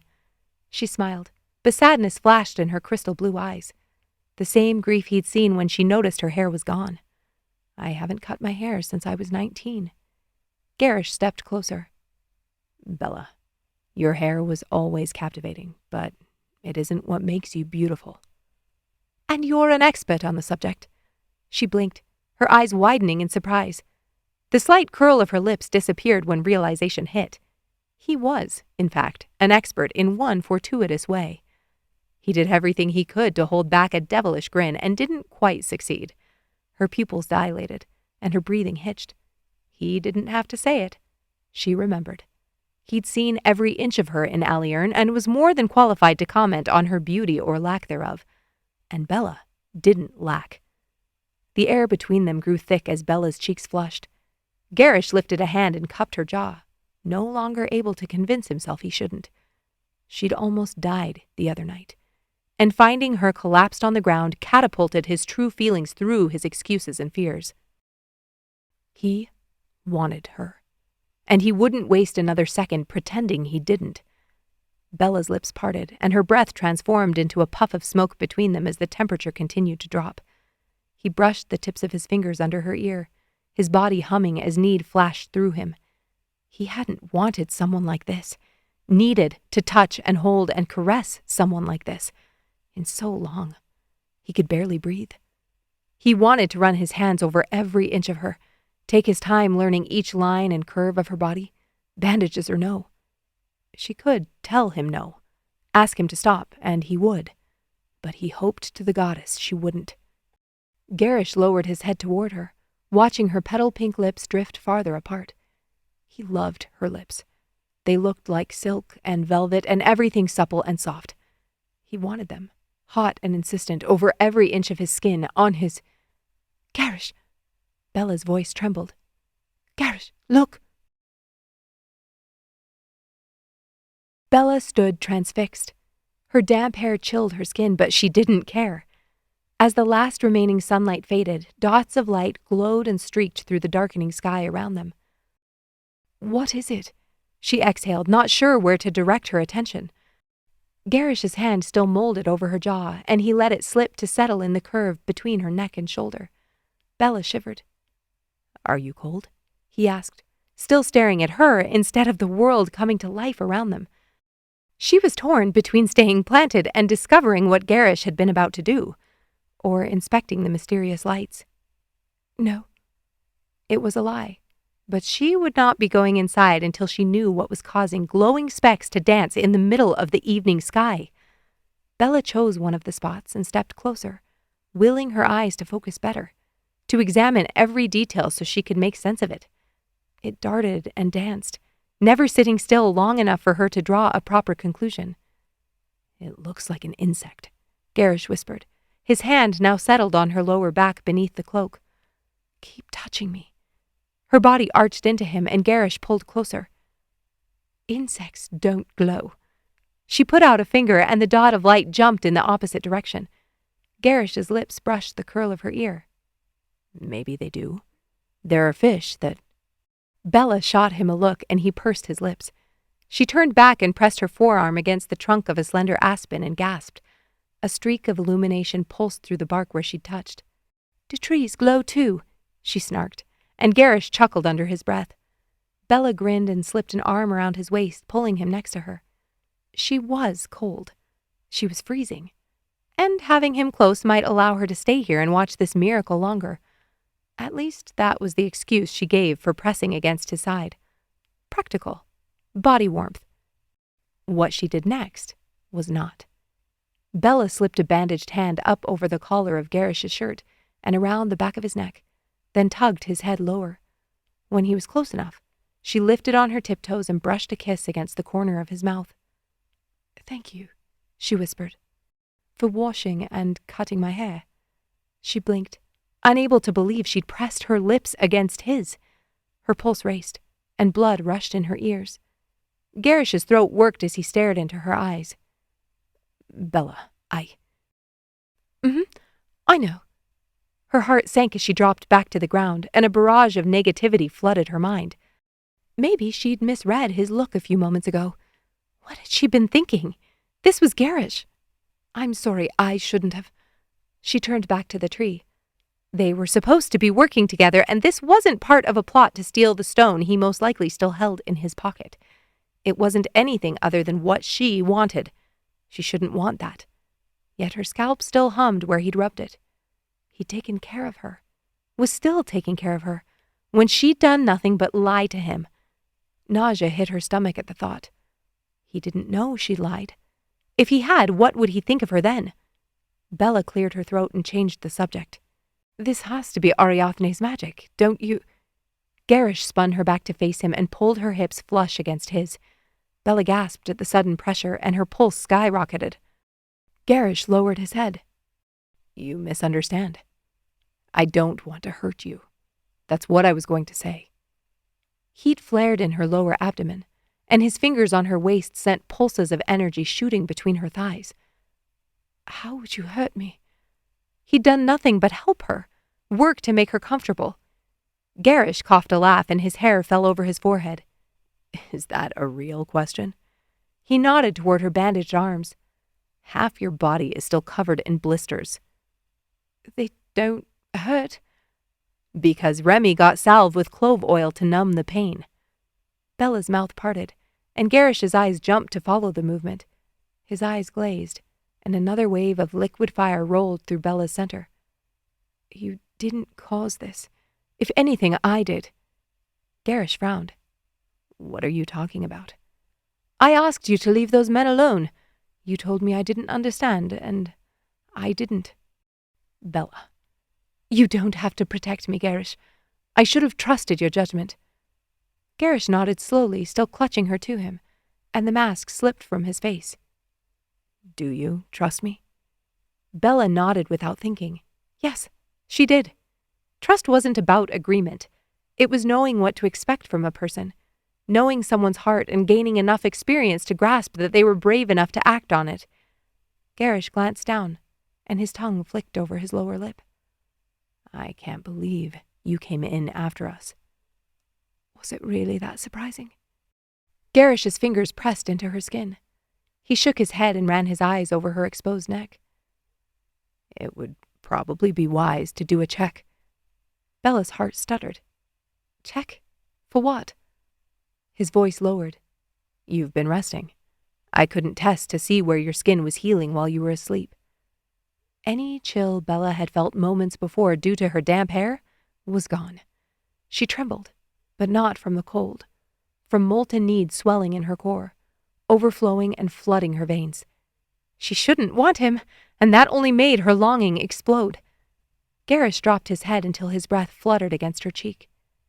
I didn't check here. He brushed his lips over her jaw and pressed into the tender space right behind the lobe of her ear. Is it healing well? Bella's breath caught. Mm-hmm. Her skin didn't feel oily and sooty the way it had that terrible night.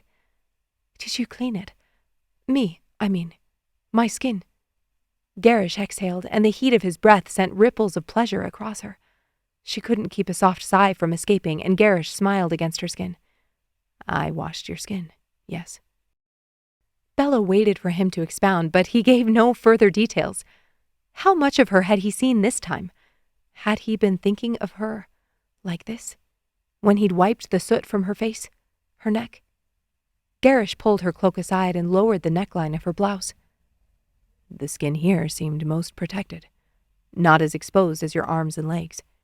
He kissed along her collarbone, flicking his tongue once, twice against her skin. Bella held back a moan. Her breathing came in quick bursts, and Gerrish's body stiffened against her as she did the opposite.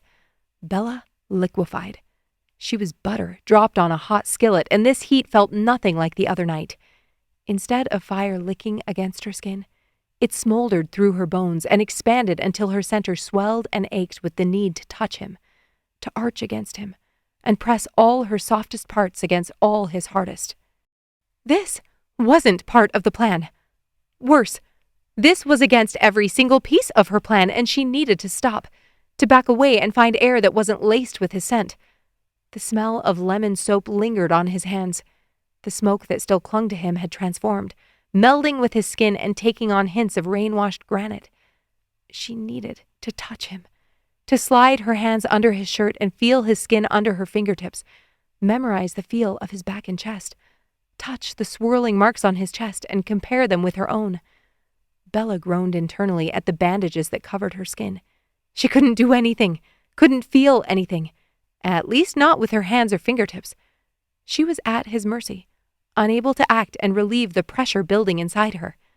Yet Gerrish, with his slow, calculating movements, seemed oblivious to the torrent of need thrumming within her. His lips had barely made it to her shoulder, and Bella wanted to scream. Everything at your core was unharmed, he murmured. Her skin buzzed under the heat of his breath. Did you protect it somehow? What was he asking? She could barely register his words. I poured water over myself, tied my hair over my mouth to protect my lungs. Gerrish paused with his thumb stretching the neck of her blouse and his lips sneaking under the edge of the fabric. His hair brushed her cheek, and it was torture to keep her hands at her sides. He ran the tip of his tongue over her skin and wrapped his lips around her collarbone. You taste like cinnamon. Bella was going to light on fire from the inside out if he didn't. Gerrish pushed her back against the tree so fast she didn't know what was happening, until he pulled his hand out from between her head and the smooth trunk. Light exploded through the tree's branches, illuminating the air around them and glinting in Gerrish's eyes. This time, she barely noticed it. Every cell in her body was pointing at him, waiting for him. She didn't care that her hair was wet or that the tips of her ears tingled with cold. Gerrish looked up and she nearly whimpered. The battle between the sisters. It's reflecting in the realm. He sighed and lowered his gaze to hers. Maybe it's time we left this realm in peace. Bella stared into his eyes, wondering what he saw when he looked at her. Could there be peace here? Could the passage realm truly be free of oppression and prejudice? She pushed aside the voice that told her it was impossible, and stepped into his reality for a moment. I want to be at peace, she whispered, and Gerrish lowered his head until his forehead brushed hers. You saved my life, Bella. You would have done the same for me. He exhaled and trailed his hands down her neck and over her curves, then settled them at her waist. I've been alone since. His breath caught, and Bella tilted her head to brush her lips against his. I've been alone since. She didn't finish her sentence. She didn't have to. Bella's soul recognized that empty void in him, and his words confirmed he saw it too. Their emptiness called to each other's, and Bella was sick of fighting it. Any resistance still swirling within her evaporated as Gerrish dropped his lips to hers, flattening himself against her, careful not to rub against her legs or arms. Yes, this. His weight felt divine, his lips as impossible and magical as the luminescence still dancing around them. Never stop. She never wanted him to stop. Whatever they each had to fight for, they could do it while also doing this, couldn't they? Gerrish's tongue swept over her bottom lip, and Bella parted her lips for him. If she told him who she really was, why she'd come to him in the first place, would he still want to kiss her like this? The chill threatened to seep back in. He wouldn't. Gerrish would throw her out if he knew. Don't move. A voice growled from behind them. Bella froze and Gerrish's hands tensed on her waist. He pulled back and lifted his head. I said, don't move. And I meant it. Chapter 27. Bella froze as Gerrish's chest rose and fell in quick bursts against hers. The two voices were coming from behind her back, which meant Gerrish could potentially get a visual. But she was blind, like she'd been in the cottage the other night. Was this your plan all along, Bella? Kill Reiman to get into the Heralds' pants? The man grunted as if someone had elbowed him in the stomach. A woman hissed. That wasn't nice. But true, the man spat. Her blood thickened. She knew those voices. Why did she know those voices? Suddenly it clicked. Voices from the Maiden's Blessing and from the road to Trill. Rael. Paladin. Bella's heart jumped into her throat. All she wanted to do was whirl and throw her arms around Rael's neck, but she couldn't. It would be a disaster for Gerrish to watch that kind of reaction. And Rael and Paladin? They believed she was a traitor. Gerrish drew his hand up toward his chest, but the man behind her barked. Do you have trouble following directions? I won't ask again. Gerrish's arms tightened around her. Draw, he whispered, and Bella knew instantly what he meant. She'd dropped her line to the fount.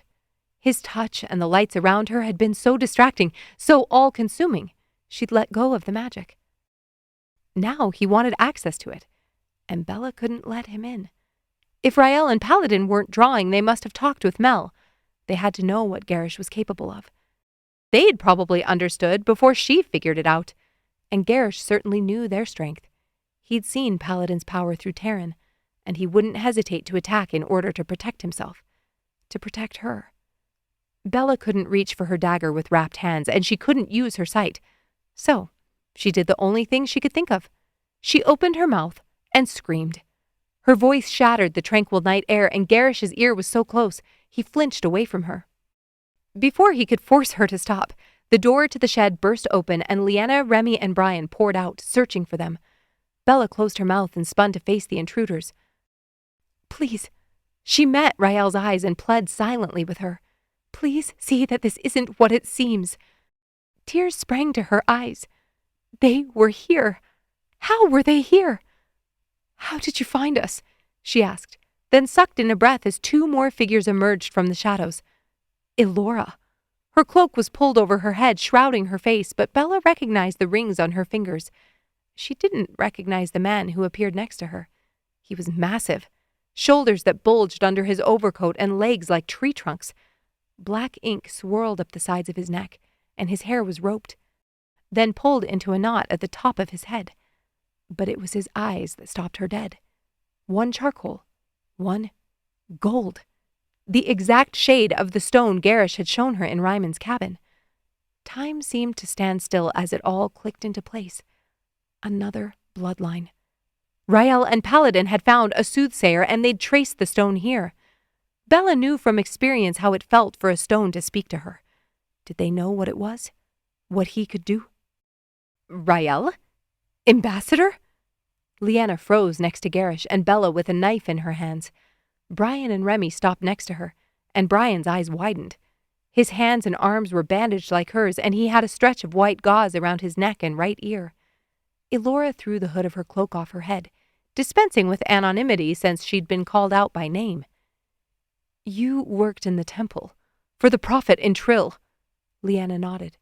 And yet you stand here with this dark creature. Elora pointed an accusatory finger at Gerrish, her face twisted in anger. I have to assume you don't know his secrets, Blessing Giver. What secrets? Leanna pulled her face into an expression of fear and disbelief. She was good. No wonder she'd avoided discovery while working right under the prophet's nose. She stepped toward Gerrish. You said you were coming to take care of the Blessing Giver's things, to find the plot against the Enclave. Remy nodded and folded his arms, his scar puckering as he pursed his lips. His act wasn't quite as convincing. Brian stepped forward and shot an apologetic glance at Bella. He told both of us the same thing. Bella's stomach roiled. Brian was trying to help her, to give her an out. He didn't know the history here, though. He didn't know her history. Hold still, Gerrish whispered. She tensed as his hand slid from her waist and moved up her back. What was he doing? He was moving upward toward his chest. Rael's eyes darted among the five of them, and Bella took stock as she always did. Leanna had called her by name. They knew each other. From the Enclave? Who are you? Rael asked Brian as Paladin placed a protective arm around her shoulders. 2 members of their party had mixed blood. If they drew from the fount, what damage could they do? Would Gerrish be able to combat their power? No. Bella reminded herself of what had happened aboard Roderick's ship. Paladin wouldn't draw unless he was forced to. It was too dangerous. Hopefully the impressive specimen of a man next to Elora had the same instincts. I'm Brian. He stepped forward with a hand on his chest. My father is the one they're talking about. He lived in a cottage on the other side of those hills. They weren't far from Reiman's. If Brian's directions were correct, they had to be slightly north of Cassillon. Bella's mind jumped from one option to the next for possible escape, but couldn't land on one she liked. Gerrish's hand brushed the back of her neck and she shivered. Was he reaching inside his shirt? Rael looked at her mother with wide eyes. Reiman? She whispered. Elora's face blanched, and Bella could have sworn the hand of the man next to her twitched toward the ambassador. Reiman, yes. That was my father's name. You knew him? Brian looked so hopeful that Bella's stomach twisted. Rael knew. Paladin knew. All of them standing here in front of her knew what she'd done, and I knew him, yes. Elora's voice wavered, and she clenched her fists. Brian took another step closer. I asked for leave from the Enclave to find him. He absconded when I was very young, and...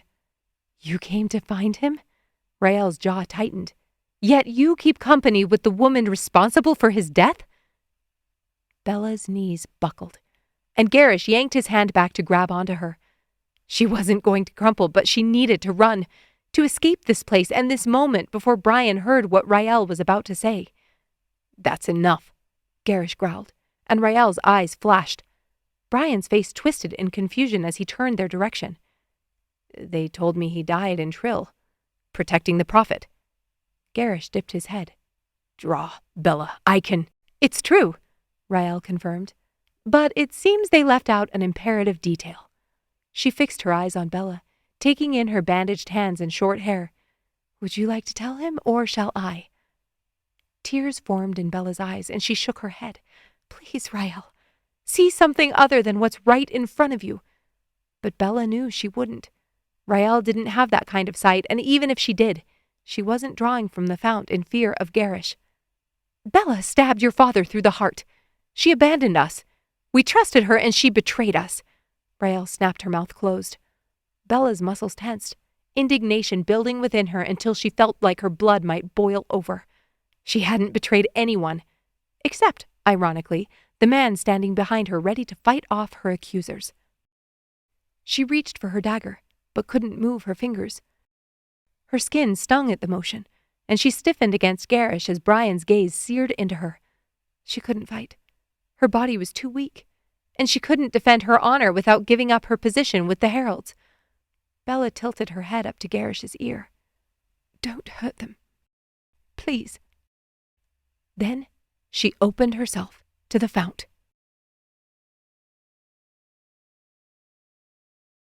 Chapter 28. Nothing happened. Bella reached for the fount a second time, but no warmth flooded through her. She'd felt it earlier, hadn't she? When she'd woken up? "Gerrish, I can't—" "You killed my father?" Brian's voice was guttural, scraped raw. "Is it true, Bella?" Bella's body shook. It wasn't there. The fount, the magic. It hovered above her, but each time she reached for it, it was as if an invisible hand brushed her away. Her heart flapped in her throat as she stretched upward again and again. Brian's face twisted in anguish. "Bella?" She couldn't tell him. Couldn't explain that Reiman had chosen his own death. He'd sacrificed himself to ensure she'd find her place with the Heralds, and her actions that night had been confirmed by her sight. Each detail would strip any credibility she held with Gerrish, and she couldn't give up her cover. Not when she knew he had the stone. When he planned to destroy it. Not when he'd looked at her like he trusted her. Not when his lips had been on hers. Bella's throat thickened as she crouched on instinct into a defensive stance. The trees and glowing lights seemed to close in around her. This was a mess. A tangled web of lies and manipulation that she'd created. She opened her mouth to speak, but the words died in her throat as she looked up into Brian's face. His eyes. They weren't violet anymore. They were deep pools. Inky blue or brown. Was it a trick of the light from the torches? She couldn't tell now that the sun was nearly down, but the pale, luminescent violet she was used to was gone. Mel didn't have a chance to use it in Trill. Rael's voice was even, measured. Bella's mind raced, searching for any connection to the words the Blessing Giver spoke. "The Heralds having access to the magic was our greatest concern in coming after you. But after Mel explained the situation, we realized we didn't have to test the tincture on him directly. We only had to make sure nobody else could draw. Problem solved." Ice flashed through Bella's veins. The tincture. Back in Trill.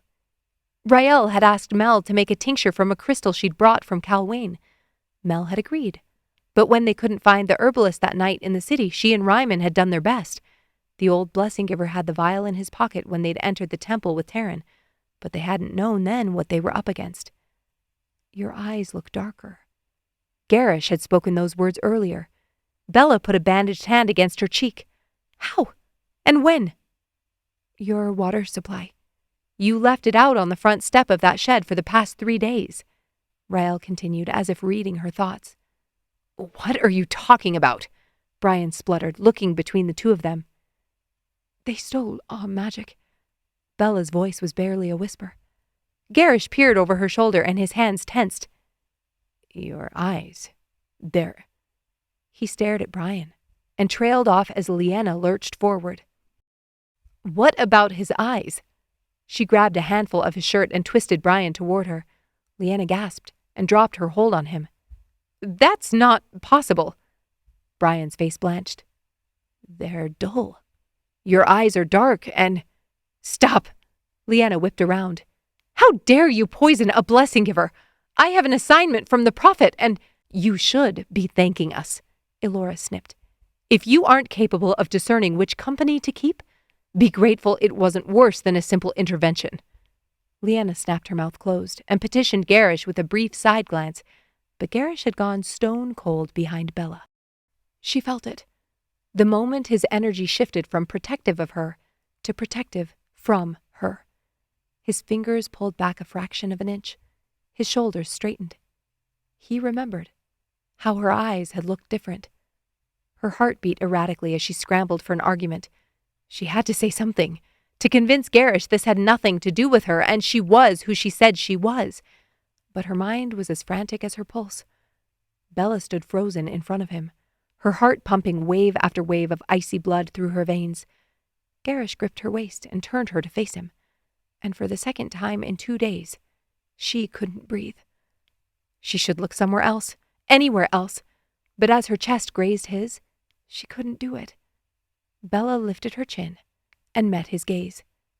A kaleidoscope of emotions flickered across his face, and she memorized each one. She'd done this. She'd lied to him so she could discover his secrets, and she'd found them. He was tethered to the Dark Sister, bound as the Bloodstones were bound to the goddess. But his secrets hadn't all been what she thought they'd be. She'd nearly fulfilled her mission. If she hadn't been lying unconscious with burns over half her body, she would have left after the fire. She would have found a way to steal the stone and disappeared into the night. Was that how it would have played out? A door slammed closed behind Gerrish's eyes, and Bella felt the finality of it reverberate through her. "Your eyes are darker." His voice was calm and low as he dropped his hands from her waist. Tears stung the corners of her eyes. This was for the best, wasn't it? She should have pushed away from him earlier, should never have let it get so out of control. Bella bit her bottom lip as her insides churned. The smell of him, the touch of his lips against her skin. All of it echoed through her as Gerrish stepped back. "Wait, Bella?" Remy called in disbelief. "But you took your oath.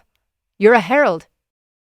"She's never been a herald," Gerrish cut in, his voice still silky smooth, like he was explaining a game to a child. "But her magic. She's of the bloodlines." Gerrish took another step back, and Bella noticed for the first time that the lights they'd witnessed earlier were snuffed out. No. Her body called to him, wishing he would move back into place next to her. Paladin lit a torch behind her, and the flash of light only punctuated Gerrish's cold eyes and blank expression. "Yell at me. Tell me you hate me. Scream in my face. Do something." Bella's breathing grew ragged as she watched Gerrish retreat, but he did none of those things. His mask of cool indifference settled over his face, and the sight of it crushed her, without any need for him to use his power. Guards emerged from behind the shed and spread out in a line behind Gerrish, cutting off his escape route. "You're not going anywhere, Herald," Elora spat. "All of you are coming with us." She could have fought. Under normal circumstances, she would have. Even against her friends, she would have fought under the irrational notion that bandaged hands and healing feet could get her out of this on her own, that she could somehow keep her cover intact and still return the hero. The events of the last day had proven that idea false. Despite her best efforts, she'd been pulled into Gerrish's orbit, circling closer and closer until the pull to his center of gravity was beyond her strength to escape. Because she didn't want to fight it. Bella pulled her knees into her chest under her blankets and turned her head so she wouldn't have to look at the flickering fire. The ambassador's guards were posted around their small circle. She'd counted 10 men in addition to Elora, her companion, and Rael and Paladin. Under normal circumstances, she'd have no problem dropping the whole lot of them. As it stood now, they'd taken her dagger, and her skin itched so badly she had to press her hands together to keep from rubbing herself raw.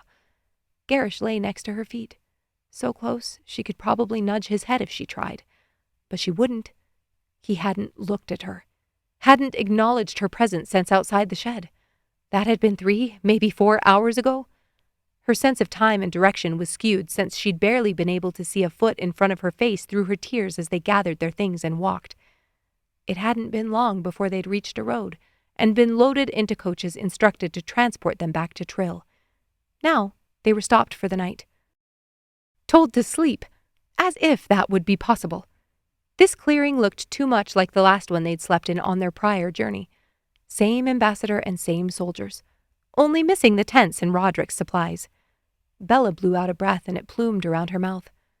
The air didn't hold any warmth, and though her hair had long since dried, a chill had settled into her bones. "Why?" The word sounded above her head and she froze. Brian's voice came again, this time harder and more firm than the first. "Why, Bella? I need to know."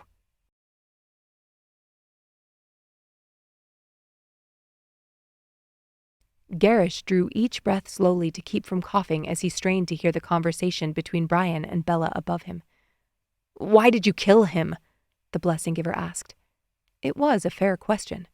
One Gerrish would have loved to know the answer to, though he'd never asked it himself. The guilt he'd sensed in her had always niggled at him, but he'd accepted her explanations at face value. How had he been so blind?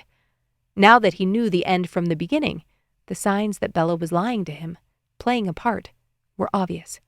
She never talked of Sidoni, always argued with him about using force, stood up for members of the Order, and more importantly, had access to the damned fount.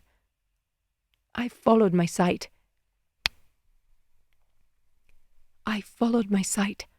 Bella answered, her voice barely a whisper. Your sight? You're telling me the magic told you to kill my father? I'm a diviner. My sight shows me next steps. She didn't apologize or try to justify her actions, and something akin to respect flickered briefly in Gerrish's chest before he snuffed it out. He couldn't afford to respect her or anyone else around the fire tonight. She'd done what she felt she had to, and now he would do the same.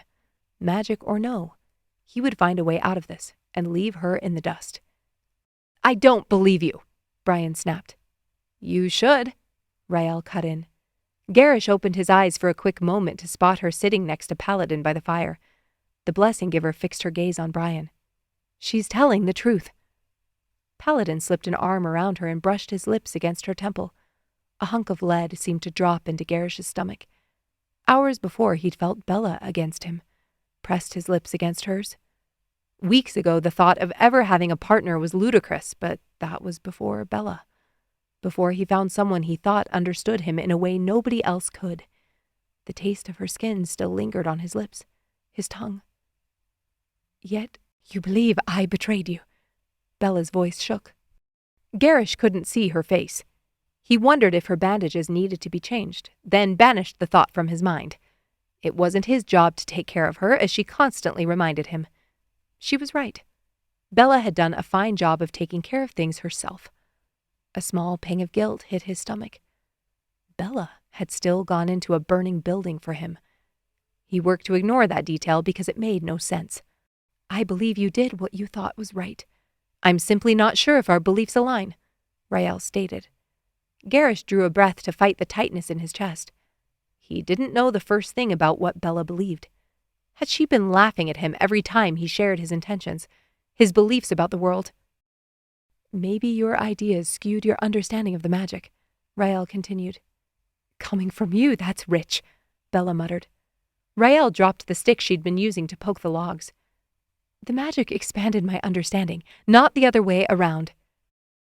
You think I wanted to harm my friend, the man who believed for the first time in my life that I could do something worthy of the gifts I'd been given? The man who advocated for our people and knew enough about the prophecy and the fount to give us hope that we wouldn't have to hide any longer, that our birthright would be restored when your enclaves had ripped it from us. Gerrish's hands clenched under his blanket. Reiman had been busier than he thought. He knew the old blessing giver had been watching him, knew he'd discovered the stones and was searching for them like he was. How had he missed that Reiman was hunting down the bloodlines? Why was he hunting down the bloodlines? Or had he stumbled across them? The stone was still in his pocket. They'd searched his pants but couldn't see the stone hidden away, tucked beneath the muscles of his chest. He thought back to what he'd read yesterday when Bella still slept. As soon as he could access the fount, the bloodlines wouldn't matter anymore. Brian had been the one to find Bella's trunk. He'd walked around the cottage in search of anything that could be useful and discovered it in the bushes outside her window. He'd opened it in search of a clean shirt for her and found one, but he'd also found her book of scripture. One he'd seen on Reiman's shelf but hadn't thought much of, since the name meant nothing to him. The Absentis. After wrapping Bella's skin and making sure she was warm, Gerrish had opened the book to the marker and read. The fourth verse had felt like a jab to his stomach, expelling all the air in his lungs. The scriptures spoke of him, of his tethering, of the magic melding with his own soul. Bella had read this. The 5th and 6th verses had held the answer he sought. And as the magic tethered, its weight fell upon the bearer, pressing upon its earthly frame. Like forged metal, their material souls melded with her magic, forever marked by its presence. A fusion of magic and mortal, sealed in an eternal dance, and anchored to the indomitable physical life force. As the blood flows, it is bound. The scriptures spoke of him, yes, but they also spoke of the stones. As the blood flows.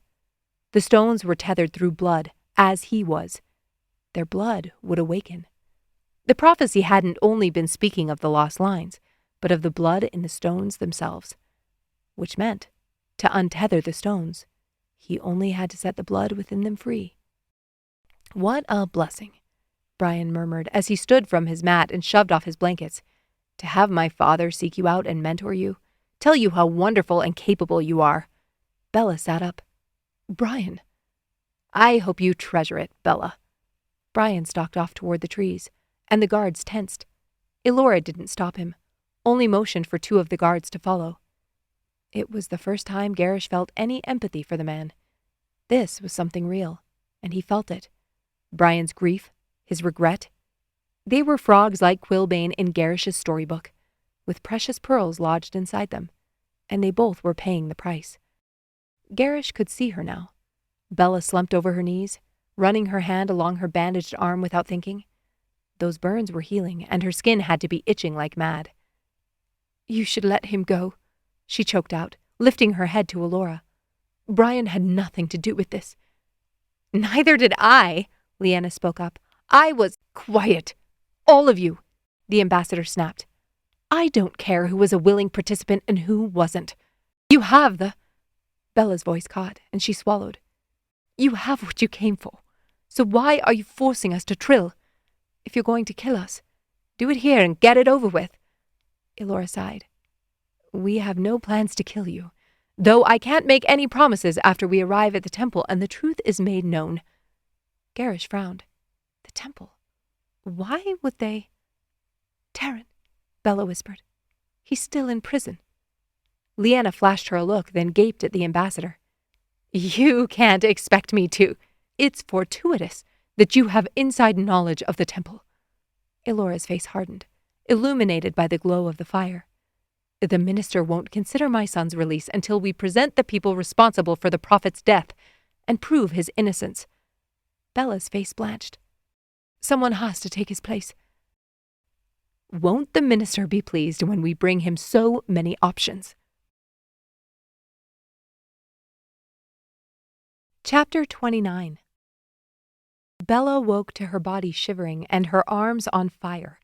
She needed to itch them, but was too cold to move. She had to move, had to get her blood pumping. Her muscles groaned as she forced herself up to sit, then wrapped the blanket around her body as she stood. The boots Remy had provided her were comfortable and warm, but her toes still felt numb. I'll build a fire. Bella jolted at Paladin's voice. He carried an armful of firewood out from under a stand of trees. Elora's muscular friend with one golden eye had chopped it the night before, making sleep impossible while he was working. Who was he? And why was the ambassador willing to travel with not 1, but 2 men with mixed blood? She'd tried to kill Paladin on multiple occasions. Bella couldn't help but wonder if her heart had changed, or if she had other plans in mind. She had ulterior motives. She had to. The ambassador had a responsibility to the order to protect and uphold the laws of Ariathne. Bella didn't realize she was rubbing her arms against each other until Paladin glanced up from stacking wood in the fire pit. You should change those bandages. Bella nodded. Do you know where the salve is? New wrapping? Someone rustled behind her, and Gerrish rose from his bed.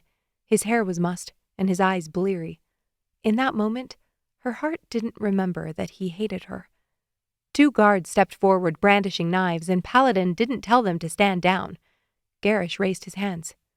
I was only going to get what she needs. I can get her what she needs. Raelle rubbed her eyes and pulled her hair from her face as she slipped out of her blanket. None of you are going near the luggage compartment. You have to admit, luggage compartments are the perfect place for riffraff, Paladin murmured, and Raelle failed at hiding the slight curve of her lips. Gerrish's mouth pulled into a tight line as he returned to his mat and sat down. I can help. Paladin dropped to a crouch and continued to arrange the logs, putting small slivers of wood in the middle of the stack. You all should enjoy your last days of freedom. His eyes flicked to Bella's momentarily, and she caught a flash of pity in that violet and charcoal. He understood. Of course Paladin understood. She hadn't heard his story from his own mouth, but she'd gathered enough bits and pieces to construct a decent picture. Rael met him when he was in a prison cell, sentenced to death because of his mixed blood. "It won't get better," Gerrish murmured. Bella turned, wondering if the words were meant for her, but Gerrish had his eyes fixed on Paladin. "She's only gaining strength." "No thanks to you," Paladin muttered. "I can't weaken her bonds. I don't draw from the light." Paladin's brows drew together as he put the last log on the pile and stood. Elora and Jude weren't on their mats, and Bella took the opportunity to speak with Paladin alone. If standing inside a circle of 5 armed guards, an awake Gerrish, and a sleeping Brian counted as alone. "What happened at the Enclave?" Paladin pulled a match from his pocket and struck it against a stone. As the flame burst to life, Bella shuddered. He held it under the kindling with a steady hand. "You could ask him." He nodded to Gerrish. They knew who he was. Bella shouldn't have been surprised by that. Mel and Taryn had seen Gerrish's face before they ever met him in Trill. Bella reached for the fount again, testing it, wondering if the channel would ever open again, and realizing it wasn't likely while they were still captive. Rael probably had them on a constant drip of the mixture they'd dose their food and water with to keep their magic at bay. Gerrish didn't acknowledge Paladin's comment as he tied his boots and stood to roll his mat and blanket. Brian yawned and pushed up onto his elbow. "How bad was it?" "We were in Trill when it happened," Bella answered. "Most of us were." Paladin grunted as the flames took hold at the base of the logs. "I heard about the ambassador's husband." Paladin scoffed. "Good riddance." Bella frowned. He was happy about Rael losing her father? "Because he poisoned the temple steward, her friend?" Paladin scoffed. "Because he crushed Elora under his thumb for their entire marriage. And yes, because of that. Rael has mixed feelings, so." "Found it," Rael announced as she tromped back through the trees from the coach. She motioned for Bella to return to her mat and take a seat. "Let's have a look." Paladin closed his mouth as Bella dropped the blanket from her shoulders and held out her arms. She had bandages on her lower legs too, but it was too cold to expose everything at once. Rael started at her hands and tugged at the wrapping until the long strips of gauze came loose. It felt as if she was peeling layers off an onion. Bella shivered as her new, fragile skin hit the chilled morning air. She stared over Rael's shoulder at Paladin tending the fire, not sure if she was ready to see the damage. What if her skin was ruined? Scarred? What if... Bella couldn't help herself. She dropped her eyes and sucked in a breath. Blood drained from her face as she tried to make sense of what she was seeing. Deep patches of pink, almost purple in places, stretched over her arm with circles of yellowish skin at their center. She couldn't tell if they were oozing or if the substance glistening in the morning sun was from the salve Gerrish had applied. "They did well with this," Rael murmured. "It's going to heal nicely." A strangled laugh ripped from Bella's throat. "This is good?" Rael nodded as she removed the wrapping and started on the second hand. When Taryn was a boy, he was too impatient to wait for dinner and thought it was a good idea to open the pot boiling on the stove. Bella flinched as Rael pulled a piece of gauze stuck against her elbow. Rael continued. "He burned the right side of his face. His eyelashes melted." Bella thought back to the young man she'd met on the ship. "I never would have known." "Because Shamir made him a salve and we applied it twice a day without fail. Didn't leave a mark." Bella turned her head. Gerrish's back was to her as he worked, and she didn't know if he was listening. Had he not done this for her? Had Remy not procured ointment from the herbalist? That deep well of loneliness gaped open inside her, and Bella clenched her jaw to keep tears from springing to her eyes. She was grateful. She wanted to tell him how grateful she was, but knew he wouldn't want to hear it. "I know you left the stone." Rael spoke so softly Bella almost missed it. The blessing giver leaned closer, pretending to inspect the burns. "Mel picked it up. Yours and hers." A lump formed in Bella's throat.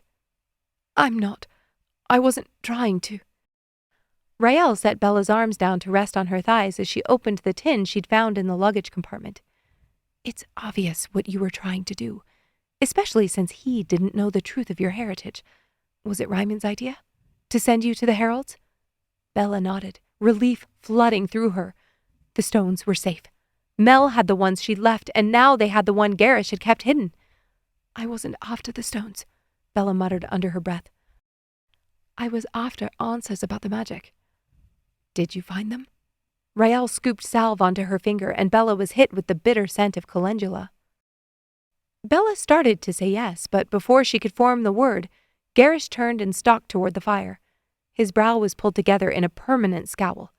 It was the way he'd looked for days after they'd first met. The way he'd looked at Reiman's whenever Brian came into the room. The way he looked at everyone except her. The way he used to look at her. No, Bella didn't have answers. The ones she'd found had only spurred more questions. But perhaps there was no room for questioning when the realm hung in the balance. Perhaps she needed to forget herself and lower her head. I trust you, Bella. Mel was convinced the moment she saw your bracelet was still clasped. I'm sorry it took me until finding you here. Seeing what you'd done after leaving. Rael pursed her lips as she smoothed on the salve. Bella nodded and exhaled. Thank you. She hadn't expected reconciliation, but she'd hoped for it. Now that it had come, at least from Rael, it didn't bring the peace she'd assumed would accompany it. Rael knew her intentions, but did she understand? Could she ever understand what was happening in Bella's heart?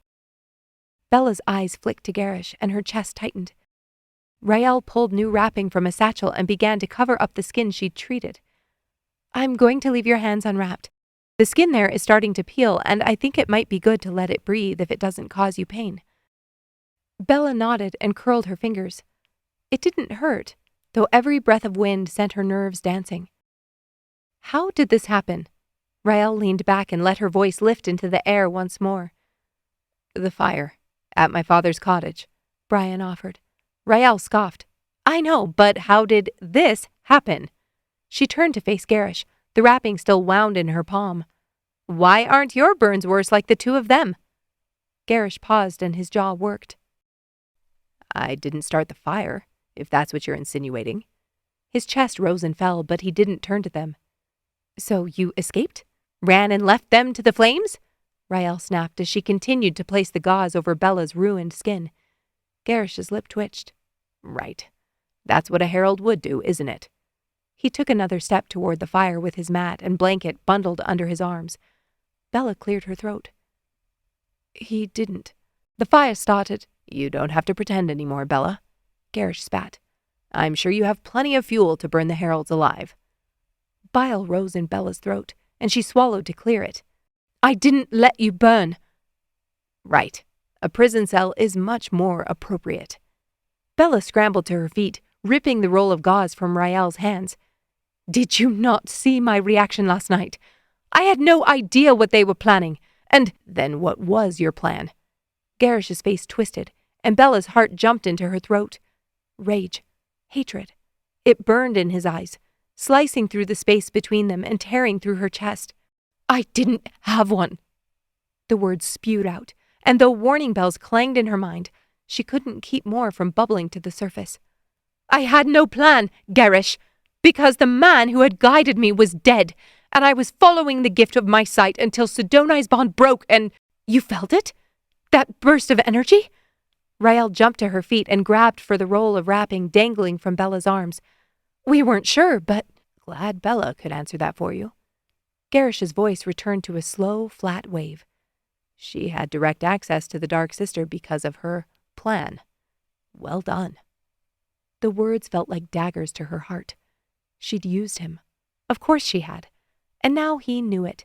Was he sifting through all their interactions and viewing them with this new lens? Questioning whether anything she'd said and done was real. She hadn't planned for any of it to be real, but she'd failed there too. I'd think you, of all people, would be impressed. Rael resumed her wrapping, then ripped the strip with her teeth when she reached the top of Bella's arm and tucked in the tail. Isn't it precisely what you do? Find people within and outside the order who are of use to you and your goddess, then make them trust you. Fill their heads with ideas about the magic that aren't true, and they are true. Gerrish's voice rumbled. The words settled in Bella's chest. What Gerrish believed wasn't false. They'd simply looked at the same information, the same scriptures, the same prophecy, and come to different conclusions on what to do with it. Perhaps the magic doesn't have all the answers. Perhaps the magic is only here to comment on the truth.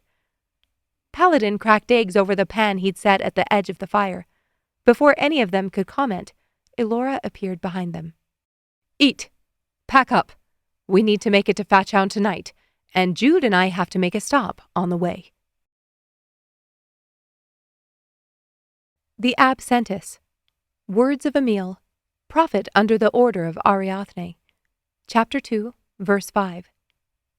Those who turn their hearts toward her power shall find solace in the embrace of the goddess, their fears washed away in a torrent of mercy and grace. Chapter 30. Gerrish stared out the window of the coach. All of them rode together, which would have been impossible in a smaller coach from Aliern.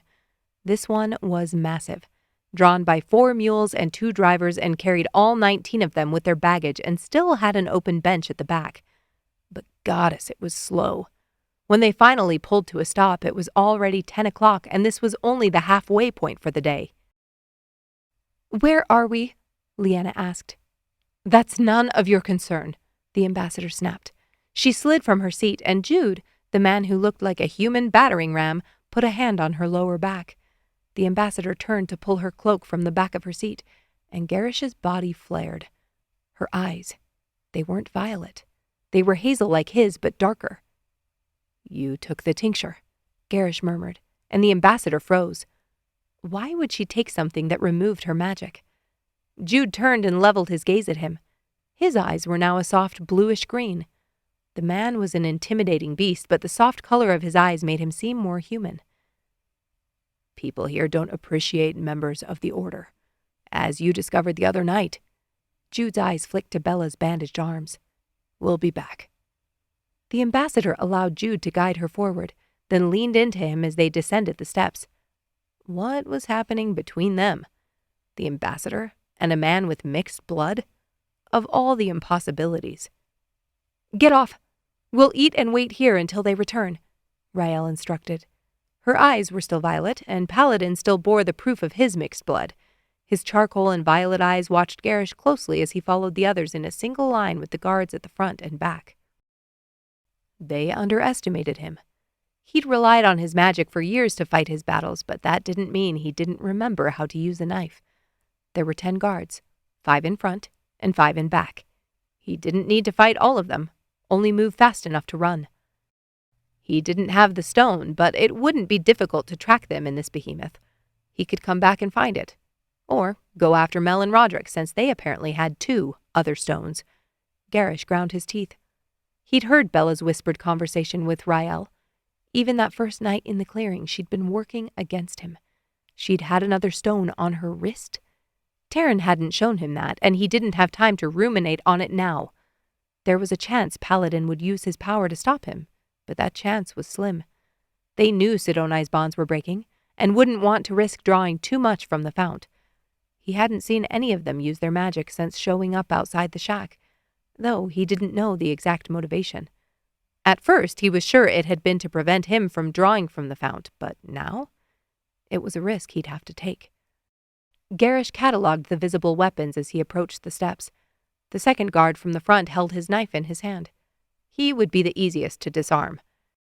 Gerrish's heart pounded like a drum, and he drew a deep breath, then held it for a few seconds. He envisioned the scuffle in his mind, smashing his forehead into the man's nose, then wrapping his hand around the handle of the knife before the man could recover. Adrenaline surged through his veins as he stepped down, and sunlight hit the side of his face.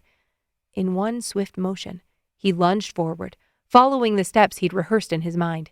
He slammed his forehead into the unsuspecting guard's face. The impact echoed through the air, and Leanna gasped and fell behind him.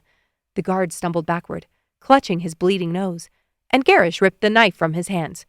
Stars spun in his vision, but he was still able to see straight. He pushed the man over a log at the side of the road and darted forward, but not fast enough to avoid 2 of the guards moving between him and the trees. Fine. Gerrish's muscles tensed as blood rushed in his ears. His senses sharpened. He hadn't fought hand-to-hand like this in ages, and it felt almost primal. As the first man approached, Gerrish swung the stolen knife in a wide arc, the blade slicing through the air with deadly precision. The guard dodged, only to have his side connect with Gerrish's fist. He grunted, and Gerrish flicked the knife to the side, sinking the blade into the second guard's shoulder. Pain flared through Gerrish's hand as the blade twisted, stretching the tendons in his wrist, and he yanked his arm back. The wounded guard cried out in agony, but still lunged forward, a flurry of fists and boots aimed at any part of Gerrish he could catch. Gerrish's body dropped instinctively, muscles coiling and springing into action. He ducked under a punch, countering with a powerful uppercut that connected with the guard's jaw and sent him sprawling backward.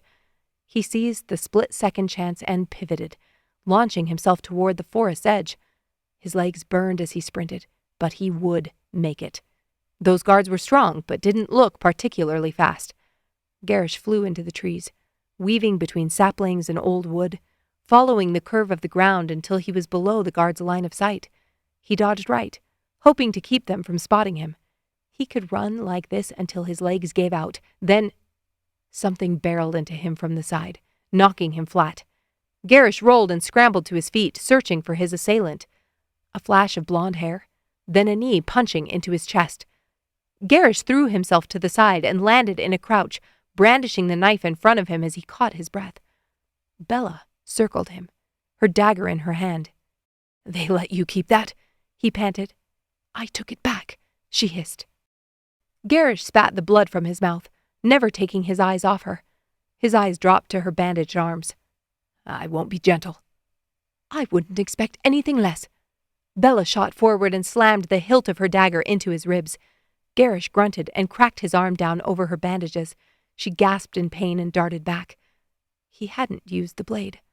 The knife was in his hand, and he could have sliced her open even through her wrappings. But he hadn't.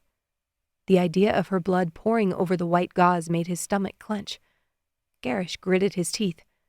She was attacking him, and if he didn't escape now, he'd be fed that tincture until he was tossed into a dank prison cell in Trill. They wouldn't forget to mention his abilities to the minister's guard. He'd be stuck there. He had to use the blade. Bella was lightning fast, but Gerrish nearly doubled her weight, and she was injured. This shouldn't even be a fight.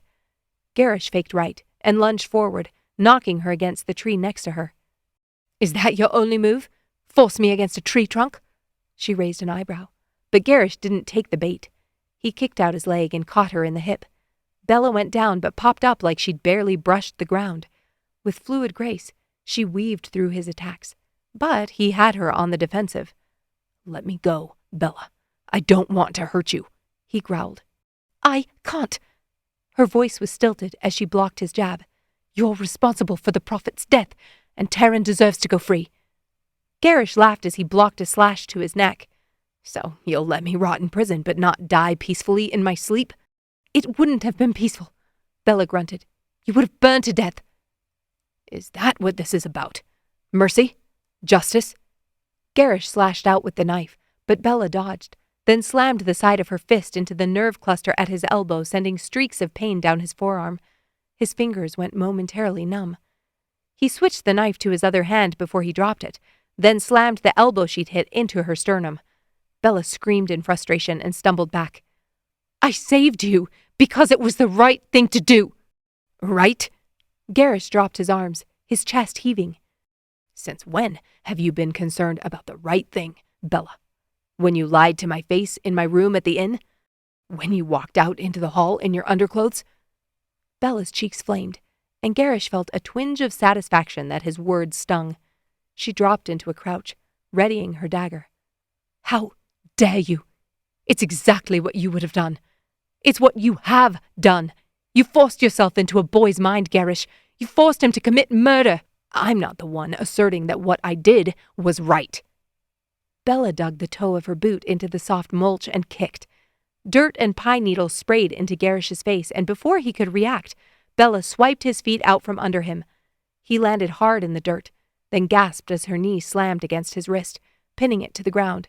He swung his free arm up and froze as he felt a pinch against his throat. "Don't move," Bella whispered. Gerrish blinked. Her face was an inch above his, and the sharpened edge of her dagger pressed against his neck. Her face hovered above his, and her hair brushed his cheeks. The hair he'd washed and cut. His body registered her weight, her legs straddling him, squeezing against his hips. "Do it, then," Gerrish choked out. "I already told you You'll have to kill me, Bella. I won't go back, and you know you can't force me to." Her nostrils flared. "I can hold you here, until the gods can force you to." Gerrish stared into her blue eyes, deep, not cold ice as they'd been before. Something shifted in his chest. "I did what I had to. I can't—" He caught himself and clenched his jaw. "You're on the losing team, Bella. Sidoni's power is real, and—" "I know you're tethered, marked. Her power is tied to your blood." Gerrish opened his mouth, then closed it. No wonder the marker in her book of scripture was on those verses. She must have read them at Reiman's before the fire.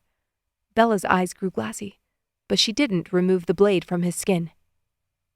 "Until the Dark Sister is free, I'm a part of her, and she's a part of me." When had he realized that his path was set? Not immediately after he felt the goddess's power. He'd been intoxicated at first, thrilled with the progress he made with the Heralds and how he rose up the ranks. That moment had come years ago on the road to Ariathne. He'd committed to take an assignment there and was waiting for a coach when he'd felt it for the first time. That weight in his stomach, a settling of shadows. He'd tried to board the coach as planned, but each step made him woozy. He'd taken his things back to his room in Ariathne, and that night had been awoken by her voice. The first time the goddess had spoken. "Take your place." 3 words. He'd gotten out of bed and walked to the blood oath where Malik was seated with his friends. It was the first time his power unleashed itself. The first time he took a life. Bella's lips twitched, but her face smoothed as if a hidden part of her battling for control won out. Her voice shook when she finally spoke. "I can't let you go. You'll destroy the bloodstones." "I will." He swallowed hard and shifted under her. The blade stung against his skin. Her words. What had she said? That she couldn't let him go. Not that she didn't want to. "How will you do it?" She steadied her thumb against the blade. "I don't." "I know you have an idea, Gerrish. My book was outside of my trunk." She'd noticed where her book of scripture was. Gerrish gritted his teeth. "Could that have possibly been because I was finding you clean clothes? After bandaging your wounds?" Bella leaned closer. "I know you read it." She was inches above him, and her hair still smelled like lemons and anise. Gerrish's pulse sounded in his ears. "That's beside the point." She dropped another inch until her lips hovered next to his ear. "How will you do it?" Gerrish's neck flushed, and he winced as her knee rocked over the bones in his wrist. "As the blood flows, it is bound. I have to remove the blood from the stones. I'm not sure how to do it yet." "You could stop this. Stop fighting and—" Gerrish lifted his hand and wrapped it over her hip. "I can't stop, Bella. I won't." Bella pulled back to look him in the eyes. "You chose this, Gerrish. You chose to side with her. And I understand why you did it. You were young and hurting, but the order—" "I never chose this," Gerrish snarled. "I joined the Heralds, yes, but I didn't ask to be chosen. I didn't ask for the Dark Sister's power to anchor itself in my soul." He gasped for breath, the truth of the last 12 years breaking through the floodgates and pouring from him in a deluge. "I wanted peace. I wanted a better realm where all of us were equal. His throat thickened, and he choked on his words. "I never chose this." Tears welled in Bella's eyes as she watched him fight for breath. She dropped her head, and he waited for her words to slice through him, to nail him up as the herald she saw him as. Instead, her lips touched his, gentle, tentative. He jolted, but his brain and body quickly caught up. Liquid fire shot through his veins, bringing every nerve ending surging to life. His body ached, and there was a rock lodged under his left shoulder blade, but he ignored it as his whole world narrowed to the taste of Bella's mouth. Her hesitation gave way to fiery insistence, and he had to touch her. His left wrist throbbed, still pinned by her knee, but his other hand still rested on her hip. He slid his hand down over the back of her thigh and squeezed. Bella whimpered and swept her tongue over his, but kept the knife at his throat. The blade flirted with the surface of his skin. If he tried to push her off, he had no doubt she'd flick her wrist and open up his veins.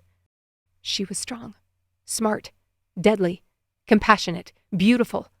He absorbed her lips, her tongue, and slid his hand back up and over her hip, then fumbled for the hem of her shirt. Finally. The word slipped out as Gerrish's fingers met her bare flesh, skin that was still tender from walking through the fire. From walking through fire for him. And Brian, but what did that matter? Bella felt guilty for Reiman's death and saved the blessing giver out of necessity. But him? Bella owed him nothing. She should have wanted him dead. And yet, she crawled through that window and dragged him to safety. I didn't have a plan. Her words spun through his reeling mind. Bella hated him. Bella loved him. Bella wanted him dead. Bella had saved his life. Which was it? Which one did he want it to be? Which one couldn't he live with? Which one couldn't he live without? Gerrish was gentle as he traced the line of her spine, and Bella paused against his lips, drawing in a breath. A soft moan hitched a ride with it. "I'm sorry, I'm sorry, I'm sorry," she whispered over and over again, drawing his lips to hers between each repetition. She cupped his cheek and kissed him deeply, then hauled herself back. "Here! We're here!" Bella shouted toward the trees. Gerrish stared up at her, fighting for breath, and heard the guard's feet tromping through the underbrush. Chapter 31. Bella sat in the back of the coach with her fist pressed against her lips to keep her sobs from catching anyone's attention. The steady rhythm of the wheels against the dirt road lulled her into a trance, and she couldn't begin to guess how much time had passed. The guards hadn't been gentle with Gerrish. Not that she blamed them. One of them had a broken nose, which Paladin had helped reset, and the other a gash in his shoulder. Gerrish's left eye was now almost purple, and she wouldn't be surprised if he had a cracked rib. Possibly two. She didn't care about her own bruises, could barely feel them over the ache in her heart. I never chose this. Gerrish's words had punched a hole through her chest. She hadn't chosen this path either. She had, and she hadn't. This had been the only path, but had she ever pushed against it? For weeks Bella felt as if she was moving from one step to the next because they'd been laid out for her. Not because it was what she wanted. Not because they meant something. Because she was too afraid not to take them. The only moments when she felt like herself were the times she'd diverted from the stepping stones, when she'd pulled back from the visions she beheld, when she'd gone back into the flames, when she'd kissed Gerrish instead of slitting his throat. The magic had been there through all of it, and for the first time, she started to view her sight in a new way, commenting on the truth. Bella reached for the fount and hit a wall that forced her energy sideways, as it had for the past 24 hours. She missed it. Goddess, how she missed that warmth, that light, and the glimpses it gave her. What if there wasn't only one right way? What if what she wanted mattered? Perhaps the magic doesn't have all the answers. Bella had relied her whole life on her sight to give answers, trusting the next steps it gave her, believing there was one right way and one wrong, light and dark, good and evil. Did Gerrish believe in the path set before him, or was he exactly like her, accepting, bowing his head and working as a part of the whole?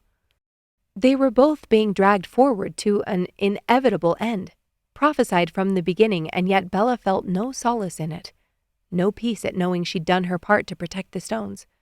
She should feel peace, shouldn't she? "Elora and I knew your father as a young man." Jude's voice drifted to the back, and Bella looked up. "He consecrated me." Bella's thoughts drifted to the background as Reiman's stories erupted back into existence. He'd seen an aura like Paladin's before. Brian shook his head. "I don't understand. My father absconded from the Enclave and hid there in Cassian. Did you meet him before he left?" Jude shook his head, and a look passed between him and Elora. The ambassador drew a deep breath and her eyes dropped. Their violet eye color still hadn't returned. Jude and I are both from Piatha, where we stopped earlier. Rael had said her mother was from the northern mountains, that she'd come to Aerith because her family didn't support her pursuing her link to the magic in her blood. He visited me in Calwain a few years ago. I don't know how he found me. Brian muttered something under his breath, then ran a hand over his face.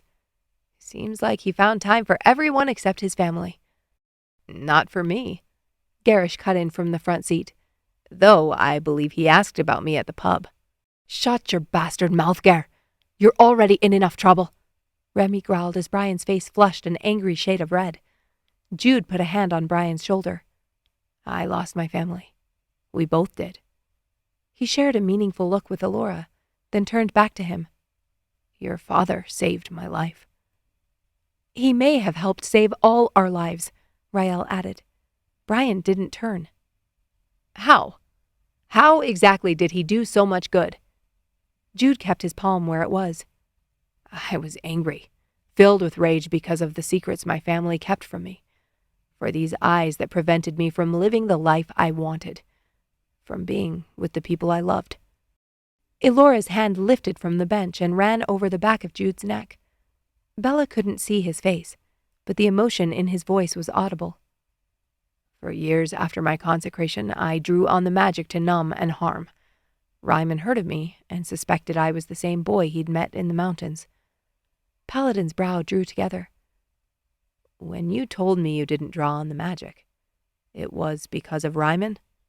Jude pursed his lips. Because of him and another friend. Elora stiffened. She drew her hand back and turned to stare out the window.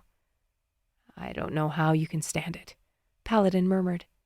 After the shift we all felt, all it takes is one breath and the magic is pouring through me. I heard you had powers, Leanna jumped in. That's why the Order hunts you. Because people with mixed blood pollute the fount like the prophecy states. Would she play this part all the way to Trill? Were the others buying it? It's true, but much more complicated than that. Paladin met Jude's eyes. We're both keeping our access to the fount to a minimum, for our sakes and yours. But you could cause harm if you wanted to, Leanna pressed. I don't know why they would want to, Elora answered. Bella thought back to that moment on the Maiden's Blessing. Terran drowning in Aeon, and Paladin drawing enough power to blast away the boards of the ship. They used their power the same way she did, to protect the people they loved. A hand brushed Bella's shoulder and she snatched it, twisting until the owner whimpered in pain. Bella spun around and let go when she saw Rael contorted in the seat next to her. Bella released her grip. I'm so sorry, It's fine, Rael gasped, rubbing her wrist and straightening. I took you off guard. Hadn't Rael been sitting next to the others? Behind Gerrish and the guards? How had she gotten back here without Bella noticing? Bella slumped into the space between the back of the bench and the outer wall of the coach. Now she was attacking her friends. Or, at least the closest thing to friends she'd ever had. How are your burns feeling? Rael asked. Better. Thank you for wrapping them. It was the proper response. The one she should give. Rael had given her freedom. The guards weren't watching her like they were the others, especially after she'd turned Gerrish in. She should be deferential, obedient. It was the stepping stone she should take. Every single thought and word from her own mouth made her furious. Good. Then I'll give you 2 hours, Rael whispered. Bella blinked, the words drifting through her head like a butterfly that couldn't choose a flower to land on. What? Rael shot her a look and motioned for her to keep her voice down. I told you. I trust you, Bella. I'll give you 2 hours. Bella stared at her blankly. What was Rael talking about? Give her 2 hours to do what? I don't understand, she whispered, racking her brain for any possible scenario where these words made sense. Rael put a hand on her knee and the tip of her nose turned pink. You know my story with Paladin. Her eyes flicked forward, but Alora and Jude were still facing away from them, continuing their conversation with Brian. I know what it feels like to love someone you shouldn't. Bella's heart stopped dead in her chest. Rael leaned in and lowered her voice. It doesn't always make sense, Bella. The way the magic leads us. She pulled her hand from her pocket and held out a silver ring between her fingers. Bella frowned and plucked it from her hand. "Where did you get this?" Bella nodded ahead. "It was in his pocket, next to the stone. He told me it was yours." Bella flipped the silver band between her fingers. This was her ring, the one she'd offered in Aeon, the one Gerrish said wasn't good enough, the one she'd stripped from her finger and thrown in the gutter in Ariathne. Rael put a hand on her shoulder. "We're staying at an inn in Fachown before we make the last push to Trill. He'll be watched closely, but the guards won't question if I tell them Paladin needs to question him. There's a private bath, one that's not accessible to the other patrons. 2 hours seems like an appropriate amount of time." How did Gerrish have this ring? Why had he kept it in his pocket next to the stone? Bella lifted her eyes from the metallic ring to meet Rael's violet eyes. Love. That was the word she'd used. I know what it feels like to love someone you shouldn't. Rael was talking about Gerrish, about giving her time alone with Gerrish in Fachown. Bella suddenly felt as if she were balancing on a tightrope 50 feet off the ground. Her mouth went dry, and her words jumbled around in her head, all fighting to get out at the same time. Bella bit her lip as tears sprang to her eyes. He won't want to see me. She loved him. This ache in her heart, the drooping weight that made her feel like a parched flower, the reason she'd bolted into that room engulfed in flames. It had taken someone else saying it, but the truth of it vibrated through her. You're wrong. Something like pity flickered through Rael's expression. I understand if it would be easier to not see him, though. He's still guilty under the order. Rael pursed her lips and leaned back on the bench. So was Paladin, Bella murmured. Rael's eyelids squeezed shut a moment. So is Paladin. Yet the ambassador sits next to him. Rael sighed. For now. Bella fiddled with the ring. Paladin is condemned because he exists. Gerrish plotted and killed the prophet. He won't be so easily forgiven. Rael chewed on the inside of her cheek. I see things, Bella. Visions I can't explain. It's happened since I was a small child. Bella's eyes narrowed. Visions? She looked closer at Rael's eyes. Both were violet. She was a blessing giver, but that kind of sight, it wasn't given to them. What kind of visions? Rael? Elora's voice rose from the front of the coach. Rael patted her shoulder. Like I said, it doesn't always make sense. She stood and Bella caught her wrist. I'll take it. The time you're offering. Rael nodded once. Bella turned back to stare out the window and tried to calm the storm building in her chest. Gerrish winced as the guards dragged him behind the building. This didn't bode well. They'd taken their cheap shots outside the coach, but that obviously hadn't satisfied their lust for blood. It didn't matter. The memory of Bella's lips was enough to make him forget about his bruised ribs and swollen face. If you thought we were your biggest problem, you're about to see red, the guard on his right snarled. See red? Gerrish held back a scoff. The ambassador's guards needed to up their intimidation game if that was supposed to terrify him. They forced him across the frosted grass to a log building that was low to the ground with a narrow wooden door. A woman in an amethyst cloak stood on the step. Thank you. I'll stay with you until he's finished, Rael stated. The guard shoved him forward. Does he need? No, Rael cut him off. You will stay here with me, as the ambassador ordered. Gerrish's nerves wound into a tight coil as Rael reached for the door. She was touching the magic. He could sense her channel to the fount, but still couldn't grasp it himself. That would come soon enough. He hadn't eaten anything, or taken a drink since that morning, and though his body complained, starving would be worth it. The guard pushed him toward the door, and Rael didn't meet his eyes as she opened it and waited for him to cross the threshold. Steam washed over his face as he entered the small structure. He blinked and scanned the room as the door banged closed behind him. Someone was here, waiting for him. Someone he should be afraid of. The air was warm and still. A lamp hung on the wall next to him, casting a golden glow throughout the room, and in front of him stood a bath. built into the ground, 2 of them next to each other with embers glowing under an iron grate. Gerrish shifted on his feet. Rael had said they'd be outside until someone finished, but who? Finished with what? This was a bath, and he seemed to be the only one present. Movement. Something flickered in the back corner, and every muscle in his body tensed. A figure emerged from the shadows, and as her golden hair, creamy skin, and deep blue eyes took shape, Gerrish no longer had to wonder if it was possible to go on living without a heartbeat. Chapter 32. Bella forgot how to breathe when she saw him. Gerrish looked awful. Worse than awful. His cheeks swollen, dark circles under both eyes now. That was her fault. She'd turned him over to the guards and they'd treated him like any other rebel. Now, staring at him in front of her, everything about this situation oozed risk, exactly as it had the first time she'd been in his presence, when he'd reached for her hand in the clearing. The arch of his dark brows, his predatory focus, even the way he stood, so relaxed and aloof on the exterior, but with muscles always coiled to spring. She was in over her head. "I wasn't expecting you."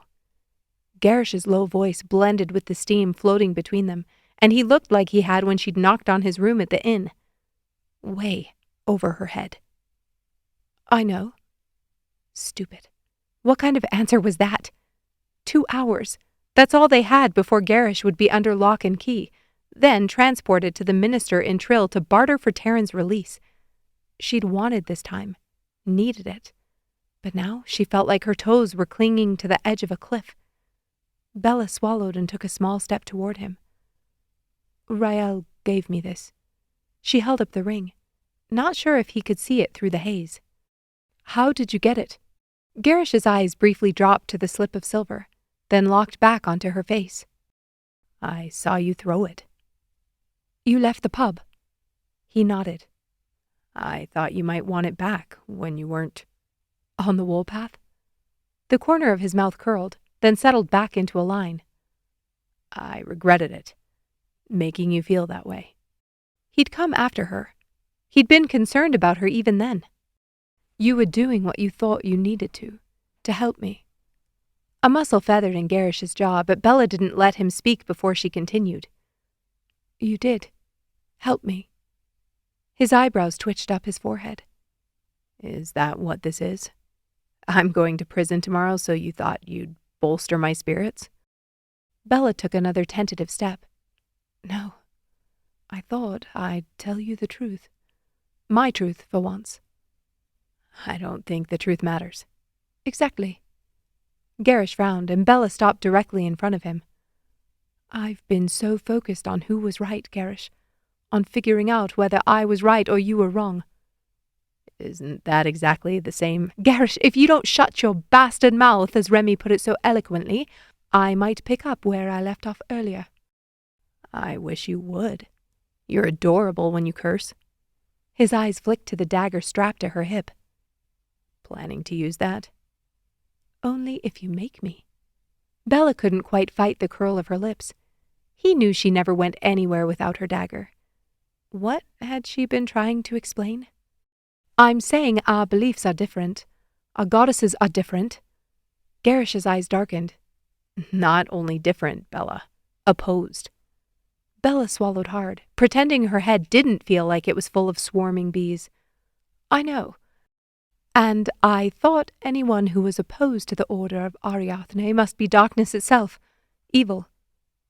"Isn't that what you think I am?" "No," Bella answered too quickly. "It's not. I'm opposed to that idea, actually." Something flickered over Gerrish's face, but he swept it behind the mask he was so practiced in wearing. "You've listed my crimes. I manipulated a young man. I would have killed those men on the road." "I should have listened to you." Bella glanced down at her bandaged arms. If she would have let him take care of those men, would they even be here? Without the fire, would they have moved on, or would Rael have found them there at the cottage? Gerrish shook his head. "The stories you've heard are true, I know. But like we've already determined, the truth we see doesn't matter. Bella stepped closer. Reiman abandoned his son. He consecrated people outside the law. My people hid on an island with gifts we could have used to help people here in the Passage Realm, and kept it to ourselves because of the prophecy. Because we were supposed to be called out on the great and dreadful day. The ambassador of the Blessing Givers tried to kill Paladin. Not once, but twice, and I— Bella's voice broke, and Gerrish closed the distance between them. He was so close. Her blouse brushed against the buttons of his shirt. Bella didn't look up as she continued. I killed your man in the clearing outside of Trill. I killed a blessing giver who attacked my friend, and enough of the ambassador's guards I lost count. I did it because I believed I was right. Gerrish brushed his fingers over her cheek. Protecting the people you love is always right. His words, combined with his touch, burst the dam she'd built to hide behind, and tears sprang to her eyes. I hurt people, Gerrish. It's what I was trained to do, and it doesn't matter if I'm right or wrong. It's all still pain. And I didn't protect you today. Gerrish wrapped his arms around her waist, muffling the rest of her words against his shoulder. The storm that had been gathering inside her let loose, thundering and cracking against her ribs as tears streamed down her cheeks, soaking Gerrish's shirt. He held her like he knew her bones were breaking, like she could let them, and he would become her new backbone, holding her upright even when she dissolved into a puddle. She let him bear the weight of her burdens even when she knew he had plenty of his own. Gerrish's scent infused through her with each breath, like granite bathed in fresh rain, and she couldn't get enough. For one moment, she wanted to cast off the ever-present worry of what she should be doing and just be. Rael was right. It didn't always make sense. This made no sense, absolutely none. Gerrish and Bella were opposed. Opposed in their beliefs, opposed in what they had to do next, opposed in the very power they drew into their beings. 0 sense. Yet Bella had never felt more like she belonged than she did right here, pressed against his solid chest with his heart beating next to hers. He understood. Goddess, but he understood. Bella didn't realize she'd stopped crying until Gerrish loosened his grip around her shoulders. He didn't let go. His arms slid down her back and rested at her waist. The feel of him and the steam swirling around them made Bella's cheeks flush and her lips swell and tingle. She looked up into Gerrish's face, cataloging each green and gold fleck in his hazel eyes. You're loyal, Gerrish. You take care of people when they need help. You jump into burning buildings for people you hate. I've never hated you. False. Gerrish's eyes danced. Bella pursed her lips. False, but I don't hate you now. I think Her heart stuttered in her chest, screaming at her not to finish that sentence. Loving him meant pain. It meant choosing to keep the fire in her chest stoked so it could leave her charred and stinging. This would not end well. Gerrish dipped his head toward her so slowly that Bella's eyes fluttered closed to minimize the torture. She felt his breath first, then the brush of his lips against her cheekbone. Goddess, I tried so hard to hate you, she exhaled, and Gerrish hungrily took advantage of the arch in her neck. I never had reason to try, and it drove me out of my mind. His voice reverberated against her skin, then sank into her muscles and bones. Bella pulled back and caught his face with her hand. You have reason now, Gerrish. I lied to you. I pretended I was something I wasn't. His eyes darkened, drinking in the shadows behind them. Were you? Was I what? Something you weren't. Bella swallowed hard, then shook her head. I think I was more myself than I've ever been. Gerrish's grip tightened over her hips. Then maybe we're both a little right and a little wrong. He pulled her flush against him. And maybe I don't care about the wrong. Bella watched her fingers as they traced the line of his jaw and dropped over his neck, lingering on the scratch her dagger had left on his skin. Gerrish. Bella. She wet her lips. I think I still have to protect the stones. Gerrish's breath quickened as her fingers dropped past the collar of his shirt and slipped beneath the fabric. And I have to destroy them. I don't want you to rot in a prison cell, she whispered against the corner of his mouth. Unfortunate. I was looking forward to it. Gerrish rocked his hips against her as he took her lips between his. No more talking. Thank the goddess. Bella didn't know how much of their time they'd already used up, but she wouldn't waste a second more with their mouths and bodies not touching. She tasted his lips as her fingers worked to pull the buttons of his shirt loose. She'd dreamed of the marks on his chest more times than she could count, and now she wanted to trace each swirl, kiss each inky tendril. Gerrish lifted the hem of her shirt, matching her desperation to see and feel more skin. His voice rasped, I don't want to hurt you. Bella carefully pulled the sleeves of her blouse over the bandages, then let him do the rest. Gerrish's fingers trembled as he peeled the fabric up over her torso, then looped it over her head and tossed it on the bench next to them. His eyes raked over her upper half, still draped in her underclothes, his gaze lingering on the proof of her arousal pressed tightly against the sheer fabric. Gerrish reached for the thin strip of ribbon and pulled until the bow unraveled, then stretched the garment apart until her skin lay bare. The vein thrummed in his neck. This seems hardly fair, Bella whispered as she reached for his half-undone shirt. She resisted the urge to cover herself and instead took her time unhooking the last 3 buttons. Her breath caught as she pulled his shirt open and slipped it off his shoulders, then yanked it free of his arms. She added it to their growing pile on the bench and drank him in. Bella placed both palms on his chest, desperate to feel every inch of him. She outlined the marks above his heart with her fingertips. One like hers, swirls of black ink, like an overgrown vine. The second was 2 circles side by side, overlapping in the middle with an intricate pattern filling their shared space. What does it mean?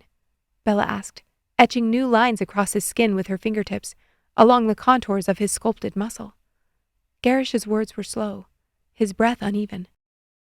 Eggs, cartwheels, barrels of ale, who cares? Bella pursed her lips and pinched. I'm serious. His eyes fluttered open, then glazed at the sight of her peering up at him, her chin resting against his chest. Bella's middle tingled at the way he worked to form words. I think it's meant to be a symbol of partnership. I found something similar on the wall of the Temple of Glass, but to me... His thumb brushed up and down over the soft curve of her bare waist. To me, it means links of a chain. Bella exhaled. You're bound. Gerrish traced the mark above her heart. You must hate this. I don't. It reminds me of you. Bella's breath hitched as Gerrish traced his finger in slow circles lower over her skin. Do you think this mark... Do I owe anything? Gerrish shrugged. It's a reminder of what you gave up. The oaths you took. I can't keep that oath, so... Gerrish tracked a line down her ribs, cutting her sentence short. His touch sent ripples of pleasure diffusing across her skin. When Sidonai is free, none of this will matter. He dropped his lips and tugged her marked flesh lightly into his mouth. She couldn't form a coherent thought to argue with him. My marks used to be comforting. I was connected to a goddess, and finally part of something bigger than myself. And now? Gerrish's jaw tensed, his breath still feathering over her skin. Now, I want it to be over. I found something else I want to live for. Bella's hand dropped to his side, and Gerrish winced. She pulled back as he straightened. Her breath caught as her eyes wandered over the deep crimson and purple bruises blooming along both sides of his ribs. That one's from you, Gerrish grunted, pointing to a smear of indigo along his side. He lifted his swollen wrist where her knee had trapped his arm to the ground. Not as impressive as it felt in the moment. Bella dropped her hands and lowered the waistband of her slacks to expose a bruise along her hip. That's thanks to you. And... Gerrish caught her chin between his fingers and pulled her gaze up to his. I'm sorry I hurt you. I hurt you first. I don't think that's true. Bella flicked her tongue over her lips. The truth. Gerrish growled and lunged for her, his hand snaking up her back until his hand stretched across both shoulder blades, squeezing out every millimeter of air between their bare skin. His breath and lips and tongue swirled and melded with hers as she flattened against him, and it still wasn't enough. She needed more of him, all of him. Gerrish slipped the straps of her underclothes off her shoulders, and Bella pulled her arms free, letting it drop over her hips. Gerrish hadn't loosened the tie enough to allow it to fall to the floor, but she didn't care. She'd strip it off with her slacks when her hands weren't filled with him. His skin felt exactly as she'd imagined, soft and warm, like every afternoon she'd spent sprawled on the beach after training during light season. The tiny hairs on the back of his neck rose as she curled her fingers into his thick, dark hair. "I'm not from Piatha," she gasped. Gerrish pulled back, and his breath was stilted as he searched her eyes. "You're not?"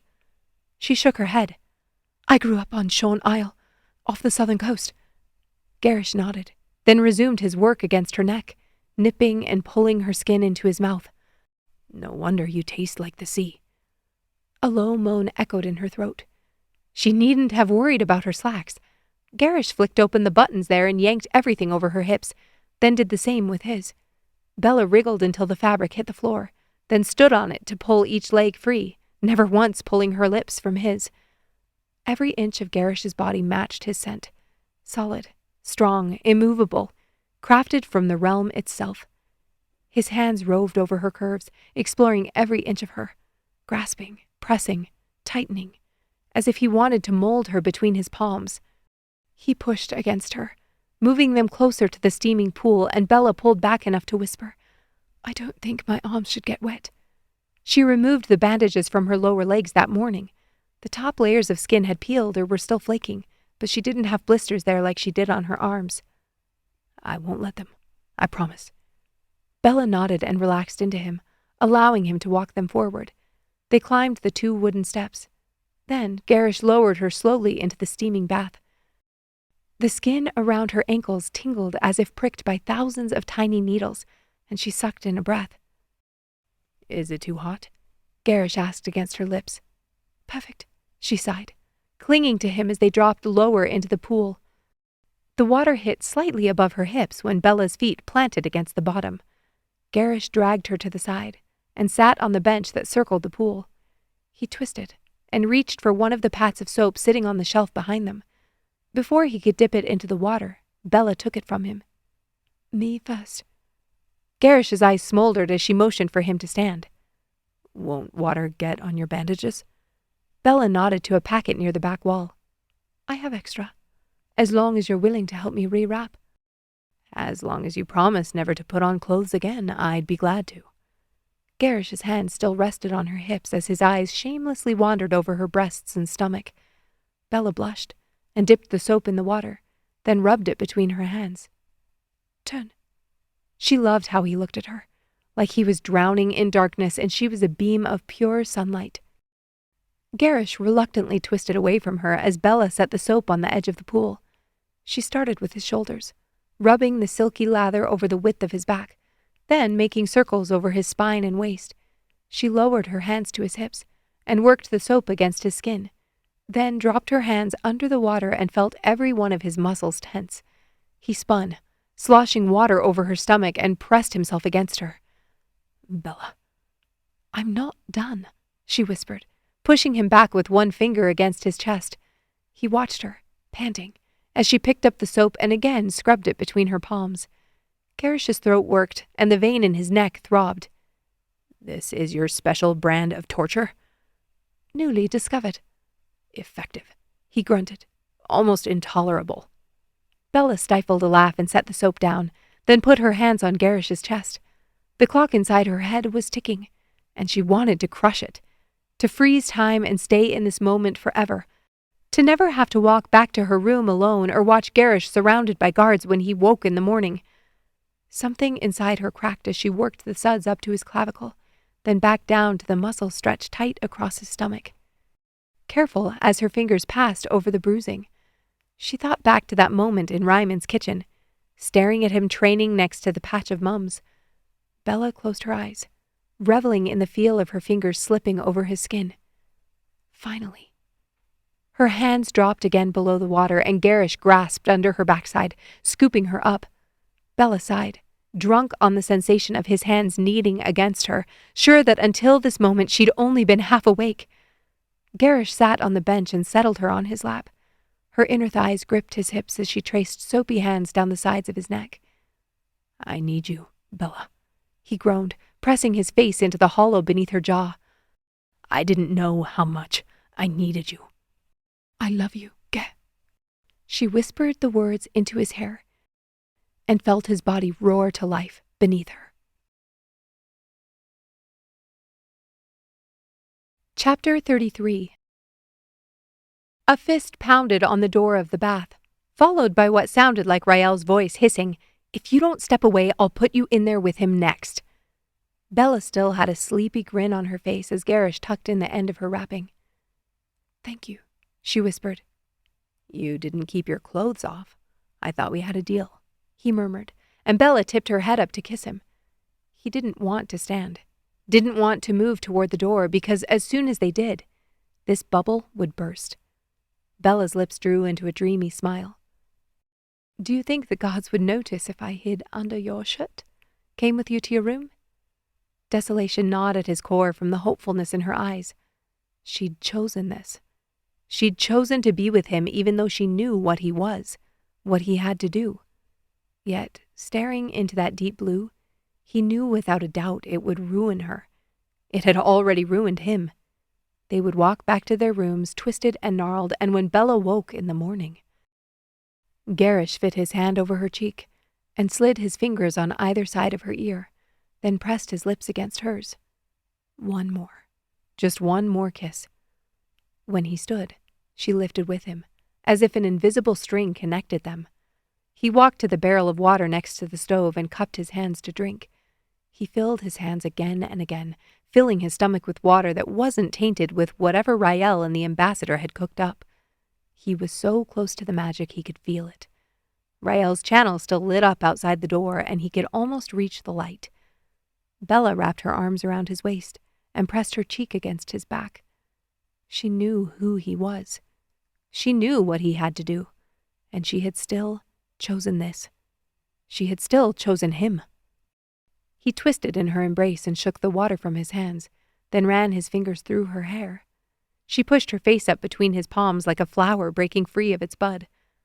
Another fist at the door, this time Rael's, he guessed by the higher timber.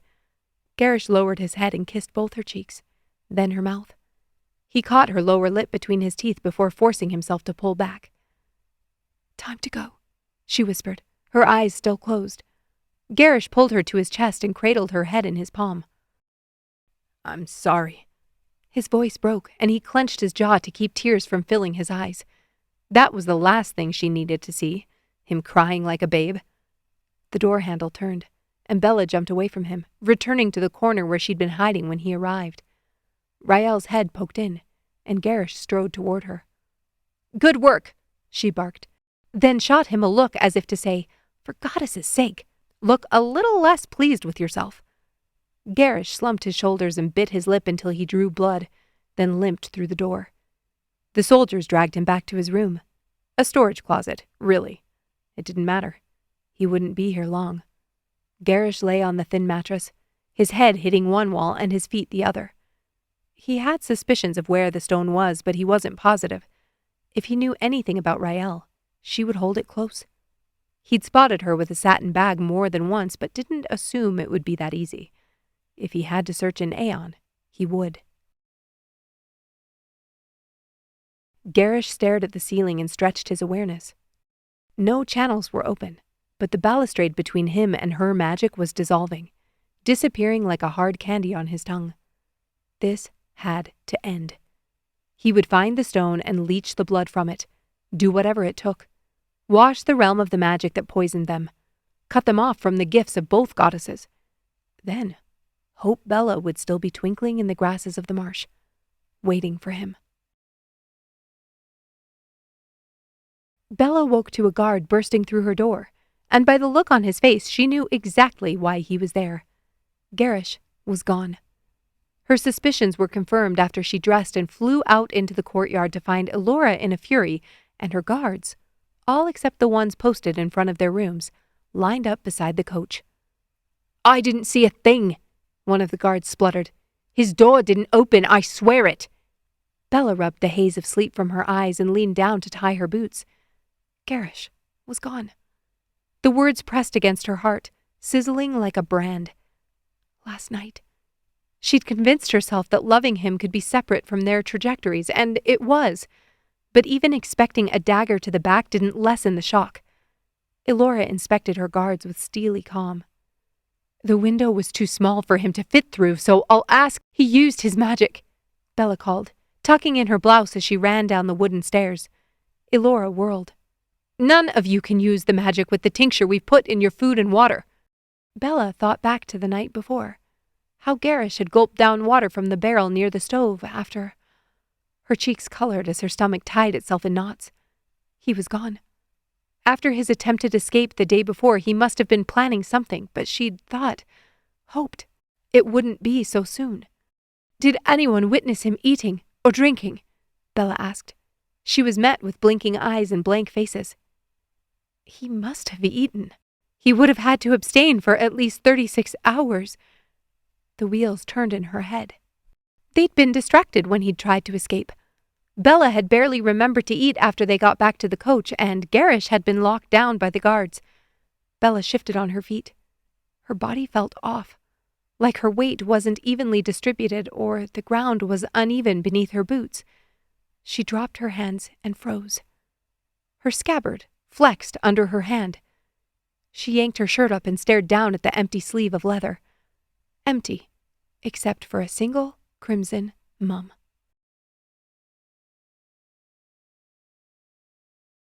Chapter 34. Find him, Bella insisted. He's not interested in gathering the stones. He's planning to destroy them. Rael blanched.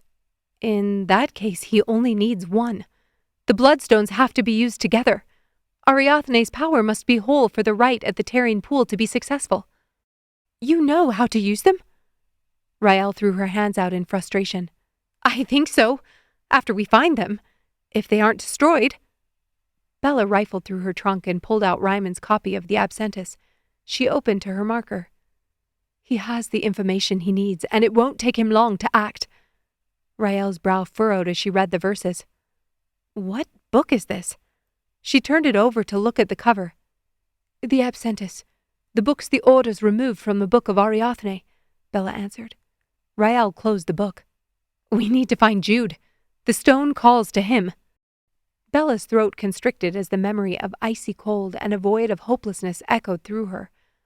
He doesn't want to draw from the fount, and he's right. It's too dangerous. I could find it too, she whispered. She had nothing to eat or drink since yesterday mid-morning. After talking with Rael in the coach, she'd been too nervous to take any food. Understanding passed over Rael's features. You can see next steps. I can see more than that since the bond broke, and I know I can find him in Aeon. I can take you there. Rael nodded. I'll tell them to ready the coaches. No, Rael. I think I can take you to him through Aeon. I've done it once before. Bella's pulse lurched as she spoke. Gerrish was gone, but she had the ability to find him. The memory of his lips on her skin, her legs wrapped around his body. Bella shivered. She wanted to find the stone, but she'd be lying to herself if she didn't acknowledge the race of her pulse at the idea of being in the same room with him again. Have you seen Jude? Paladin rounded the corner of the coach. Rael frowned. I assumed he was with my mother. Neither of them were in their rooms. Do they know about Gerrish? Bella asked. Maybe that was why they'd taken off.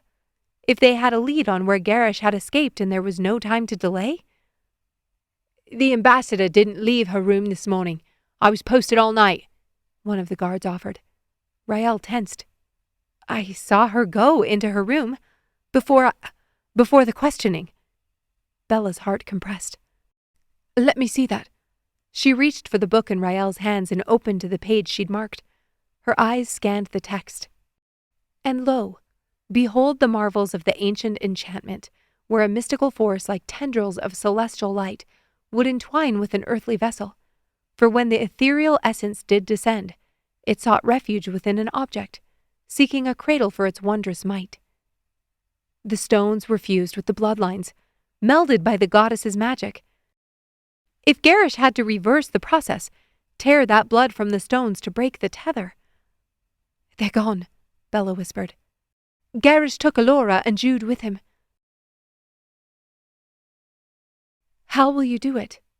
The question Bella had asked Gerrish in the woods played on a constant loop in her head.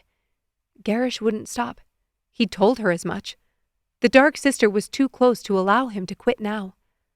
Bella twisted the silver band on her finger. Her breath fogged as she exhaled, and she pulled her cloak closer.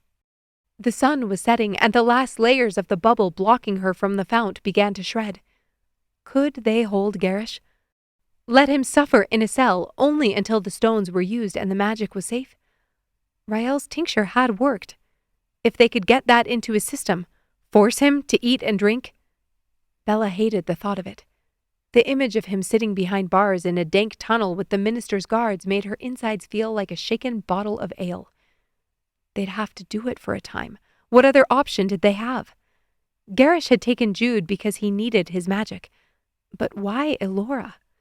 Bella pondered this, trying to make as much sense of his actions as she could before she searched for him in Aeon. He needed Jude's access to the fount. That made perfect sense. The stones were formed with Ariathne's magic, and the blood fused with her light. How he planned to force Jude? A finger of ice trailed down her spine. Of course. The blood drained from Bella's face. Maybe we're both a little right and a little wrong. He would do it. He would do anything he had to because he believed he was protecting the people he loved. She loved him. She also couldn't let him harm the ambassador or kill the magic. Couldn't allow him to remove their chance of progressing beyond this realm. They would have to find a way to unify the bloodlines, to cooperate with Masani and bend the rifts between enclaves in their past. They only needed more time. Bella turned to Rael. "He's going to use the ambassador, to force Jude to use his magic against the stone." Panic flashed in Rael's eyes. If they don't draw, he won't be able to access the fount. Jude could fight him off. Bella's eyes were wary. Something was off. Gerrish wouldn't leave unless he knew he was in control. "We have to go now." "Is your access to the fount restored?" Bella chewed on her lower lip. "I think it will be soon." Rael nodded and called to the 3 guards and paladin waiting at the end of the walkway. Bella's insides all seemed to switch places as they gathered in front of her. She'd only ever taken one person through Aeon, and it was by accident. She didn't know if she could do this. But what were the other options? The one person who could track the stone was gone, no doubt chosen on purpose by Gerrish. He could have taken Paladin, but didn't. She loved that he was so damn smart.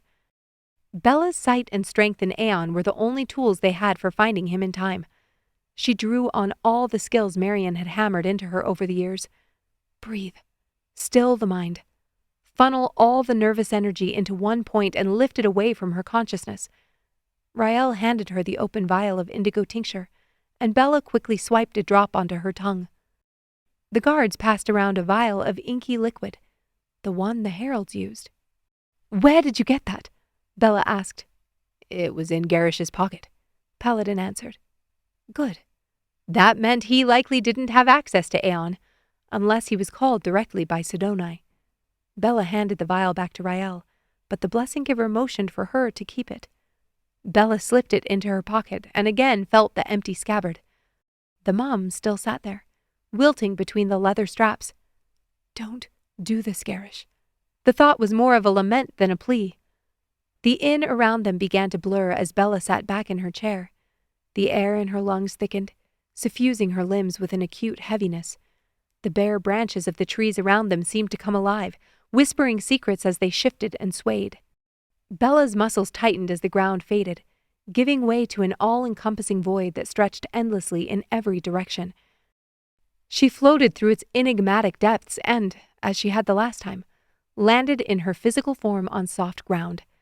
Her companions landed next to her, and all 3 guards dropped to their knees, clutching their stomachs. "It takes some getting used to." Bella turned in a circle, adjusting to the murk and dark. Her flesh prickled. This was worse than last time. The darkness was so complete it felt as if it would swallow them whole. "Hurry!" Bella motioned for them to come closer. If they were moving, maybe Sidoni's power wouldn't find them so quickly. "How will this work?" Rael gripped Bella's outstretched arm.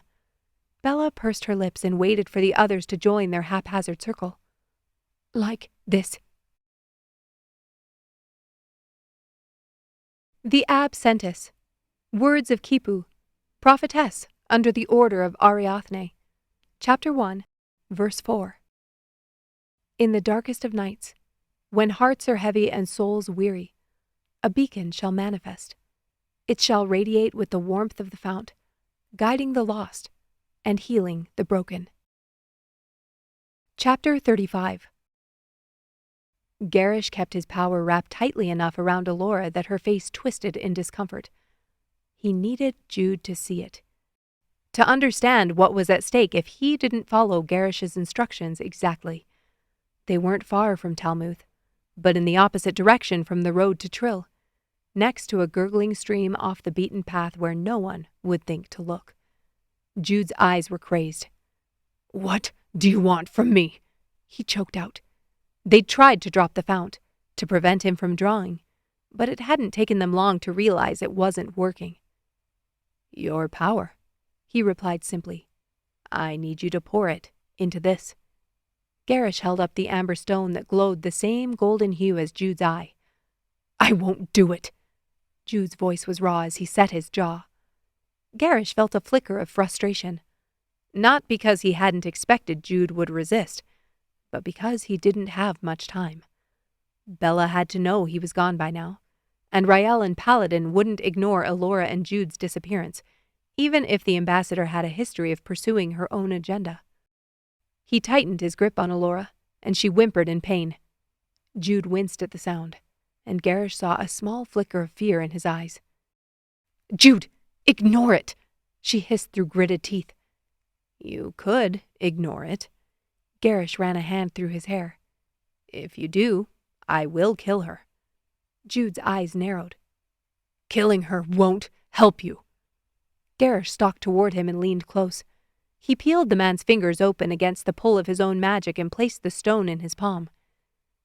"Do you believe you'll be able to ignore the fount while you watch her suffer in front of you?" Gerrish stepped back. Jude could use his power at any moment, but Gerrish had heard his reasoning in the coach. They all knew what would happen if and when he did. Sidoni's bonds were weak and breaking, and Jude and Paladin, more than any others, had the ability to tear magic through the fount, light and dark. Ariathne's power was split, held back as she held the Dark Sister at bay. If Jude drew from her, he would break another bond even if he didn't pull enough to reverse the magic that bound the blood to the stone. Jude's hand shook as he stared down at the stone in his palm.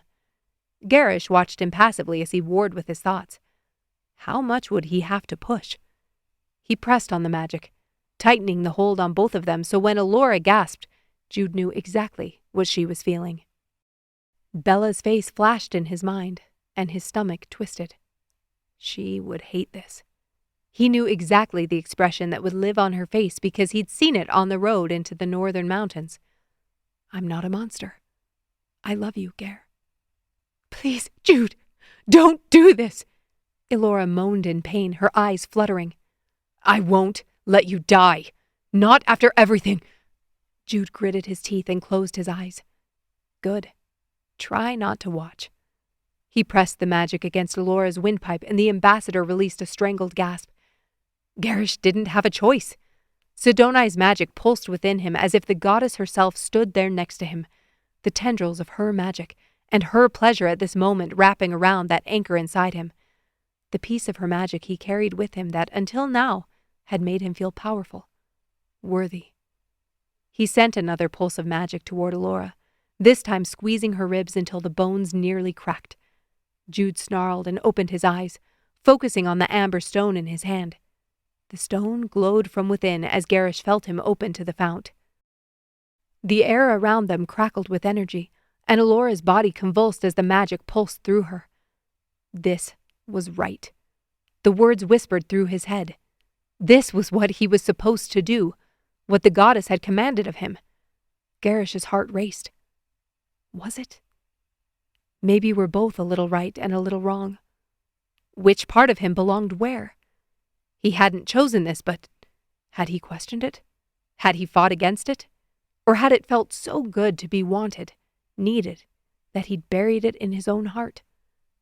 The core of power within him roared, pouring pure energy and rapture through him until it expanded into every fiber of his being. He was the goddess's power, one with the fount.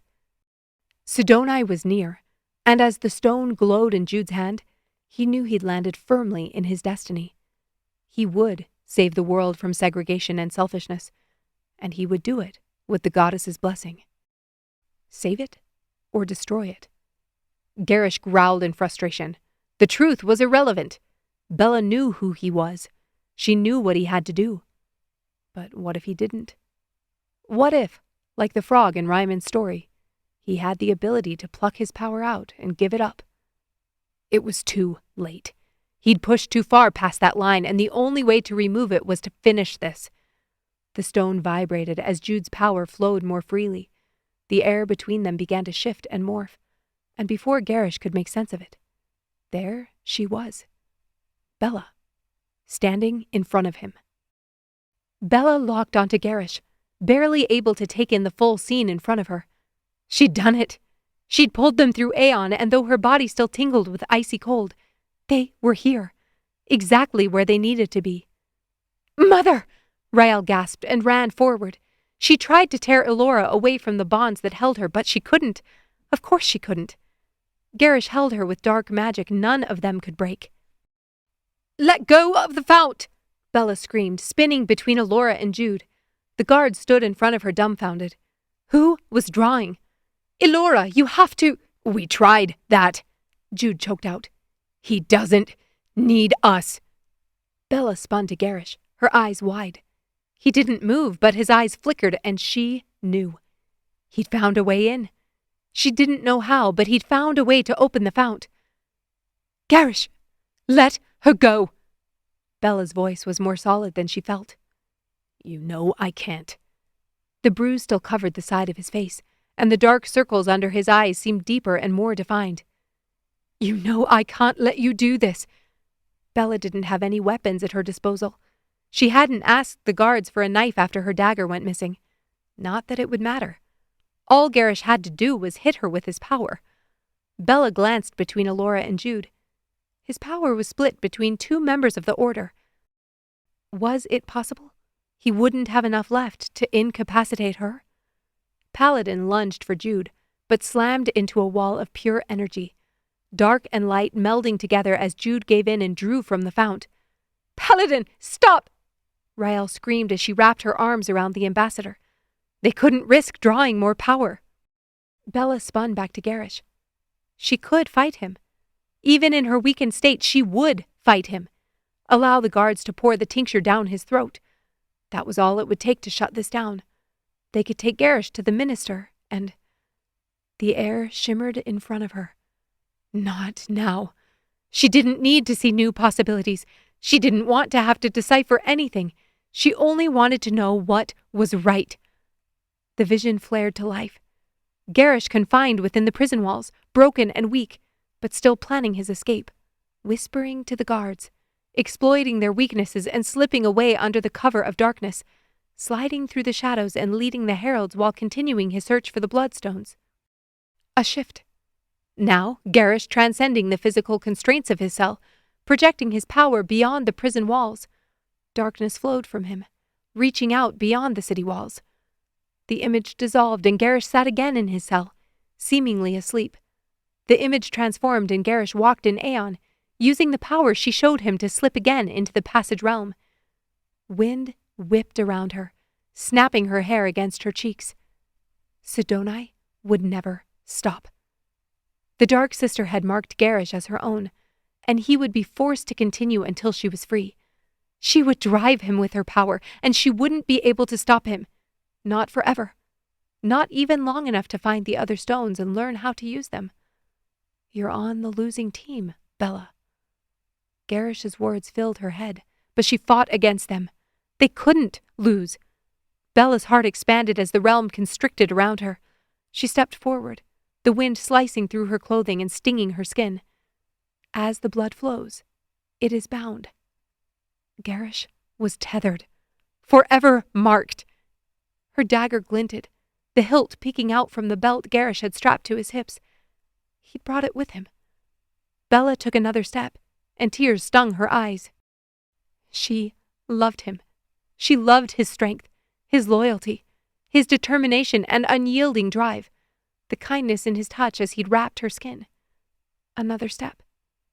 Tears streaked her cheeks as she thought of Gerrish, a 19-year-old boy lifting Aedra from the cobblestones, the anger and terror that consumed him, and his desire to transform the realm into a place where everyone fit. I never chose this, Bella. A seed of rage sprouted in Bella's heart. She hated Sidoni for everything she'd done to him, for reaching her toxic hand into Gerrish's soul and anchoring herself there. As the blood flows, it is bound. Bella choked on her breath as she screamed his name into the gale. Gerrish met her eyes, and for a moment, time seemed to hold its breath. The air solidified, the roar of the wind sucking back until the only sound she heard was the pounding of her heart. No prison would hold him. Sidoni would never stop. I'm sorry. I'm sorry. I'm sorry. Bella drove herself forward as the world began spinning and lunged for the dagger at his waist.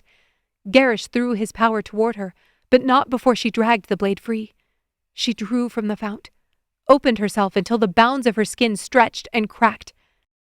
Each movement was forced through air as thick as mud, suffocating her hands and legs until they burned with each slight effort. Straining against the resistance, she propelled herself forward and struck, slicing through Gerrish's forearm. It was the only way. As long as his heart was beating, Sidoni's bond would hold. I'm sorry, Ger. I'm sorry. I'm sorry. Bella's vision blurred as tears flooded her eyes, but she didn't need to see clearly. The magic pulled at her, guiding her blade and lifting her feet as her muscles screamed in protest. Gerrish struck her hip in the same place he'd left a bruise the day before, and pain flared through her midsection, reverberating in her bones. She didn't pause, didn't flinch. Bella swung her leg, crashing against his knee and sending him sprawling. Elora dropped forward, landing in Rael's arms and gasping for breath. Stop! Jude, stop! Bella had no time. He dropped his hold on Elora and Jude.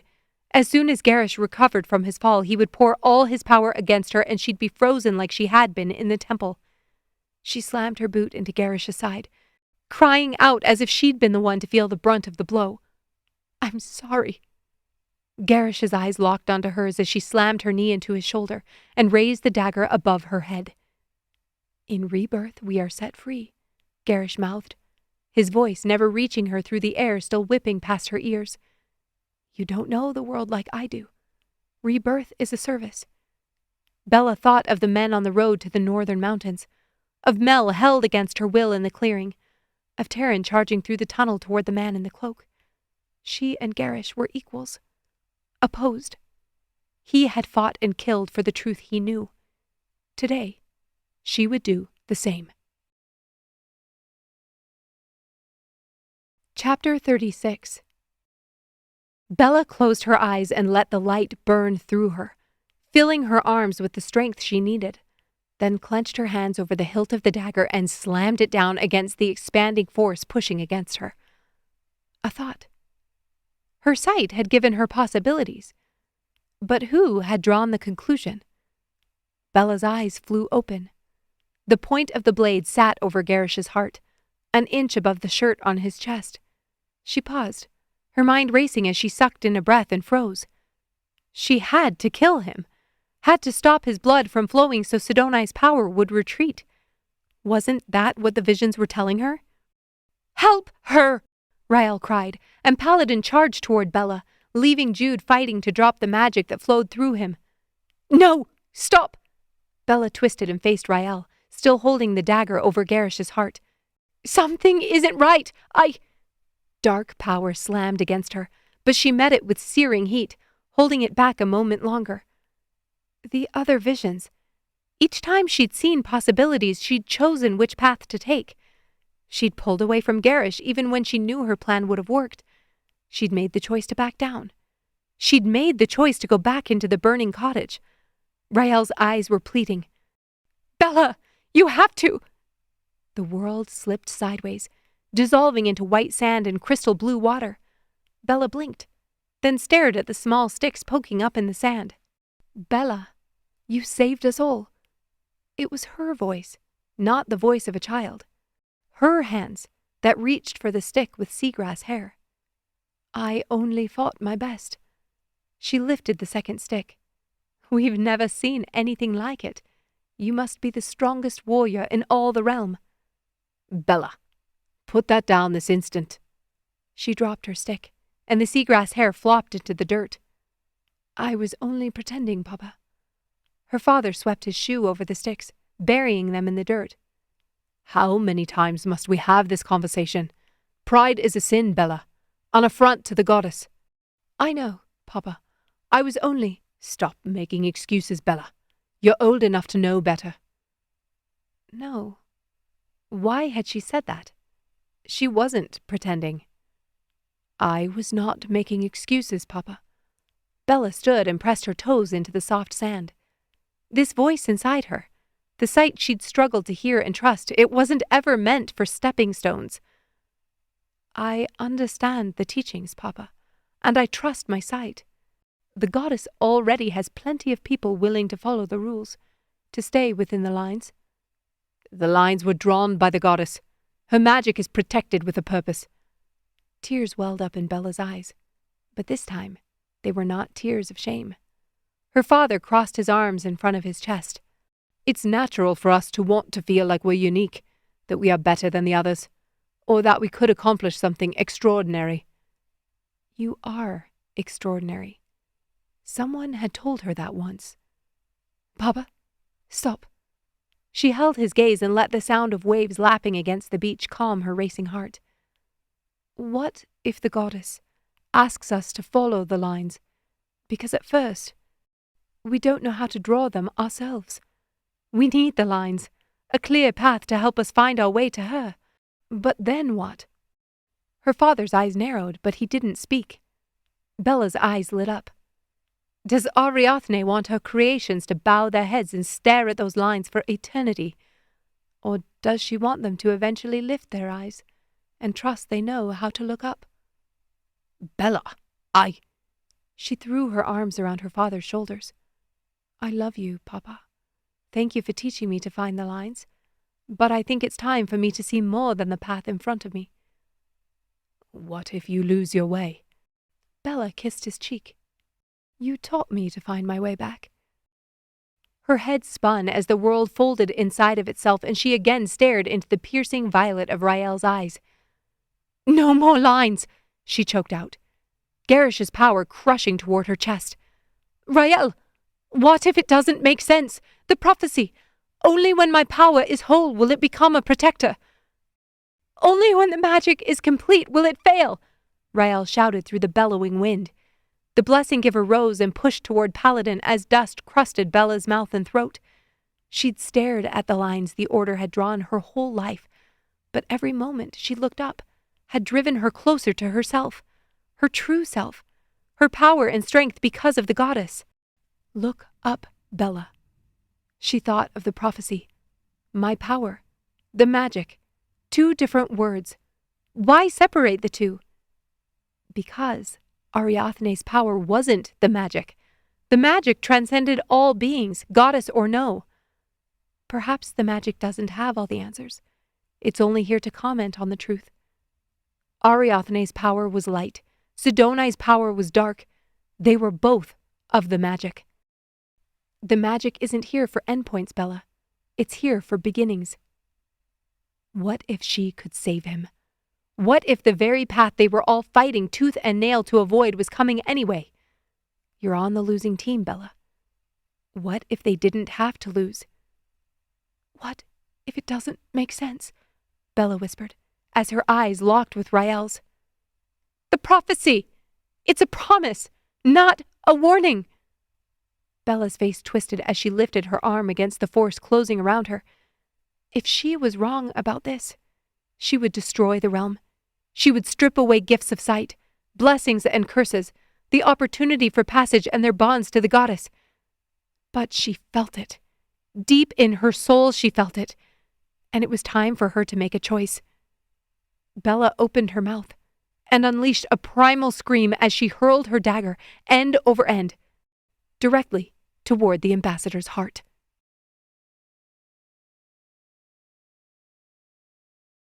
Chapter 37.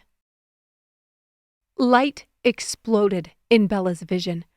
A deafening, high-pitched whine ripped through the air, making the howl of the wind before seem like a whimper.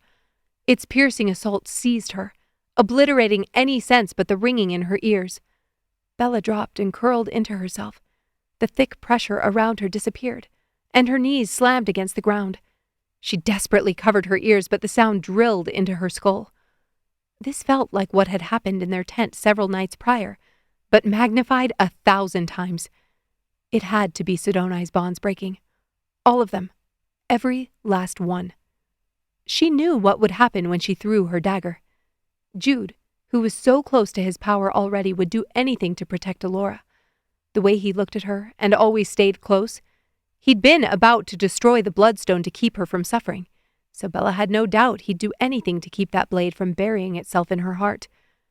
As the tone waned, another force expanded, a tempest of pressure that barreled toward them. It swept up water from the brook and branches from the trees and spewed them forward like shrapnel. The impact sent Bella hurtling forward. She collided with Gerrish and buried her head against his stomach as his arm shot out, covering her as best he could from the surge. Then, all was silent, as if the very gurgle of the stream was paralyzed by the pressure and sound. Bella pushed against the dirt with her palms, but couldn't force her body up. Gerrish sat and hoisted her against his chest. Bella couldn't remember how to breathe. Her chest caved against her spine as her consciousness blurred at the edges. Her body convulsed, and Gerrish brushed his hand over her shoulder. "Breathe, Bella," he whispered. His lips brushed her temple as she sank deeper.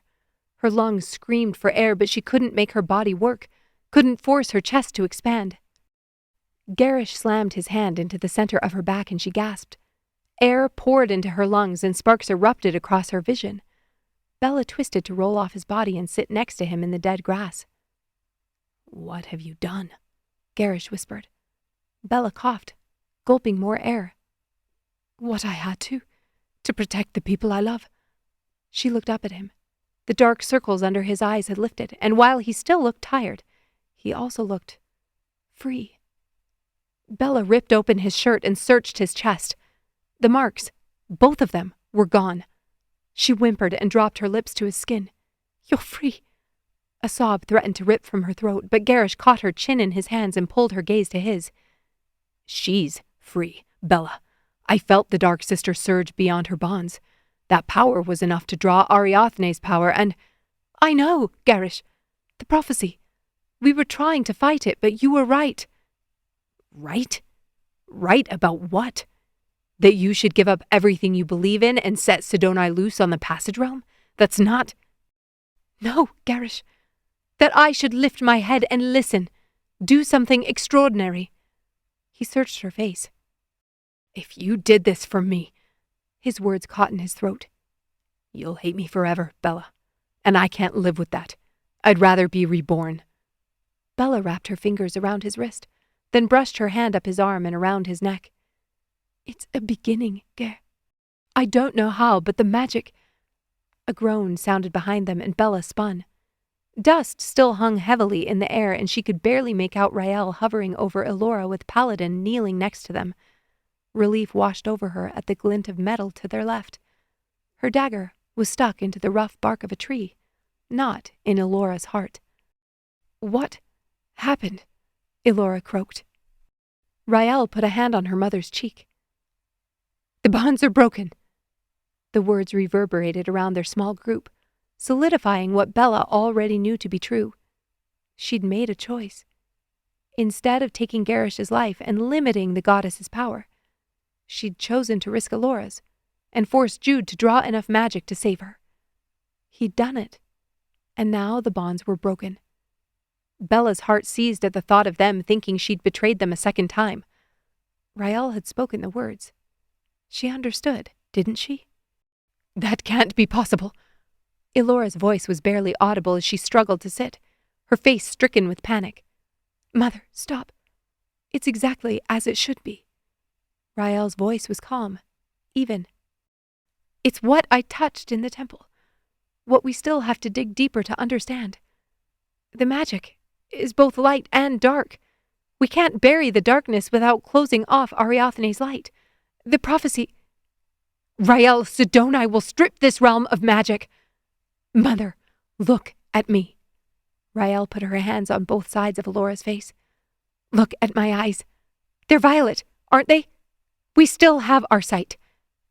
Elora bobbed her head, her face still ghostly white. She looked over Rael's shoulder and her eyes flew wide. Jude. Bella scrambled to her feet. He lay lifeless right where he'd held the stone, slumped against the rock. No. Rael turned as Bella bolted forward and stumbled, her ears still ringing. Jude had done exactly as she'd hoped.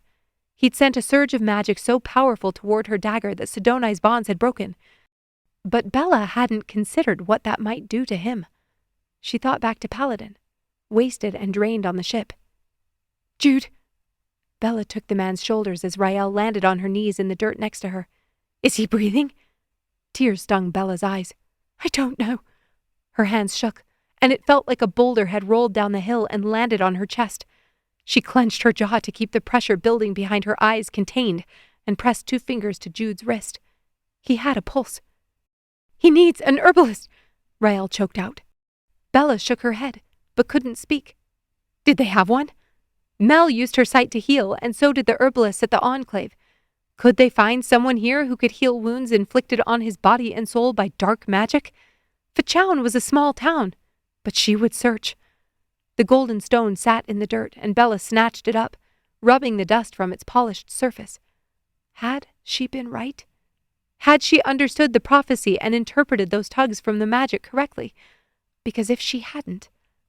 Rael slipped her hand under Bella's and curled her fingers around the stone. I meant what I said. The prophecy is a promise. Bella bit the inside of her cheek. Only when my power is whole will it become a protector. Only when my magic is complete will it fail. They had to be right. She had to be right. Paladin dropped next to Rael, his face twisted in anguish. It's gone. The darkness, he choked out, and Rael threw her arms around his waist as he buried his face in her neck. His strong shoulders shook, and Bella turned to give them some privacy. Tears slipped down her cheeks as she looked back at Jude. She didn't know what came next, but Gerrish was free, and so, it seemed, was Paladin. The darkness that tore at them, in Gerrish's case threatened to bury him, was divorced from their souls. The marks being erased from Gerrish's skin was proof enough. He needs help! Elora flew to Jude's side. I have a coach, Gerrish called, still working to push himself up from the ground. It's about a 10-minute walk. I'll carry him, Paladin grunted as he crouched and pushed against Jude's shoulders. Gerrish stood. I can help. Paladin lifted his eyes, and Bella waited for him to spew vitriol, tell Gerrish how he wasn't welcome, how he wouldn't accept help from a servant of the Dark Sister. Instead, Paladin nodded. Gerrish rushed toward them, wincing with each footfall. Both men grasped under Jude's shoulders and lifted in unison. We need to get him to the Enclave, Paladin grunted. Bella shook her head. There's no time. Trill is our best. Paladin shook his head and threw Jude's arm over his shoulder. He has mixed blood. Nobody will help him there. Rael put a hand on his cheek and forced him to look at her. They will help him. We will do whatever we have to make them understand. The coach wasn't large enough for all of them, so Bella sat up front with Gerrish. They didn't speak for the half hour it took to arrive at the inn in Fachown. There were no words. Too many words. Anxiety and shock numbed Bella's senses. Elora clung to Jude's limp body in the back of the coach, and even that couldn't break through the wall between her consciousness and her heart. Bella reached for Gerrish's hand as they turned up the dirt road to the inn, hoping that touching him would allow her to feel something. It didn't, but she had no time to ruminate on it. Raised voices shattered the morning calm, and as they rounded the corner, Bella found Brian standing with the guards in front of the coach. He threw out his hands in exasperation as a petite woman with short dark hair lit into him. Bella's heart jumped into her throat, and before Gerrish could slow the coach, she jumped from the steps and ran toward them. "Mel!" Bella's voice was hoarse, but it traveled well enough for Mel and Brian to both whip their heads toward her.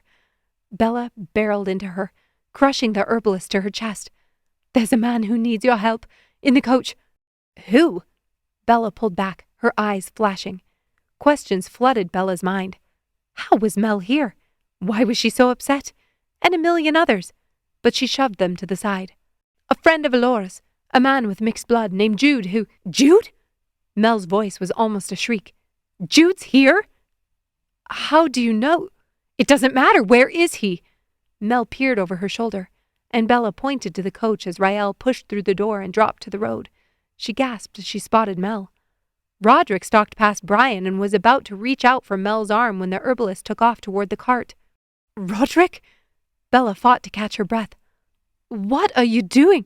"What in the light is he doing here?" Roderick asked through gritted teeth, staring at Gerrish stepping down from the driver's seat.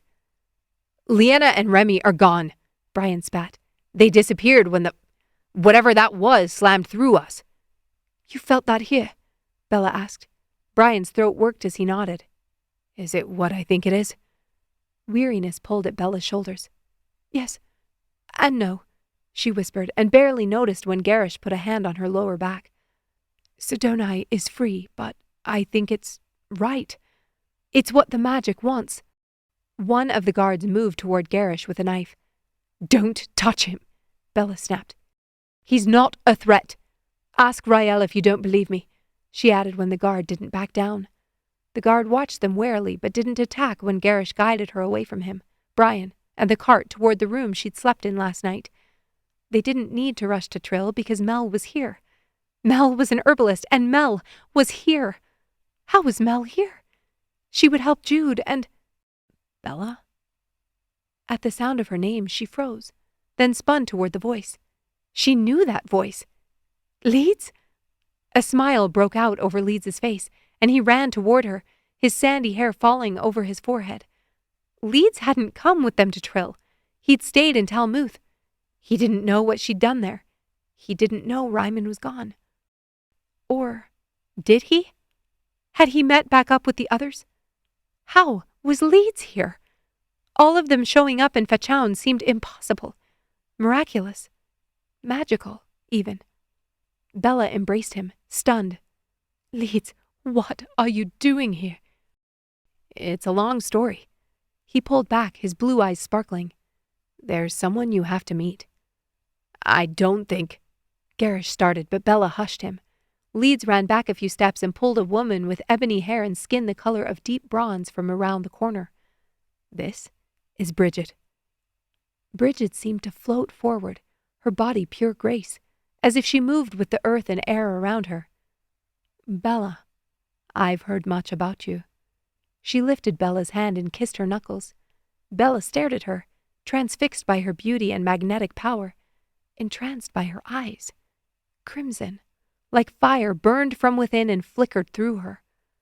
Who was this woman? Bella's focus dropped to the chain she wore around her neck, a chain with a pendant holding a glittering teardrop ruby. "I need to get Bella to her room." Gerrish kept his face turned from Leeds and Bridget as he nudged her shoulders. "I want to hear all of it," Bella whispered, then gave in as Gerrish whisked her down the path. She could barely keep her eyes open, but the sight of that stone, it had to be. What did all of this mean? Mel was here, Leeds was here, and the woman he brought with him. Her power was palpable. Was there something else she was missing? The magic had pushed for this end, but was it the end? Gerrish said something, but it whispered in one of Bella's ears and out the other. "Gerrish, I think there's something else. I have to—" "No, you're barely standing. With the power we both drew back there, neither of us will be of any use. You need to rest." He knelt to untie her boots, and that night in Reiman's cabin flashed into her exhausted mind. She loved him. She couldn't form cohesive thoughts, but that one rang true. Bella braced herself against the closed door as Gerrish worked with her laces, then kicked off her boots as soon as he'd loosened them. She trudged to the bed and didn't bother to pull back the sheets. Gerrish wrapped the quilt over her, and as he pulled away, Bella caught his hand. "Stay." Gerrish's eyelids drooped. He was as depleted as her, and he couldn't go out there. He couldn't stand out in the open when every person there in the courtyard knew who he was and what he'd done. Not all of them had heard Rael's words, and Bella didn't have the energy to explain what had happened. Gerrish hesitated, and fear pricked every square inch of her beating heart. If you did this for me. Did Gerrish not feel the way she did? His bond was broken, his power gone. She didn't doubt his feelings before, but how much had Sidoni's hold on him affected his thoughts, his choices? He hadn't said he loved her. In the bath, he'd said he needed her, but he'd never spoken those words. Blood rushed in her ears, and it felt as if her insides were being scraped out. Gerrish had been alone, and now he wasn't. He didn't have to be. He was free. He could walk away from her and find a normal life, whatever that meant for him.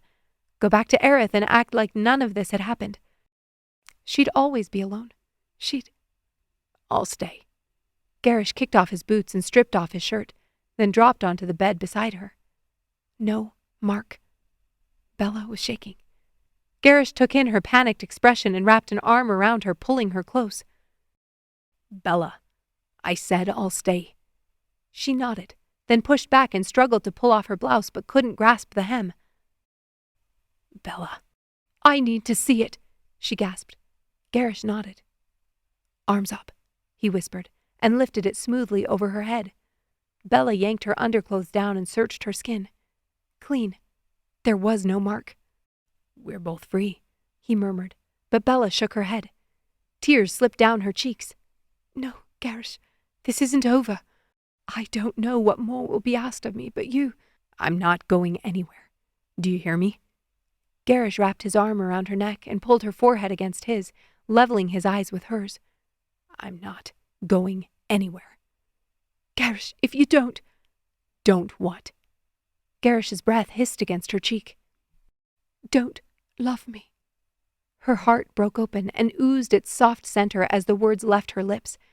Bella squeezed her eyes shut and exhaled, and Gerrish folded her against him. I love you, Bella. How could you even think I don't love you? He stroked her hair, and she curled into his warmth. I've loved you far longer than I should have. Bella clung to him, running his words over and over in her head, allowing them to soothe her like the salve he'd brushed over her skin. As his body melded with hers, she finally gave in and let herself go. Chapter 38. Bella woke before Gerrish. His face was still inches from hers, his dark lashes splayed against his cheeks. She couldn't help but brush a finger over his brow to smooth it. Hours ago, she'd held her dagger over his heart. Now, he lay beside her, his chest rising and falling in a peaceful rhythm. She wondered if he felt any sense of relief. Bella lay back on her pillow and stared at the light streaming through her window. What time was it? They'd fallen asleep mid-morning, or had it been afternoon? Her stomach grumbled, but she didn't want to get up. Didn't want to walk outside and brave what could be awaiting her. Jude and Alora, Rael and Paladin, Mel and Roderick, Leeds and Bridget. She would have to explain herself. And she still had so many unanswered questions. Her nose stung, but she pinched her lips together. She couldn't cry again. Her eyes were already puffy from sobbing against Gerrish's chest, and her throat felt like she'd had some kind of allergic reaction. Gerrish lifted his arm and rested it over her stomach. Bella. He whispered her name like a prayer. She breathed him in and allowed the brush of his thumb across her navel to ground her. Where do we go from here? Gerrish ran his thumb over the bottom edge of her ribs. I think breakfast. I'm serious, Gerrish pushed up onto his elbow and ran a hand over his face. His hair was mussed, and his skin golden in the afternoon light. I know. I'm sorry. The realm is probably in chaos. Not probably. It's most certainly in chaos. He shifted closer and pulled her against his side. Is this okay? Bella tipped her chin to look at him. Why wouldn't it be? Gerrish's throat bobbed. I didn't. He closed his mouth and exhaled. After what happened, after I left, I wasn't sure. Bella curled her hand around the back of his neck and pulled him to her lips. She kissed him slow and soft, then pressed her forehead against his. I don't know why I love you. That's comforting. Bella's lip twitched, but she couldn't quite bring herself to smile. No, I do know why I love you. I only meant... It doesn't make sense. She nodded, and his skin smoothed against hers as he brushed his lips against her cheek. It would be so much easier if something did. I don't know what any of this means, and... It terrifies you. Bella's face twisted. Where do we go from here, He kissed the skin beneath the lobe of her ear. I'll go wherever you want me to go, Bella. I'm yours. His voice trembled, and Bella pushed against his shoulder, needing to see his face. Gerrish's eyes were dark under his furrowed brow. I was hers. Her hold was strangling me, and I needed it to end. I didn't choose it, but I had to finish it. And instead... I did. Bella lifted a hand and brushed away the moisture collecting at the corner of his eyes. I finished it. Why? Why did you stop? Because it was my choice. Though I don't think most of the realm will see it that way.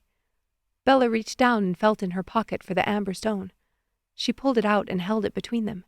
She imagined those sticks in the sand, the ones her father had buried with his foot. You chose a hell of a moment to pick that seaweed hair up off the dirt, Gerrish whispered. Bella gaped at him. You remember that? From my memory? It's exactly how I've seen you ever since that moment in Aeon. Bella snorted. A twig, with seaweed hair. Stunning. Gerrish laughed and kissed her cheek. You were never meant to blend in, Bella. Her heart swelled as she ran her fingers over the smooth golden surface of the stone. It's still intact. Bella thought of the ruby hanging around Bridget's neck, Bella's cuff, the emerald, this stone. 4 of them. 4 of the 6 stones were in their possession. Red for whoever Bridget was, green for the herbalists, moonstone for the diviners, gold for Jude. That only left the blessing givers, the balancers. If the stones still worked, if Ariathne's magic was still tethered when Gerrish clearly wasn't anymore. As the blood flows, it is bound. She glanced again at Gerrish's chest. No mark. He had no mark. She would have to stare at his skin 1,000 more times to convince herself Sidonai had no hold on him anymore. Shouts echoed outside their window, and Bella started. What is it? Gerrish didn't answer, and there was no way he could have. They'd both been in this room, and neither of them knew anything about what had been happening with the others. A scream pierced the air, and Bella threw herself from the bed as Gerrish flung his feet to the floor. Her muscles groaned as she pulled up her underclothes and searched for her blouse. Gerrish tossed it to her, and she pulled it over her head, then slipped the stone into the pocket of her slacks. They bolted for the door, and as soon as they ran out onto the path, Bella's blood turned to ice. Darkness. The sky was filled with roiling thunderclouds like none she'd ever seen before, black at their center, eating up the blue as if absorbing the atmosphere itself. Gerrish grabbed her hand and they ran toward the others. Get inside, Paladin commanded. You need to. A crack of thunder shattered the air around them so completely, Bella dropped to her knees. The sound echoed off the walls of the inn, growing and swelling until it solidified into a single point. Laughter. It wasn't thunder. It was laughter. Bella looked up. The darkness was so complete that she couldn't see Gerrish next to her. She squeezed his hand to make sure he was still there. Suddenly, the air in front of her split. Tendrils of light and dark swirled in a tumultuous mist, and in the center, a figure.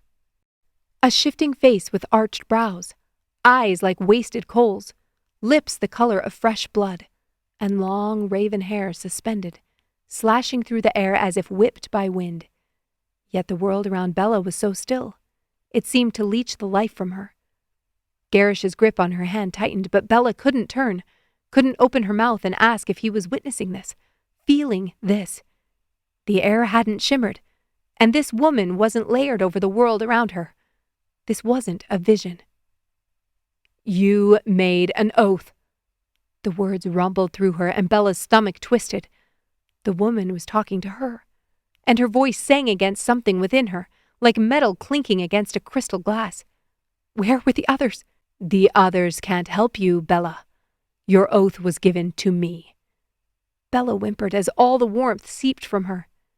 "You worked with my heralds. You broke my bonds." Bella nodded as pressure built inside her head. This was the Dark Sister. Sidoni was here, free of her bonds and speaking of the oath she'd made in Aliern. She tried to pull against Gerrish, but her hand was frozen in space. "You promised to serve me, to use your gifts to protect this realm from the corruption of the magic." "No." Bella could barely force the word from her lips.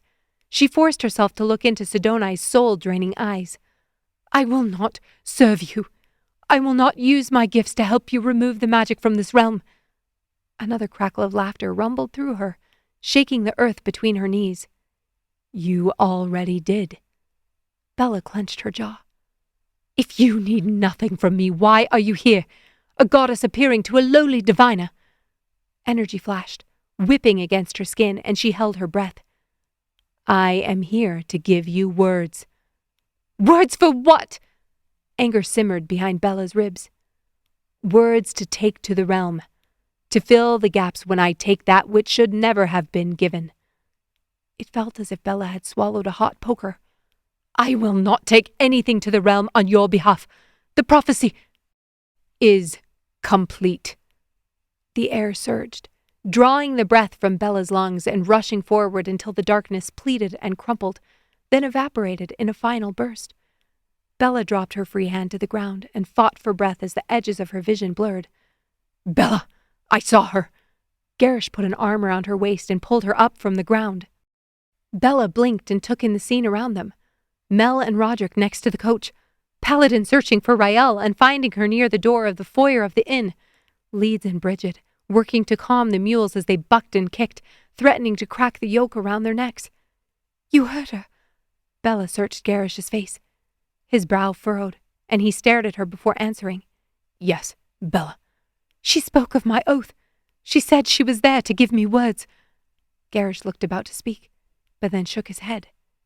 "She said what?" "No, she said there was no escape." Bella frowned. "No escape?" "That wasn't—" "Bella!" A hand snatched at her arm and Bella jolted. "Rael!" Bella gasped. Rael's eyes. The violet had been replaced with a deep brown. She blinked and focused again as Rael tightened her grip and went on. "I saw the Dark Sister. She told me the wrongs in this realm would be righted, that she would leave me to live and love in peace. Bella, they were the same words I heard in the temple before we met you on the ship." "Rael!"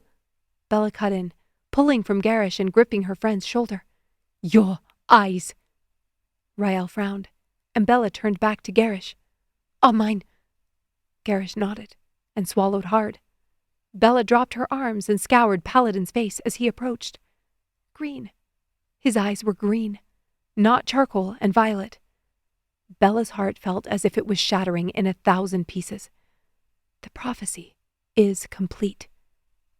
"The magic, it's gone, isn't it?" Rael's voice shook.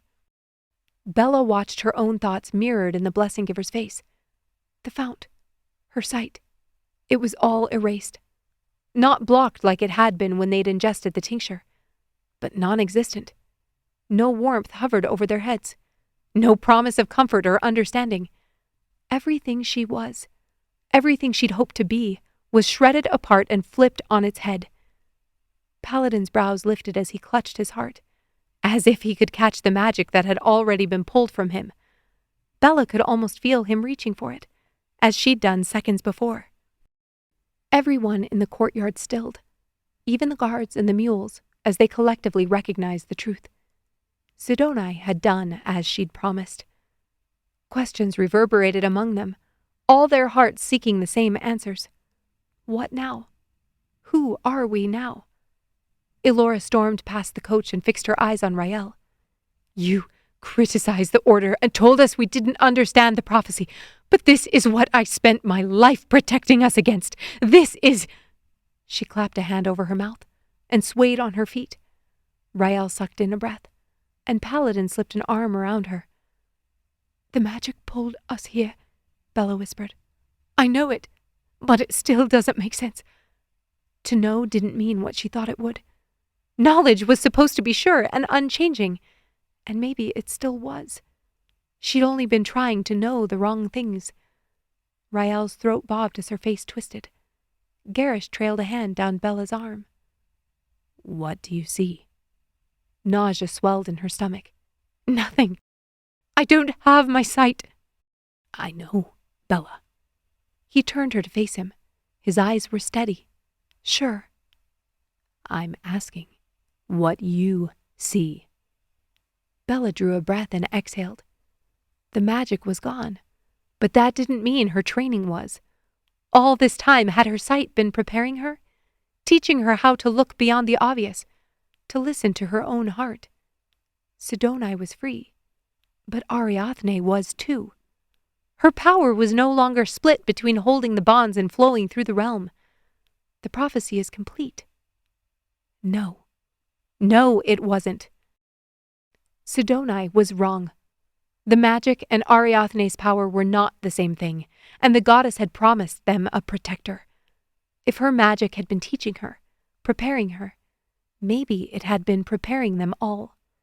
Bella swallowed hard and reached into her pocket for the stone. She held it up between them. We have to go to the enclaves. Gerrish's brow lifted. They're probably tearing themselves apart. Which is why we have to help them. Bella wrapped her hand around the stone and leaned closer. Something flickered in Gerrish's hazel eyes, and she frowned. What is it? We might need to make a stop. In Aliern. Bella exhaled. The Heralds. I can't leave them to self-destruct, too. Or worse, go after the members of the Order. She nodded and brushed a kiss against the corner of his mouth, then molded her body to his. We'll go, but just a few more minutes here, please. She closed her eyes and clung to him, wishing she could stand here in his arms forever, wishing she'd never have to turn and face the others who she knew were watching, never have to see the falling out from the choice she'd made. I'll go with you anywhere. I'm yours. Bella breathed him in and felt his strong arms wrapped around her. For as many seconds as she could, she pushed away the memory of crackling air and bone-chilling darkness. Right here was where her soul belonged. Here. In all the ways it didn't make sense. What do you see, Bella? She saw her body in ruins, her friends tortured with grief and worry, a realm in utter upheaval. No. She looked up. Bella saw the man she loved. Friends drawn together by a force greater than themselves. Stones left by a goddess. Oaths, promises, prophecy. She saw hope. She saw love. She saw questions she was dying to answer. As Gerrish's heart beat against hers, Bella saw a new beginning. Gerrish brushed his cheek against hers, and Bella inhaled. She filled her lungs and felt her back expand against his outstretched hands. Bella breathed. Gerrish's heart pumped. Their blood flowed. And the stone in her hand began to glow. Epilogue. Brian could no longer keep a smile on his face. The horrors they'd witnessed in Trill on their way out of Talmuth had been too much. The city had already been in an uproar after the prophet's death, but with the magic gone, it seemed the entire realm had lost its collective mind. They'd only waited in port a few hours. People rushed to the ferries to get out of the city, thinking Ariath or the smaller towns west of the enclaves would be better. Townsfolk ransacked the temple, stripping it of sacred relics and any object of worth. Families were ripped apart, leaving everything behind because of the violence within the city walls. Bella and Gerrish stayed with the others in the city to pull Rael's brother out of prison and get to the enclaves by way of Aliern, while he, Paladin, Mel, and Roderick moved as fast as they could to Aerith. The ambassador had charged him with settling whatever chaos had surely erupted at the Blessing Giver enclave, and Paladin, Roderick, and Mel would do the same for the Balancers. "The consular won't listen to us." Paladin chewed on his lower lip. "He knows who I am." Paladin hadn't wanted to leave, not without Rael, but she'd insisted he go on without her. She had to help her brother, and she'd meet him in a few days' time. Brian couldn't tell if the nervous tapping of his foot was for what lay in front of them, or what he'd left behind. Mel crossed her arms as the ferry swayed. "Even so, you're the only one who's familiar with the Balancer Enclave. The ambassador, after what she's done to the Balancers over the years, you think they'd listen to her any more than you?" Mel rolled her eyes. "Paladin, I get that your people threw you out. Trust me, I know what that feels like." Roderick put a hand on Mel's knee and squeezed. "But the time has passed to worry about what anyone else thinks." "You'll have my support," Brian offered. He didn't know these people well, but hearing the voice of a goddess and having their magic stripped bonded them. Whether out of shared trauma or collective understanding, he wasn't sure. Probably a bit of both. "Reiman was your father?" Mel asked, as she shifted in her seat to avoid touching the man sleeping next to her. They'd barely exchanged a few lines of introduction before jumping onto the boat and beginning their journey south. Brian was grateful not to be stuck in a cart, even if this ferry was packed to the gills with desperate travelers. "He was, though I never knew him in this life." Roderick's brow pulled together. "He traveled on my ship frequently. He was a good man." "So I keep hearing." Brian watched out the window at the brilliantly blue sky. After the magic withdrew, it seemed as if every piece of the realm had transformed into a more vibrant version of itself. The sky was brighter, the details sharper. It was unsettling. People felt different to him without their auras. He was so accustomed to using those degrees of light to inform his first impressions, and now he was back to life before his consecration. It required more time than he possessed to observe a person and determine their propensity for good, their true character. "I want to stop in the north of Aerith," Paladin announced. "Does this ferry port before Tyria?" "It absolutely does." A woman with a missing tooth and legs that didn't quite reach the floor offered. "This'll stop at the farms. Then you can get off there if you like." Paladin nodded his thanks, then turned back to close off the small, intimate circle they'd formed with their bodies between the benches. The farms shouldn't be far now. The river was surprisingly high this time of year due to all the rains they'd received in the northern mountains the past month. Not typical at the end of light season. "I served there, as a blessing giver in the north of Aerith. Which part did you want to visit?" Paladin exhaled. "Stockle Parish." Brian's eyes widened as Paladin gave a slight nod of his head. Brian understood now why he'd been vague in his description. "Where is that?" Mel asked. Brian cleared his throat. "All the farms there are divided into parishes. Stockle is inland from the river a ways." He stopped there, honoring Paladin's obvious desire to be discreet. What he didn't say? That Stockle Parish was the place where all the poor and outcasts landed. It was full of people who'd been chased out of the city, disgraced by stillborns or crimes against the order.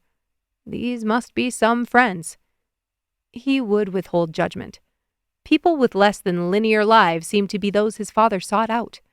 Maybe it was time he discovered why. Brian's eyes felt as though they'd been sanded down like the hoof of a mule. He needed sleep, but he wouldn't get it here. He wasn't the only one. "Do your plans include a good inn?" Brian asked, and Paladin coughed a laugh. "A good inn in Stockle Parish? Do those exist?" Mel scoffed. "Do they exist anywhere?" Paladin leaned over his knees. "I have friends there. Friends who left the Enclave like I did." "Friends from before you were consecrated?" Mel asked. Paladin nodded. "Hopefully they'll have a place where we can rest. We'll make a plan before storming in to meet with the consular." Mel raised an eyebrow. "What kind of friends are these, Paladin? Ones Rael would be happy to know about?" Brian chuckled. He was learning a lot more about Paladin through Mel's badgering than by the questions he'd peppered him with when they first left Trill. Friends Rael would love to meet, I'm sure. Paladin smirked. Mel laughed. I'll make sure to gather some stories for her. Speaking of which, when will I be getting any stories? Roderick asked, looping his arm over Mel's shoulders and pulling her against his side. With all the darkness and saving lives, I still haven't heard about your time with Mel and Vivier. Ah, well, one night at the pub. Paladin started, but Mel kicked him in the shin. Paladin winked at Roderick and mouthed, later. Brian was fairly sure he liked this group, and he saw why his father had gravitated towards them. He wished he could remind himself of their auras. The groan of the paddle on the ferry changed pitch, and the boat began to slow. What did I tell ya? The woman smiled next to them. Here we are at the farms. Paladin nodded, and the four of them collected their things. They hadn't brought much. A few changes of clothes, personal items, and enough food to get them hungrily through a couple days if need be. The captain rang the bell, and attendants shouted instructions across the packed lower deck. Do you miss it? Mel nudged Roderick's ribs. He gave her a sidelong glance. I wouldn't be caught dead captaining a ferry, Mel. She snorted and kissed his cheek. A few moments later they were jostling between other passengers like people pushing through the streets of Ariathne when vendors held sales on a market day. The air was hot and sticky, and when they finally climbed the steps and breathed in the chilled morning air, it felt like a gift from the goddess herself. Brian followed Paladin as he wove through people clamoring for passage on the dock and turned down the first street they came to. The sun was barely peeking over the horizon, but even in the dim light of dawn, this area looked more spacious than he remembered. It had been nearly 4 months since Brian had lived here. Farther south, but still. He'd forgotten how far the houses sat from each other, how the land stretched between streets, only dotted with trees and worn fences. They walked through the vacant town, not even bothering to find a coach. There wouldn't be one available at this time of the morning, and given how many people were flooding this direction, he doubted they'd find one even if they waited on the side of the street all day. Is everyone okay to walk for about an hour? Stocklow's the next parish over. Paladin glanced at each of them, and when nobody offered a word of opposition, he picked up his pace. Brian took in the golden hues of the sunrise as the world around them erupted with life. Birds chirped and fluttered from their nests, and insects hummed even though there were no flowers to stretch open their petals this time of year. With no leaves on the trees or bushes, the world sang in earth tones, and Brian couldn't help but feel everything would be okay. It would all work out, whatever that meant. As advertised, Paladin veered off the main road an hour later and led them to a stone house partially obscured by the side of a hill. It looked as if the house was built into the earth itself, and as they approached, Brian discovered he hadn't been mistaken. Grass from the hill, though matted down and golden this time of year, grew over the right side of the roof. Paladin walked up to the arched door and rapped his knuckles on the wood. The house looked old but in good repair, clean, well kept. The door swung open, and Brian's breath momentarily stalled as it exited his lungs. A woman, with smooth olive skin, almond-shaped eyes, and dark hair falling to her shoulders, stared back at them. Her soft coral lips parted in surprise, and a smile broke across her face as she lunged forward and threw her arms around Paladin's neck. Paladin laughed and lifted her off the ground. How are you here? I thought you said you'd never come back after consecration. The woman's eyes crinkled with joy as she spoke. Couldn't come back, Paladin clarified. Not that I didn't want to. She scoffed as he set her back down. Semantics! She looked past Paladin and took in the three of them. I'm Mel, a friend of Paladin's, from the other side of the Setyas. The woman nodded, then took in Roderick and Brian. Something in her eyes shuddered. I'm Mel's husband, Roderick. He was about to put out a hand, but the woman folded her arms so tightly around herself, Roderick thought better of it. Her face was almost timid as she tilted her chin and looked into Brian's eyes. There was something there within her expression. Grief. A silent plea. He didn't have time to interpret it before Paladin put a hand on his shoulder and said, This is Brian, a friend we met in the northern mountains. You're injured. She inspected the bandage still wrapped around the side of his face and neck. Burned. It's healing well. The woman nodded, then dropped her gaze to the floor. Friends of Paladin are friends of mine. She forced a smile and motioned to the hall behind her. I'm Adra. Please, come in.